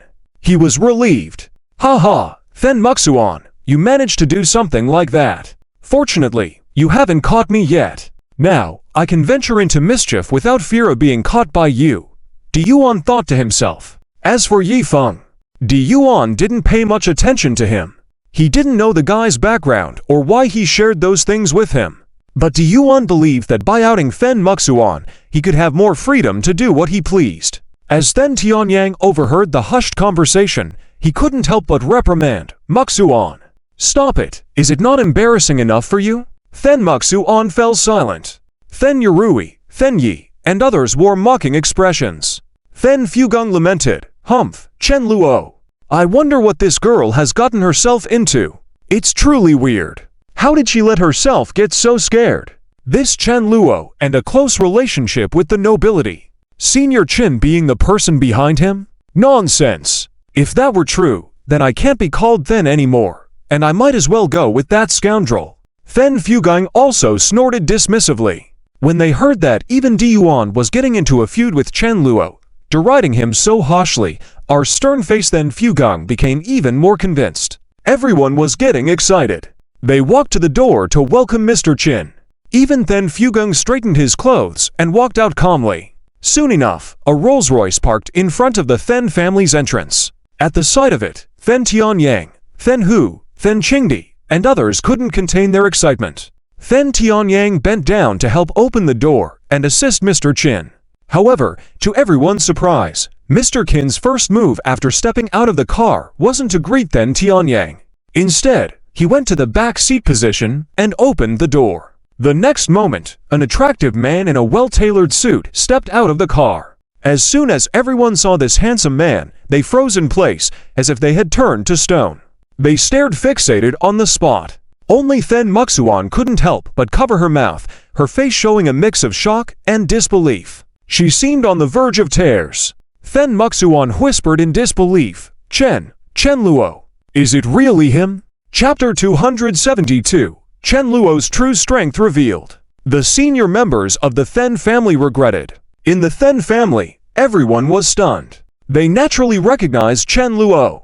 While Then Hu, Then Qingdi, and others did not know him, they felt familiar with Chen Luo and could guess from others' reactions. But how could this be possible? At this moment, everyone in the Then family was speechless, with shocked expressions. Even Then Tianyang, who went to welcome Chen Luo, was petrified on the spot. On the other side, Then Fugong's mind was buzzing. Even though he had experienced many trials and tribulations, he couldn't believe what he was seeing was real. Is it really that boy Chen Luo? The noble Mr. Qin actually opened the door for him voluntarily. How? Then Fugong's vision almost blacked out, feeling dizzy. He even had trouble standing steady. Seeing this, Then Hu immediately supported Then Fugong, shouting, "Dad!" Then Fugong took a deep breath and said, "I'm fine." Although he said so, Then Fugong's complexion was quite pale. At that moment, he had only one thought in his mind. Then family is finished. Why? How is this possible? This is an event with zero probability. Is it really possible that Mr. Qin, a noble, has a close relationship with that useless Chen Luo, or even that he is the one behind Chen Luo's company? But looking at the scene, it doesn't seem like Chen Luo is just a pawn. Then Fugong was stunned. Then Gong, Then Hu, Then Qingdi, and others didn't know what to say. Then Wenda was dumbstruck. At that moment, his anger towards Yifeng surged. It's all because of this Yifeng. Then Wenda had been pondering for the past few days. He felt that Chen Luo was indeed extraordinary. What if Mr. Qin really had a close relationship with Chen Luo? However, Then Wenda also kept reassuring himself. He had heard his father, Then Fugong, praise Yifeng continuously. Unconsciously, he had been led astray. Until just now, Then Wenda had a different thought. Perhaps Yifeng was better after all. But he had been thinking differently previously. If Dad didn't influence me, I wanted to befriend Chen Luo. And if Yifeng didn't involve Dad, our Then family wouldn't be in this state. Then Wenda was itching with hatred now. Somehow, he was able to guess the most impossible reality, which had actually come true. The last time, he and Then Muxuan had almost been ruined by Yifeng. This time, that bastard had once again pushed the Then family into the abyss. Then Fugong, at this moment, couldn't bear to open his eyes. Instantly, he felt anger towards Yifeng as well. Did I make a mistake? The most impossible event has happened. However, Then Fugong was still the head of the Then family. He quickly recovered. No, it's not over yet. Although Mr. Qin helped Chen Luo open the door, the nobles may not necessarily listen to Chen Luo's words. Besides, our Then family is one of the 5 major families in the southern city. Maybe this situation won't be that bad. Perhaps we just need to pay a price. Then Fugong thought. Although Chen Luo mentioned bankrupting the Then family and withdrawing from the 5 major families, was it that simple in practice? Was our Then family just mere paper? Then Fugong also understood the hierarchy among the nobles. He had seen the emblem of Qin Yinshan and knew that it was on the outermost circle, meaning that Qin Yinshan was just a common steward in the nobility. In reality, his personal abilities and status were not that high. Then Fugong realized that the Then family's interest was in the person behind Qin Yinshan.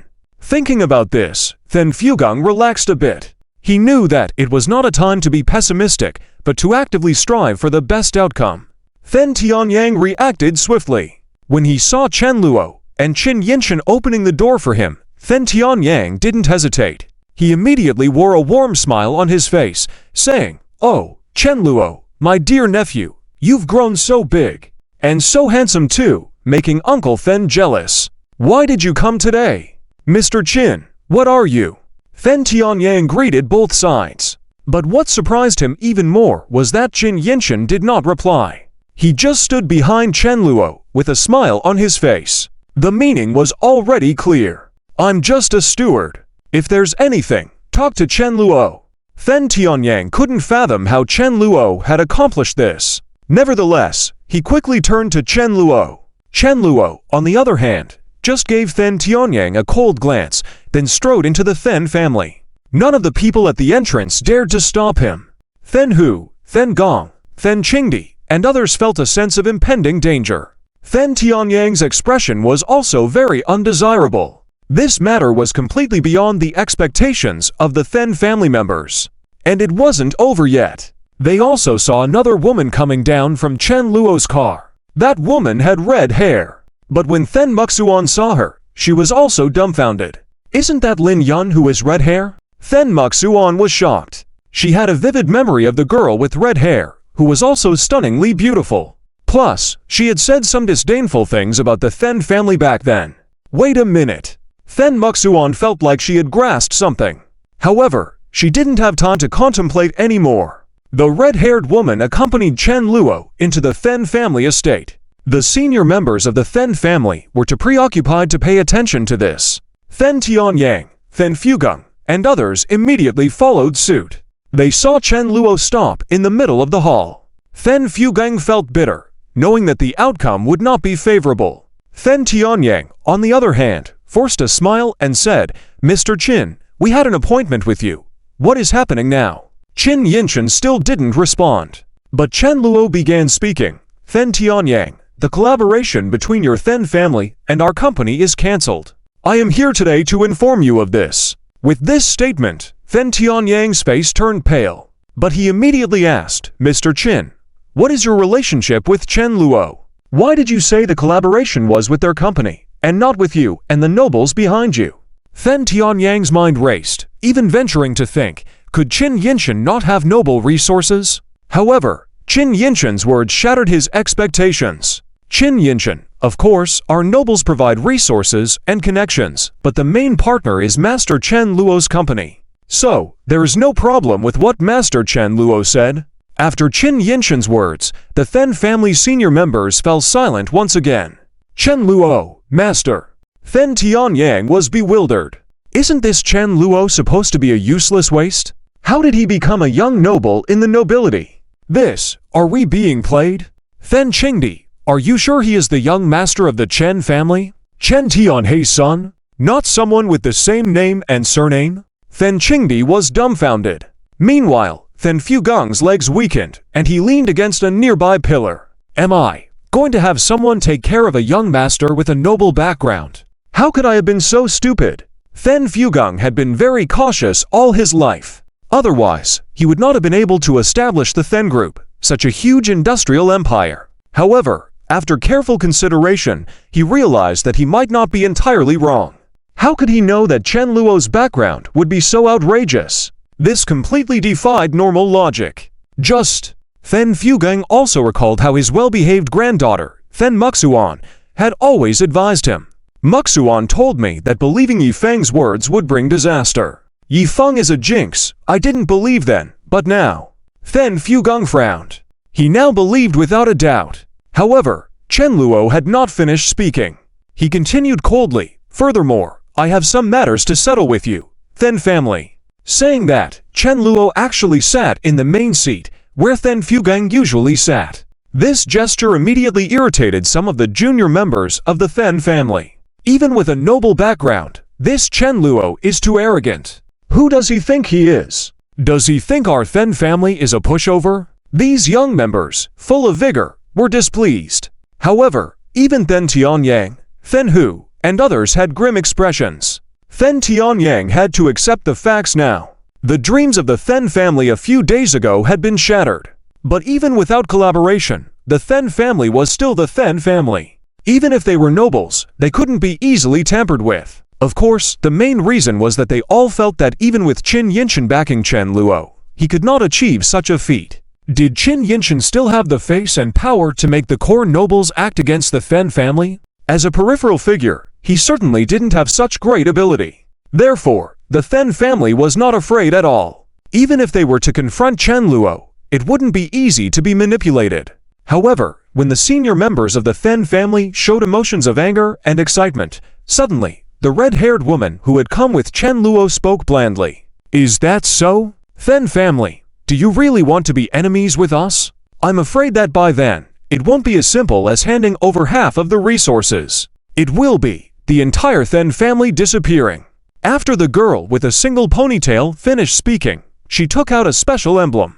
When Then Fugung saw that emblem, he felt like thunder had exploded in his head. He was as if struck by lightning.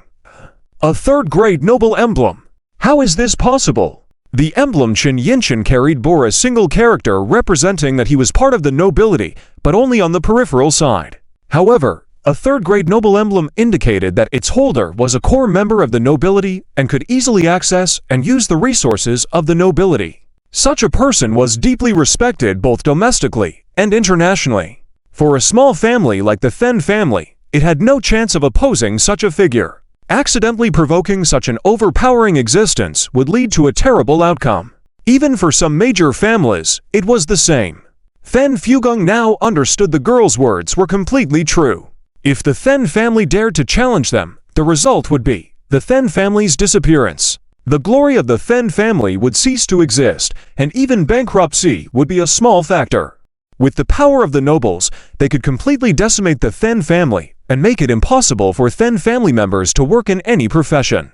Although the nobles usually avoided such extreme measures, in this case, Then Fugung believed that the nobles had enough power to completely decimate the Then family. The Then family's bankruptcy was a certainty. It was a done deal. At that moment, the senior members of the Then family were no longer angry or excited as before. Instead, what replaced that was deep fear. Then Wenda, Yifeng, really is like a jinx among jinxes.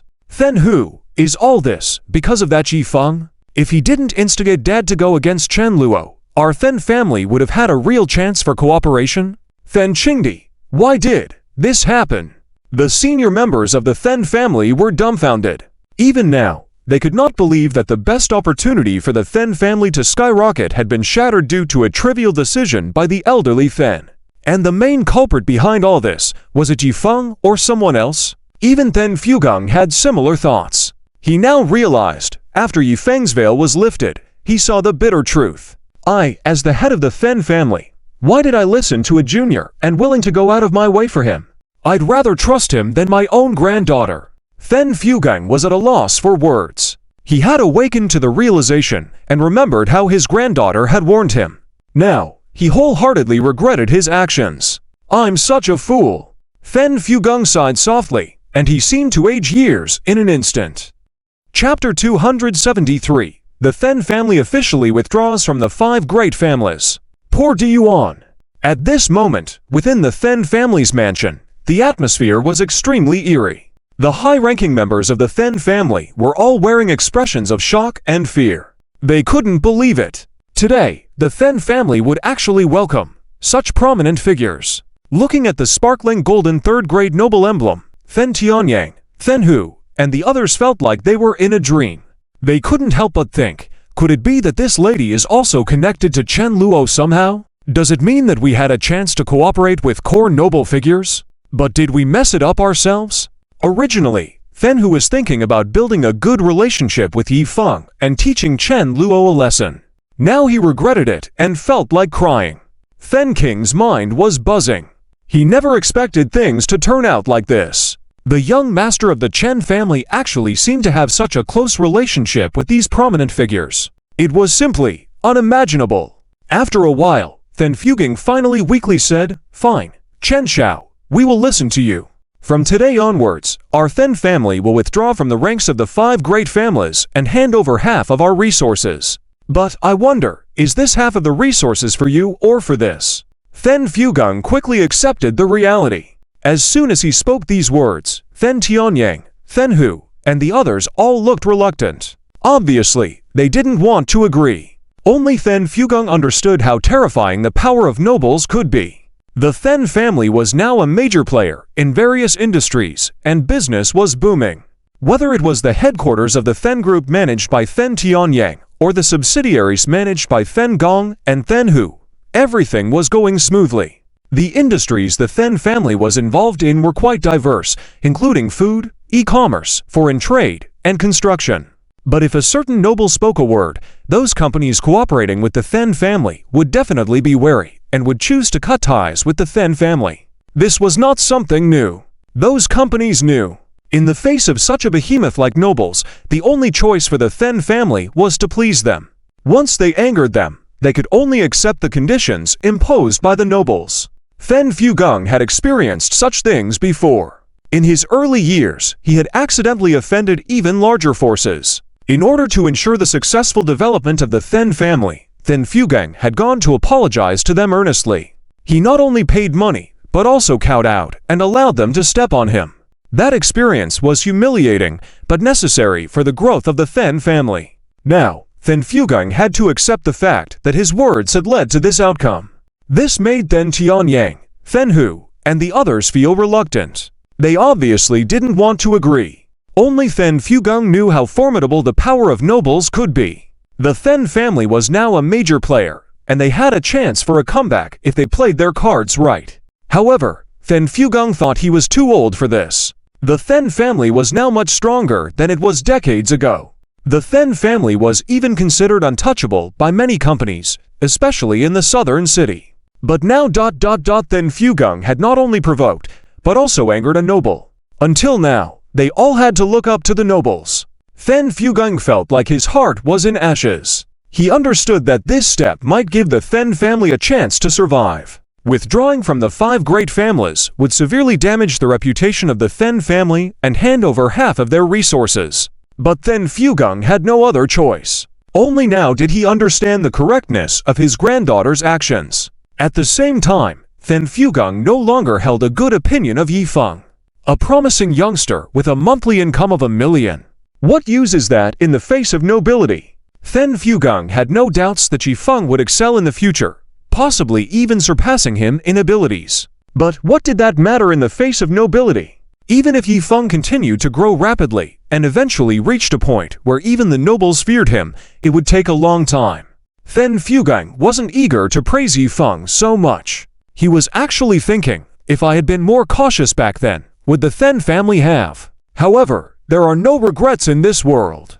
Then Fugung had to bear the pain silently. On the other hand, the Then family's high-ranking members were all clenching their fists, feeling disgruntled. As for the red-haired woman, she saw that the Then family had some sense and didn't say much more. Chen Luo, on the other hand, spoke up. The resources we're handing over aren't for me or her, therefore. Chen Luo's words were suddenly interrupted by another pleasant female voice. For us. The Then family members turned around in confusion, only to see a group of people entering the room. Leading them was someone Then Fugung recognized all too well. Then Fugung exclaimed, Du Zijin, it's you, you old fox. His eyes widened in disbelief, utterly shocked by the arrival of this man. Indeed, the visitor was none other than Du Zijin, the head of the Du family. In the past, he had been one of Then Fugung's subordinates. The Du family had long-standing business dealings with the Then family. The speaker was Du Zijin's granddaughter, Du Chinku, who was now one of Chen Luo's trusted subordinates. Dressed provocatively in a dark green casual t-shirt, a brown pencil skirt, and red high heels, her curvaceous figure caught Jia Yuan's attention, leaving him visibly stirred. Then Muxuan, observing the scene, felt a mix of surprise and realization. So, when I questioned Du Chinku about defying her grandfather, it seemed she had already understood Chen Luo's connections, including his ties to nobility. Despite the realization, Then Muxuan didn't hold a grudge against Du Chinku. Their relationship wasn't particularly close, and Then Muxuan had recently stirred trouble at Chen Luo's company herself. Instead, her resentment was directed entirely at Yifeng. If it weren't for that guy, with Muxiao and Chen Luo's relationship, the Then family could have soared to new heights. Then Muxuan clenched her fists, her heart ablaze with fury. Du Zijin, meanwhile, ignored Then Fugung's glaring, predatory stare. He walked calmly to Chen Luo and bowed respectfully. Young Master Chen, we truly owe you our gratitude this time. A smile spread across Du Zijin's face, one that could barely be contained. Who would have thought that at his age, his family could still rise to such prominence? This was a fortune beyond imagination. Beside him, Du Qinghui's gaze toward Chen Luo burned with admiration. She had initially thought that Chen Luo's connections were limited to Qin Yinshan, a peripheral figure in noble circles. But to think the boss also knows someone with a third-level noble crest? This is unbelievable. Her feelings for Chen Luo skyrocketed. Compared to Yifeng, Chen Luo was leagues ahead in her eyes. At this moment, Then Tianyang couldn't help but ask, Du Zijin, was this all part of your plan from the beginning? Even in the face of nobility, Then Tianyang couldn't suppress his anger. Asking the Then family to hand over half their resources was something the future head of the family couldn't accept. Even Then Gong, his father, clenched his fists tightly. A man of pride and a past spent in tough circles, Then Gong was prepared to fight to the death if pushed too far. But Du Zijin merely chuckled. Nephew Tianyang, what are you suggesting? I only learned about this yesterday. Young Master Chen has truly given us a delightful surprise. Ha ha! Du Zijin wasn't lying. However, he had long been aware of Chen Luo's noble connections through Du Chinku, which was why he ignored Then Fugung's orders. When Then Fugung called with a commanding tone, Du Zijin had scoffed internally. HMPH, unlike you, I'm no fool, Then Fugung. Picking a fight with a company tied to nobility. Ridiculous. Then Fugung himself had considered this angle before, assuming Chen Luo was merely a pawn of the nobles. Soon, this confrontation reached its conclusion. Chen Luo achieved his goal and prepared to leave. As he rose to leave, Then Tianyang and Then Hu seemed eager to speak, but were stopped by Then Fugung. What terrified the Then family most was when Chen Luo paused, sensing their discontent. Not satisfied, are we? He said calmly, turning back. Then Tianyang froze. Then Muxuan, knowing Chen Luo's temperament, immediately stepped forward. No, we're not dissatisfied at all, Chen Luo. But Then Tianyang and Then Gong's faces betrayed their true feelings. They couldn't hide their resentment. Seeing this, Chen Luo was about to impose further sanctions when */. Then Fugung's hand landed squarely on Then Tianyang's face. Father, what are you doing? Then Tianyang asked in disbelief. Then Fugung, resolute, declared, no dissatisfaction, young Master Chen. Our Then family completely submits. You may do as you wish with us. This display left Then Tianyang and the others stunned, struggling to comprehend Then Fugung's actions. Internally, Then Fugung trembled. What a ruthless young man. I've completely underestimated him. The cold, detached expression on Chen Luo's face left no doubt in Then Fugung's mind. If they dared resist, Chen Luo would ensure the Then family paid a devastating price. For the Then family, submission was the best outcome. Fighting back would only lead to ruin. But not everyone shared Then Fugung's clarity. Then Yaru, unable to swallow her pride, spoke out defiantly. Wait! Chen Luo, you think you can storm in and leave as you please? This is the Then family, not your playground. Then Fugung's face turned ashen. Foolish girl. He muttered, but he couldn't stop her in time. Then Yaru, emboldened, sneered, afraid, aren't you? Chen Luo turned back, his expression unchanging. Is that so? Then, slap. Before Chen Luo could finish his sentence, Then Muxuan mercilessly slapped Then Yurui across the face. This scene caused Chen Luo's eyes to narrow slightly. Then Yurui, however, clutched her cheek, anger immediately welling up in her eyes. Then Yurui, Then Muxuan. You dare hit me? Are you asking for death? Then Yurui, who already disliked Then Muxuan, couldn't tolerate this humiliation. Then Muxuan coldly replied, shut up. Then Yurui was about to explode, but Then Fugung also stepped forward, his face as dark as thunder clouds. Then Fugung. Slap yourself. Then Yurui froze. In the Then family, she feared nothing, and no one, not even her usually stern grandfather, Then Gong. But Then Fugung was the exception. Then Fugung's words carried immense weight within the family. Disobedience to him could very well result in her being cast out of the Then family entirely. At this moment, her face was filled with fear, mixed with grievance. Instinctively, she turned to Then Gong for help. Then Gong's eyes showed concern, but he made no move to save her. Tears welled up in Then Yurui's eyes. Then Fugung. Slap yourself. His harsh voice rang out again, causing Then Yurui to grit her teeth. Slap. She struck her face fiercely. Nearby, Du Zijin and Du Qinghu watched the spectacle with amused expressions. Then Yurui's sobbing grew louder. To punish herself further and perhaps stir Then Fugung's pity, she struck her face again and again until it turned red. Finally, overwhelmed with grievance, she ran off, with Then Gong quickly following behind. Then Fugung was so furious that his hands were trembling. But he still turned back, forcing a smile as he spoke to Chen Luo. Then Fugung. Young Master Chen, I deeply apologize. Please don't take Yurui's words to heart. You're magnanimous, please spare our Then family this time. Then Fugung softened his stance once more, leaving Then Tianyang, Then Hu, and the others astonished. Then Tianyang felt a wave of shock in his heart. Then Tianyang thinking. Does this mean that even the slightest defiance would provoke Chen Luo into completely annihilating us? Could he truly be this ruthless? Then Tianyang found it hard to imagine a young man under 20 being so vicious. But when he looked at the two aristocrats standing beside Chen Luo, he started to understand. Asterisk asterisk then Tianyang thinking. Asterisk asterisk perhaps Chen Luo really is capable of doing it. If that's the case, father's decision to submit was entirely correct. The resentment in Then Tianyang's heart began to dissipate, replaced by fear. Initially, he had harbored thoughts of seeking revenge on Chen Luo in the future. But now, he didn't dare. Not only that, but he also decided to warn his subordinates to give up any such ideas. Asterisk asterisk then Tianyang thinking. Asterisk asterisk if we fail, the Then family might truly face annihilation. Fortunately, Chen Luo did not pursue the matter further. Asterisk asterisk Chen Luo coldly. Asterisk asterisk there won't be a next time. Then Fugung's heart sank, and even someone as seasoned as him broke into a cold sweat. Asterisk asterisk then Fugung thinking. Asterisk asterisk this foolish girl Yurui almost doomed the entire Then family to eternal damnation. Truly ridiculous. His heart was filled with anger. But then Fugung's eyes widened in shock as Then Muxuan unexpectedly called out to Chen Luo again. His heart leapt into his throat.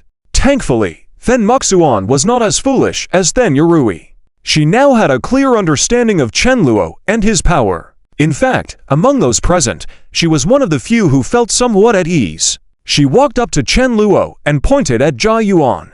Asterisk asterisk Then Muxuan. Asterisk asterisk Yi Feng told him about us going to the hotel. Now he wants to come and question me. You've got to help me. Oh, and he also said he's planning to trouble you later. Hearing this, Jia Yuan, who had been idly watching, immediately felt a chill run down his spine.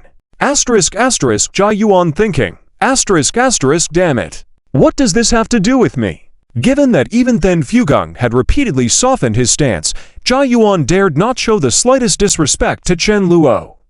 Afraid that one wrong word might ruin his family, Jia Yuan quickly plastered on a smile. Asterisk asterisk Jia Yuan. Asterisk asterisk young Master Chen, don't worry. I won't care what you and Muxuan do together. I absolutely won't trouble you. Then Muxuan felt a bit disappointed hearing this. Asterisk asterisk Then Muxuan thinking. Asterisk asterisk seriously. You're my fiancé, and you don't care. She fell silent, her already low opinion of Jia Yuan sinking further. But she let it go. Then Muxuan didn't expect much from him. She only wanted Chen Luo to help her out. Since this matter involved him, Chen Luo didn't refuse. He walked toward Jia Yuan, who immediately felt his legs go weak. Jia Yuan could tell that he was closer to losing everything than ever before. At this moment, he didn't doubt for a second that Chen Luo's single word could doom not just him, but his entire family. Terrified, Jia Yuan dropped to his knees. Asterisk asterisk Jia Yuan. Asterisk asterisk brother. Young Master Chen, sir, I was wrong. I had no idea how powerful you were. Please be merciful and spare me this time. I swear, I'll never dare to trouble you again. His face was filled with anguish as he groveled shamelessly. This scene left many of the onlookers stunned. Even Chen Luo was slightly surprised at Jia Yuan's spinelessness. Still, Chen Luo was no saint. Asterisk asterisk Chen Luo. Asterisk asterisk Yi Feng told you that Muxuan and I went to the hotel. Asterisk asterisk Jia Yuan. Asterisk asterisk. Yes, yes. He even said you took certain photos of her. He implied that any adult could guess what happened. Jia Yuan's words were true enough. But Chen Luo replied coldly, is that so? And you said you wouldn't trouble me. Asterisk asterisk Jia Yuan. Asterisk asterisk of course. I wouldn't dare, young Master Chen. Please forgive me. Chen Luo didn't bother explaining himself. As a villain by design, even if he had done something improper with Then Muxuan, so what? But regarding Yifeng's actions, Chen Luo naturally had countermeasures. Asterisk asterisk Chen Luo. Asterisk asterisk forgive you? Fine. Surrender half of Jai family's resources, and I'll let this go. Hearing this, Jia Yuan's mind went blank. Asterisk asterisk Jia Yuan thinking. Asterisk asterisk what the hell? How did I end up in this mess? I was just here for a minor role. Despite his despair, Jia Yuan dared not refuse. Trembling with fear, he nodded. Behind him, Lin Ying's eyes sparkled, a faint smile playing on her lips. Meanwhile, the Then family elders had become spectators, watching with interest. Then Tianyang, and Then Hu felt somewhat vindicated seeing Jia Yuan in such a predicament. They also gained an even deeper appreciation of Chen Luo's ruthlessness. Fen Fugung thought to himself, ***, this Chen family young master is truly terrifying. ***. Just then, Chen Luo pulled out his phone and showed Jia Yuan some photos. ***, Chen Luo, ***, Yi Feng told you those things, right? Well, let me show you something else. Jia Yuan was puzzled, but when he saw the photos, his anger erupted. They depicted Yi Feng intimately embracing Fen Muxuan, walking toward the Fen family estate. Other shots showed them holding hands at a bar, their gazes filled with affection. Furious, Jia Yuan erupted. ***, Jia Yuan, ***, that bastard. He touched Fen Muxuan too, and then had the nerve to accuse me. Damn it, he. Overcome with rage, Jia Yuan felt utterly deceived. His impression of Yi Feng as a jinx became crystal clear, and he realized his current predicament stemmed entirely from Yi Feng's meddling. Fen Muxuan, noticing Chen Luo's shrewd maneuvers, felt a mix of shock and embarrassment. ***, when did he even take these photos? ***. Meanwhile, Lin Ying seemed lost in thought, her eyes glinting. Fen Muxuan's feelings toward Yi Feng turned into utter disdain. Then, Chen Luo revealed more photos, causing Jia Yuan's face to pale. This time, they showed Jia Yuan in compromising positions with various women. Fen Muxuan's anger flared, while Jia Yuan's expression turned into a mask of despair.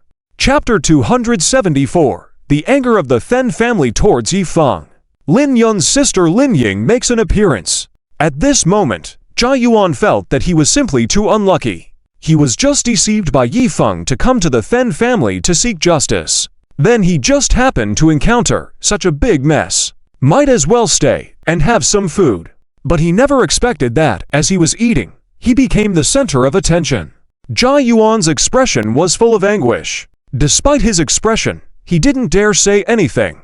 In his heart, he had completely changed his view of Chen Luo. In fact, before, Jia Yuan also thought that the young master of the Chen family was a useless person, not much different from himself. He even thought that if he had the chance, it would be nice to make friends with him, recognize him as a big brother. But now, comparing the two, Jia Yuan felt that he was simply a scumbag. Jia Yuan had no idea when Chen Luo took those photos of him. But this indicated that Chen Luo had been preparing. Beside him, Fen Muxuan also felt surprised. She only just found out that Chen Luo had photos of her and Yi Feng's previous ambiguous relationship. However, that was all in the past. Seeing the explicit photos of Jia Yuan, Fen Muxuan was briefly angered, but quickly calmed down. It was more accurate to say that in her opinion, Jia Yuan was exactly the kind of person he seemed to be. Although previously, Fen Muxuan hadn't caught any evidence against him. Her intuition told her that Jia Yuan wasn't a trustworthy person.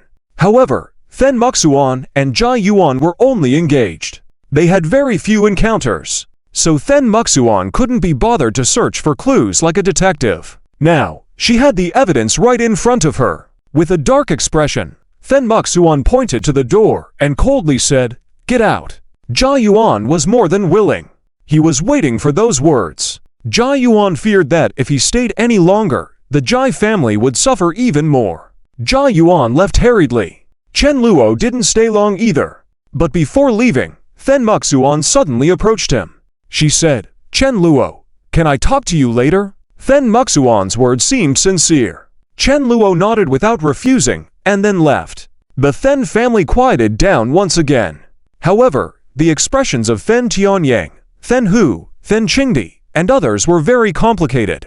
Fen Fugang trembled as he sat back in his chair. He sighed lightly, and it seemed like the light in his eyes had dissipated. Fen Tianyang clenched the air forcefully and cursed, "Damn it, how unfortunate. We've turned this golden opportunity into a disaster." Fen Hu sighed, "Well, we can't blame others. Honestly, it was our fault to begin with. Who would have thought that Chen Luo actually has such deep ties with the nobility? But it seems like it's only his personal network and not related to the Chen family." Fen Qingdi said, "I don't want to speculate on the background of the Chen family now. Brother, do you think maybe it's just us, still stuck in place?" Fen Qingdi brought up a crucial question. They all thought that if the Fen family could successfully collaborate with the nobility, they would be able to rise rapidly. But was it possible that the other four families had already allied with more powerful figures in secret? However, Fen Tianyang shook his head and said, "It's unlikely. If they were really that powerful, they would have started encroaching on other families long ago." Fen Tianyang was relatively calm. Fen King's statement actually struck fear in their hearts. Below them, Fen Muxuan heard the words of the elders. She was clear-minded. She had no doubts that this was all Chen Luo's doing. And at this moment, Fen Tianyang gestured for Fen Muxuan to come over. Fen Muxuan walked over, and Fen Tianyang's face showed a hint of guilt. "I'm sorry, Xiao Xuan. I blamed you before, but it turns out, you were right all along. We ignored your warnings, and for that, I apologize. If only we had listened to you earlier, things wouldn't have turned out like this." Fen Hu also expressed regret. If we had tried to befriend Yifeng without provoking Chen Luo, this wouldn't have happened. Fen Qingdi added, even if we wanted to befriend Yifeng, there was no need to provoke Chen Luo. That was a mistake. Fen Tianyang sighed. Yifeng ... When Fen Qingdi mentioned Yifeng, Fen Tianyang's eyes burned with anger. At this moment, Fen Wengdong made a fist. He now understood. The most improbable thing had become a reality. There was no longer any doubt. Chen Luo indeed had close ties to the nobility. It was highly likely that in the near future, the Chen family would soar to new heights. And the Fen family, which had a chance to rise together, might have missed their chance. This was all because of Yifeng. Fen Wengdong shouted angrily, "Yifeng! Fen Wengdong, Fen Wengdong, will make you regret ever crossing me. Bastard!" Fen Wengdong slammed a nearby pillar aggressively. Despite the pain in his hand, fueled by his rage, he paid it no mind. Other high-ranking members of the Fen family also harbored resentment towards Yifeng. Fen Hu said, if it weren't for that guy, the Fen family wouldn't have gone through this mess. Fen Qingdi added, let's face it, whoever associates with him ends up in trouble. Fen Qingdi recalled how Jia Yuan had been deceived by Yifeng. In the end, he had to give up half of the family's resources. It was proof that what they said was true. What angered the high-ranking members of the Fen family even more was what happened that evening in the lounge. Fen Fugung, still in a daze, sat back in his seat. Fen Tianyang, Fen Gong, Fen Wengdong, and the others were there. They had discussed the future direction of the Fen family. Fen Tianyang expressed that they had no other choice. The Fen family had given half of its businesses to the Du family. It was indeed a heavy loss. Perhaps they would have to become a second-rate family power in the South City. But they had no choice but to accept it. However, Fen Tianyang was struck with an idea. He realized that the relationship between Muxuan and Chen Luo was quite good. Therefore, he directly said, Muxuan, can you talk to Chen Luo and ask him to be lenient with the Fen family? Fen Tianyang wanted to fight for it. However, Fen Muxuan shook her head and said, it's impossible, Dad. I know Chen Luo's temperament. I've always told you, making contact with Yifeng will only lead to trouble, and instead, Chen Luo is a good person. You shouldn't have had such great prejudice against him. When Fen Muxuan spoke, Fen Tianyang and the others felt bitter. They realized they had brought it upon themselves. Fen Yarui wasn't present as she was still throwing a tantrum. Fen Yi and Fen Sisi remained silent. There was nothing more to be said in a situation like this. Each person's expression was visibly somber. Fen Gong, however, harbored a deep resentment, as he wanted to seek revenge. Observing the situation, he stated, this matter cannot end like this. This statement surprised Fen Hu, Fen Wengdong, and the others. Fen Tianyang inquired, second brother, what do you intend to do? Fen Gong replied, I'll challenge Chen Luo. Let him know that we're not to be trifled with. Even if he's a noble, so what? He's not from our South City. We'll seize opportunities amidst adversity. Perhaps our Fen family will gain other opportunities. Don't you agree? Fen Gong had been holding a grudge about the matter with Fen Yarui. Plus, he had always wanted to vie for the position of family head. However, with the Fen family losing half of its resources all of a sudden, even if he became the family head, it wouldn't be the glory he had envisioned. The position of the Fen family in the South City would likely diminish. Fen Fugung spoke up, listen to me. None of you are allowed to cause trouble for the Chen family, especially Chen Luo. Then Fugang was now more clear-headed. He realized that continuing to provoke Chen Luo would likely lead to a disastrous outcome. Then Fugang had already caused harm to the Then family once and couldn't afford to do so again.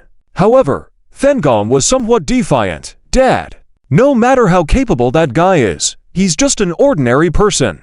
"I don't believe." Then Fugang directly scolded. "Shut up." Then Tianyang also interjected. "Second brother, calm down. Chen Luo isn't as simple as we thought, and as you saw, when he came today, he brought a lot of people with him. If you make a move and fail, well, even if you succeed, what then? Do you want our Then family to be completely ruined? Are you asking us to go backwards?" Then Tianyang realized the extraordinary nature of Chen Luo. His manner exuded a sense of fear. His composure was not something typical of someone in their early 20s. Then Muxuan added, "Dad, uncles, now that things have come to this, don't you understand? We tried to please Yifeng so much before, and look where it got us. Shouldn't we all just lower our heads a bit? If we want to salvage the reputation of the Then family, it's best to continue befriending Chen Luo. This might bring about a turnaround." Then Wengong said, "Muxuan is right. Given the circumstances, do we really need to maintain a belligerent stance? Moreover, what's the point? Did we develop a deep-seated enmity with Chen Luo? The fault lies with us. When we signed the contract with Chen Luo, I foolishly stirred up trouble at Chen Luo's company and even scolded him.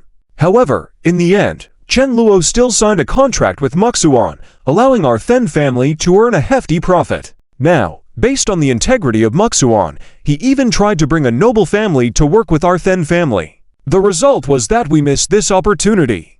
Then Wengong's statement struck a chord, prompting Then Hu, Then Wengong, and others to fall silent. Then Tianyang and the others felt deep regret. They all thought this could have been avoided. The Then family really had the chance to rise to the top. But now, the regret weighed heavily on their hearts. Then Fugang sighed, "It's all my fault. Muxuan was right. I shouldn't have trusted that Yifeng. I don't know why, but now I can't see Yifeng in a good light. He was just a young man with a bit of potential, not worth the trouble we've gotten into. We could have avoided all this." Then Fugang's words caused a brief silence in the meeting room. However, a few minutes later, Then Muxuan's phone suddenly lit up. It was a video call from Then Muyao. Then Muxuan's expression changed slightly as she answered the call. "Sister, what are you up to?" Then Muyao smiled and asked, "I'm resting, and Dad and the uncles are here." Then Muxuan adjusted her phone, and Then Muyao's voice came through, full of joy. "Dad, uncles, I have great news to share with all of you. Chen Luo told me about the surprise he has in store for us. He wants to give our family a chance to collaborate with the nobility." Then Muyao was overjoyed. She never expected that her hard work alongside Chen Luo would pay off so generously. Then Muxuan's admiration for Chen Luo grew even more. However, her words made Then Tianyang and the others feel even more regretful, wishing they could turn back time. Then Tianyang spoke up, "Are we really?"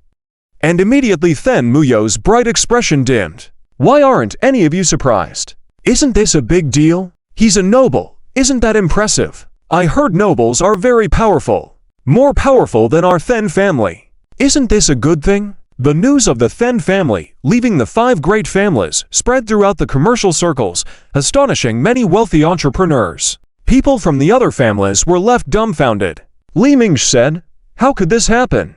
They really quit because of that young master named Chen Luo." Sun Qingling added, "How is that possible? How does Chen Luo have so much influence?" Li Hongxia remarked, "Impressive. Looks like I underestimated Chen Luo." Zhang Nianwei pondered, "He actually did it." "This!" Sun Menjing exclaimed, "Wait, does this mean I have to acknowledge Chen Luo as my big brother now?" South City was abuzz with the news, and many business circles were discussing the issue. People soon found out that it was all Chen Luo's doing. On the Chen family's end, Chen Tian and Liu Yi couldn't believe it. It was their son who had achieved it. Upon Chen Luo's return, Chen Tian immediately hugged him. Then, with a look of relief on his face, he patted Chen Luo on the shoulder and said, "Well done, son.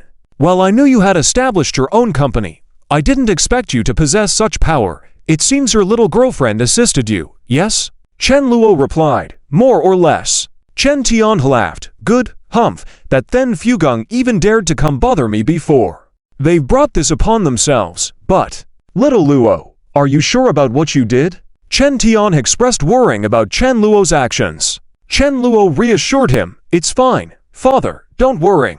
Chen Tian nodded, that's good to hear. You're quite capable now. You might even surpass me soon, haha. I'm very happy. By the way, your sisters have been talking about you.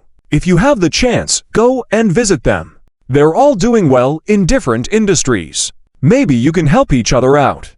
Your eldest sister even mentioned she hasn't seen you in a while. All right, I understand, Dad. I'll make time to visit my sisters. Chen Luo had indeed helped many people, and naturally, he wouldn't treat his own sisters unfairly. He had already decided that Chen Guyao, who was involved in the milk tea and food industry, would undoubtedly be the first he visited. Chen Luo had already called her to invest, and she had readily agreed and invested 50 million. She was now one of the major shareholders of Chen Luo's Muksu Times milk tea. Chen Menjing was a well-known online influencer, but she lived in the upper city, where she bought a room and lived by herself. Chen Luo would have to go to the upper city to visit her. She rarely returned home, preferring to live on her own. Chen Yuding had a successful business within the family. Chen Luo would need her help in the future. That night, Chen Luo stayed home, had dinner with Chen Tian Han Liu Yi, and headed back to South City University. Meanwhile, Du Qingku was very busy recently. She was grateful to Chen Luo, but she knew that the only way to repay him was to handle all the transferred businesses from the Then family properly. On the surface, these businesses were for the Du family, but in reality, they belonged to Chen Luo. After he had helped so many people, Du Qingku was more than satisfied. She couldn't believe that Chen Luo had made it all come true. When they signed the contract, Chen Luo had told her that he would lead the Du family to earn even more. And now, it was happening. The Du family had accepted half of the Then family's business. Even with the half that went to Chen Luo, the remaining half was still a significant fortune for the Du family. And this was just the beginning. Du Qingku had no doubt that as long as she followed Chen Luo's lead, the Du family could grow even further in the future. When Lang Xiaoyan learned of this, she admitted her envy. At the same time, her admiration for Chen Luo grew even more. Several days passed, and Chen Luo had no pressing matters. It wasn't until one day when Lin Yun suddenly found Chen Luo. She smiled and said, Chen Luo, my sister is leaving soon. Standing beside Lin Yun was another redhead beauty. She bore a resemblance to Lin Yun, and they both had distinctive red hair. However, this woman usually tied her hair up in a single ponytail, giving her a more assertive appearance. On the other hand, Lin Yun's hair was let down, giving her a more innocent look. The woman standing with Lin Yun was none other than Lin Ying, Lin Yun's older sister. They were both daughters of the Lin family, renowned for their wealth. Chapter 275. Lin Ying's Instructions. Chen Luo's another promise. In fact, Lin Ying happened to visit South City to see Lin Yun. As a result, she accidentally found out about the relationship between Lin Yun and Chen Luo. She used the excuse of wanting to get to know Chen Luo. Of course, that was her excuse. And Chen Luo naturally saw through it at a glance, knowing that Lin Ying definitely had a purpose in coming. To be precise, she came for him. It was very likely that she was sent by the Lin family. After all, Qin Yinshan had reminded Lin Yun about the instructions from the family. Chen Luo also knew about this matter. Although Lin Yun's father did not restrict her too much, Lin Moyan would definitely not easily allow someone to be with Lin Yun. However, after a conversation, Chen Luo also realized that Lin Ying did not come randomly. But she also wasn't sent by the Lin family. She came willingly, or rather, when she found out that her domineering sister actually found a boyfriend. Then Lin Ying expressed that of course, she had to come and see. And after seeing, Lin Ying's conclusion was, full score. Before coming, she had investigated Chen Luo's background. When she learned that he was the young master of the Chen family in South City, arrogant and domineering, a veritable playboy, Lin Ying also felt a bit of a headache. She couldn't help but think, my sister has such average taste. Aren't there plenty of such useless playboys in Long City? Lin Yun was sent to study in South City by her father to prevent her from being too influenced by the family. If Lin Yun were still in the Lin family in Long City, in addition to going to school, she would definitely need to accept arranged marriages between families, similar to Thenmuksuan, but more ruthless than Thenmuksuan. Even if marriage didn't happen immediately, continuous blind dates were needed. In fact, the larger the family, the more cautious the selection of a partner. It's not just girls. Many young masters can't just marry an ordinary girl. The control between big families is very strict. And Lin Moyan still hoped that Lin Yun could at least have a peaceful university life. Plus, Lin Yun herself did not want to, after meeting one young master today, have to meet another one tomorrow. That kind of life made Lin Yun feel very uncomfortable. Lin Ying, Chen Luo, I'll leave my sister to you for the time being. You must take good care of her. If she suffers any harm, I will never forgive you, Lin Ying said fiercely. Chen Luo also immediately promised, don't worry, Sister Lin Ying, I swear, I will protect Lin Yun with my life. Lin Ying's eyes showed surprise, but quickly calmed down. Lin Ying, that's about right. After that, Lin Ying looked at Lin Yun and said, if you have time, go back and visit the family. Daddy and a few aunts miss you a lot. Lin Yun in front of Lin Ying also looked very cute. She smiled and said, I know, sister, you can go back now. Be careful on the way, and send me a message when you arrive. Lin Ying nodded, then turned and left. However, when passing by Chen Luo, she softly said, Chen Luo, do you remember what I told you earlier? Chen Luo nodded silently. Seeing this, Lin Ying got into the luxury car and left for the airport. After Lin Ying left, Lin Yun immediately rushed up and held Chen Luo's hand, smiling happily. Zi Luo, thank you for accompanying me these days, and also for playing with my sister. Chen Luo rubbed her head and said, what's that? In the future, I'll take you to more places to play. I also need to build an amusement park that is exclusive to you. Chen Luo's sudden sweet words made Lin Yun's cheeks blush. Just now, when Chen Luo said he'd protect Lin Yun with his life, her heart fluttered like a little deer. Lin Yun's love for Chen Luo grew stronger. She wanted to cuddle up in Chen Luo's arms. Unfortunately, they were in a public place, so Lin Yun could only forcefully suppress her inner excitement. However, when they arrived at Chen Luo's villa later, Lin Yun pounced on Chen Luo and overwhelmed him with affection. Damn, not again. Chen Luo once again experienced the attack of face wash. Chen Luo really had no hurry to devour Lin Yun. They were already used to kissing and other things, and Lin Yun never missed any opportunity. After a passionate exchange, Lin Yun lay on Chen Luo's chest, her face full of smiles. As Chen Luo pondered in his mind, previously, the Then family sent people to harass Chen Luo. He was ready to fight back, but coincidentally, he met Lin Yun, Yun's sister, who came. So Chen Luo spent a few days in South City with Lin Yun and Lin Ying. Lin Ying also inspected Chen Luo during that time. Chen Luo took her to his company to see. After seeing, Lin Ying's attitude clearly changed, especially after learning that Chen Luo was still developing physical businesses. His milk tea shop and hot pot restaurant were already opened. This surprised Lin Ying even more. And those games developed by Chen Luo, Fruit Ninja, Angry Birds, Temple Run, etc., also surprised Lin Ying, her face showing a look of shock. She even said, no way. Chen Luo, you developed these games. Chen Luo nodded. Lin Ying was speechless. In the Long City commercial area, I saw many people playing them. I didn't expect that the mastermind behind them was you. Chen Luo smiled and nodded.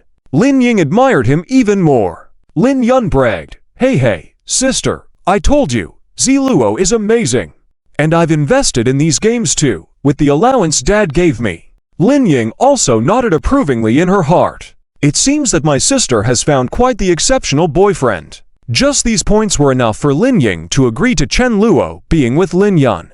Lin Ying was no fool. In just a few days of contact, she already knew that Chen Luo was definitely not some useless playboy. In her eyes, the Cloud Robber Group was full of potential. At the same time, Lin Ying also learned about Chen Luo's future plans, including Plants vs. Zombies, Minecraft, etc. Those things, Lin Ying, after a brief understanding, could tell that they were all good games. Later, of course, Lin Ying learned Chen Luo even invested in making films and TV series. Did you direct Swordsman of the Gods and the richest man in Pineapple City and Charlotte's Troubles? Lin Ying was astonished. She had seen promising men before. In Long City, many young people from families were very capable. Even at a young age, they already had assets worth billions, tens of billions, even over 100 billion.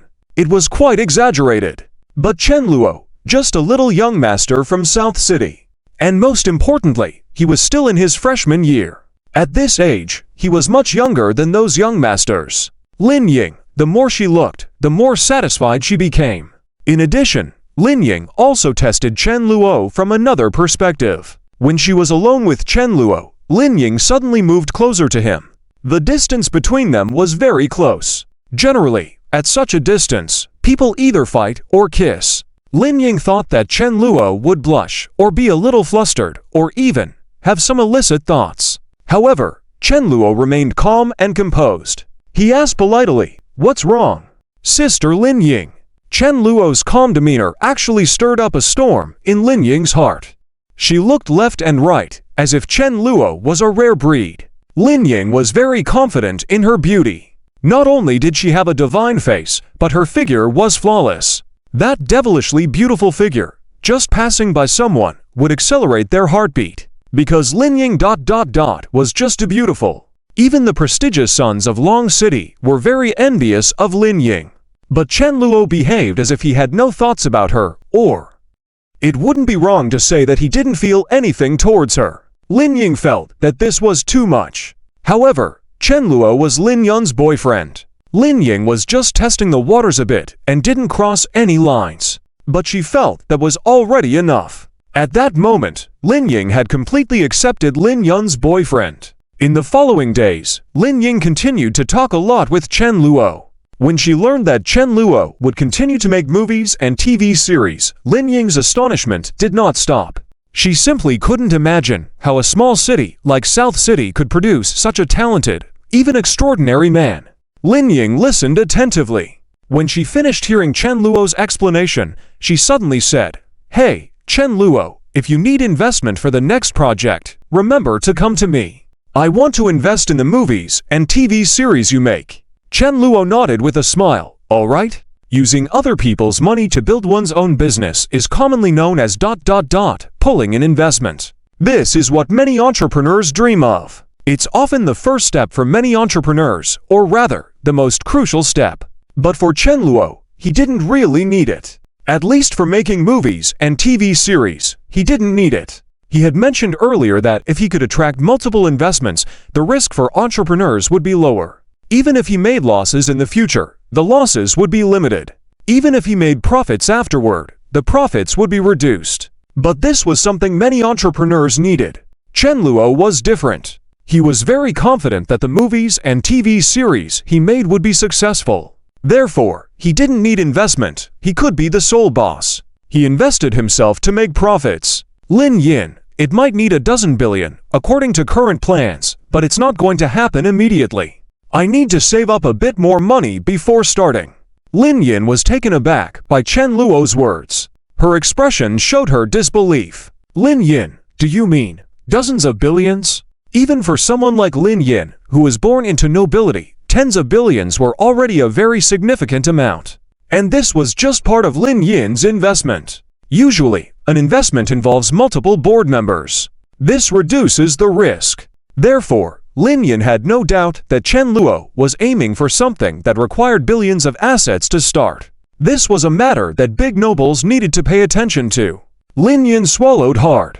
She had thought that Chen Luo was just playing around. Although he was talented and had potential, he hadn't reached the level where she would be shocked. But now, with a few nonchalant words, Chen Luo shocked Lin Yin. But Lin Yin eventually accepted. In the end, she decided to inform Chen Luo about the matter. But what surprised Lin Yin was Chen Luo's response, "I know, thank you, Sister Lin Yin." Lin Yin was speechless. Later on, she actually felt somewhat reluctantly, and yet relieved. She felt relieved because Chen Luo was very talented and genuinely cared for Lin Yun.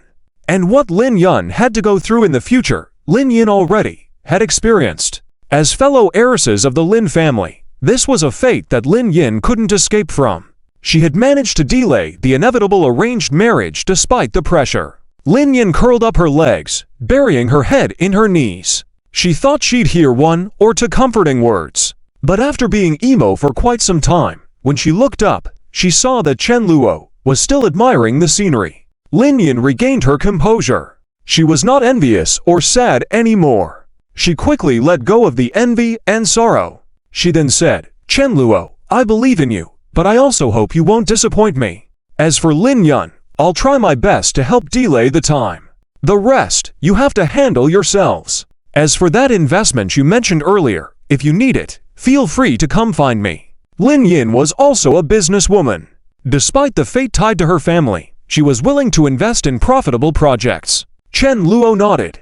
Lin Yin said, "By the way, do you still need investment for that game I saw in your company?" Lin Yin swiftly changed the topic, glossing over the heavy topic. "Of course," Chen Luo said.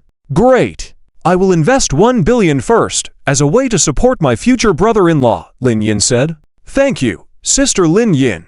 Chen Luo smiled and nodded. "Hey, Chen Luo, tell me secretly, will that game really be a hit? Why can't I see any hints?" Lin Yin asked. "Trust me, Sister Lin Yin. Hey, I don't understand those games very well. Recently, I've been playing the Angry Birds game you developed. I've reached level 8. By the way, what's the name of your game?" "Black Mythical Journey." "Black Mythical Journey, Monkey King." "Oh, okay. Keep it up. I'm starting to have more faith in you. I'll root for you to become my brother-in-law." Lin Yin patted Chen Luo on the shoulder. Her gaze seemed to be entrusting him with something important. Chen Luo was amused by Lin Yin's somewhat whimsical behavior, but cooperated wholeheartedly, saying, "Don't worry, Sister Lin Yin, I will work hard." Soon, both of them couldn't hold back their laughter. Shortly after, Chen Luo drove Lin Yin back to the hotel. Before getting off the car, Lin Yin suddenly said, "By the way, I heard that the Then family has been causing trouble for you these days, right?" Chen Luo replied, "Yes, I was hoping to cooperate with them, but it seems these fools aren't too willing. I plan to show them some trouble in a few days." Lin Yin then said, "Take me with you. Let sister help you out. Consider it a parting gift before I leave." Lin Yin had not made any preparations this time, given that she did not have much expectations for Chen Luo. But a little help from the Then family should be enough. Chen Luo was happy to hear this. He did not refuse and said, "All right, then. Thank you, Sister Lin Yin." "You're welcome. Anything less would be uncalled for," Lin Yin said fiercely. Even though she was in her mid-20s, worth several billions, she acted like a little girl. Chen Luo knew better than to dismiss her and immediately apologized, saying, "I'm sorry, Sister Lin Yin." Seemingly pleased with how obedient Chen Luo was, she happily got off the car. Subsequently, the Then family was ended. Chapter 276, Then Muxuan's Choice. Yi Feng felt like he was on a roll again. Lin Ying's impression of Chen Luo was quite good when she came to Nan City this time. She felt more at ease. Originally, Lin Ying had planned to say that if Lin Yun had bad taste, she would secretly do something to make that man back off. Lin Yun, as the daughter of the Lin family, wasn't just anyone's match. But for Chen Luo, Lin Ying didn't have that plan. On the plane back to Long City, Lin Ying looked out the window and suddenly smiled. She felt both ridiculous and wonderful. "Haha, 2 years. That little guy really dares to say, but I quite admire him. Keep it up, little guy. You will face many difficulties in the future." In Nan City, Chen Luo and Lin Yun were resting. Originally, Chen Luo thought that was about it. Everything was normal. But unexpectedly, today, he remembered. Lin Yun still tightly held him, also bowing her head. This surprised Chen Luo. "What's wrong with you, Sister Lin Yun?" Chen Luo asked. Lin Yun didn't say a word. Chen Luo was puzzled and lowered his head to check. He found that Lin Yun's eyes were a bit red. It seemed like she was about to cry. This surprised Chen Luo a lot. He quickly asked, "What's wrong? Are you okay, Sister Lin Yun? Don't scare me." Lin Yun hurriedly shook her head. Chen Luo asked softly, "Then what is it?" Lin Yun raised her head suddenly and said in a tearful tone, "Did you tell my sister that you plan to develop the Luo Cloud Group to a level where it can compete with our family within 2 years?" Lin Yun's expression was somewhat stubborn. Chen Luo was stunned, obviously not expecting Lin Ying to directly bring this up. But that woman was indeed playful. It was also her style. No hiding, just saying. This wasn't a big deal. Chen Luo said, "Yes? What's wrong, Sister Lin Yun?" Chen Luo was a bit nervous, thinking that maybe Lin Yun misunderstood and thought he looked down on the Lin family group. To catch up with in 2 years. Who did he think he was looking down on? But Lin Yun, only after getting a definite answer, hugged Chen Luo even tighter. There were tears in her eyes. But won't that be very tiring? Lin Yun was different from other women. Others might suspect, but Lin Yun unconditionally believed. She trusted Chen Luo very much. Since Chen Luo had said so, he would definitely do it. But Chen Luo was also a human being.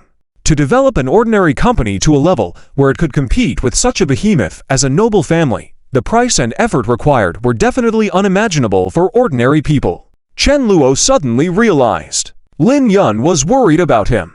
He gently patted Lin Yun's back and said with a smile, "It's okay, as long as it's for you. No matter how tired I am, I'm not afraid." Lin Yun got up quietly, her eyes full of love. Afterwards, she closed her eyes and kissed again.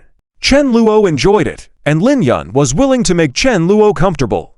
After kissing, Lin Yun took out a bank card and said, "Since you've decided to do this, I will help you too. There's $1 billion in here. Zi Luo, take it." Chen Luo paused for a moment and accepted it. They were already familiar with each other, so there was no need for more formality. They both understood each other very well. It had been some time since the Fen family announced their withdrawal from the 5 major families. This news caused quite a stir in Non-City's business district. The common people, of course, didn't know. Chen Luo's Luo Cloud Group was developing well now. Since the release of The Troubles of Charlotte, Chen Luo had made a fortune again. His third movie, The Shy Iron Fist, had already started filming. This speed was truly astonishing.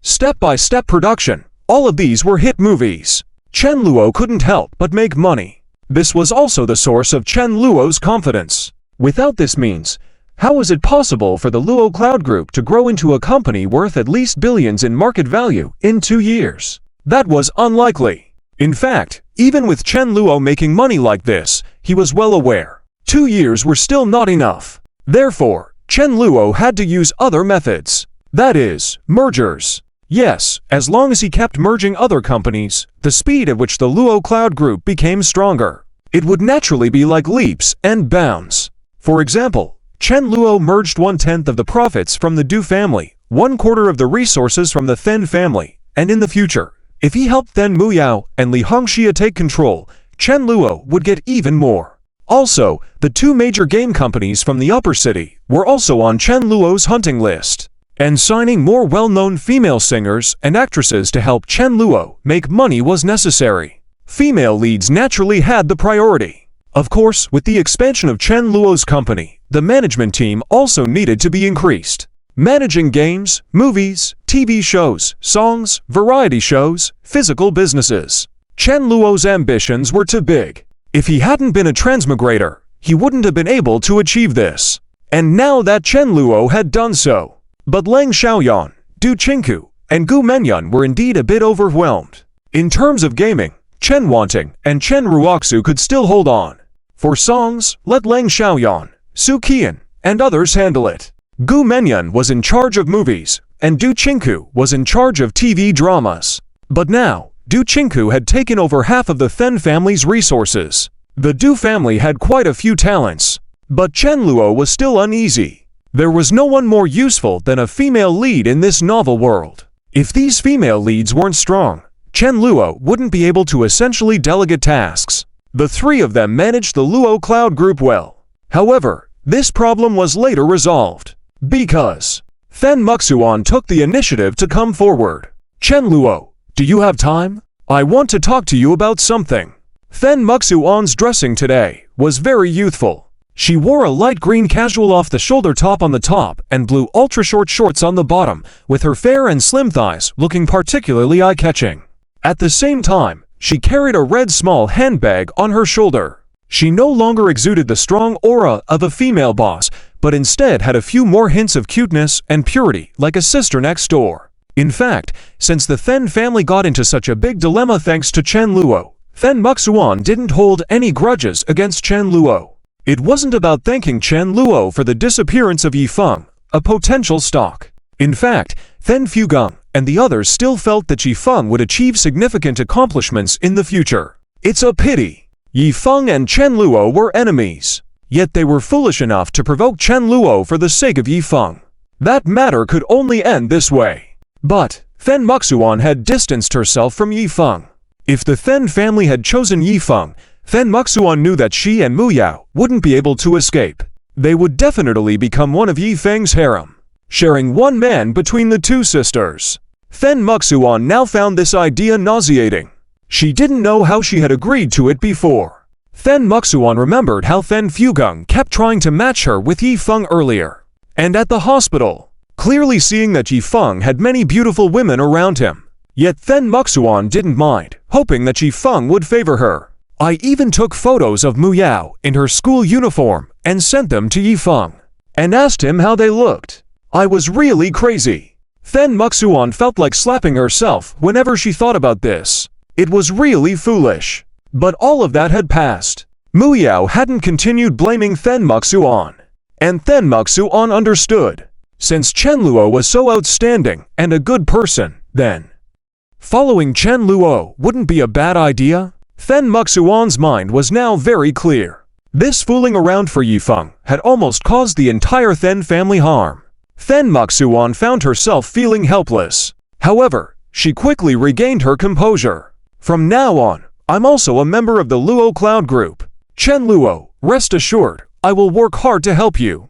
Then Muxuan's eyes were filled with a determined look. And this matter shook the non-city business district. Many people were discussing it. But on Yifeng's side, he was very relaxed and at ease.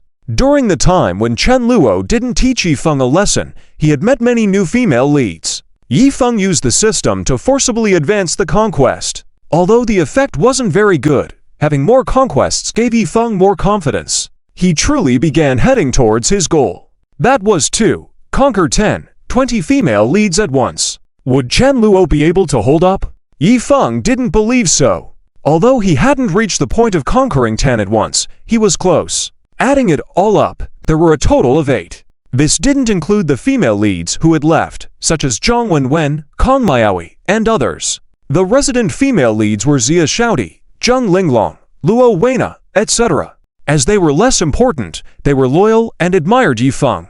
Chen Luo didn't need the help of these female leads either, so he didn't pay attention to them. In addition, Chen Luo's plan was to sway Yifeng back and forth like a twisted steel rod. So letting Yifeng develop a bit was necessary. For Yifeng, he felt that this allowed him to catch his breath, making the situation less desperate. Yifeng had always held on to one thought: he could make a comeback. Watching the two women beside him jealous, Yifeng was very pleased with himself. These two women were the female leads in the book. However, their status wasn't very high. They mainly assisted in games and songs.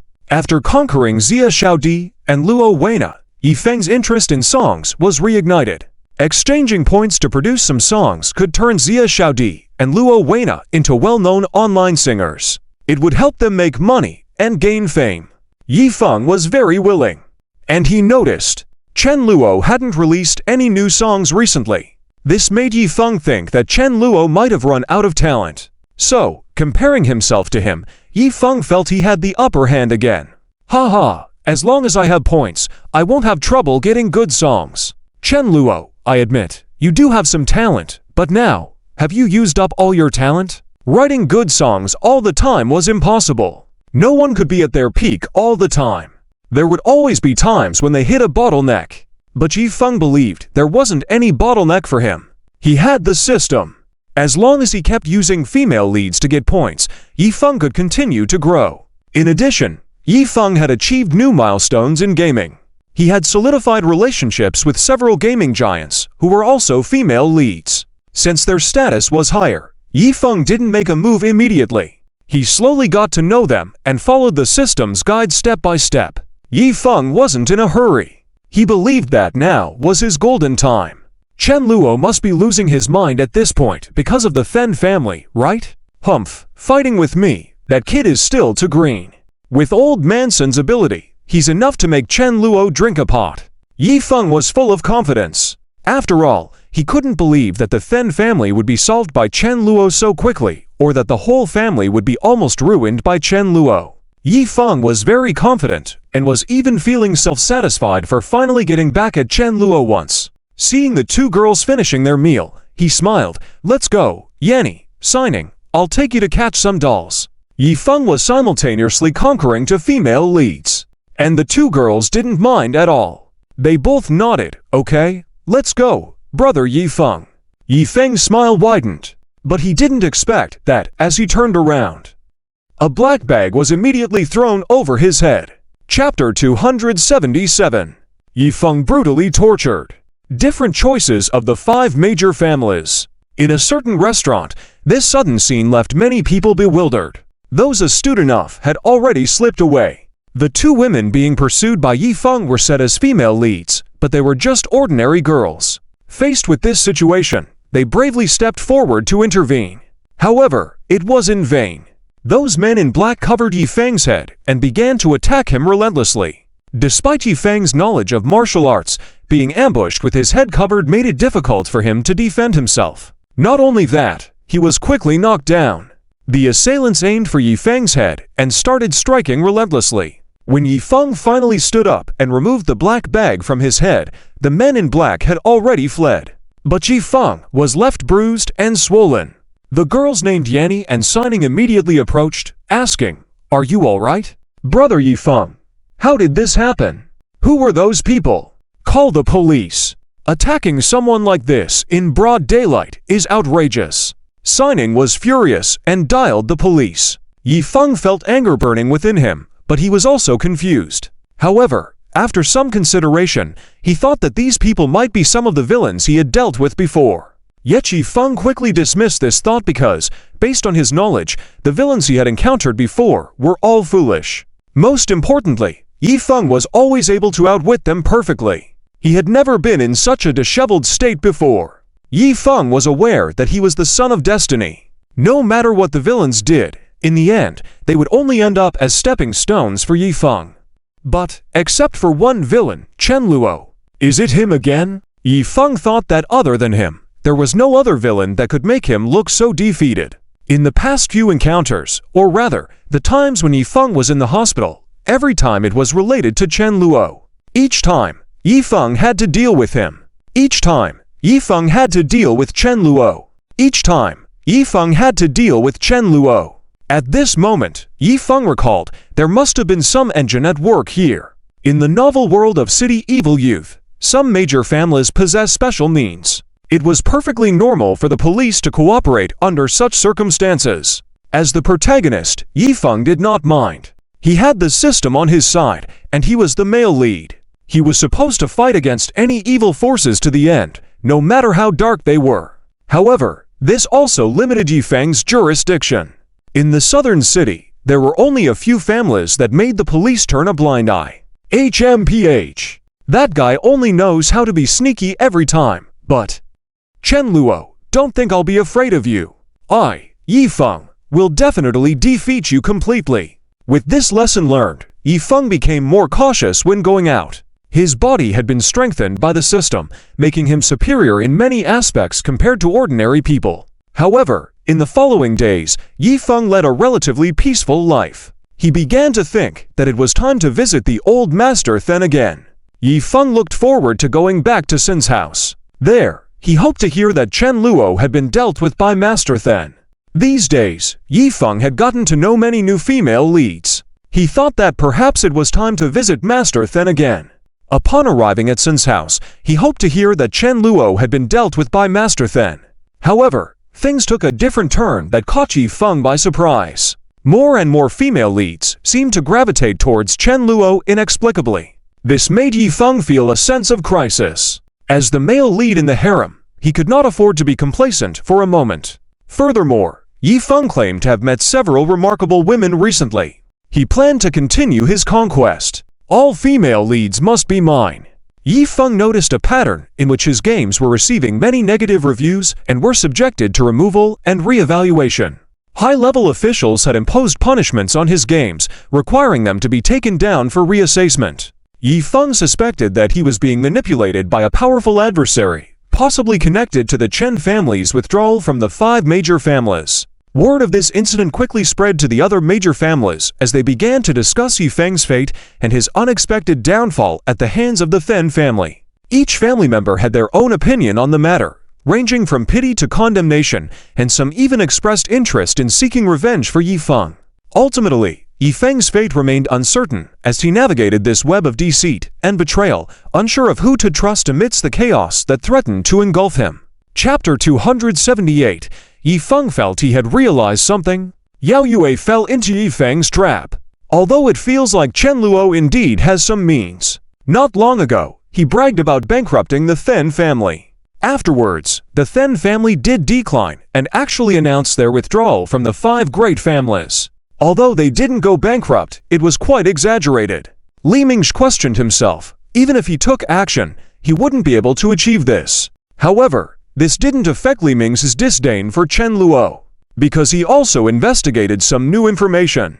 That is, after the decline of the Fen family, some of Fen family's businesses were transferred to the hands of the Du family in Nan City. This made Li Mingsh couldn't help but reveal a playful expression on his face. The Du family. Li Mingsh recalled the woman named Du Chinku from the Du family. He couldn't help licking his lips. Li Mingsh had truly messed around, right? I never expected that the Du family would have such luck. Wait, was it luck or premeditated? Li Mingsh believed it was more likely the latter. The major blow against the Fen family this time. There's a high probability that it involved the cooperation between the Du family and the Chen family. In other words, Chen Luo might not have had much impact. Of course, Li Mingsh also considered that there might be involvement of other forces. He would continue to investigate. Although the Fen family kept silent about this matter, there would definitely be rumors circulating. Li Mingsh found out that, apparently, that day, it seemed like Jia Yuan from the Jai family was also present on the scene. This made Li Mingsh feel like he had found the key point all of a sudden. A wider smile appeared on his face. Even the Jai family is involved? Interesting. Li Mingsh knew very well. He wanted to obtain more information. Therefore, the easiest way was to break through this Jia Yuan. Li Mingsh also knew Jia Yuan very well. He was a wastrel, always hanging out in bars. Either that, or in KTVs, clubs, or hotels. Truly a pampered young master. In Li Ming's eyes, people like him were the lowest of the low.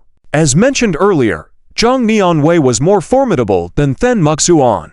And Li Mingsh was even more fierce than Zhang Nianwei. He might even have the chance to become the head of the Li family soon, even though Li Chongchu was far from retirement age. But Li Ming's performance indeed suited him to further control the Li family's business. That's why Li Mingsh continued to ignore Chen Luo.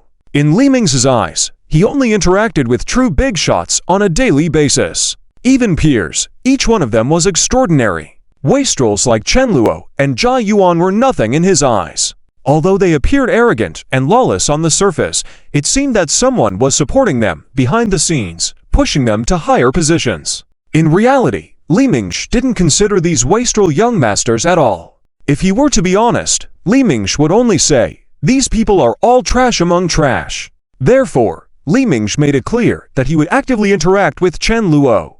It was an honor for Chen Luo. Heh, as long as this guy has some brains, he'll have to be courteous to me in the end, otherwise, I'll make him know my methods. This was Li Ming's nature. In front of others, he wore a sunny and kind appearance. But in reality, Li Mingsh was ruthless behind the scenes. He had bullied many beautiful women without knowing how many. Especially girls with higher social status, he wanted to crush them even more. And when it came to Chen Luo, Li Mingsh would only cooperate on the surface. Once the other party lost their value, Li Mingsh wouldn't hesitate to turn against them. However, Li Hongxia was completely unaware of Li Ming's dual nature. She still greatly admired her big brother. Li Hongxia felt that having Li Mingsh in the Li family was truly fortunate. And not only Li Mingsh was investigating this matter. Families like the Sun family, Zhang family, and other influential forces in Nan City were also very curious. Why did the Then family really announce their withdrawal from the 5 great families? What exactly did that Chen Luo do? Some sources revealed that on that day, a red-haired girl and Chen Luo entered the Fen family together. Some even suggested that Chen Luo might have more powerful forces supporting him from behind. These rumors couldn't be confirmed, but many were willing to believe them. Otherwise, there would be no way to explain it. Sun Menjing, Zhang Nianwei, and others also received these pieces of information. They were lost in thought. Sun Menjing, could this Chen Luo really be a wastrel young master? Why do I have doubts about what Qingling said? Zhang Nianwei, should I contact Yi Feng now? I feel like interacting more with this Chen Luo could benefit our Zhang family. Zhang Nianwei felt this was a simple truth. Even for experienced people like them, or a newcomer with a working brain, it was clear that if Chen Luo had the means to make the Fen family withdraw from the 5 great families, then sticking close to such an influential person like him would surely bring benefits. However, the murmuring of Sun Qingling and Zhang Qianshan made Sun Menjing and Zhang Nianwei hesitate. Sun Qingling, Mom, trust me, that Chen Luo is just a wastrel. He definitely played some unsavory tricks. And even if you want to reach out to Chen Luo, wouldn't it be better not to disregard Brother Yi Feng? Trust me, once you meet Brother Yi Feng, you will see how great he is. Zhang Qianshan, sister, I'm not lying to you. Brother Yi Feng's future achievements will definitely surpass Chen Luo by countless times. Really? These 2 women looked anxious, as if they were revealing some extraordinary secrets. Plus, they were both highly regarded by Sun Menjing and Zhang Nianwei. Therefore, Sun Menjing and Zhang Nianwei could only sigh softly. Sun Menjing, forget it, no matter what, he's just a junior. It feels like a loss of face to actively be nice to him. Besides, as long as Chen Luo doesn't provoke our Sun family, it doesn't really matter how he is. Sun Menjing thought to herself. Zhang Nianwei, in that case, I'll first meet this Yi Feng, and as for this Chen Luo, I'll observe him first. Neither of them rushed to find Chen Luo immediately. However, many wealthy young people in Nan City were different. When they found out that Chen Luo had actually caused the Fen family's downfall, they immediately tried various means to establish connections. They hoped to get to know Chen Luo with these networks. These wealthy young masters believed that if they could be recognized by Chen Luo, it would be a huge advantage for them. Following Chen Luo could potentially allow them to have a great influence in Nan City. And since the Chen family was originally one of the 5 great families, even without such a display from Chen Luo, many people would still be interested in joining him. Recently, Chen Luo's reputation had spread among the Nan City business and wealthy circles. This made Li Mingsh feel a bit uncomfortable. HMPH. Just a little Chen Luo. Li Mingsh was somewhat jealous. And it was not just him. There were others in Nan City who also felt dissatisfied with this turn of events. Yao Yue and Hao Yuhong were among them. They were well-known figures in Nan City's gaming industry, the heads of the New Yao Game Company and the Lightwords Game Company respectively. After the incident with the Fen family, they had become acquainted with Yi Feng. Both women felt like they had found a treasure. For some reason, the moment they saw Yi Feng, they felt this man was extraordinary. Upon further understanding, they were even more surprised. They hadn't expected this young man to be so excellent. And they also learned that Yi Feng seemed to have some grudge with the young master of the Chen family. Initially, Hao Yuhong and Yao Yue didn't pay much attention to this. Their companies had no business dealings with the Chen family. Although the 5 great families of Nan City were well known, Chen Luo himself didn't have the same reputation. Hao Yuhong and Yao Yue hadn't heard much about him, which was normal. But after this incident, the news had spread like wildfire in the Nan City business circles. They couldn't avoid getting to know Chen Luo anymore. These 2 women naturally had a low opinion of Chen Luo. Hao Yuhong, he's just a useless person who relies on others, acting as if he's so powerful. Yao Yue, I don't know why, but this guy gives off such a detestable vibe. Humph, Chen Luo doesn't even compare to Yi Feng's brother at all. These 2 women had a very low opinion of Chen Luo.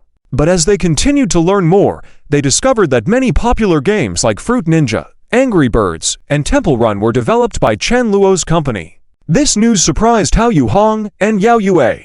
They were lost in thought. Not only that, as they dived deeper into the juicy gossip, they found out that there were rumors suggesting Chen Luo had some major support behind him. Some said that Chen family had joined forces with the Du family. Others claimed that a powerful family from the upper city was behind Chen Luo. The gossip was flying high in the air. Li Mingshi, Sun Menjing, Zhang Nianwei, and others learned about it. Even Yao Yue, Hao Yuhong, and others were caught up in this information.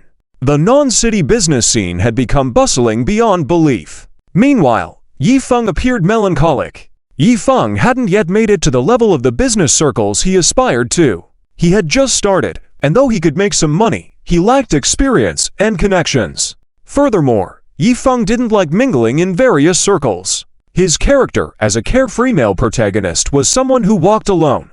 This allowed him to remain low-key and show off his cool image. Moreover, even if he did join such circles, Yi Feng probably wouldn't have the mood to seek out gossip. He was feeling quite depressed at the moment. Why? How did it turn out like this? What did Chen Luo actually do? It doesn't make sense. Even though he felt a bit puzzled, Yi Feng had a hunch that there must be something he didn't know about. It was probably because he caused Old Man Then to act against Chen Luo. That's why the Then family was forced to withdraw from the 5 great families. So, Old Man Then and those from the Then family have such animosity towards me. Did I harm them? Yi Feng had this realization, and it brought a bit of relief. Thank you, Yao Yue. This information you brought is crucial for me. Finally, Yi Feng's face showed a smile. Once he had his doubts cleared, things felt much lighter. He thought to himself, Chen Luo, do you see now? Your reputation is already tarnished. Anyone with a conscience will criticize you for your actions. You're definitely in the wrong and evil. I'm the righteous one, and eventually, I will bring you to justice. It was as if he was giving himself a pep talk and encouraging himself. Yi Feng was already leaning toward the dark side. But at the moment, he didn't mind much. He wanted to use his advantage to quickly bring Yao Yue under his control. This would allow him to gain a large amount of points upfront. As for other minor tasks, he could take his time with them later on. However, Yao Yue had no idea about Yi Feng's intentions. She was still thinking about his welfare. Later on, he suddenly said, Yao Yue, how about having a drink with me tonight? Let's have a good chat about game-related matters. Yi Feng wanted to speed up the process. And this proposal made Yao Yue resist a bit inside. As a high-end mighty female protagonist, if it had been anyone else, even if they had just met, to ask her out for a drink, she wouldn't have bothered. But she thought that Yi Feng was quite charming. Besides, they had already made plans to develop a game together in the beginning. So, after a moment of contemplation, Yao Yue silently agreed. Yi Feng's smile widened. Only, behind that smile, there was already a hint of lewdness. It wasn't as sunny as it was in the beginning. Chapter 279. The Tragic Situation of the Then Family. Then Mok Xuan's plea. Yi Feng, of course, Yao Yue's sister. Then I'll thank you first. Yi Feng said happily. But after saying that, there was a shadow in his eyes. Yi Feng, so this Chen Luo isn't that simple, although I know his trump card, but if he really has support from the upper city's antagonist, then indeed, it wouldn't be so simple for me to take him down easily. But this is enough to put me at ease. One thought Chen Luo was cheating. Turns out it's just this. The shadow in Yi Feng's eyes quickly dissipated. He even seemed somewhat disdainful. A more formidable antagonist support. What's that supposed to be? Yi Feng thought. He is the son of destiny. Even the most powerful antagonist in the future will be beaten by him crazily. Not to mention these initial appearing antagonists. Yi Feng wasn't afraid at all. He already had a plan in mind. As long as my strength is stronger than the antagonist behind Chen Luo, all the problems can be easily resolved. By then, in front of me, Chen Luo won't have the qualification to be arrogant anymore. He should just obediently let me beat him. HMPH, this guy has embarrassed himself so many times, the next time I get a chance to slap him, I will make this guy realize my terror. Yi Feng's heart was completely opened. In fact, for the previous Yi Feng, he only needed to keep improving himself. That was also the right path. But at that time, Yi Feng was very confused. He felt like Chen Luo was like an unbeatable antagonist. No matter what he did, he didn't stand a chance. Plus, Yi Feng always thought Chen Luo was just a very ordinary antagonist. He shouldn't be this strong. That's why Yi Feng's mentality was somewhat collapsing. It's like when you're playing a game. Some beginner-level monsters you initially don't care about feel like you can easily kill them with casual gameplay. But after you fight them, you realize no matter what method you use, even if you use special moves, those monsters remain unharmed. Your mentality will naturally change. But afterwards, you realize these monsters have actually received blessings from a more powerful existence. It's not a bug. So Yifeng was completely confident. Once he became stronger, he would deal with this guy.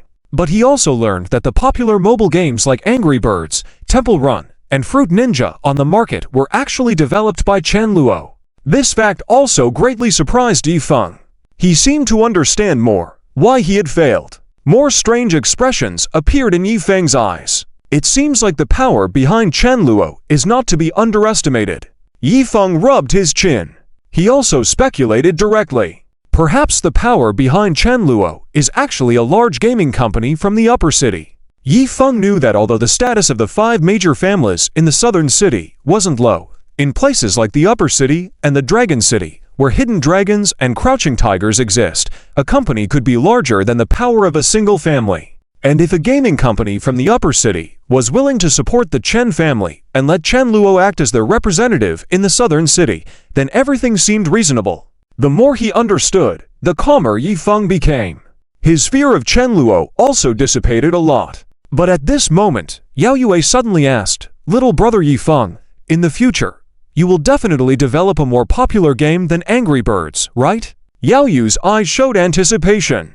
Upon hearing this, Yifeng immediately became excited, of course. "What's Angry Birds? In the future, I will develop a game that will set the nation on fire, and even sweep the whole world." Yifeng's statement was not wrong, but the cost he was willing to pay for acquiring these famous games was quite large. However, with just these mobile games, Yifeng didn't feel overwhelmed. After saying this, his confidence and enthusiasm were restored.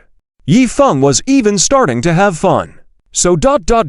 it's like this, ha ha ha. I thought that Chen Luo was really unfathomable, although I am somewhat surprised that these games were developed by him. But Chen Luo, you just wait, in the future, I will definitely surpass you. Yifeng was confident in this regard. After all, he was a systematic man.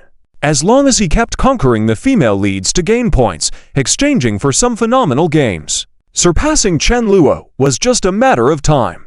And upon hearing Yifeng's confident words, Yao Yue did not think Yifeng was boasting. Instead, her fondness for Yifeng increased even more. She was quite impressed by the young man's spirit. This little brother Yifeng is indeed something to look forward to. I wonder how far he will go in the future. Yao Yue felt a bit giddy with excitement and even stole a few glances at Yifeng. Later on, they went to a bar. Both of them drank a bit too much. Yifeng, as a gentleman, sent Yao Yue back home. And just like in the original story, Yifeng also enjoyed some benefits once again. Yao Yue was already so drunk that she had lost consciousness. Yifeng used the excuse of preventing her from catching a cold to carry her to bed, helped her take off her high heels and outer clothes, then covered her with a blanket. In reality, Yifeng's heart was burning with desire. But he understood that he needed to maintain a noble and gentlemanly appearance, as it was not the right time to take advantage of Yao Yue. Even though Yao Yue wasn't completely drunk, she was aware of Yifeng's actions. After Yifeng helped her cover herself with the blanket, she prepared to leave. Yao Yue, with feelings of affection towards Yifeng, fell even deeper in love with him, thinking he was a lovely young man and fell asleep with thoughts of budding romance. The issue with the Then family eventually began to settle down. Concerning the matters of Chen Luo, everyone in the Then family remained tight-lipped. Then Fugang did not want to stir up further trouble, and he directly passed the family head position to Then Tianyang. Initially, Then Fugang thought he could lead the Then family forward for at least 2 more years. However, the recent events had left a significant impact on him. He realized that he might actually be getting old. Had he allowed Then Tianyang to take over as the family head from the beginning, perhaps the Then family wouldn't have faced such a tragic situation. He had always felt proud of building such a large family empire on his own after half a lifetime of hard work. Then Fugang felt that he could die without regret. But who would have thought that in the end, he didn't lead the Then family to greater heights? Instead, in his later years, he dealt a heavy blow to the family, causing a massive setback. Then Fugang was starting to feel embarrassed to face the other members of the Then family. As for Then Tianyang, he accepted the family head position without resistance. In fact, they were somewhat fearful. After all, Then Fugang was getting old. In this era, the younger generation was taking charge. Even though his insights were sharp, as one gets older, they might not be able to keep up. However, once Then Tianyang took over the Then family, his first priority was stability. This was a time of crisis for the Then family. During this period, Then family must not have any more incidents. Do you understand? Then Tianyang commanded. Then Wendong, Then Qingdi, Then Hu, and others nodded solemnly. They were well aware of the seriousness of the situation. In Then Tianyang's view, as long as they got through this crisis, the Then family could once again rise to greatness. Particularly since Then Tianyang was aware that his two daughters were currently working under Chen Luo. Chen Luo had close ties with the nobility. Perhaps in the future, the Then family might still have a chance to latch onto the legs of the aristocracy. Then Tianyang could only place his hopes on his two daughters now. On top of that, the Then family harbored hostility towards Yifeng.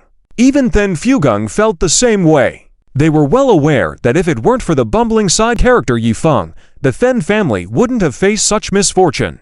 However, the attacks against Yifeng had passed. The current situation of the Then family was indeed precarious, so it was best not to provoke any more trouble. With half of their resources being stripped away, the Then family was not only left desolate, but had also been used by the Du family. The key point was that the Then family itself had many enemies in the southern city. In the past, those companies and powers had been wary of the terrifying energy of the Then family. But now that the Then family was in shambles, those who coveted their power naturally multiplied. It was a brutal reality. If the Then family failed to make the right move, they might lose everything.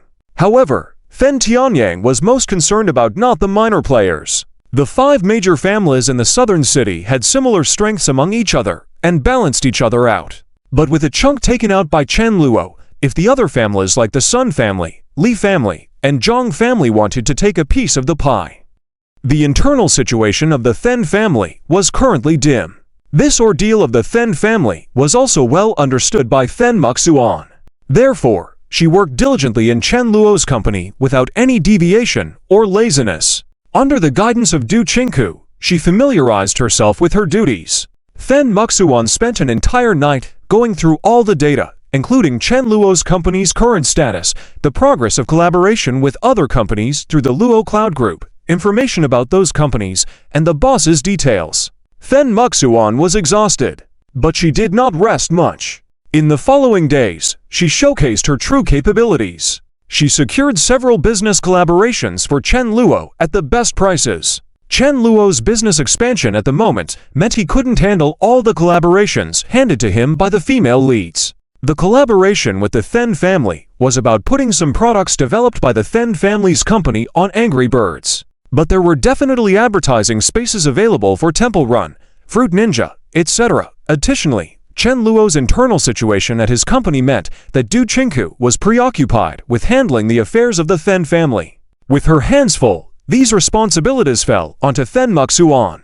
As for why Then Muxuan wasn't sent to manage the business deals already secured by the Then family, on one hand, Then Muxuan didn't want to, as she felt it was too cruel for her. Chen Luo also had no intentions of doing so. On the other hand, Du Qingku wasn't keen on it either, as these were resources brought to the Du family by Chen Luo. It was only right for Du Qingku to handle them herself. After all, with the help of other members of the Du family, it was manageable. Then Muxuan didn't mind. She seemed to have transformed into a workaholic. She practically lived in Chen Luo's company. Among the numerous employees at the Lu Cloud Group, there was immense admiration for the new manager. Several people recognized Then Muxuan from the incident before, but it was a topic rarely brought up now. Upon witnessing Then Muxuan's dedication, Chen Luo took note. Cold Xiaoyan couldn't help but exclaim, "Boss, Then Muxuan is really something. She works 18 hours a day. Can you believe it?" Chen Luo smiled and shook his head. Having someone like her was what he was aiming for. Signing these female leads meant they had some fortune on them, so they'd help get the job done without potential chances of failure. It was almost as hyperbolic as what the male lead Yifeng could potentially be capable of. Yi Feng hadn't returned the same enthusiasm yet, but agreed to catch up on the topic after listening to the Yao Yu's question. He was more enthusiastic about winning than others could have imagined. These games were only a part of the pro being an adventurous man.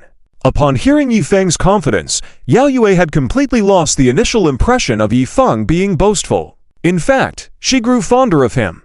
This little brother Yi Feng really makes people look forward to what he will become in the future. Yao Yu's heart pondered over the direction of their relationship. Afterwards, she glanced sneakily at Yi Feng. Eventually, the two went to a pub, and after a few rounds of drinks, Yi Feng was the epitome of a kind man, escorting Yao Yue back home.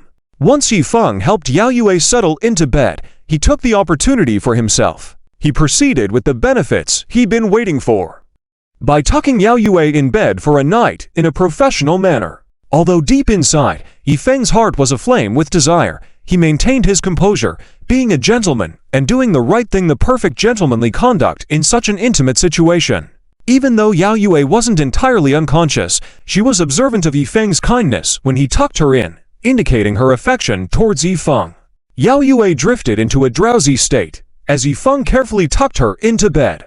Yi Feng gallantly left her side, making way for himself as paying attention to her affection now might be inappropriate. Yao Yue, however, was not truly passed out and noticed Yi Feng's efforts as he made sure she was comfortable before departing. As he reintegrated himself back into the situation, Yi Feng ensured Yao Yue had the utmost comfort before parting ways. In reality, when Yi Feng executed these acts, his inner thoughts were fueled with passion, but his actions projected decency and respect towards Yao Yu's welfare. Meanwhile, Yao Yue was not entirely unconscious, and the efforts were noted by her. Yao Yue became more appreciative of Yi Feng's conduct, recognizing the underlying affection towards him. She quietly settled in for the night, waiting to see what new direction their relationship would take.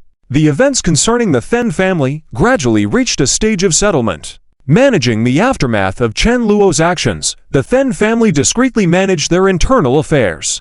Then Fugung cautiously aimed to avoid further entanglements, thus directly ceding the patriarch's responsibilities to Then Tianyang.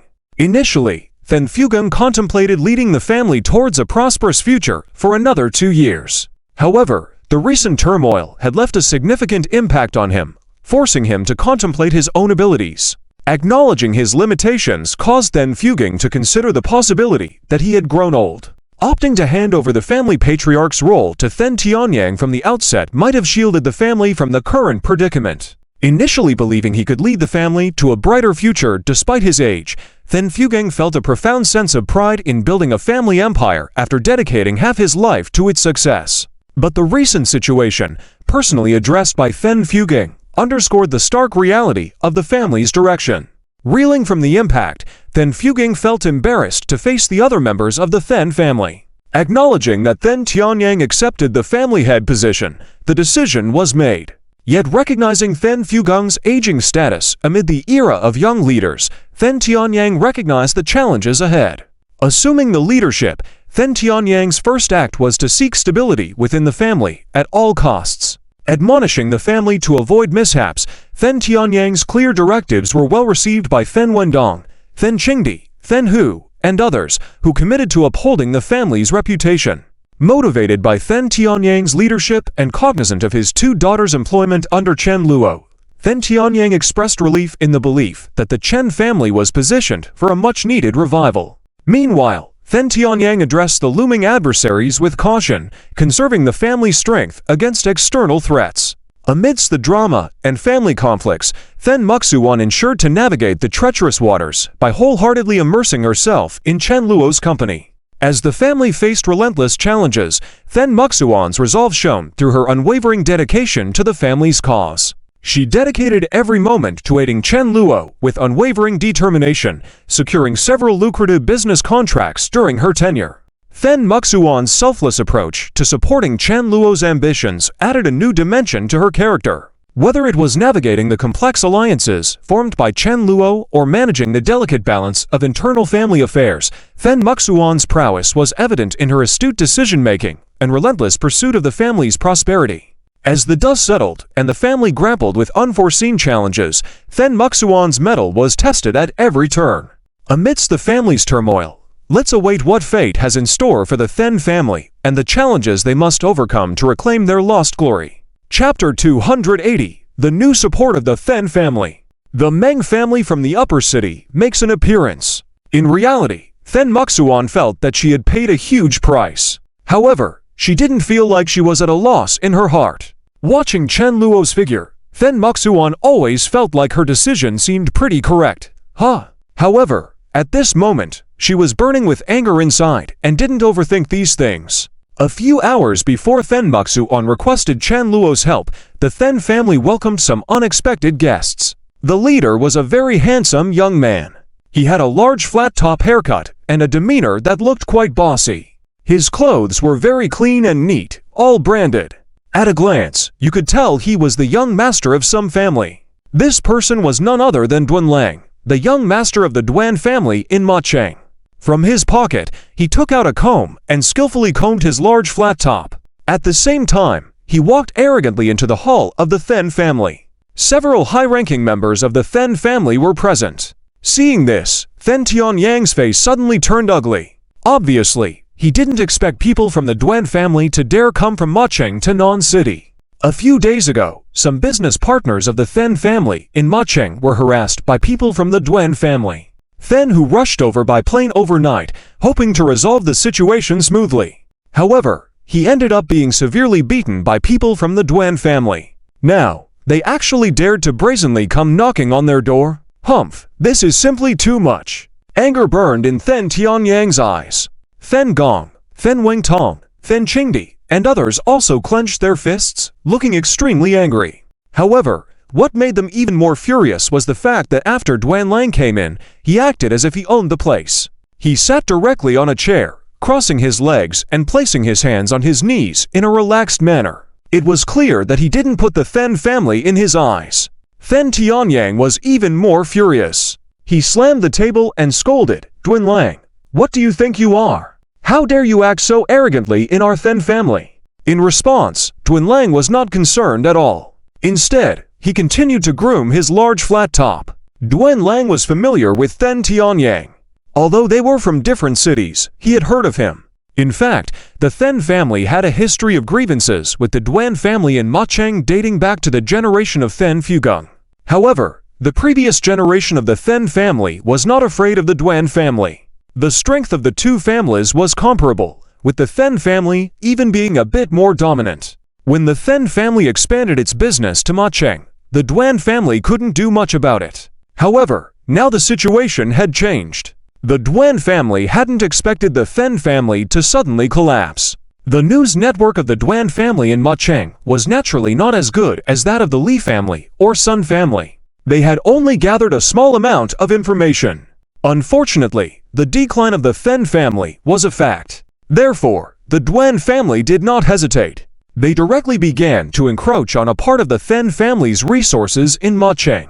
These resources had long been coveted by them. This time, Duan Lang was also acting under the orders of young Master Meng from the Meng family in the upper city, Meng Po. In fact, Meng Po had always had his eye on the two sisters Then Muxuan and Then Muyao. Several years ago, during a business conference, Meng Po had met Then Muxuan. He was captivated by her beauty at the time. He had also sent people to gather information and learned that the woman was the eldest daughter of the Then family in Nan City. Meng Po didn't mind and wanted to get to know Then Muxuan.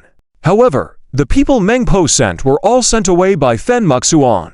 Meng Po was a little indignant and decided to send people to Then Muxuan's home.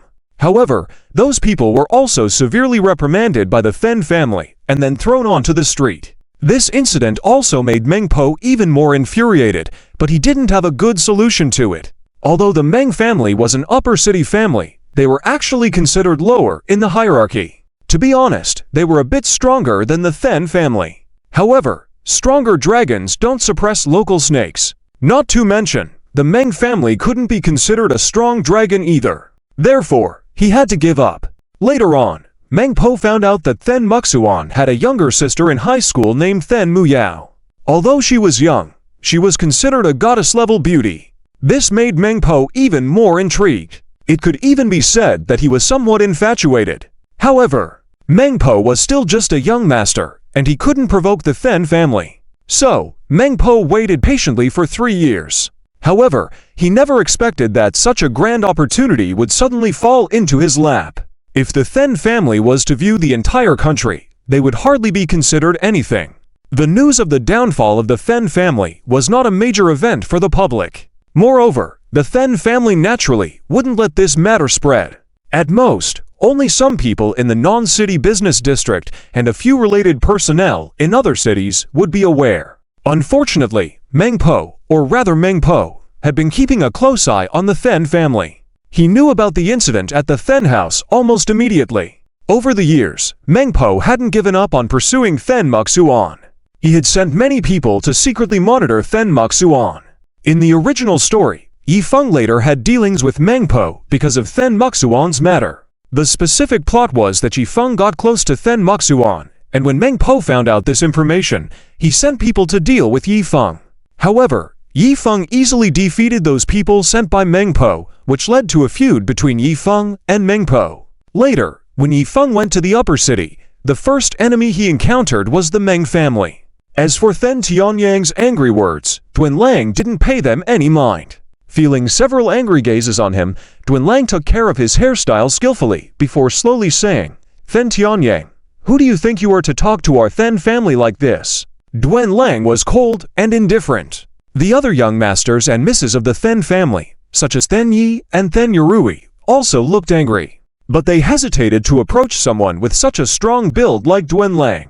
In fact, they had always been highly respected big masters in non-city. They had never experienced such things. At this moment, they were even a bit weak-kneed with fear. Then Gong immediately exclaimed, "I'm your father. You little brat. Do you want to die? Do you believe that I won't let you leave this door today?" Then Gong was furious. Although he had some scruples, he wouldn't agree to let such a brat insult his elder brother. Specifically speaking, it was an insult to the Then family. Duanlang coldly said, "Oh, here we go again. I only know Then Tianyang, but who are you?" Duanlang was dismissive. The other young masters and misses of the Then family all had angry expressions on their faces. However, seeing Duanlang's physique, they didn't dare to approach. In fact, they were all highly regarded in the Then family in non-city. They had never experienced such troubles before. Currently, they could almost be said to be terrified. Then Gong exclaimed, "I am your father. You little brat, dare to come to our Then family so arrogantly. You dare offend our family members." Then Gong was furious. He had some other thoughts, but he wouldn't agree. Letting such a little brat behave so arrogantly towards their elder brother, or rather, the Then family, was unacceptable. Duanlang sarcastically said, "Oh, you are back with the same words. But I only know Then Tianyang. I don't know who you are." Duanlang remained aloof. Then Tianyang might be more angry as he slapped the table and scolded, "Duanlang, what do you think you are? How dare you act so arrogantly in our Then family? I find this hard to believe." Duanlang heard these words, but was unfazed. Instead, he continued to groom his large flat top with skillful ease. Duanlang knew Then Tianyang. Although they were from different cities, he had heard some things. In fact, the Then family had already established some grievances with the Duan family in Macheng, starting from the generation of Then Fugung. However, the Then family had not feared the Duan family in the past. Their strengths were equivalent, and actually, the Then family was a bit stronger. When the Then family expanded their business to Macheng, the Duan family couldn't do anything about them. However, the situation was different now. The Duan family hadn't anticipated that the Then family would suddenly collapse. The news didn't spread far in the Duan family of Macheng. They only learned a small part of it. Unfortunately, the downfall of the Then family was a fact. Thus, the Duan family didn't hesitate and began to nibble away at a part of the Then family's influence in Macheng. These resources had been coveted by them for a long time.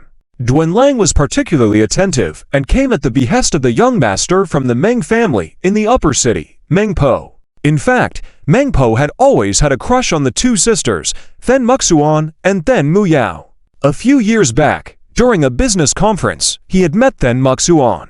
At the time, he was captivated by her beauty. He had even tried to gather information, discovering that she was the eldest daughter of the Then family in Non-City. Meng Po wasn't deterred. He wanted to get to know Fen Muxuan better. However, the people whom Meng Po sent were all turned away by Fen Muxuan. Meng Po was furious and ended up sending even more people to Fen Muxuan's home. These individuals were harshly disciplined by the Fen family and then tossed onto the street. This incident only further infuriated Meng Po, but he didn't have a good solution for it. Though the Meng family was an upper city family, they weren't as influential as others might think. They were possibly only a bit stronger than the Fen family. Corrupted from the start, this conflict had started when Fen Fugung had initiated it. It was rumored that the previous Fen family had feared the Duan family due to their power. In fact, the Fen family was even stronger. Despite being expanded to Macheng, the Duan family had struggled. However, the tide had turned. There was a complete reversal. The Duan family hadn't expected this sudden downfall of the Fen family. News of the Fen family's decline had yet to reach everyone's ears. Instead, only a few relevant people in the commercial districts of Nan City and other cities were aware. Unfortunately, the Meng family, or rather Meng Po himself, had kept a close watch on the Fen family, and he knew about the incident almost immediately. Hours later, Fen Muxuan also learned about the situation at the Fen house. Surprisingly, she was quite delighted. Fen Muxuan said, "Thank you so much for your support. If it weren't for you backing us up, my dad wouldn't have dared to confront and beat up that Duan Lang. But now, Meng Po has issued threats again. What should we do?" Fen Muxuan also had high hopes for Chen Luo's help, but she was a bit worried. Chen Luo directly responded, "Stir-fried scrambled eggs." Fen Muxuan was surprised and confused by Chen Luo's words. Chen Luo clarified, "Just kidding. Don't worry, I promise to help you, and I won't let the Fen family be harmed again." Fen Muxuan was about to remind Chen Luo that they were facing an upper city family when she decided that Chen Luo had managed to face the Zhang family of the upper city with no fear. Considering their relationship with the nobility, Fen Muxuan relaxed accordingly. She understood that her current task was to work hard to make money for Chen Luo. Fen Muxuan had noticed that as long as she earnestly helped Chen Luo earn money, his attitude toward her would be excellent. He wasn't arrogant or cold-hearted. In fact, he treated her just like a friend. This discovery made Fen Muxuan feel like she had found a new world. She had a strange feeling in her heart. At the same time, her fondness for Chen Luo had also increased a lot. In the upper city, at the Meng family, Meng Po's mood was disturbed, and he felt quite uninterested. He was driving his car back to the luxurious Meng family estate when he decided to return home. Although the Meng family in the upper city was not very prominent compared to other powerful factions, they were still a significant family. Meng Po's home was very luxurious, with extravagant decorations highlighting its opulence. The marble walls and tiles alone cost several million. However, Meng Po didn't seem to appreciate their grandeur. He carelessly tossed the keys to his luxurious car onto the sofa and saw a woman with big wavy hair descending the spiral staircase. "Auntie, what are you doing here?" Meng Po immediately smiled upon seeing the woman. The woman was his Aunt Meng Yujiao, who smiled back and asked why Meng Po had returned early. Meng Po exclaimed, "Damn it! There are some people without eyes who don't give me any face." Meng Po's words surprised Aunt Meng Yujiao. "Who dares not to give you face in the upper city? Tell me, and Auntie will help you teach them a lesson," Aunt Meng Yujiao said, determined to handle the situation. To her surprise, Meng Po then explained the matter involving the Fen family. Upon hearing this, Aunt Meng Yujiao was amazed. The Fen family in Nan City. They unexpectedly collapsed. "It's quite astonishing," Aunt Meng Yujiao said. Meng Po said, "Auntie, I want those two girls from their family to come play in our house. They refused, and it infuriates me." Meng Po shared his frustration with Aunt Meng Yujiao, who responded in a sweet tone, "Well, your wishes are Aunt's commands. Auntie will take care of it for you and invite those two girls, Fen Muxuan and Fen Muyao, over, right?" This news filled Meng Po with delight. "Yes, Auntie. Can you really help me?" Meng Po asked excitedly. Aunt Meng Yujiao reassured him, "Of course, when has Auntie ever lied to you?" Meng Po's face lit up with joy. "Yes, that's great." Meng Po looked extremely happy in that moment. While he projected a gentleman's demeanor in front of onlookers, he turned into a giant baby when with Aunt Meng Yujiao. This was because Aunt Meng Yujiao had always spoiled Meng Po. In fact, without her, Meng Po wouldn't have been the refined gentleman he was today. Chapter 281. Chen Luo's Ruthless Methods. Leng Xiaoyan grows more fond. The situation in the Meng family is also very complicated. Although they are just a lower-class family in the upper city, the Meng family's background should not be underestimated. In the southern city, the Then family, including Then Tianyang, Then Wendong, and others, have been feeling anxious lately. Although the good news is that everything seems calm on the surface, Meng Po has made serious threats. However, it seems that there have been no substantial actions so far. Yet Then Tianyang and others dare not let their guard down. During this time, they have been selling off many of the Then family's resources. Now, they do not have much capital left to hold onto those gold mines. It's better to sell them off for money and preserve some strength for the Then family. The events involving the Then family in the southern city have caused a stir in the business circle. However, for the majority of powers, it's nothing significant. They don't have any particular thoughts about the Then family. However, the Li family, Sun family, and Zhang family seem to be making moves behind the scenes. If the Then family falls, such a large piece of the pie will attract attention from other cities as well. Those families would want a share. Those groups in the southern city cannot let this opportunity pass easily due to past relationships. They are all acting covertly. Even if Then Tianyang and others are aware of this, they dare not speak up. The Then family is currently in a very difficult situation, while Chen Luo's company is thriving. Although he has promised to help Then Muxuan, Chen Luo has other matters to attend to now. Previously, Chen Luo planned to grow the Luo Cloud Group to a level that could compete with the aristocracy within 2 years. This would not be possible without swallowing other forces. The leaders of the Satan Group in the upper city, Ji Sijia, and the CEO of the North Science Group, Dongya, were already on Chen Luo's target list. These two major groups were crucial for Chen Luo to acquire. The Wind and Cloud Studio, led by Chen Ruoxu and Chen Wanting within the Luo Cloud Group, has also gained reputation in the gaming industry. Many people in the gaming circles have heard about them. Therefore, when Chen Luo sent out messages, both the Satan and North Science groups responded. Chen Luo is preparing to visit the upper city, personally negotiating cooperation with these two heavyweights. He is confident in being able to bring them on board. Then Muxuan still had some worries. She feared that if Chen Luo left the southern city, then if the Meng family sent someone over. However, Chen Luo reassured her, "Don't worry, I've already sent people to protect your Then family. Nothing will happen." Then Muxuan naturally believed Chen Luo's words and calmed down, focusing on helping Chen Luo build the Luo Cloud Group. The upper city is a first-class city in the Long Kingdom, known for its hidden dragons and crouching tigers. There are numerous powerful forces here, including the 5 major families, Then, Chen, Zhang, Sun, and Li. While they may be powerful in the southern city, they are nothing in the upper city. The wealthy people here are beyond imagination. Luxury is prevalent, attracting many visitors from other cities and even abroad. Chen Luo also visited the upper city and was impressed by its grandeur. Upon returning to their residence, Chen Luo and his group met a troublemaker named Tang Zi, who was attempting to provoke Cold Xiaoyan. Cold Xiaoyan, accompanied by Chen Luo, was a striking figure even in the upper city. Despite the provocations, things took an unexpected turn as the situation escalated, resulting in a confrontation between Tang Zi and Chen Luo's subordinates. Tang Zi and his associates, who underestimated Chen Luo, found themselves in a dire situation and eventually required medical assistance. Chen Luo continued with his business meetings in the upper city, successfully securing cooperation with the leaders of the Satan and North Science groups for developing a major 3A game. Meanwhile, back in the southern city, a distressed Then Muxuan sought Chen Luo's help as the Meng family and others were causing trouble again. Chen Luo's calm demeanor and swift action surprised everyone as he swiftly resolved the issue, leaving the troublemakers in pain while offering medical aid.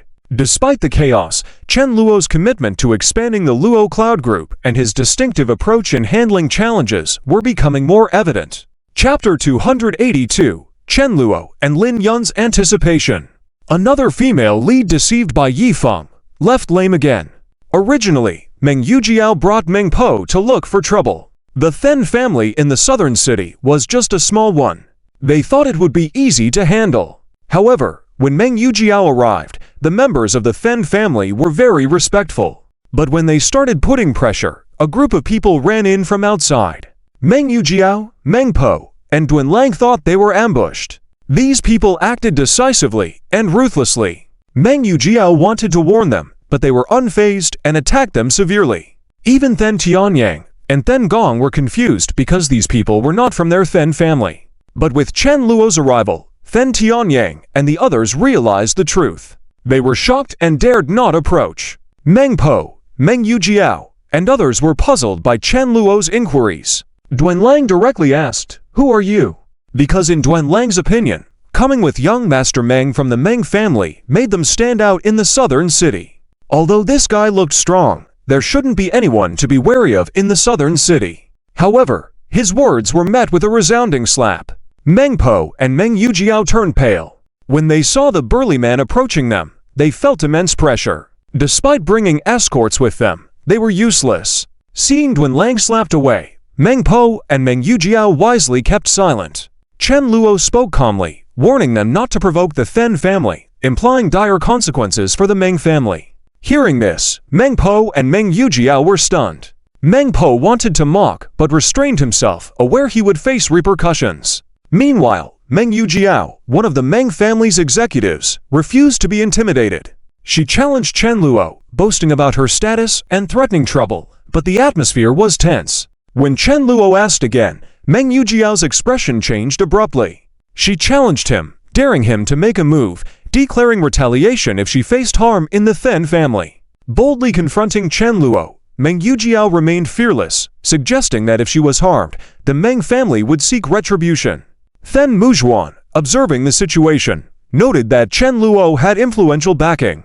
Though unsure, she felt less fearful. The tension at the scene was palpable. Chen Luo, unperturbed, suggested, "Your Then family." Laughable. The Then family will soon be under my wing. With plans to support Then Muyao, Chen Luo hinted at the deteriorating situation faced by the Then family. Hoping for Chen to help, Then Tianyang was apprehensive, aware that Meng family posed a threat. Then Tianyang hesitated as he knew whose power to fear.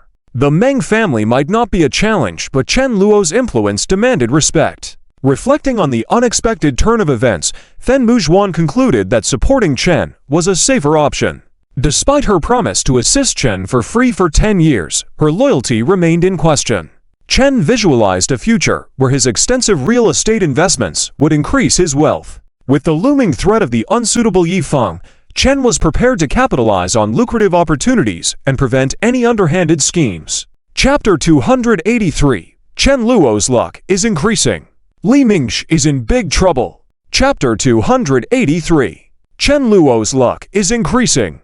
Li Mingsh is in big trouble. In a certain coffee shop, Dongya had a look of shock. She carefully looked at the photos of Yifeng that were severely beaten. She was filled with astonishment. When she heard that all of this was the work of Chen Luo, her heart was filled with shock. "Dongya, I didn't expect that Chen Luo could be so ruthless, beating Yifeng's little brother to the point of hospitalization.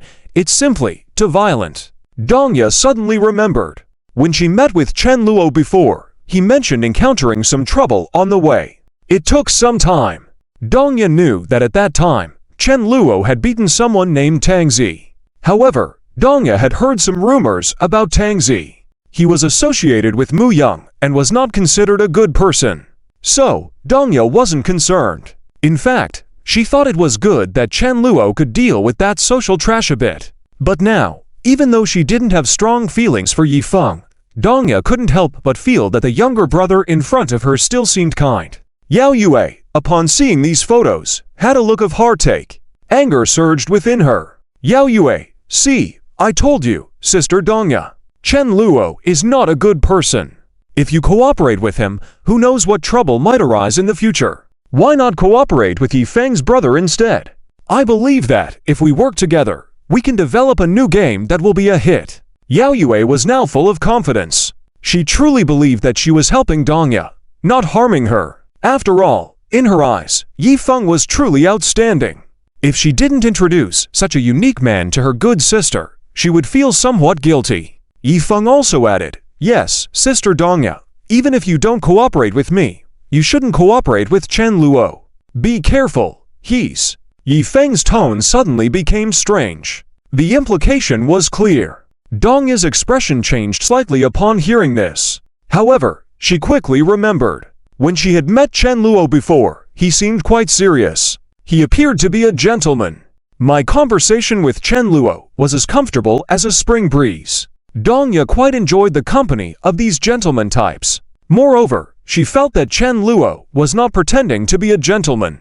But when Yi Feng saw Dong Ya hesitant, he continued to present more evidence. Specifically, photos of Chen Luo with other women at a hotel. Yi Feng expressed that he couldn't allow a beautiful woman like Dong Ya to side with Chen Luo. Regardless, he wanted to lower Dong Ya's impression of Chen Luo to the minimum before speaking further.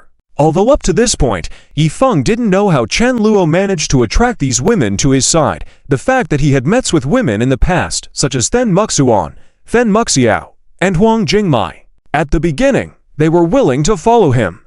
Therefore, Yi Feng believed that making progress at the beginning was quite good. The important thing was the strategy thereafter. Yi Feng believed that as long as he could make Dong Ya develop positive feelings towards him and then execute his plan swiftly, it would be sufficient. Speed was crucial, and quantity was essential. Yi Feng said, "Sister Dong Ya, as you can see, with someone like Chen Luo, is he fit to be with people? Are you not afraid of collaborating with such scum?" Yi Feng said passionately. Dong Ya's expression was constantly changing. Yao Yue on the side also felt angry. She also spoke up, "Sister Dong Ya, if you don't believe Yi Feng, do you not believe me? Furthermore, this Chen Luo is at best a newcomer in the gaming industry. You are a senior in this field. The three of us join forces, we will definitely have the opportunity to become a prominent presence like those big companies." Yao Yue embraced Dong Ya's shoulder, looking serious. Dong Ya, noticeably moved by their words, her gaze became determined. Finally, Dong Ya nodded and said, "All right, I understand. Thank you both for informing me about this in time. Otherwise, I might have run into trouble. From today on, I will find Chen Luo to cancel our cooperation. After all, we haven't signed a contract yet, he can't do anything to me anyway." Yi Feng, "That's right, Sister Dong Ya." Yi Feng's face brimmed with joy. Yao Yue, "Fantastic. Sister Dong Ya, you've had a clear mind, that's great. Let's toast to our upcoming new game." Yao Yue seemed very pleased as well. Dong Ya pursed her lips, smiling, oblivious to the fact that Yi Feng had tricked her. However, in Yi Feng's eyes, he was confident that he could elevate Dong Ya in the future. Subsequently, Dong Ya decided to inform Chen Luo about this news. Originally, it was just a matter of sending a message. However, Yi Feng seemed genuinely scared of Chen Luo. He even mentioned that he wanted to witness the conversation in person. Dong Ya hesitated slightly, feeling a bit resistant inside. After all, this was her privacy. She had only just met Yi Feng. Nonetheless, without knowing why, Dong Ya didn't refuse. She simply furrowed her brow and allowed Yi Feng to be present during the meeting. Dong Ya then instructed her secretary to deliver the message. Over in Nan City, Chen Luo suddenly received news that the North Science Company wanted to cancel their cooperation. He was somewhat puzzled by this development. However, Chen Luo didn't bother to persuade North Q to continue the partnership. His quick acceptance surprised Dong Ya. Yi Feng, who also let out a breath of relief, remarked to himself, "It's a good thing this guy still knows his place and isn't clingy. If he dared to pester Dong Ya, I would definitely have to teach him a lesson on her behalf." Yi Feng believed it was his duty to intervene. Upon seeing Chen Luo's response to the cancellation of their cooperation, Dong Ya couldn't help but feel a sense of discomfort. She couldn't help but wonder, did I just reject Chen Luo like that? Why? Dong Ya was starting to come to her senses. At that moment, Yao Yue interjected, "See? Sister Dong Ya, Chen Luo didn't even try to retain you. What does that tell you? It means he wasn't really sincere about working with you. You did the right thing." Yao Yue made a compelling statement. Dong Ya was generally easygoing. After being somewhat swayed by these words, she started to see some merit in Yao Yue's argument. However, the main reason was that Dong Ya had learned about how Chen Luo had casually beaten someone, resulting in Yi Feng's hospitalization. She thought highly of Yi Feng and realized that anyone who would harm him couldn't be a good person. Considering Chen Luo's past involvement with numerous women, Dongya didn't want to be toyed with by a player like him. On the contrary, she felt that Yi Feng's brother was still a decent person. Furthermore, Yao Yue was fanning the flames on the side. Before long, Dongya firmly believed that Chen Luo's behavior of not trying to retain her company was despicable. Humph, that guy never had any intentions of working with me from the beginning. Forget about Black Myth, Wukong, I'm not interested. Just let him do his own thing. I'll work on developing games with Yi Feng's brother. Although Dongya chose to believe Yi Feng, she wasn't naive. Before rejecting Chen Luo, Yi Feng had informed her that he intended to create a new mobile game. He claimed it would rival or even surpass Angry Birds. Dongya had seen some detailed content and thought it was quite promising. Yao Yue chimed in, "See, Sister Dongya, I wasn't lying to you, right? This is Yi Feng's 5th game. I believe he will continue to develop the 6th and 7th games in the future. We will definitely become a prominent gaming company." Yao Yu's words ignited a spark of yearning in Dongya's eyes. Gaming giants were the pinnacle of the domestic gaming industry, with only a few companies holding such status. These companies weren't like family-run enterprises, but the status of the bosses in these powerful gaming companies was on par with that of noble family patriarchs. There were only a few of these powerful gaming companies nationwide, such as the Vanshan Group, the Seven Stars Group, and the No Shadow Group, all of which were billion-dollar corporations. They developed games that were extremely popular domestically. The dominance of these 3 companies was not something that Dongya's North Science Group could match. With Yi Feng's assurance, rest assured, Sister Dongya, I will not disappoint you. Dongya nodded, smiling. She felt that her future was bright. As for Yi Feng's new game, his system of obtaining points by wooing other female leads had earned him quite a substantial number of points. He would exchange these points for a groundbreaking game or a song that would gain nationwide popularity. Yi Feng envisioned earning millions in a year. Thanks to this, Yi Feng was determined to make a comeback. He was convinced that he would succeed this time. After all, there was no way that Chen Luo could outshine him even after developing a game that could earn millions a year. Even though I don't know how much money games like Angry Birds or Temple Run earned for Chen Luo, I'm certain it was a substantial amount. But this Chen Luo, he's got something. But Yi Feng is nobody's fool either. If he can earn millions in a year, I believe that, if I engage with other female leads, it will be a breeze. This would speed up my rise and ensure that I triumph over Chen Luo and prove that he's not all that he's cracked up to be, Yi Feng thought to himself. From Yi Feng's perspective, everything was going smoothly. His rise was quite rapid, which aligned well with the prophecy. Just a year after establishing his business, he was making millions annually. Such achievements were definitely remarkable nationwide. However, Chen Luo's advancement was even more terrifying. Back at Sun's residence, things were relatively calm now. Du Qinghu and the Du family had handled most of Sun's businesses. Du Qinghu had returned to Luo Yun Group. Upon seeing Chen Luo again, Du Qinghu's gaze had changed significantly. Du Qinghu couldn't forget the imposing demeanor that Chen Luo had displayed at Sun's residence before. Jokingly, someone who possessed a third-rank noble emblem had acknowledged Chen Luo. Moreover, it was evident that the other party held Chen Luo in high regard. For Du Qinghu, it was impossible not to feel moved. Sadly, she could only conceal her feelings. Nonetheless, she felt that just having these emotions was enough. If there was blame to be assigned, it could only be that she had been a step too late. Du Qinghu, boss, most of the business affairs with Sun's family have been settled. Moving forward, we will continue with our new collaborations. Chen Luo nodded in agreement. The Du family had a good relationship with the Then family, and many of the Then family's businesses were also handled by the Du family. Therefore, the coordination wasn't too troublesome. Even if there were issues with the integration, Du Qinghu and Du Zijin would move quickly to recruit talent to fill any gaps. These business dealings brought in hundreds of millions, even billions in profits for the Then family each year. Half of this income went to Chen Luo himself, while the rest went to the Du family. This wave of success could be considered a major windfall for Chen Luo. Cold Ziyan and Gu Menyan also felt happy for Du Qinghu. However, shortly after, Cold Ziyan informed, "Boss, Li Mingsh from the Li family wants to meet with you." Dong Qinghu's expression changed instantly upon hearing this. However, she remained composed and said, "Let's meet with him." Cold Ziyan wasn't aware of the history between Du Chinku and Li Mingsh. Therefore, he didn't think too much of it. He just nodded and arranged the meeting. Not long after, Li Mingsh arrived at Chen Luo's office. Li Mingsh had more or less gathered the necessary information.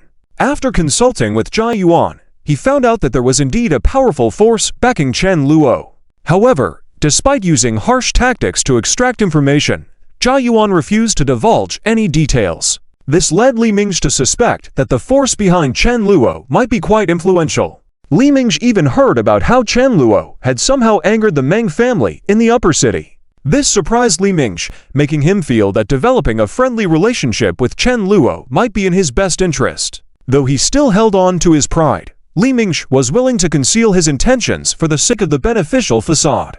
As soon as he walked in, Li Mingsh extended his hand and said, "Chen, it has been such a long time since we have met. I am Li Mingsh, the head of the Li family. We are both part of the 5 great families, and we should have met sooner. It's truly a case of better late than never. Ha ha." Li Mingsh was very polite. His smile was warm and welcoming. He exuded the charm of a cheerful young man. Meanwhile, Du Chinku was clenching her fists. Li Mingsh had noticed her presence, and a mischievous thought crossed his mind. Inspecting her devilish figure, Li Mingsh couldn't help but harbor some malicious intent. However, he didn't rush into anything. "I didn't expect to see this woman again. Is she already working as Chen Luo's secretary? Damn, if I had known she would be willing to work for someone else, I should have found a way to recruit her earlier." Li Mingsh was somewhat angry. He had tried to recruit Du Chinku before, but she had bluntly refused. Li Mingsh gave up on the idea. However, upon seeing Du Chinku working under Chen Luo, he naturally assumed that she was Chen Luo's personal plaything. Nevertheless, he had no intention of letting Du Chinku off the hook. Chen Luo probably doesn't know about the affair between her and me. This woman wouldn't be foolish enough to reveal such a scandal. Well, I'll seize the opportunity to deal with her again later. That feeling, it will definitely be satisfying. Li Ming's eyes lit up with excitement. However, he soon realized that Chen Luo didn't seem to care about him. Li Ming's outstretched hand hung in the air awkwardly. He felt baffled, and before he could ignite the flames of anger within him, suddenly, a burly man closed the door to Chen Luo's office. Li Mingsh was dumbfounded. He hadn't brought any bodyguards this time. Li Mingsh couldn't imagine that Chen Luo would dare to challenge him in this manner. Chapter 284. The touching moment of Du Chinku. A battle about to break out. In Chen Luo's office, Li Mingsh felt that something was off in the atmosphere. He couldn't help but feel a bit nervous. However, he quickly calmed himself down. "It's fine, Chen Luo, and I have no grievances. Besides, does this guy dare to lay a hand on me? Is he tired of living?" Li Mingsh was very confident in his heart. His face quickly returned to its usual calm expression. "Li Mingsh, Chen Shao, what are you?" Li Mingsh chuckled. There was even a sharpness in his eyes, as if saying, "I am Li Mingsh, one of the decision-makers of the Li family. Do you dare to touch me? Chen Luo, go ahead." Chen Luo didn't even reply. He directly gave the order. In an instant, Li Mingsh was stunned. Du Chinku, on the side, also froze. Du Chinku, lay a hand on him. Du Chinku felt extremely strange in her heart. Before Li Mingsh could react, Zhao Long strode forward and locked him up. Although Li Mingsh also exercised, it was just a hobby. Moreover, no matter how much Li Mingsh exercised, he couldn't compare to Zhao Long's large physique. He was held by Zhao Long, unable to struggle. But he shouted, "Chen Luo, what the hell are you trying to do? Don't you know who I am? Are you looking for trouble?" Li Mingsh instantly lost his composure, roaring in fury. However, Zhao Long, without any mercy, didn't hold back. Asterisk smack, asterisk. Li Mingsh, Chen. Asterisk smack, asterisk. Li Mingsh, Chen. Li Mingsh tried to call Chen Luo, but before he could finish a word, Zhao Long slapped him. Just as he uttered a word, Zhao Long slapped him. This continuous slapping resulted in several slaps, causing Li Ming's eyes to fly out. A touch of blood oozed from the corner of his mouth. However, being one of the higher-ups of the Li family, Chen Luo wouldn't go too far. After beating him up, Chen Luo ordered them to stop. At this moment, Li Ming's eyes were filled with intense hostility. He couldn't believe that Chen Luo dared to really hit him. No, the key is, Why did Chen Luo hit him? Do I have any grudges with you? Li Mingsh cursed in his heart, calmly thinking. He realized that he and Chen Luo had no interaction at all. Why did this guy go crazy today? Or was he originally like this? Li Mingsh had also encountered that kind of mad rich young man, spoiled by their family since childhood, causing trouble outside, even daring to commit crimes. But such a young master was nothing in Li Ming's eyes. After all, he wasn't to be trifled with. The Li family also had their enforcers. No matter how crazy you are, after being beaten up, losing a limb, would you dare to act arrogantly again? At that moment, Li Mingsh added Chen Luo to his list of revenge. He vowed in his heart that this revenge must be avenged. However, Li Mingsh pretended to be polite on the surface, or rather, puzzled. He asked, Chen Luo, what do you mean? Is there no grudge between us? Why did you order your men to beat me? Or have I offended you somewhere? Although Li Mingsh was trying to control his emotions, his gritting teeth were quite obvious. And Du Qingku in the background was also puzzled. She flashed in her mind, Boss, is this for my sake? But Du Qingku quickly felt that this possibility was unlikely, right? Did she have that much face? Maybe it's the grudge between the boss and the Li family. Du Qingku thought to herself. However, she didn't expect that Chen Luo would directly come to the point. Chen Luo, I hit you because of her. Chen Luo pointed at Du Qingku. In an instant, Du Qingku was stunned. Li Mingsh was also stunned. The two of them seemed to immediately understand the reason.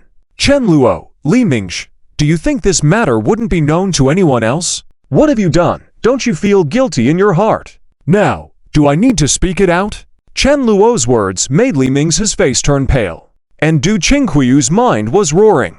Boss, is it really for me? Du Qingku couldn't help but cover her mouth. She was so touched at this moment. After a moment of silence, Li Mingsh suddenly started to smirk. Li Mingsh, haha, I didn't expect that you, this woman, would really dare to reveal your own scandal. You shameless woman.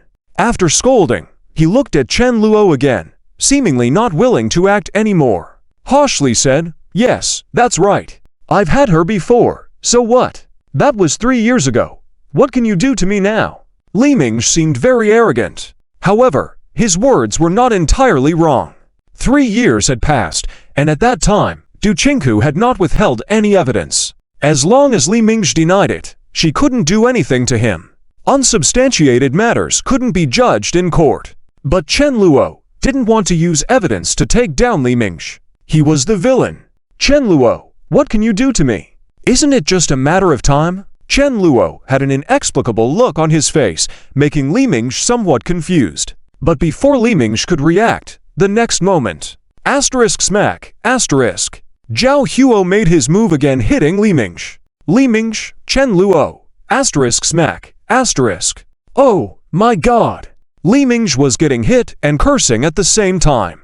After a dozen big smacks from Zhao Huo, Li Ming's face was swollen. He was infuriated now. His eyes seemed as if he wanted to devour Chen Luo in one gulp. But Chen Luo's punishment was far from over. After Zhao Huo took a break, he started hitting him again. This time, Li Mingsh was a little scared. His face was numb from all the beating. If it continued like this, he was afraid he would suffer a brain concussion.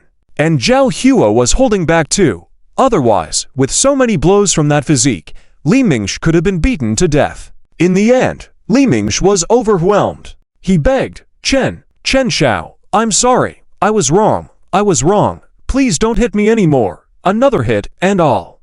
Chen Luo wouldn't actually harm Li Mingsh, but Li Mingsh would definitely have to go to jail. Chen Luo had already thought of a way. After Zhao Huo stopped, Chen Luo looked towards Du Qingku, whose eyes seemed somewhat moist. He said, you should go up and vent a bit. Du Qingku was stunned for a moment and then slowly stepped forward. Li Mingsh was already beaten to the point of fainting. Zhao Long released his grip, and Li Mingsh collapsed on the ground. Chen Luo efficiently arranged for someone to take him to the hospital. The matter with the Li family wouldn't end just like that.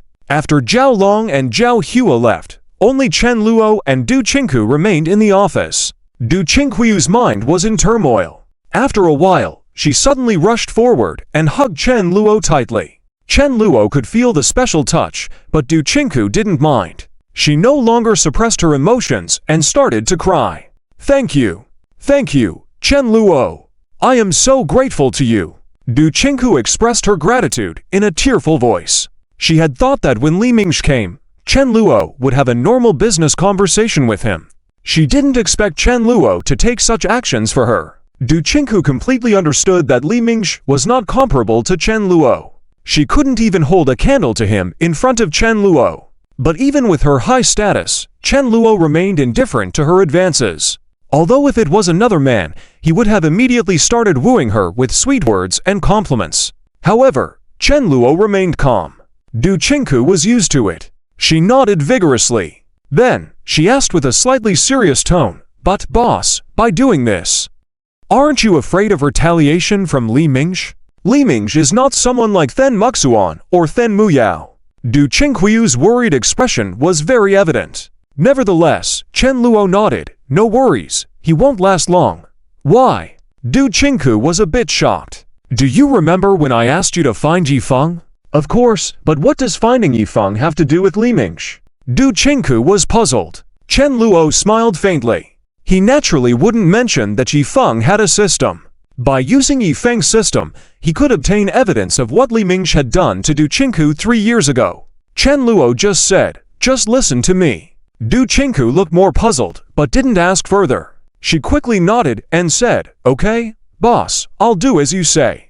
"Whatever you say, I'll do it, hehe." Du Qinghu felt very happy in her heart. In her eyes, Chen Luo's gaze became even softer. Watching Chen Luo's back, sometimes she couldn't help but want to hug this warm man. However, Du Qinghu knew that she couldn't do this, which left her feeling a sense of loss. The incident of Li Mingsh being beaten up in the hospital quickly spread in the business circle of Nan City. Many rich young men and women were extremely surprised. Who dared to hit the young master of the Li family? Is this a joke? Oh my, this is explosive news. It feels similar to the withdrawal of the Then family from the 5 major families not long ago. Could it be that it was Chen Luo, the young master of the Then family again? Some speculated this way. And it wasn't a secret. Soon, many people found out that it was indeed done by Chen Luo. The Then family, including Then Tianyang, Then Wendo, and Then Qingdi, were extremely shocked. They had never expected that Chen Luo, who had just helped drive away the Meng family, would provoke the Li family. What was he trying to do? In their eyes, Chen Luo was definitely terrifyingly bold, and had a lot of courage. They felt that this young master of the Chen family was incredibly powerful, with a lot of authority. Perhaps in the next 2 years, he would completely control the Li family, becoming the youngest family head in Nan City. This accomplishment was considered remarkable. People like Du Qinghu, in his eyes, were not even worth mentioning. However, despite the high status, the Chen family was still unsure of what Chen Luo's intentions were. Throughout the business world in Nan City, not just 1 or 2 people were furious. How dare Chen Luo be so outrageous? Does he think that Nan City belongs to the Chen family? He actually dared to hit my brother Li Mingsh. Is he tired of living? Numerous voices expressed anger at Chen Luo's actions. And news spread that Li Mingsh was a good person. The news made many people feel incredibly indignant. Chen Luo is simply too much. He actually dared to target Li Mingsh. That brother Li Mingsh, I've met him. He's a very gentle big brother. And Chen Luo actually beat him. It's outrageous. Some were genuinely angry. Surprising the younger generation was inevitable. Does Chen Luo have such a big appetite? From the Zhang family, Zhang Wanwei naturally realized this point. Having dealt with the Then family first and now the Li family, the remaining 2 big families must be on high alert. The next move might be against our family. How can Chen Luo dare? Does he have the ability? Zhang Qiwao, so Chen Luo dares. Does he have the capacity for it? Zhang Qianshan expressed his doubts about Chen Luo. Chapter 285. Dongya and Gcgia's choice. Yifeng's tragic fate. Recently, the business district in Nan City was bustling with activity. Many people had come to know the young master of the Chen family once again. Previously, everyone had thought of him as just an ordinary playboy young master, no different from others. But after the recent events, they were now fully aware that the young master of the Chen family was extraordinary. Whether it was his enormous ambition or his foolishness, it was clear to everyone. Many influential figures in Non-City's business district started to look at Chen Luo with new eyes. After dealing with the Fen family and the Li family, Chen Luo is really bold. I heard that, after dealing with the Fen family, he secretly supported the Du family to become one of the new 5 major families. Could it be that Chen Luo is planning to pull the same stunt again? At this rate, won't all 5 major families in Non-City be under Chen Luo's control? Does that mean that apart from the Chen family, he plans to eliminate the remaining 4 families one by one and replace them with his own people? If that's the case, then he is truly terrifying. Some people's eyes revealed fear. This kind of situation had never occurred in Non-City for decades. The position of the 5 major families was very stable, and there had been no changes for a long time. Even if the major families from other cities wanted to make a move, it was not that simple. But Chen Luo managed to accomplish this in a short amount of time. It could be said that he acted swiftly and decisively. Moreover, Chen Luo quickly turned his attention towards the Li family. This made many people think that Chen Luo was going too far. However, some people scoffed at Chen Luo's behavior. Haha, after getting rid of the Fen family, he immediately wants to get rid of the Li family too. Chen Luo is not scary, he's just foolish. Humph, does he think the 5 major families are pushovers? Exactly. I think Chen Luo is digging his own grave. Not to mention whether he actually has the ability to take down the Li family one after another. Just by doing what he did, what will the high-level members of the remaining 2 families think? What will they do? Some people analyzed this way. And these words immediately awakened the listeners. They immediately realized the situation.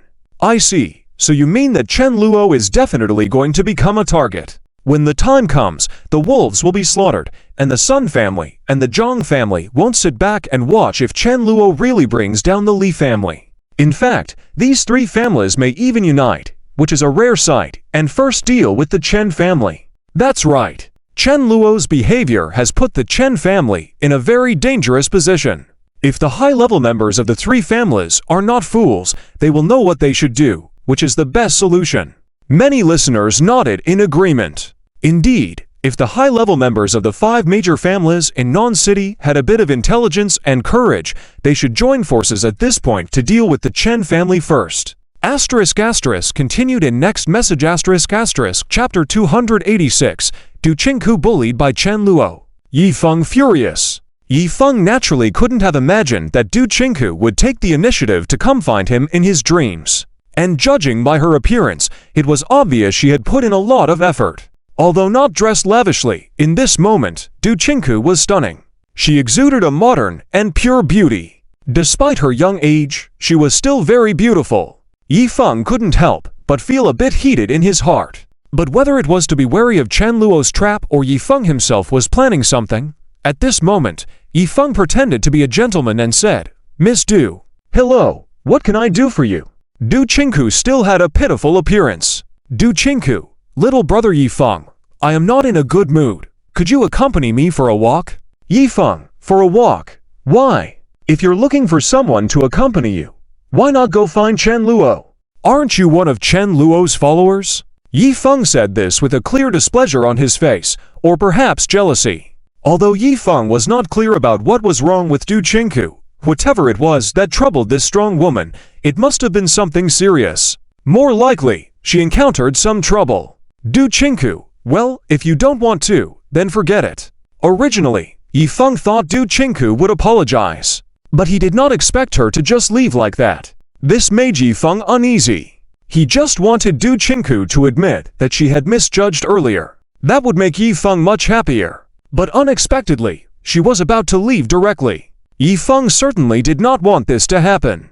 He immediately spoke up, urgently saying, "Wait, Miss Du." Du Qingku turned around, her face under the moonlight, extremely attractive. Yi Feng instantly fell for her beauty. Too beautiful. "Yi Feng, ahem, all right, Miss Du, then let me accompany you for a walk." After saying that, seemingly afraid that Du Qingku might change her mind, Yi Feng immediately approached her and walked shoulder to shoulder. Du Qingku did not refuse. However, a hint of imperceptible smile appeared at the corner of her mouth. As expected, just as the boss said, "This Yi Feng still has intentions towards me. Ooh, it's really disgusting."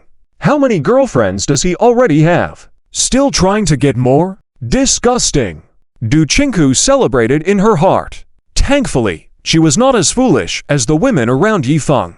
Otherwise, she would have felt a scalp-tingling sense of horror when looking back on it. 2 women serving 1 man? With someone like Yifeng, it would be more like 200 women serving 1 man. In the night, Yifeng and Du Chinku walked silently. Yifeng now felt different. He felt that the atmosphere was somewhat ambiguous. If it were in the past, Yifeng would have started making moves. That is what he called conquering the female lead, such as subtly hooking the other person's little finger or directly holding their hand. But facing Du Chinku, Yifeng felt he should be patient. He shouldn't act too quickly, otherwise, he might scare her away. Yifeng, ahem, Miss Du, can you tell me what troubles you've encountered? Why did you suddenly decide to come find me? In the end, it was Yifeng who broke the silence. He now seemed to fully understand why Du Chinku had come to him. All Yifeng could think of at the moment was to seize this opportunity and build a good relationship with Du Chinku. If these leading ladies wouldn't cater to Yifeng, then he would cater to them. Du Chinku, it's nothing. Du Chinku shook her head quietly, but Yifeng noticed a glimmer of tears in the corner of her eyes. Yifeng's heart skipped a beat, immediately feeling a bit softened. A girl's tears were the most powerful weapon. At this moment, Yifeng really wanted to embrace Du Chinku, but he also understood that it wouldn't be appropriate. However, at the same time, Yifeng brainstormed. He suddenly thought of something. Could it be because of Chen Luo? Du Chinku was bullied by that guy? Or maybe she finally saw who Chen Luo really is. Perhaps it's related to Li Mingsh. Yifeng's mind had a sudden insight. Immediately, a smile appeared on his face. Exactly. It must be it. Otherwise, this can't be explained. Yifeng thought to himself and began to believe that this was the right answer. Hey, Chen Luo, oh Chen Luo, you useless guy, you really can't handle anything properly. A waste of a nobleman is still a waste of a nobleman. You'll never be able to match me. Yifeng's face displayed a mocking smile. He pondered in his mind. Now, Chen Luo was facing retaliation from the Li family and the Meng family, and even the Then family may hold a grudge against him. And what about Yifeng? Not only did he reach a partnership with the president of the North Science Group, Dongya, but he also gained the support of 2 beautiful female presidents, Yao Yue and Hao Yuhuan. Then there were people like Sun Menjing, Zhang Nianwei, and others who actively sought him out. And now, even Du Chinku, one of Chen Luo's subordinates, came to him on her own. Yifeng felt that he was being treated like the male protagonist he was meant to be. What am I afraid of? Yifeng felt like laughing. He suddenly realized that he may have overestimated Chen Luo's threat. Yifeng had forgotten about past wounds. He thought, that guy Chen Luo, what's there to fear about him?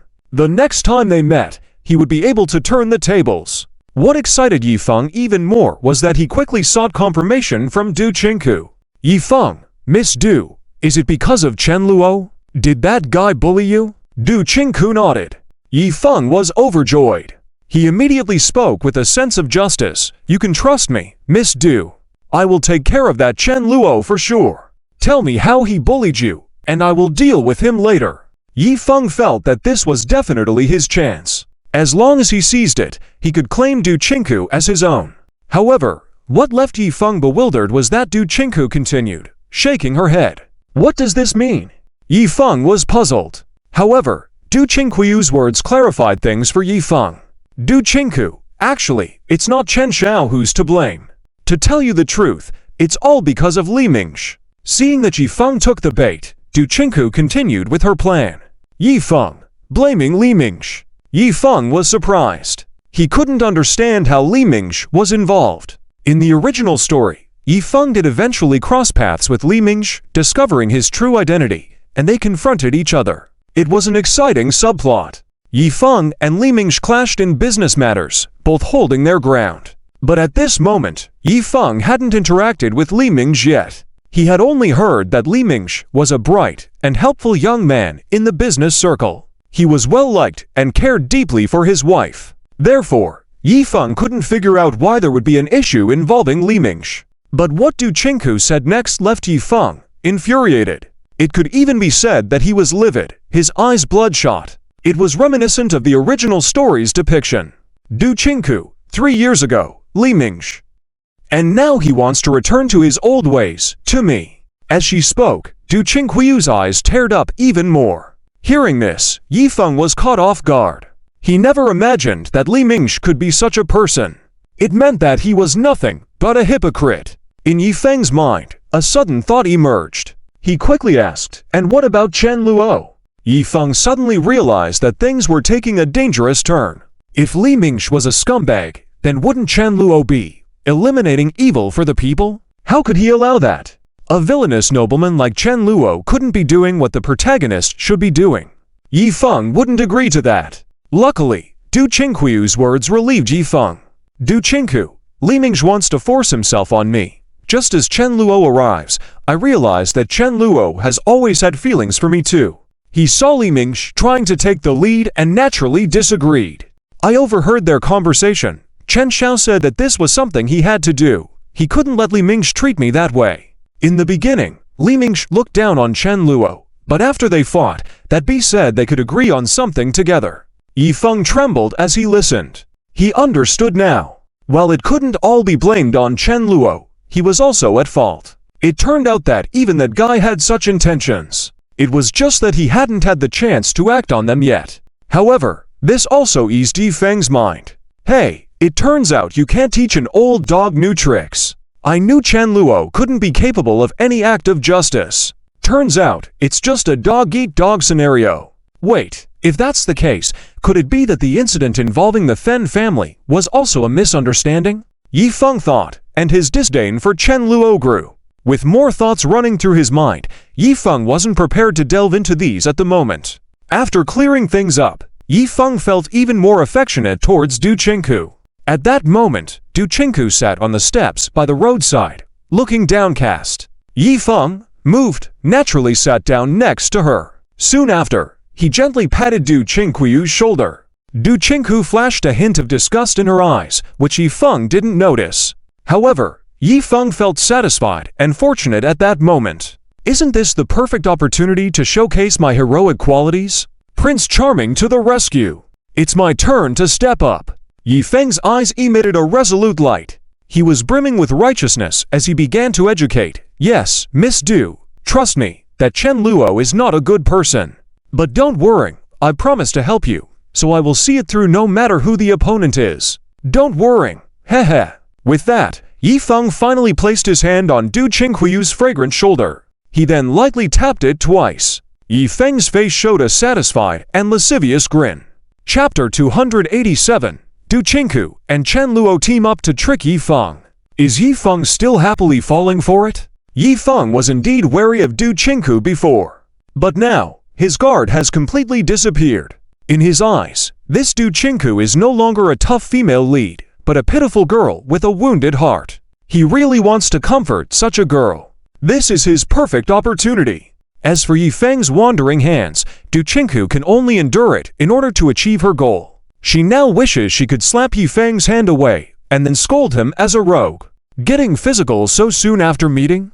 Although Du Qingku initiated the date, she just wanted to walk with Yi Feng. The key point is, don't you already have a girlfriend? Du Qingkuyu's perception of Yi Feng was repeatedly refreshed. How can a person like him have so many beauties liking him? Are those people all out of their minds? Du Qingku shook her head in her heart. Yi Feng, although eager to take it further, as the male lead, he couldn't directly suggest going to a hotel at the moment. So, Yi Feng could only say, "Qingku, will you go back to Chen Luo afterwards?" Yi Feng asked nervously. Du Qingku, I should? Why not? Chen Luo hasn't done anything to me. He's been quite good to me. This statement instantly shocked Yi Feng.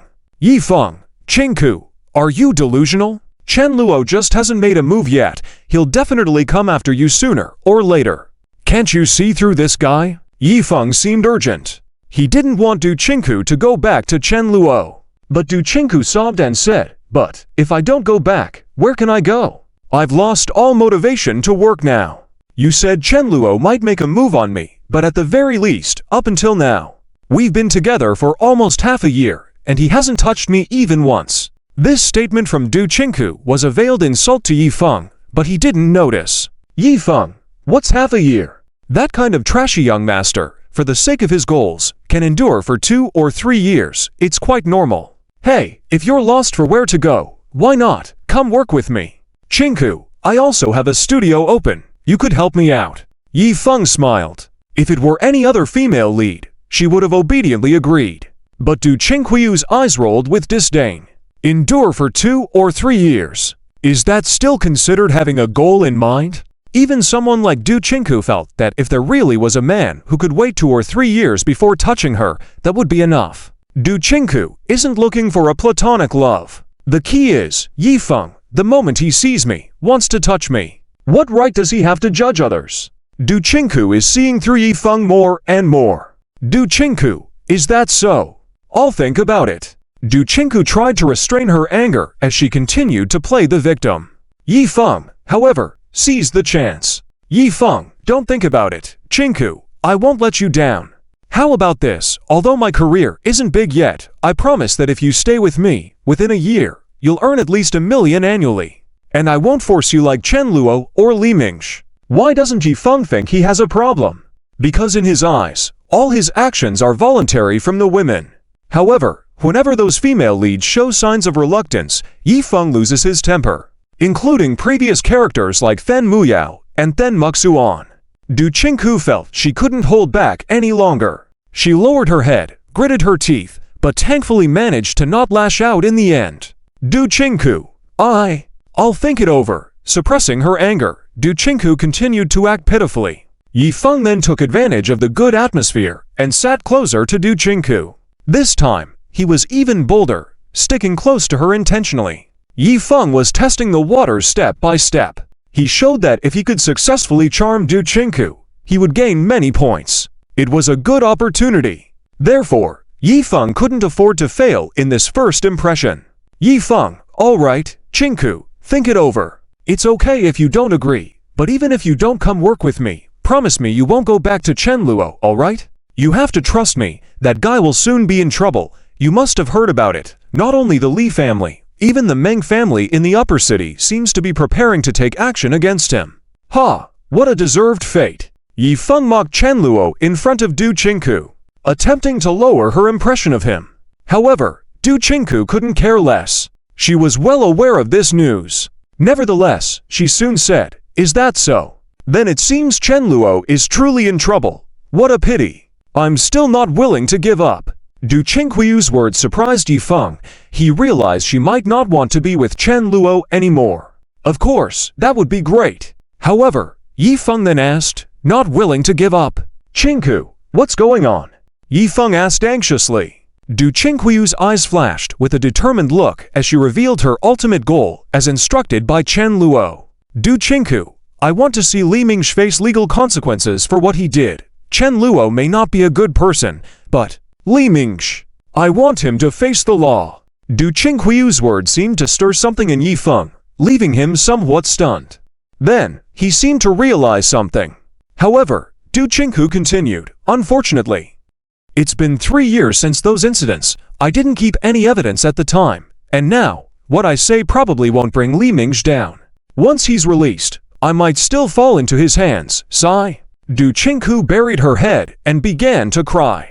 Yi Feng immediately promised, "When that time comes, I'll make sure to protect you, Qinghu." Chapter 288. Du Qinghui's acting skills at the level of a movie queen. Yi Feng is thoroughly played with. After that, Yi Feng still wanted to send Du Qinghu back. Considering this, maybe on the way, he could hug Du Qinghu, flirt a little, or rather, deepen their relationship a bit, increase the chances of successfully capturing her heart. However, Du Qinghu calmly refused. Seeing Du Qinghui's lifeless gaze, Yi Feng did not push further. After all, his current state of mind is very good. Not only does he have the opportunity to cooperate with the North Science Group in the upper city, but has also gained favor from the Sun family and the Zhang family. Now, he is starting to capture Du Qinghu, a female lead with even more influence. Yi Feng expressed that if he could pull over the female lead who originally accompanied Chen Luo, it would be a huge step forward for him. This means that female leads like Ming Shanshan, Xia Qingyu, and Then Muyao all still have a chance with Yi Feng. Looking ahead, Yi Feng feels no panic at all. If I endure a bit of hardship now, Will I still be the same in 3 to 5 years? Yifeng doesn't believe it. With his system and cheats, even a pig can soar. Not to mention he is the son of destiny. Yifeng even feels that it might not take that long. Perhaps, in another month or two, the situation between him and Chen Luo will undergo a earth-shattering change. By then, Chen Luo won't be able to compete against him anymore. It will be Yifeng who firmly steps on him. Yifeng thinks that if that day truly comes, he will definitely vent his anger fiercely. Towards other villains, Yifeng only ends it after a confrontation. But towards Chen Luo, Yifeng must make him pay a bloody price. There is anger in Yifeng's eyes. Chen Luo's previous humiliation towards him was truly outrageous. It is what he deserves. He already has a way out. On the other hand, after Do Chinku left, her demeanor immediately changed. She no longer appeared dispirited, but rather carried an aura of coldness and strength, as if she had turned into a female powerhouse in the workplace. At the same time, astonishment flickers in Do Chinquiu's eyes. The boss is quite impressive. He could calculate all of this. Will Yifeng really be able to obtain evidence? It seems he's not that bad after all, Do Chinku thinks. If this guy can really do it, she would indeed have some respect for Yifeng. But only to a certain extent. In Do Chinquiu's eyes, it is apparent that Chen Luo, who knows that Yifeng can achieve this feat, is even more remarkable. And if Do Chinku were to find out that Yifeng isn't really as impressive as he seems and only has a special system, then her inner admiration would vanish without a trace. As the matter is completed, Do Chinku reports back to Chen Luo immediately. Chen Luo, on his end, doesn't appear too surprised, but assigns Do Chinku another task. Do Chinku, find Yifeng and get the evidence of Ma Yu's murder. Is Mo Yu the bodyguard of the Li family? Has he really killed someone? Do Chinku is somewhat shocked. Ma Yu's reputation in the southern city isn't exactly impressive. However, Do Chinku naturally knows about it. For example, the Fen family has a bodyguard who is quite famous, nicknamed Lao Ju. It is said that he is the 9th in the family. While in the Li family, Mo Yu is even more well known. There are rumors that Mo Yu had accidentally killed someone before and should have been sent to jail for it. However, through the means of the Li family's Li Feng, he managed to get off the hook. Coupled with Ma Yu's fighting and problem-solving abilities, his status in the Li family is quite high. His name is relatively well-known in business circles. At this time, Do Chinku sees a message sent by Chen Luo. After reading it, her eyes reflect a stronger sense of shock. Do Chinku can't help but think, my boss. He's really cunning. Do Chinku sighs, but a smile creeps onto her face. The next day, Do Chinku arranges to meet Yifeng again. This time, Yifeng comes eagerly. In fact, Yifeng has been itching since last night. He reminisces about their late-night encounter. Yifeng felt a sense of closeness with Do Chinku during that time. Yifeng even thought that if he had been a bit bolder, perhaps he could have taken her home yesterday. Nevertheless, Yifeng thinks that with Chapter 289, Chen Luo's arrogance. The shock of the Li family's high-level members. At this moment, Yifeng was as excited as a bull in heat. He was floating in the air all of a sudden. Or should we say, he was back to normal. Yifeng felt that this was the treatment he deserved. Originally, Do Chinquiu's proactive approach should have been the proper procedure. But now, it made Yifeng feel pleasantly surprised. Yifeng thought this shouldn't be happening. However, to have even this much was already good enough, and Yifeng wouldn't be picky. He felt that everything in his life was moving in a positive direction. In the near future, maybe he would have the chance to show up Chen Luo. Yifeng was eagerly anticipating that. Although Chen Luo was just a minor antagonist in his system, in Yifeng's eyes, Chen Luo was currently his biggest enemy. Although Do Chinku had promised to go on a date with Yifeng yesterday, in reality, Yifeng had already put Do Chinku on his hunting list. But that required Yifeng to take the initiative. Now the roles were reversed. It was Do Chinku who was making Yifeng feel comfortable by being proactive. Could Yifeng not be excited? He was the main character of harem novels, and these female leads should be the ones to actively please him. Do Chinku, all right, Yifeng, my little brother. I'm counting on you for this matter. You must help me, okay? Do Chinquiu's eyes were incredibly gentle as she spoke. Yifeng's mind was filled with happy thoughts, but he kept up a facade of a gentleman. He cleared his throat and nodded, saying, "Don't worry, Chinku sister. I will definitely help you. Count on me." After that, Du Chinku left. Yifeng was a bit stunned, as he had planned to continue improving his relationship with Du Chinku that evening. However, she left swiftly. Yifeng's attempt to keep her was met with Du Chinku saying that she had some things to attend to that evening. Seeing this, Yifeng didn't continue, but the excitement in his heart grew stronger. Finally, am I going to take back the female lead from Chen Luo's hands? Great! This is a good start. Chen Luo, just wait. Eventually, all those female leads around you will come back to me. Yifeng's eyes were sharp. He had already figured out how to deal with Chen Luo. He stated that when the time came, if he really had the opportunity to suppress Chen Luo, he would make sure all the grievances he had suffered over the past 6 months would be repaid. I, the son of destiny, was actually played around by you, a minor antagonist. Heh, Chen Luo, just you wait. I believe you will regret provoking me. At this moment, Yifeng seemed more like an antagonist. After Du Chinku left, she immediately sent a message to Chen Luo.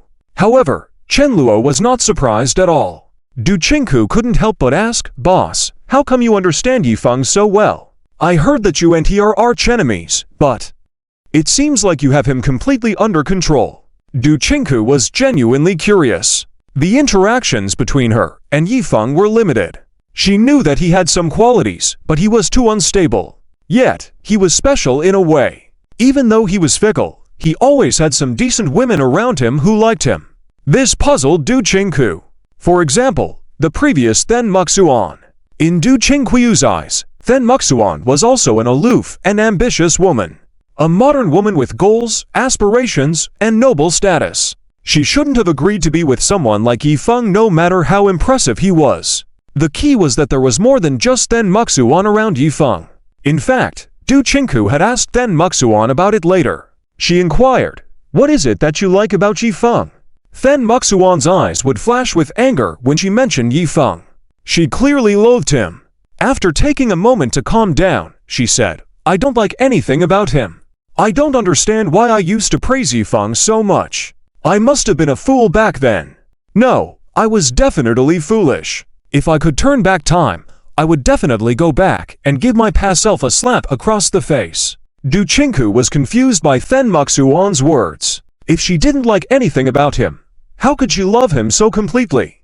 How could she cause so much trouble following Yifeng to confront Chen Luo's company? How was she willing to bring Then Muyao back repeatedly, even to the point of involving the high-level members of the Then family? Du Chinku thought it was absurd. But what she didn't know was that Then Muxuan found it even more absurd. Each time she recalled the time she was charmed by Yifeng in the past, she felt nauseous. What was so great about Yifeng? Wasn't he just another fickle man? Why did she love him so much? Disgusting. Then Muxuan was now working frantically. Besides wanting to impress Chen Luo, she dedicated herself entirely to work to avoid thinking about these unpleasant matters. As for Du Chinku's questions, Chen Luo just said, "A father knows his own child." Du Chinku paused for a moment before bursting out laughing. "Hey, boss, you're quite humorous." Then, Du Chinku changed the subject. "Boss, do you really think it's okay with the Li family over there?" Before coming to see Yifeng, the people from the Li family had already paid a visit. At that time, Du Chinku was also present. She remembered that several of the Li family members, including Li Changchu, Li Feng, Mo Yu, had come. They came in force, rushed to the Lu Yun group, and found Chen Luo to demand an explanation. Du Chinku was visibly concerned. After all, this situation had started because of her. If Chen Luo hadn't taken such harsh actions to help her, he wouldn't have targeted Li Mingsh to this extent. However, just as Du Chinku was about to step forward to explain on Chen Luo's behalf, Chen Luo said, "Li Mingsh deserved it. I gave him a lesson for you." Any problems with that? Li Changchu had a favorable opinion of Chen Luo. He even vouched for him before, especially in recent times when he heard that Chen Luo had somehow ousted the Then family. While Li Changchu was initially surprised, his appreciation for Chen Luo grew even stronger. He was a man with vision, always hoping to get his daughter, Li Hongxia, to spend time with Chen Luo. While Yifeng was outstanding in his own right, he was just an ordinary person. Chen Luo was different. He was a young master from a prestigious family, a suitable match for his daughter. Moreover, he was not the typical spoiled rich kid people said he was. Li Changchu knew exactly what kind of person Chen Luo was. When he learned that his obedient daughter was working for Chen Luo, his initial reaction was not anger, but rather pleasure. He thought it was a good thing. Not only did it help Li Hongxia gain experience, but it also allowed her to develop a relationship with Chen Luo. But now, with Chen Luo sending someone like Li Mingsh to the hospital, this instantly enraged Li Changchu. While Li Feng was ready to send Mo Yu to attack directly, Li Changchu intervened. He hoped Chen Luo could provide them with a reasonable explanation. However, Chen Luo's response caught them off guard. Now, even Li Changchu couldn't defend Chen Luo anymore. The other high-level members of the Li family also showed sly smiles. Li Hongxia's third aunt, Li Feng, stepped forward. She was a woman with a lot of charm. While she might not be as stunning as those female leads, she was still quite attractive among ordinary people. Though she was getting older, she was slender rather than plump, with fair skin and a sensual figure, especially those beautiful legs. Her gaze, however, was sharp, giving off a commanding presence. Facing Chen Luo, Li Feng sneered, "Didn't expect Chen Tianhe's son to be so arrogant. Do you even know who we are? Do you think it's okay to just casually send an ordinary person to the hospital? You brat, let me tell you, Mingsh is an important figure in our Li family. If you dare to touch him, not just you, your whole Chen family will have to bear our wrath. How dare you talk back to me like this? It's getting out of hand. Even if Chen Tian were here today, he wouldn't dare be so rude to me." Li Feng pointed directly at Chen Luo's nose and scolded. While angry, she wasn't vulgar, but rather assertive as she spoke these words. Du Qinghui's face turned very unpleasant as she didn't want to see Chen Luo singled out because of her actions. However, Du Qinghu understood Chen Luo's temperament. He liked obedient women. Du Qinghu also believed in Chen Luo. If he needed her help, she would readily oblige, even if Chen Luo asked her to slap Li Feng. But if Chen Luo didn't ask, Du Qinghu wouldn't interfere. She chose to follow Chen Luo's orders. "Chen Luo, is that so? What do you want then?" Chen Luo maintained his indifferent attitude. Li Feng said directly, "Hey, what do I want? Of course, I want you to end up like Mingsh. Mo Yu, get him." With that command from Li Feng, the imposing figure of Mo Yu along with several other bodyguards behind her immediately approached. But Chen Luo remained calm. In the next moment, more than a dozen people suddenly appeared from behind Chen Luo and around him. Chen Luo sneered, "I'm afraid it's you who haven't understood the situation. You come to my territory and think you can strike at me. Some of you are overthinking it, huh?" Chen Luo's response left Li Changchu, Li Feng, and the others extremely shocked. They had expected Chen Luo to be intimidated by their show of force. Instead, they found him to be quite tough. Li Changchu's expression underwent a slight change. Chapter 290 Li Family Background. Chen Luo, the one who should kneel down and apologize is you. Li Changchu is different from Then Tianyang, Then Fugung, and others. He has always appreciated Chen Luo from the beginning, albeit only on an appreciation level. But if it were his company cooperating with Chen Luo, it definitely wouldn't end up in a situation like the Then family. However, now Li Changchu couldn't believe it. Chen Luo would actually go against the Li family? Nevertheless, at this moment, Chen Luo's actions also made Li Changchu's eyes sparkle. This young Master Chen really is extraordinary. Up to now, even Li Changchu couldn't help but show some admiration in his eyes. He felt that Chen Luo had nothing to do with that elegant young master. This calm and composed ability to respond had far surpassed others of the same age. Li Changchu thought it was quite good. However, Li Feng, Li Yu, and others were already furious. Li Yu is Li Hongxia's third uncle and Li Feng's brother. They also greatly value Li Mingsh. And they didn't have any appreciation for Chen Luo. Therefore, seeing Chen Luo daring to resist now, Li Yu, Li Feng, and a few others were even more furious. Li Feng, "Humph, you, Chen Luo, do you want to completely become enemies with our Li family? Have you thought it through? Li Yu, Chen Luo, you are too insolent. Even your father Chen Tian wouldn't be so arrogant. You aren't afraid that our Li family will seek revenge. Li Kai, Chen Luo, don't be so insolent. I will give you one last chance now. Kneel down, apologize to us, and explain the reasons clearly. We might consider letting you off, otherwise. Li Kai seemed to be giving the final warning. He is Li Hongxia's second uncle, and Li Chongchu's younger brother. And Li Chongchu remained silent. Although he appreciated Chen Luo, this matter couldn't easily end. If he couldn't seek justice for Li Mingsh, where would the face of their Li family in Nan City be in the future? As for what his siblings said, Li Chongchu wasn't worried, because all of those were the truth. If the Chen family and the Li family were to engage in a business war, the Li family undoubtedly wouldn't back down. Even if they had to pull some sneaky moves behind the scenes, the Li family had plenty of ways. The advantage of a large family over other companies lies in their tight internal connections. Once someone is in trouble, the rest of the family members will definitely step in to investigate thoroughly. This is also why no one dares to provoke large families in this novel world. And Li Chongchu also knew that their Li family had even bigger background. To be precise, it was Li Chongchu's wife, Li Hongxia's mother, Wei Nina. She is the eldest daughter of the Wei family in the upper city. Beautiful, kind-hearted, and still radiant. Even though she is over 40 years old, she still exudes the charm of a young woman. Li Chongchu always had his dignity. Although he had married Wei Nina, he didn't want to be labeled as a kept man. However, in fact, the Wei family didn't acknowledge Li Chongchu as their son-in-law. They felt that Li Chongchu wasn't worthy of Wei Nina. If it weren't for Wei Nina insisting on marrying him back then, the marriage wouldn't have happened. Because of this reason, Li Chongchu found it difficult to mobilize the resources of the Wei family. Even if Wei Nina wanted to help, many times, the senior members of the Wei family would refuse to assist the Li family when they heard that they needed help, unless it was a matter of life and death for the Li family. The people from the Wei family might step in. So, the Li family indeed had a background in the upper city. However, it was not easy to utilize it. But, after all, it was a background. Wei Nina truly loved Li Chongchu. If necessary, even without involving the senior members of the Wei family, just the intimidating presence of Wei Nina herself was enough to make many big shots in Nan City give her respect. Chen Tian was included in this group.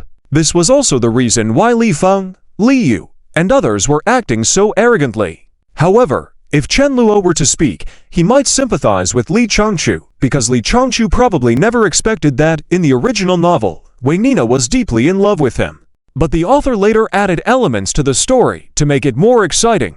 Yes, that's right. In the original novel, after Yi Feng's conquest of Sun Kingling, he also added her mother, Sun Menjing, to his harem. It could be said that he was quite ecstatic. When Yi Feng conquered Li Hongxia, her mother Wei Nina also got to know Yi Feng. And then, inexplicably, she fell for him, feeling that this guy was quite extraordinary. Later on, Yi Feng even helped Wei Nina solve a problem in the Wei family, making Wei Nina even more fond of him. Fortunately, the author had a conscience. In the end, Wei Nina and Yi Feng only had an ambiguous relationship, and there was nothing substantial between them. However, the book also described Wei Nina sighing once, lamenting that she got married too early. If she had met Yi Feng when she was single. Previously, when Chen Luo read these parts of the plot, he didn't think much about it. But now, looking from a different perspective, it made him explode. Damn, just for the sake of excitement, anything goes. It was one thing to establish a harem, to accept sisters and mother-daughter pairs, but now even married women. However, many male-oriented exciting novels were like this without moral boundaries. Otherwise, Yi Feng wouldn't become so irritable. Because when the perspective was changed, the actions of these novel protagonists were no different from the antagonists. Chen Luo was not interested in informing Li Chongchu of these truths. Besides, he said that Li Chongchu wouldn't believe it anyway. It was pointless. Faced with the harassment from the Li family members, Chen Luo remained unfazed. He continued with a strong and mocking tone. So, what now? Do you want me to kneel down? Are you worthy of it? Chen Luo's disdainful retort completely caught Li Feng, Li Yu, and the others off guard. They considered Chen Luo as a junior, just an elegant young master. Who was he to stand against them? Whether in terms of financial power or social status, Chen Luo was leagues apart from them. Not to mention the difference in their status levels. As Li Feng often said, even if Chen Luo's father, Chen Tian, were here, he would have to smile amiably in the presence of these individuals. A character as tough as Chen Luo was an impossibility.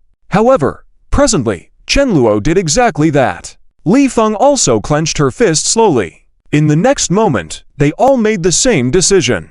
That was, Li Yu, get him. Li Yu's eyes were full of anger, which he couldn't restrain any longer. Even though there was a significant difference in strength between the two sides at the moment, Li Yu wasn't afraid at all. He was not the type to be easily intimidated. Li Feng, Li Kai, and the others were also gnashing their teeth in anger. And Mo Yu, along with the other bodyguards of the Li family, didn't hold back either.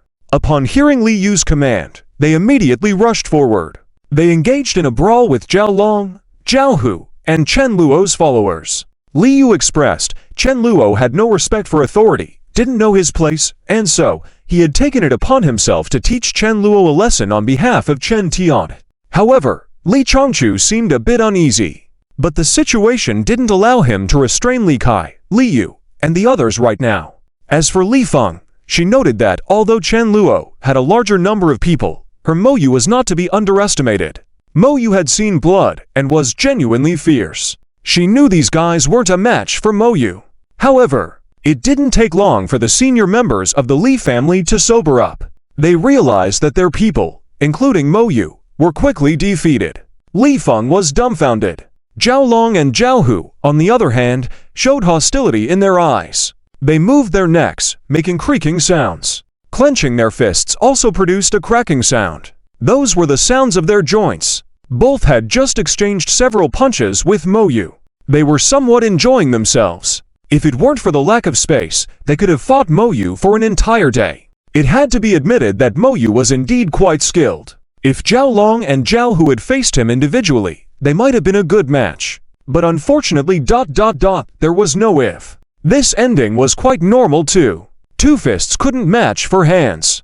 Although the Li family's bodyguards were well trained, Chen Luo's people weren't amateurs either. Moreover, their numbers were 2 to 3 times more than the Li family's bodyguards. The melee battle was over in almost no time. Seeing their own men groaning on the ground, Li Feng, Li Yu, and the others' momentum weakened considerably. Some of them returned to their senses and apparently did not expect their people to be defeated so quickly. The awakened senior members of the Li family were at a loss for words. Thankfully, at this moment, Li Chongchu stepped forward and said, Chen Luo, I have a good relationship with your father. Let's end it here for today. However, regarding Ming's matter, I hope you can give me a reasonable explanation in the future. Otherwise, our Li family won't let it go easily. Li Chongchu felt something was off. If one were to say that Chen Luo was arrogant, then they weren't wrong.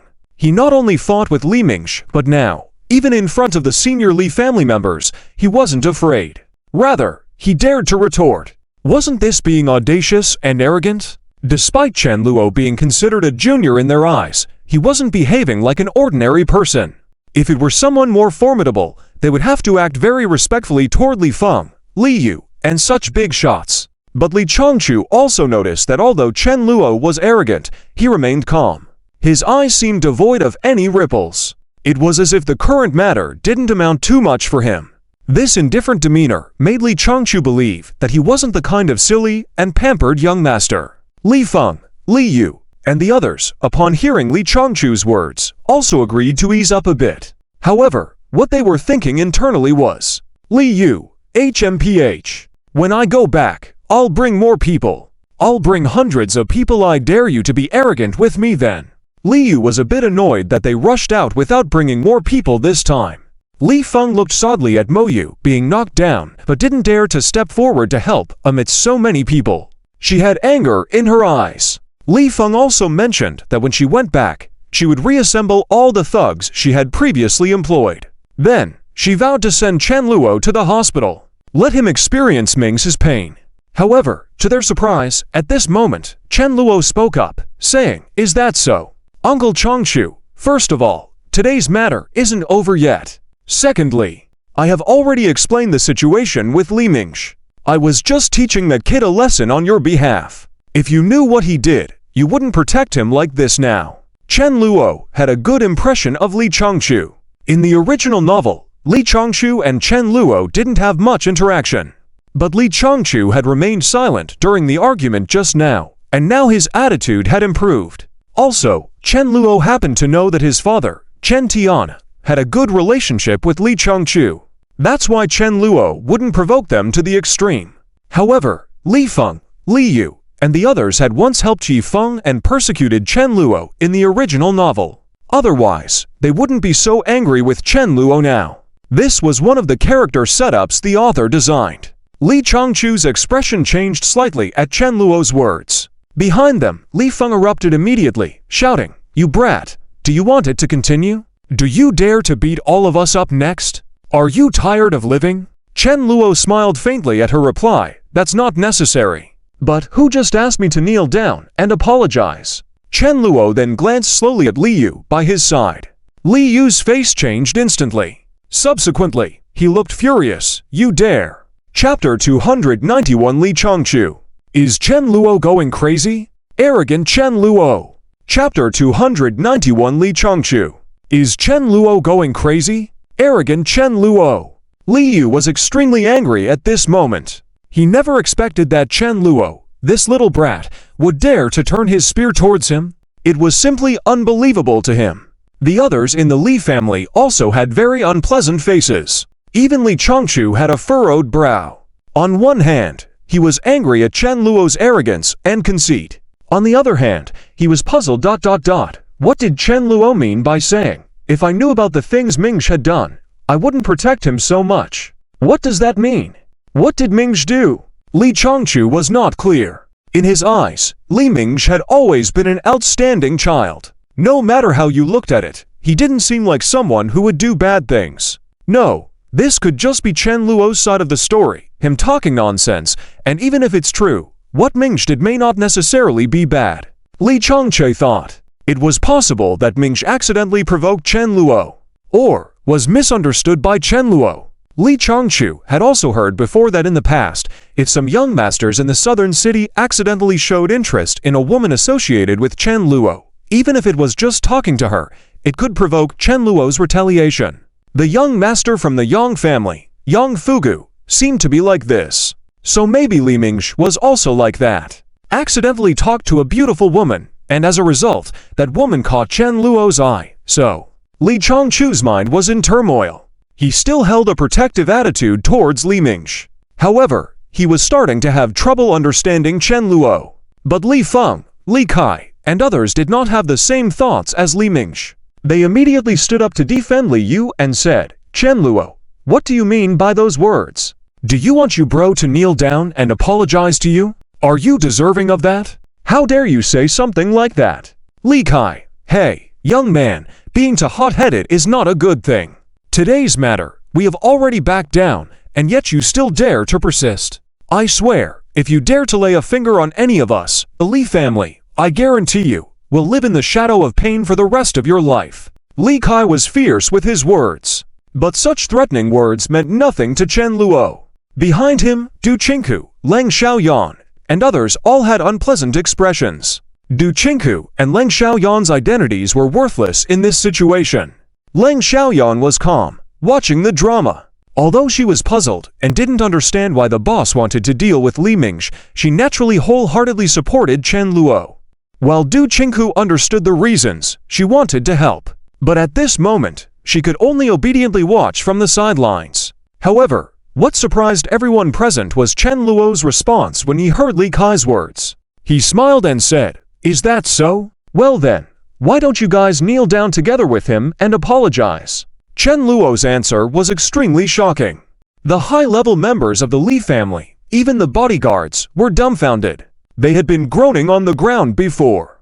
But when they heard Chen Luo's words, they were shocked. Although they wanted to stand up and fight back, they were truly powerless. Their salaries were quite good, and it was worth risking their lives for the Li family. But they simply didn't have the strength. Li Kai, Li Feng, Li Changchu, and others all had their pupils' contract. Li Feng, bastard! Do you really want to be relentless with our Li family? Li Feng was about to burst into anger. It was the first time she had encountered such an arrogant junior, and he was just a young master from the Chen family. Li Feng was now even thinking about taking out her phone and giving Chen Tian a good scolding. She wanted to ask if Chen Tian had gone mad, not managing his son's arrogance. Did he want to ruin the relationship between the two families? At the same time, Li Feng vowed in her heart that the Li family would definitely confront him, Chen Luo, to the end. If need be, let the two families go to war. Who's afraid of whom? Li Feng was furious. Li Kai next to her clenched his fists. He had to admit that it had been a long time since a junior had made him so angry. Li Kai even found it somewhat amusing. Hey, good. Chen Luo, you really have impressed me. Brat, kneel down. Third brother. Li Kai gritted his teeth and gave a direct order. Li Yu's expression changed. Second brother. What are you saying? Li Feng was also shocked. But Li Kai remained calm in his demeanor. I told you to kneel. Li Changchu's eyes were ambiguous, but he did not stop them. He seemed to have guessed what his second brother was up to. Behind Chen Luo, Du Qingku and Leng Xiaoyan had expressions of fear. Chapter 292. Did Chen Luo beat up the senior members of the Li family? The shock in Nan City. Originally, these people from the Li family came to demand justice. According to normal logic, someone like Chen Luo, a junior, should have been just like any other young master when faced with the Li family's grandeur. Immediately frightened, trembling with weak legs, and no longer displaying the same arrogance as before. But unexpectedly, Chen Luo did not play by the rules. He was just a young master from the Chen family. He might have been arrogant in front of ordinary people, but in front of the senior members of the Li family, not to mention the family head Li Changchu, he was far inferior in wealth, status, and connections. His actions not only brought trouble to himself, but could also bring misfortune to the entire Chen family. The mutual restraint among the 5 major families, even though the Fen family is gone now, the remaining major families still dare not have major conflicts easily. Otherwise, it will benefit the remaining 2 major families. So, is Chen Luo really so arrogant? Arrogant to the extreme? Li Changchu was a bit confused. He felt that something was strange. Chen Luo didn't seem like a reckless person, so why was he acting so impulsively? Li Changchu naturally did not think that Chen Luo dared to do so because he had absolute strength. If he wasn't afraid, why bother saving face? Those who don't listen, just teach them a lesson. However, Li Kai, Li Feng, Li Yu, and others were not as composed as Li Changchu. In their eyes, Chen Luo was just an idle young master. If they wanted to, they could suppress dozens of young masters with just one hand. Not to mention the wealthy young men of Nan City, even the young men from the upper city had to be polite when they saw them. Li Yu, Chen Luo, it seems like you're getting impatient with your life. Do you dare? Li Feng, all right. Chen Luo, I didn't expect your wings to be so strong now. Bring it on, I'm right here. Let's see if you dare touch even a hair on me. Let me tell you, if I, Li Feng, get even slightly hurt by you today, I will use all my resources and connections to retaliate wildly against your Chen family. Do you believe me? Li Feng said with red eyes. Li Kai couldn't help but say in a deep voice, young man, too arrogant, too aggressive, HMPH.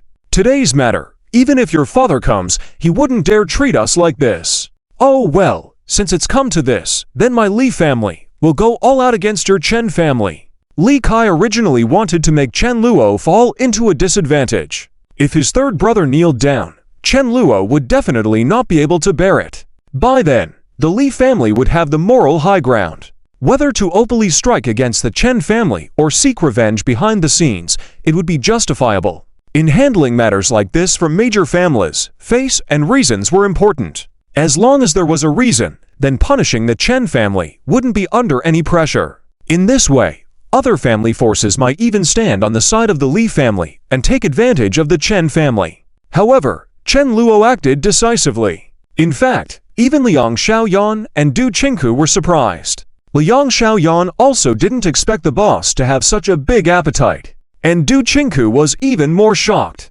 She thought that Chen Luo had done enough by teaching Li Mingzhi a lesson. Now, he was provoking the entire Li family. But Du Qingku also gritted her teeth. She figured it out. Perhaps the boss had planned this from the beginning. Yes, Li Mingzhi is an important figure in the Li family. For the boss to step up for me and send him to the hospital, things would definitely not end well. Even if the boss knelt down to apologize earlier, the Li family would definitely take advantage and want more benefits. In other words, before Chen Luo hit Li Mingsh, he had already planned to oppose the Li family. The boss actually went this far for me. Du Qingku was inexplicably moved. However, in reality, Chen Luo wasn't entirely doing it for Du Qingku. He had absorbed some of the resources from the Then family and naturally wouldn't let the Li family off easily. Chen Luo himself also wanted to support Li Hongxia. Added to the fact that Li Mingsh, as depicted in the novel, was originally a hypocrite. By oppressing Li Mingsh and intimidating other senior members of the Li family, it would be easy for him to help Li Hongxia ascend to the position of family head. In this way, the Li family would also fall under Chen Luo's control. How else would Chen Luo be able to grow to the point of being able to converse with nobles within 2 years? Wishful thinking. And it seemed that Chen Luo's words weren't empty. With a command from him, Zhao Long, Zhao Hu, and the others, along with Chen Luo's subordinates, slowly surrounded them all. Li Chongchu's face became somewhat unsightly. He increasingly felt that Chen Luo was too arrogant, excessively so. Although he had some skills, daring to go against so many senior members of the Li family at once was simply outrageous. Li Kai's mouth twitched. He couldn't quite grasp it.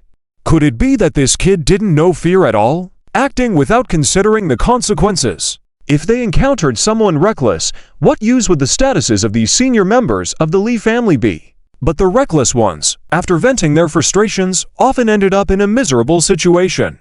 Li Kai thought that this young master from the Chen family was probably just as foolish. He closed his eyes, but the anger in his heart completely surfaced. From now on, I'll take back all the anger on the Chen family. And I heard that Chen Tian seems to have several daughters, that is, Chen Luo's sisters. Li Kai thought to himself like this.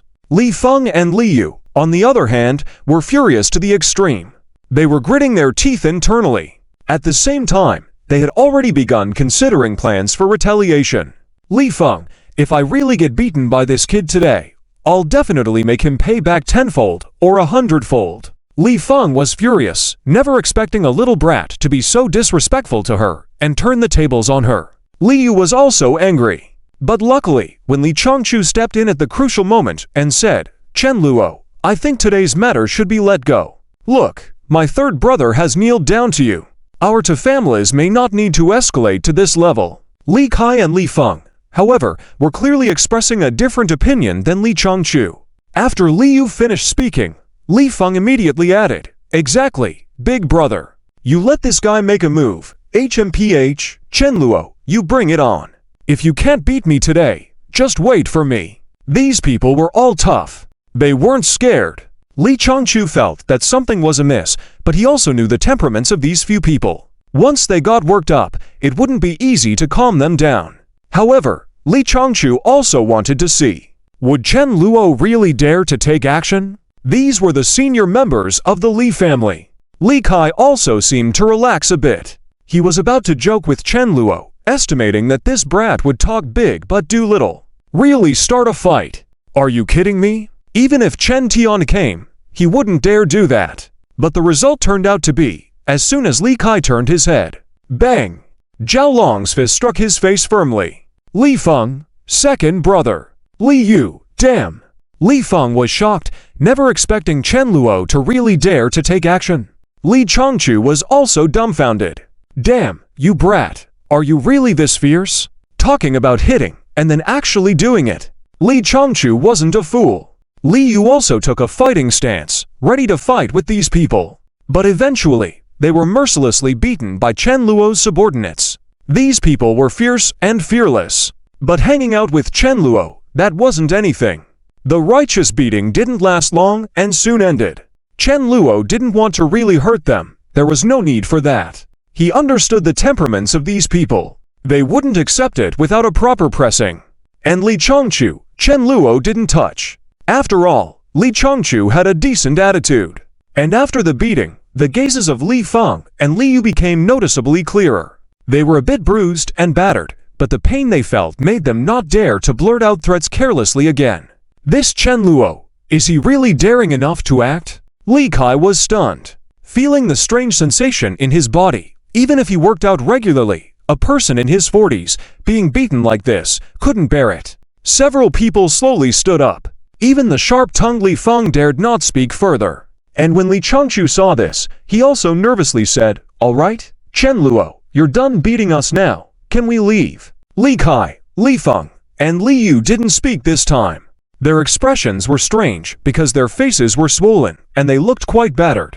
Chen Luo nodded, and the Li family members quickly left. However, at that moment, Mo Yu suddenly stood up. Roaring loudly, he rushed towards Chen Luo again. Li Feng originally wanted to stop him, but it was already too late. However, Mo Yu's charge was easily intercepted by Zhao Long. He was then beaten by several others and thrown out. The Li family members left in a sorry state. This incident quickly spread out. Many important figures in Non-City heard about it. They were all shocked. Did Chen Luo really beat up the senior members of the Li family? Oh my, wow, isn't this just too mind-blowing? Is Chen Luo suicidal or what? Too fierce. Not only did he beat Li Mingsh, but he even fought back against the senior Li family members who came to seek justice. It feels like Non-City might undergo a change. Many people were surprised. Faced with Du Qinghui's concerns, Chen Luo said, "It's okay, you don't need to worry so much. Just get the evidence from Yi Feng." Chen Luo instructed. Du Qinghu solemnly nodded and promised to complete the task. This incident caused a stir in Non-City once again. But Yi Feng, on the other hand, was still unaware. He was busy wooing some ordinary female leads to earn points in the game. His goal was to exchange those items to please Du Qinghu. Soon, Yi Feng successfully redeemed the items. As he looked at the evidence of Li Ming's violence, he felt a tingling rage. But then he felt a bit pleased. Now, will Du Qinghu have more positive feelings towards me? Well, once I successfully woo her, I'll replenish all the points I've lost. Not only that, I will even have surplus. Yi Feng didn't expect that such a big incident would occur in Non-City in just a few days. His mind was full of Du Qinghu. And as soon as he got the evidence, Yi Feng immediately called Du Qinghu. Chapter 293. Yi Feng was completely played by Du Qinghu. Du Qinghu, you are a good person. In the bustling business district of Non-City, there has been a lot of buzz recently. Many prominent figures have been discussing the matters of the Chen family and the Li family. Even the Fen family, Fen Tianyang, Fen Wendong, and others all had strange expressions. Fen Tianyang, have you all heard? It seems like the Li family also has a conflict with young Master Chen. Fen Qingdi, Li Kai, Li Yu, and a few others seem to have been beaten by Chen Luo. Fen Wendong, I think the Li family's days are numbered. Heh, now we probably don't need to worry too much. The other families won't last long either. The atmosphere in the Fen family was relatively relaxed. If the Li family fell, they would naturally be happy. Otherwise, if the Li family continued to thrive, they would eat away at Fen family resources, which included some members of the Li family. They were aware that if the Li family was really ruined by Chen Luo, what about the remaining two large families? The Sun family and the Zhang family. It's only a matter of time. Fen Tianyang also realized that this time, Chen Luo perhaps originally intended to reorganize the 5 major families. His ambition was huge. Unfortunately, the Fen family had bad luck and became the first target. But Fen Tianyang also knew that in times like this, it's wise to follow along with Chen Luo. Fen Tianyang, in the future, if we follow young Master Chen, I believe our Fen family will definitely rise again quickly. After experiencing so much, Fen Tianyang, even if he was foolish, knew what he had to do. Moreover, following Chen Luo was not a bad option. Fen Tianyang understood that, if it weren't for Chen Luo, their Fen family might have been swallowed up by the Ming family. As for the ruin of the Fen family because of Chen Luo, they could only blame themselves. Chen Luo was originally planning to cooperate with the Fen family. They had provoked him first. And all of this was due to that troublemaker named Yi Feng. The Fen family now harbored a deep sense of animosity towards Yi Feng. However, high-ranking members of the Fen family, Fen Gong was not present at the time. In fact, he was currently enjoying himself with some high-ranking members of a group called Nido. These individuals were foreigners, specifically black people. Their company mainly dealt with foreign trade, a business the Fen family was also involved in. Due to certain circumstances in the past, the two companies had conflicts. Originally, the Fen group and the Nido group should have been enemies. However, Fen Gong was now turning coat and planning to cooperate with them to seize the position of family head. Fen Gong raised his glass and grinned. "Brother Sala, Brother Endo, this time, I might need more of your help. Please assist me in seizing the position of Fen family head." The two black men, now dubbed Sala and Endo, responded fluently in Chinese. "Certainly, certainly, Brother Fen Gong.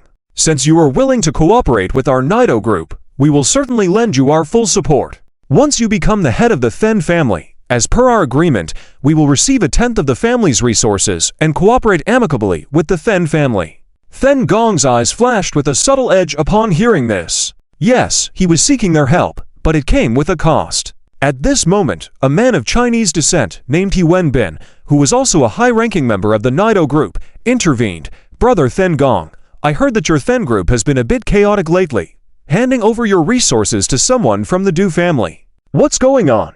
He Wenbin noticed the change in circumstances the Fen family was facing. The family was on the brink of ruin due to a certain troublemaker named Chen Luo. Initially, the Nido group had intended to cooperate with Fen Gong and had their eyes on the riches of the Fen family and the resources in Non-City. However, now that the Fen family was facing defeat, He Wenbin was considering how to distance themselves from Fen Gong. A second-rate group like the Fen family was not worthy of the support of the Nido group.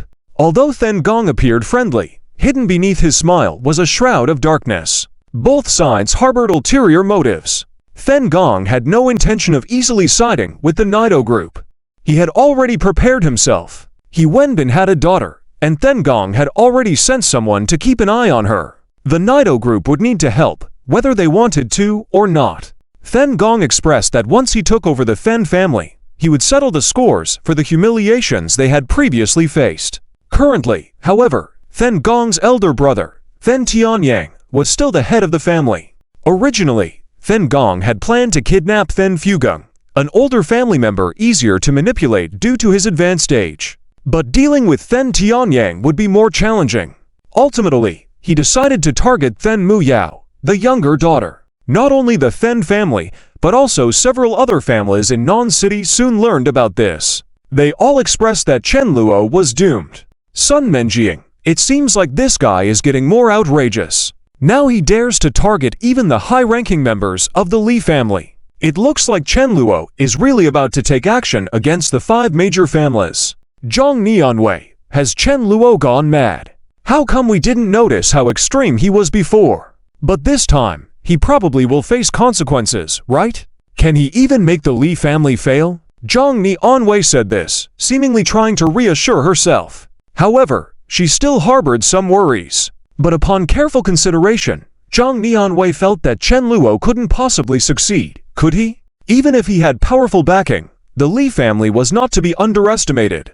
It was no secret that the Li family had connections in the upper echelons of the city. Some influential figures in Non-City were well aware of this. On the other hand, after Yifeng called Du Qingku, he quickly met her again. This time, Du Qingku was dressed beautifully as ever and seemed even more intimate with Yifeng. This made Yifeng quite delighted. He couldn't help but present the evidence he had obtained through exchange. Upon inspecting it, Du Qingku's eyes blazed with anger. Scenes from the past seemed to resurface in her mind once again. Her resentment towards Li Ming's grew deeper. Yifeng also noticed this and felt indignant on behalf of Du Qingku. However, compared to anything else, what Yifeng looked forward to most was the upcoming date with Du Qingku. Hehe, after this, I'm sure I'll have a great time with Sister Qingku. This is a good start, and afterwards, there will definitely be more leading ladies willing to come back to me. Yifeng innocently believed in Du Qingku. After Du Qingku's anger subsided, she felt more shock than anything else. I never expected Yifeng to actually obtain this evidence. It's truly incredible. How did he do it? Du Qingku wanted to inquire further, but Yifeng casually brushed it off, saying, Hehe, Sister Qingku, now you know about my abilities, right? Yifeng felt smug. Generally, saying this would make the leading lady more curious about him, increasing their fondness for him. However, Du Qingku didn't react that way. Although she was curious, she didn't bother to press further. She thought her boss must know the reason. That was enough. Furthermore, Yifeng had also obtained evidence that Mo Yu had intentionally killed someone. With these two items, Du Chinku felt much more relaxed. At that moment, Yifeng chuckled, "So, Chinku sister, now that I have fulfilled what you wanted, and we've had a great day today, how about you don't go back tonight?" Yifeng's face was full of anticipation. Yet, to his surprise, Du Chinku replied, "No, Yifeng, little brother, I must go home, otherwise, my parents will talk." Hearing this, Yifeng became flustered. "But you promised me before." Yifeng couldn't believe he was being strung along by the leading lady. Following the teachings of Chen Luo, Du Chinku smiled sweetly and said, "Why are you in such a hurry? Shouldn't I savor this moment?" With such a reply, Yifeng behaved like a fool. Yes, we should savor the moment. So, tomorrow." Yifeng was still somewhat urgent.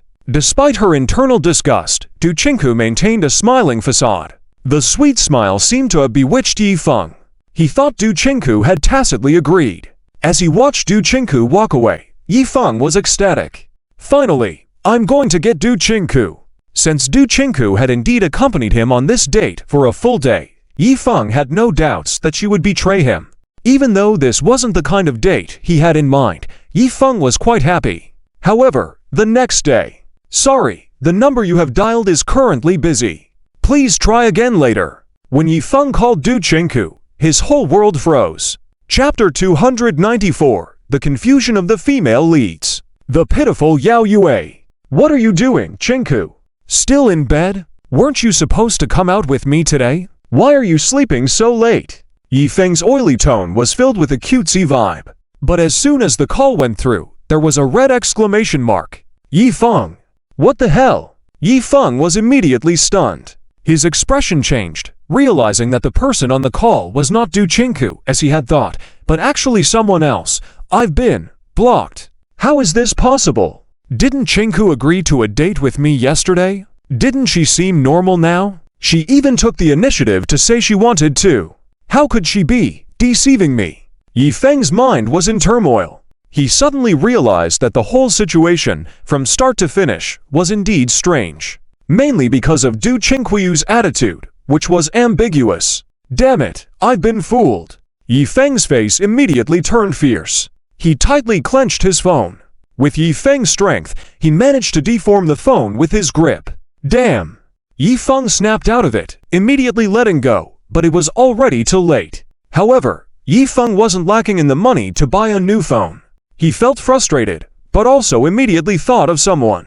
"Chen Luo, is this another one of your schemes to mess with me? Or, did I do something wrong? Did I come on too strong, causing Chinku to feel repulsed?" After his anger subsided, Yifeng realized this. He reflected coolly and realized that he had been hinting at Du Chinku to go to a hotel with him yesterday. Therefore, this might have made Du Chinku uncomfortable. Could it be that I came on too strong? Yifeng suddenly felt regretful. He thought that it was unlikely for Chen Luo to purposely send Du Chinku to use him to obtain evidence. Because, even if Chen Luo knew about his system, how could he predict that Yifeng would help Du Chinku?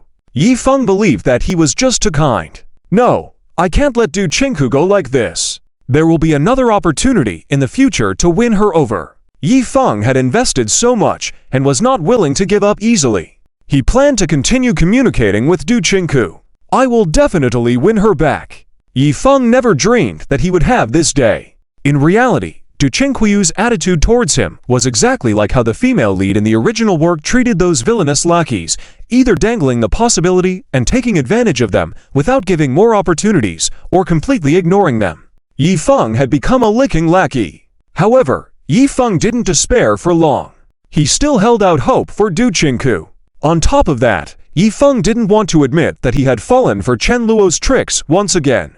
Hey, that Chen Luo, now he's already in trouble himself, he definitely wouldn't have the energy to come mess with me again. Yifeng was feeling a bit guilty. Later, he also met with Yao Yue. Yao Yue had been wanting to meet with Yifeng for the past couple of days, but Yifeng always claimed to be busy. In reality, he was spending time with Du Chinku. However, Yao Yue didn't mind at all. She comforted herself. "Little brother Yifeng is busy with his business. How impressive, hehe." When Yifeng mentioned meeting up with her, the joy in Yao Yu's heart immediately overflowed. She started getting ready, choosing her outfit and makeup, and then met Yifeng at a certain cafe. As soon as she saw Yifeng, Yao Yue exclaimed excitedly, "Little brother Yifeng, have you heard? That Chen Luo did another foolish thing." Yifeng had originally wanted to gather information about the commercial districts in the southern city or the recent movements of the Li family and Chen Luo from Yao Yue. Upon hearing this, he became instantly interested. What happened? Yao Yue vividly described. Chen Luo attacked the top executives of the Li family. It said that Li Yu, Li Kai, and others were beaten up, causing a big commotion. When Yao Yue said this, Yifeng's mind immediately raced. That guy dared to do such a thing. Isn't he being too arrogant? Although he said this out loud, Yifeng was secretly delighted. I thought that guy was just foolish, but I didn't expect him to be this foolish. Beating up the top executives of the Li family. Now, not only Chen Luo himself, but also his Chen family behind him, will have to suffer, right? Yifeng was internally ecstatic. At the same time, he became more certain. Chen Luo wouldn't send Du Qingku to use his system's power. Even if Chen Luo obtained the evidence against Li Mingsh, it was no longer just about the conflict between Chen Luo and Li Mingsh, but rather between the Chen family and the Li family. Even if Chen Luo revealed this evidence, the enmity between the two families was unlikely to be resolved. Yifeng believed that Chen Luo was hitting the mark. Go ahead, do as you please. Chen Luo, let's see how far you can go. With your stupidity, you'll eventually meet your end. Yifeng felt disdainful. He always thought of Chen Luo as a brainless villain. He was just enjoying watching him make a fool of himself now. In another 3 to 5 years, Yifeng believed that he would still be active in major commercial circles, while Chen Luo might have already fallen into ruin. After all, how could a small-time villain like him compare to someone like Yifeng, who was destined for greatness? At this point, Yao Yu's curiosity was also piqued. She asked, "Little brother Yifeng, what have you been busy with these past few days? Have you been busy with gaming?" Yifeng, feeling a bit embarrassed, touched his nose as a typical male lead gesture. Yao Yu's eyes changed, and she said with a knowing tone, "I get it. You've been spending time with other girls, haven't you?" Yao Yue giggled as she spoke these words.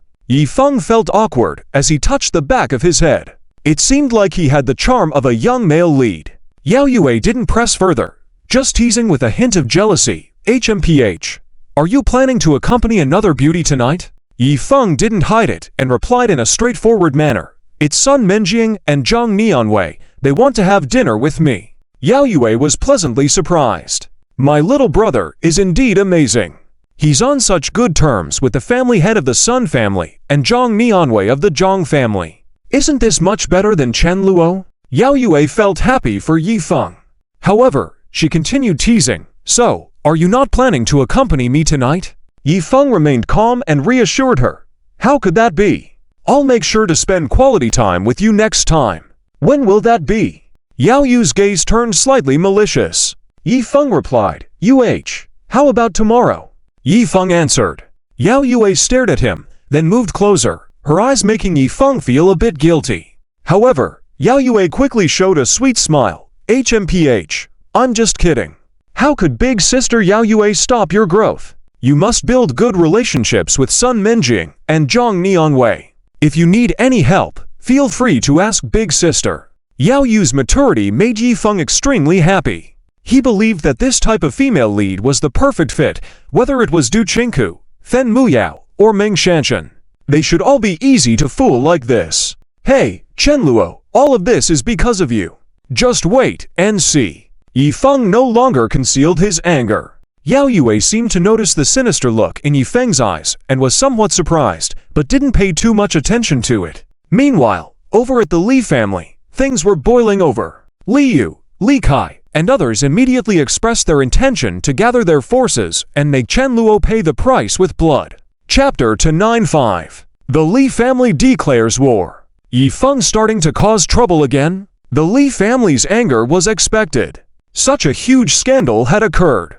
It was impossible for the higher-ups of the Li family not to retaliate. Now, they were all aware of how people in the South City Business District were discussing the Li family. Various derogatory remarks had made their way to their ears. Li Yu, Li Kai, Li Feng, and others were all itching with anger. Li Feng, that Chen Luo is simply too arrogant. Does he, a junior, Really think that no one in my Li family can suppress him? Li Yu, we should just go directly to find Chen Tian. This matter is far from over. Li Kai, this time, we need to take serious action against the Chen family. Big brother, how do you see this? Regardless, we can't just let this go, right? Li Kai was somewhat dissatisfied because of Li Chongchu's previous inaction. Even though he knew that his big brother had prestige and talent, how could the elder brother remain indifferent when that Chen Luo was bullying their own brother? However, Li Chongchu furrowed his brow. He indeed did not want to escalate the situation. Mainly because of Chen Luo's words and his strange actions, Li Chongchu felt that something was amiss. Li Chongchu, Akai Mingsh, have you done anything behind the scenes? Li Chongchu asked. Li Mingsh usually spent more time with Li Kai. Thus, Li Kai was the one who knew most about such matters. However, even Li Kai didn't know much about Li Ming's personal activities. He firmly stated, "Big brother, Mingsh is such a good kid. How could he do anything on his own? You don't actually believe that ghost's words, do you? Li Feng, big brother, that Chen Luo is a madman. If we don't retaliate, are we saying that we, the Li family, are afraid of even a madman?" Although it was true that dealing with a hothead was indeed a headache, nobody present was easy to deal with. Let alone a madman. If the Li family wanted to employ tactics, they could easily find several puppets with mental health certificates. This matter was not as simple as it seemed. Li Chongchu fell silent upon hearing this. He also felt that Mingsh didn't seem like the kind of person who would do something bad. After thinking for a while, Li Chongchu nodded and said, "All right, let's first find Chen. Let him deal with Chen Luo. If he doesn't agree, then we ... Li Yu, we'll just teach him a lesson on behalf of him, that stupid son of his." Li Yu immediately exclaimed in anger. However, Li Chongchu raised his hand, signaling to wait for now. Everyone noticed that their elder brother seemed hesitant to take action against Chen Luo. Li Kai, big brother, are you worried about the influence behind Chen Luo? The Fen family is no small presence, but we have the support of the Wei family behind us. With your wife assisting us, what do we have to fear? The Li family's senior members highly respected Li Chongchu's wife, Wei Nina. As she was the daughter of the Wei family, she was crucial for the Li family's potential future expansion in the city. Li Kai's words reassured Li Chongchu a bit. After all, as long as his wife supported him, he had a strong backer. The Li family quickly decided to settle scores with Chen Tian first. They could deal with Chen Luo later. It was only a matter of time. Li Feng and Li Yu were particularly eager to take action. However, what left the Li family bewildered was when they called Chen Tian, they received a disdainful response. "Chen Tian, is that so? So what? My son struck someone. What do you want to do about it? Is the Li family so impressive? We are among the 5 major families. Who's afraid of whom? You want me to discipline my son? Who do you think you are? Li Kai, Li Yu, when did the Li family have the authority to speak to us?" Chen Tianhei's defiant attitude caught Li Kai, Li Feng, and others off guard. They had thought their imposing presence would make Chen Tian choose a more conciliatory approach. After all, the incident had started with Chen Luo's actions. Wasn't it clear that he was in the wrong? But Chen Tian unexpectedly defended his son so vigorously. "Li Kai, Chen Tian, are you trying to oppose our Li family with your words?" "Chen Tian, what if I am? Let me tell you, my son can make the Fen family withdraw from the 5 major families. If you dare to go against our Chen family, then you'll be next."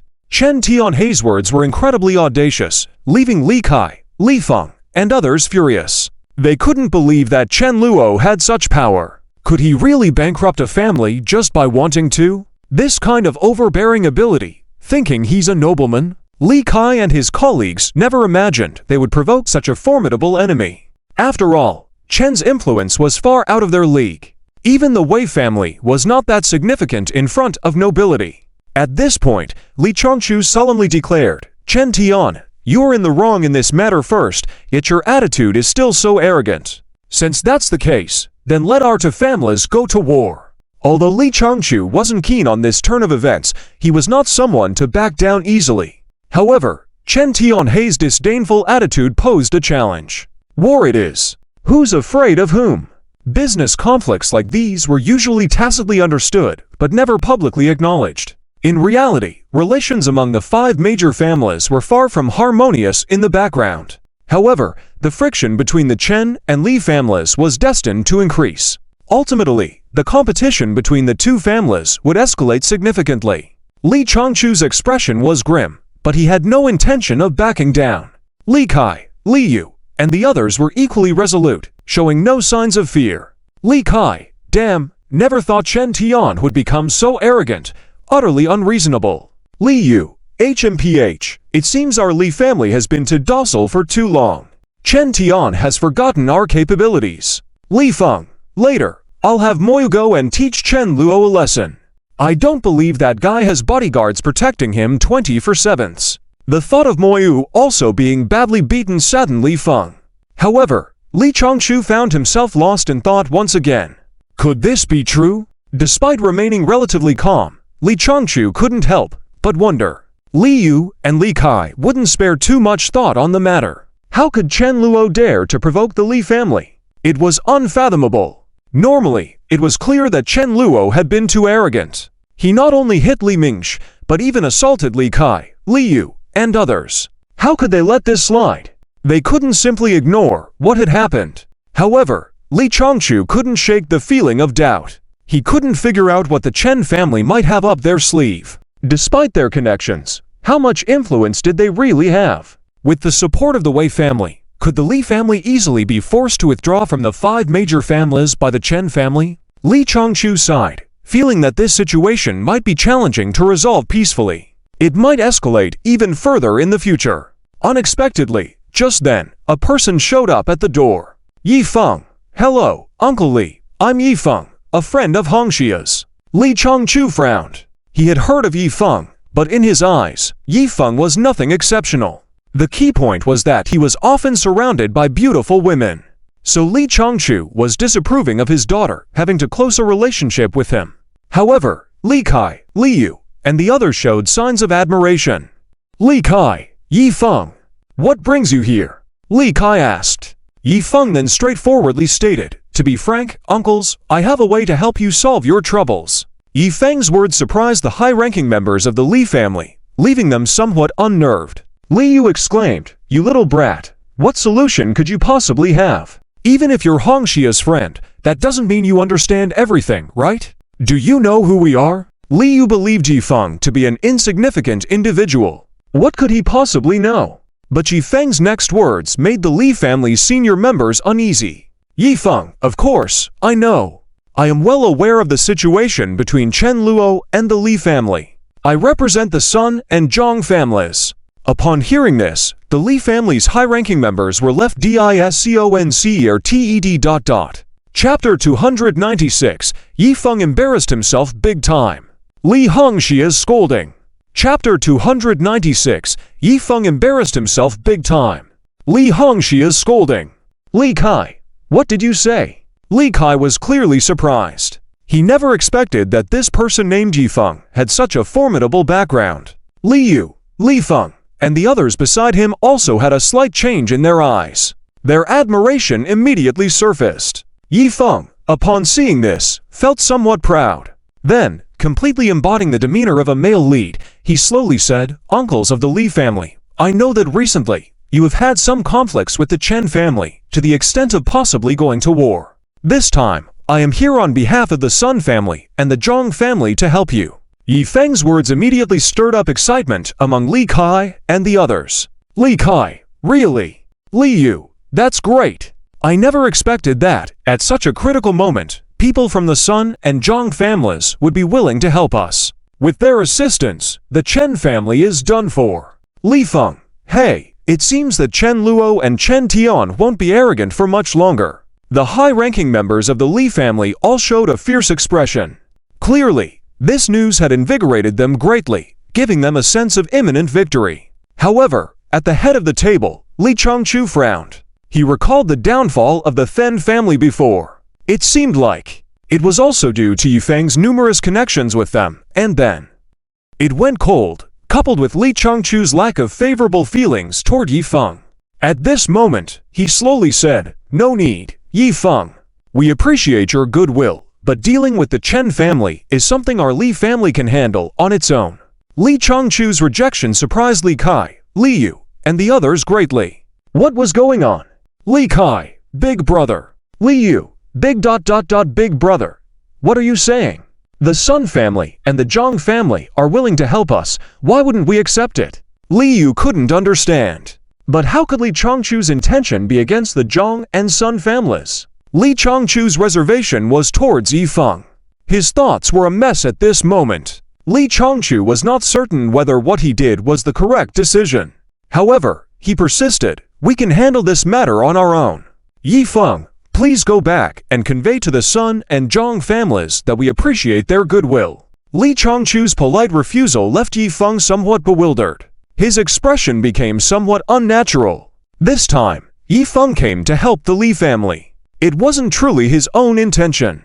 Last night, after meeting with Sun Menjing, Zhang Nianwei, and others, they expressed their willingness to assist the Li family. They had planned this in advance. Since the Chen family acted this way, they would undoubtedly seek solutions. If the Li family also faced the same fate as the Chen family this time, it would be troublesome for the remaining two families.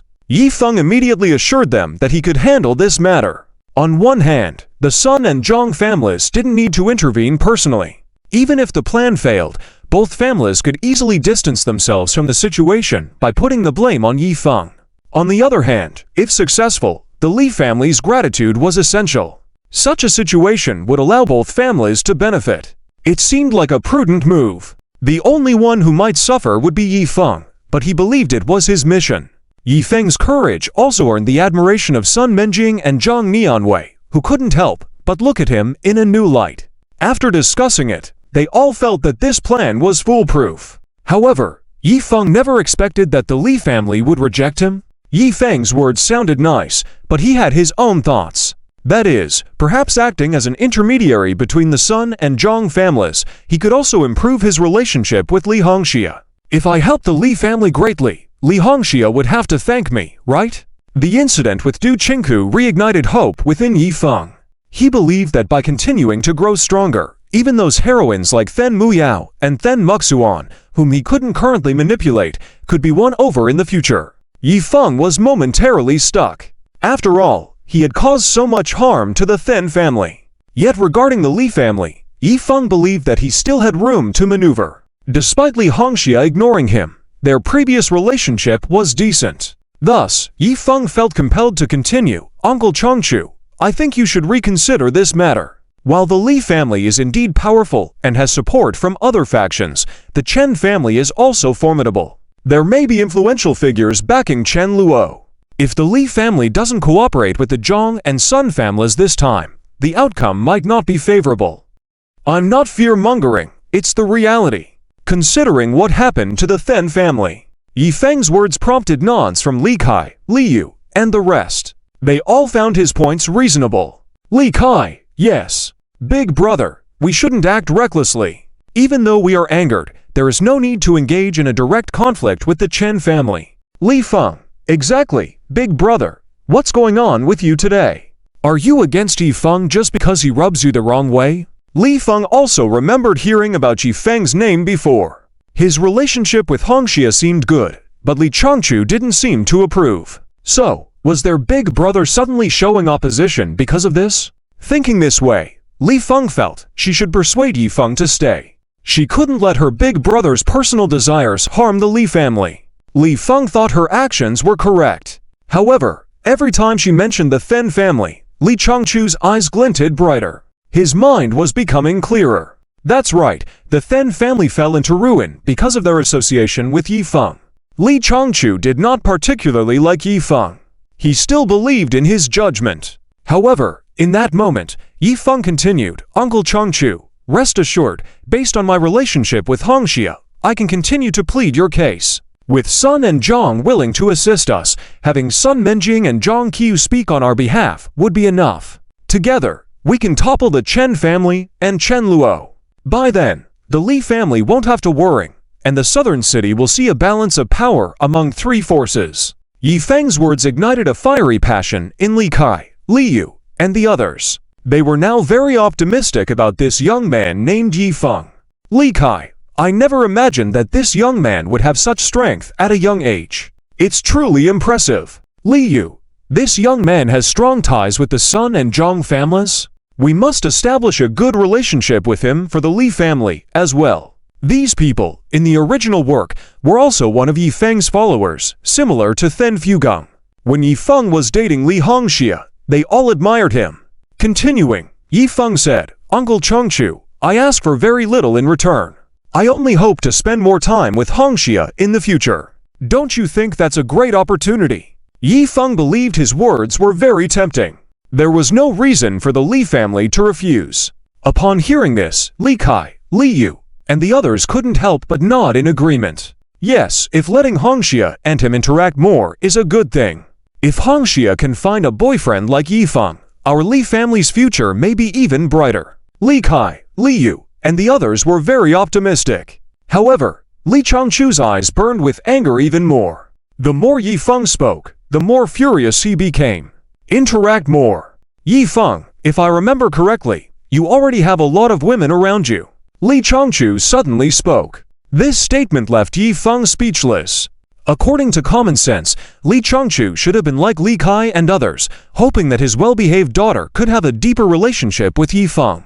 But now, his words left Yi Feng at a loss. Yi Feng, well, Li Changchu, since you already have so many women, why would you want to be in touch with Hongxia? Naturally, Yi Feng couldn't answer. However, Li Feng, at this moment, interjected, Big brother, what's the big deal?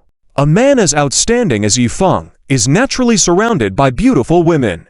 As long as he genuinely treats Hongxia well, isn't that enough? Li Kai, exactly, big brother, you're being too petty. If you don't want Hongxia to be involved, then my daughter Zhao Jiao can do it. Li Kai deliberately goaded him, but to his surprise, Li Changchu agreed outright, then let Zhao Jiao go. Li Changchu was utterly baffled. How did all his younger siblings suddenly have distorted values? Wanting to send his daughter to a man with many women around him?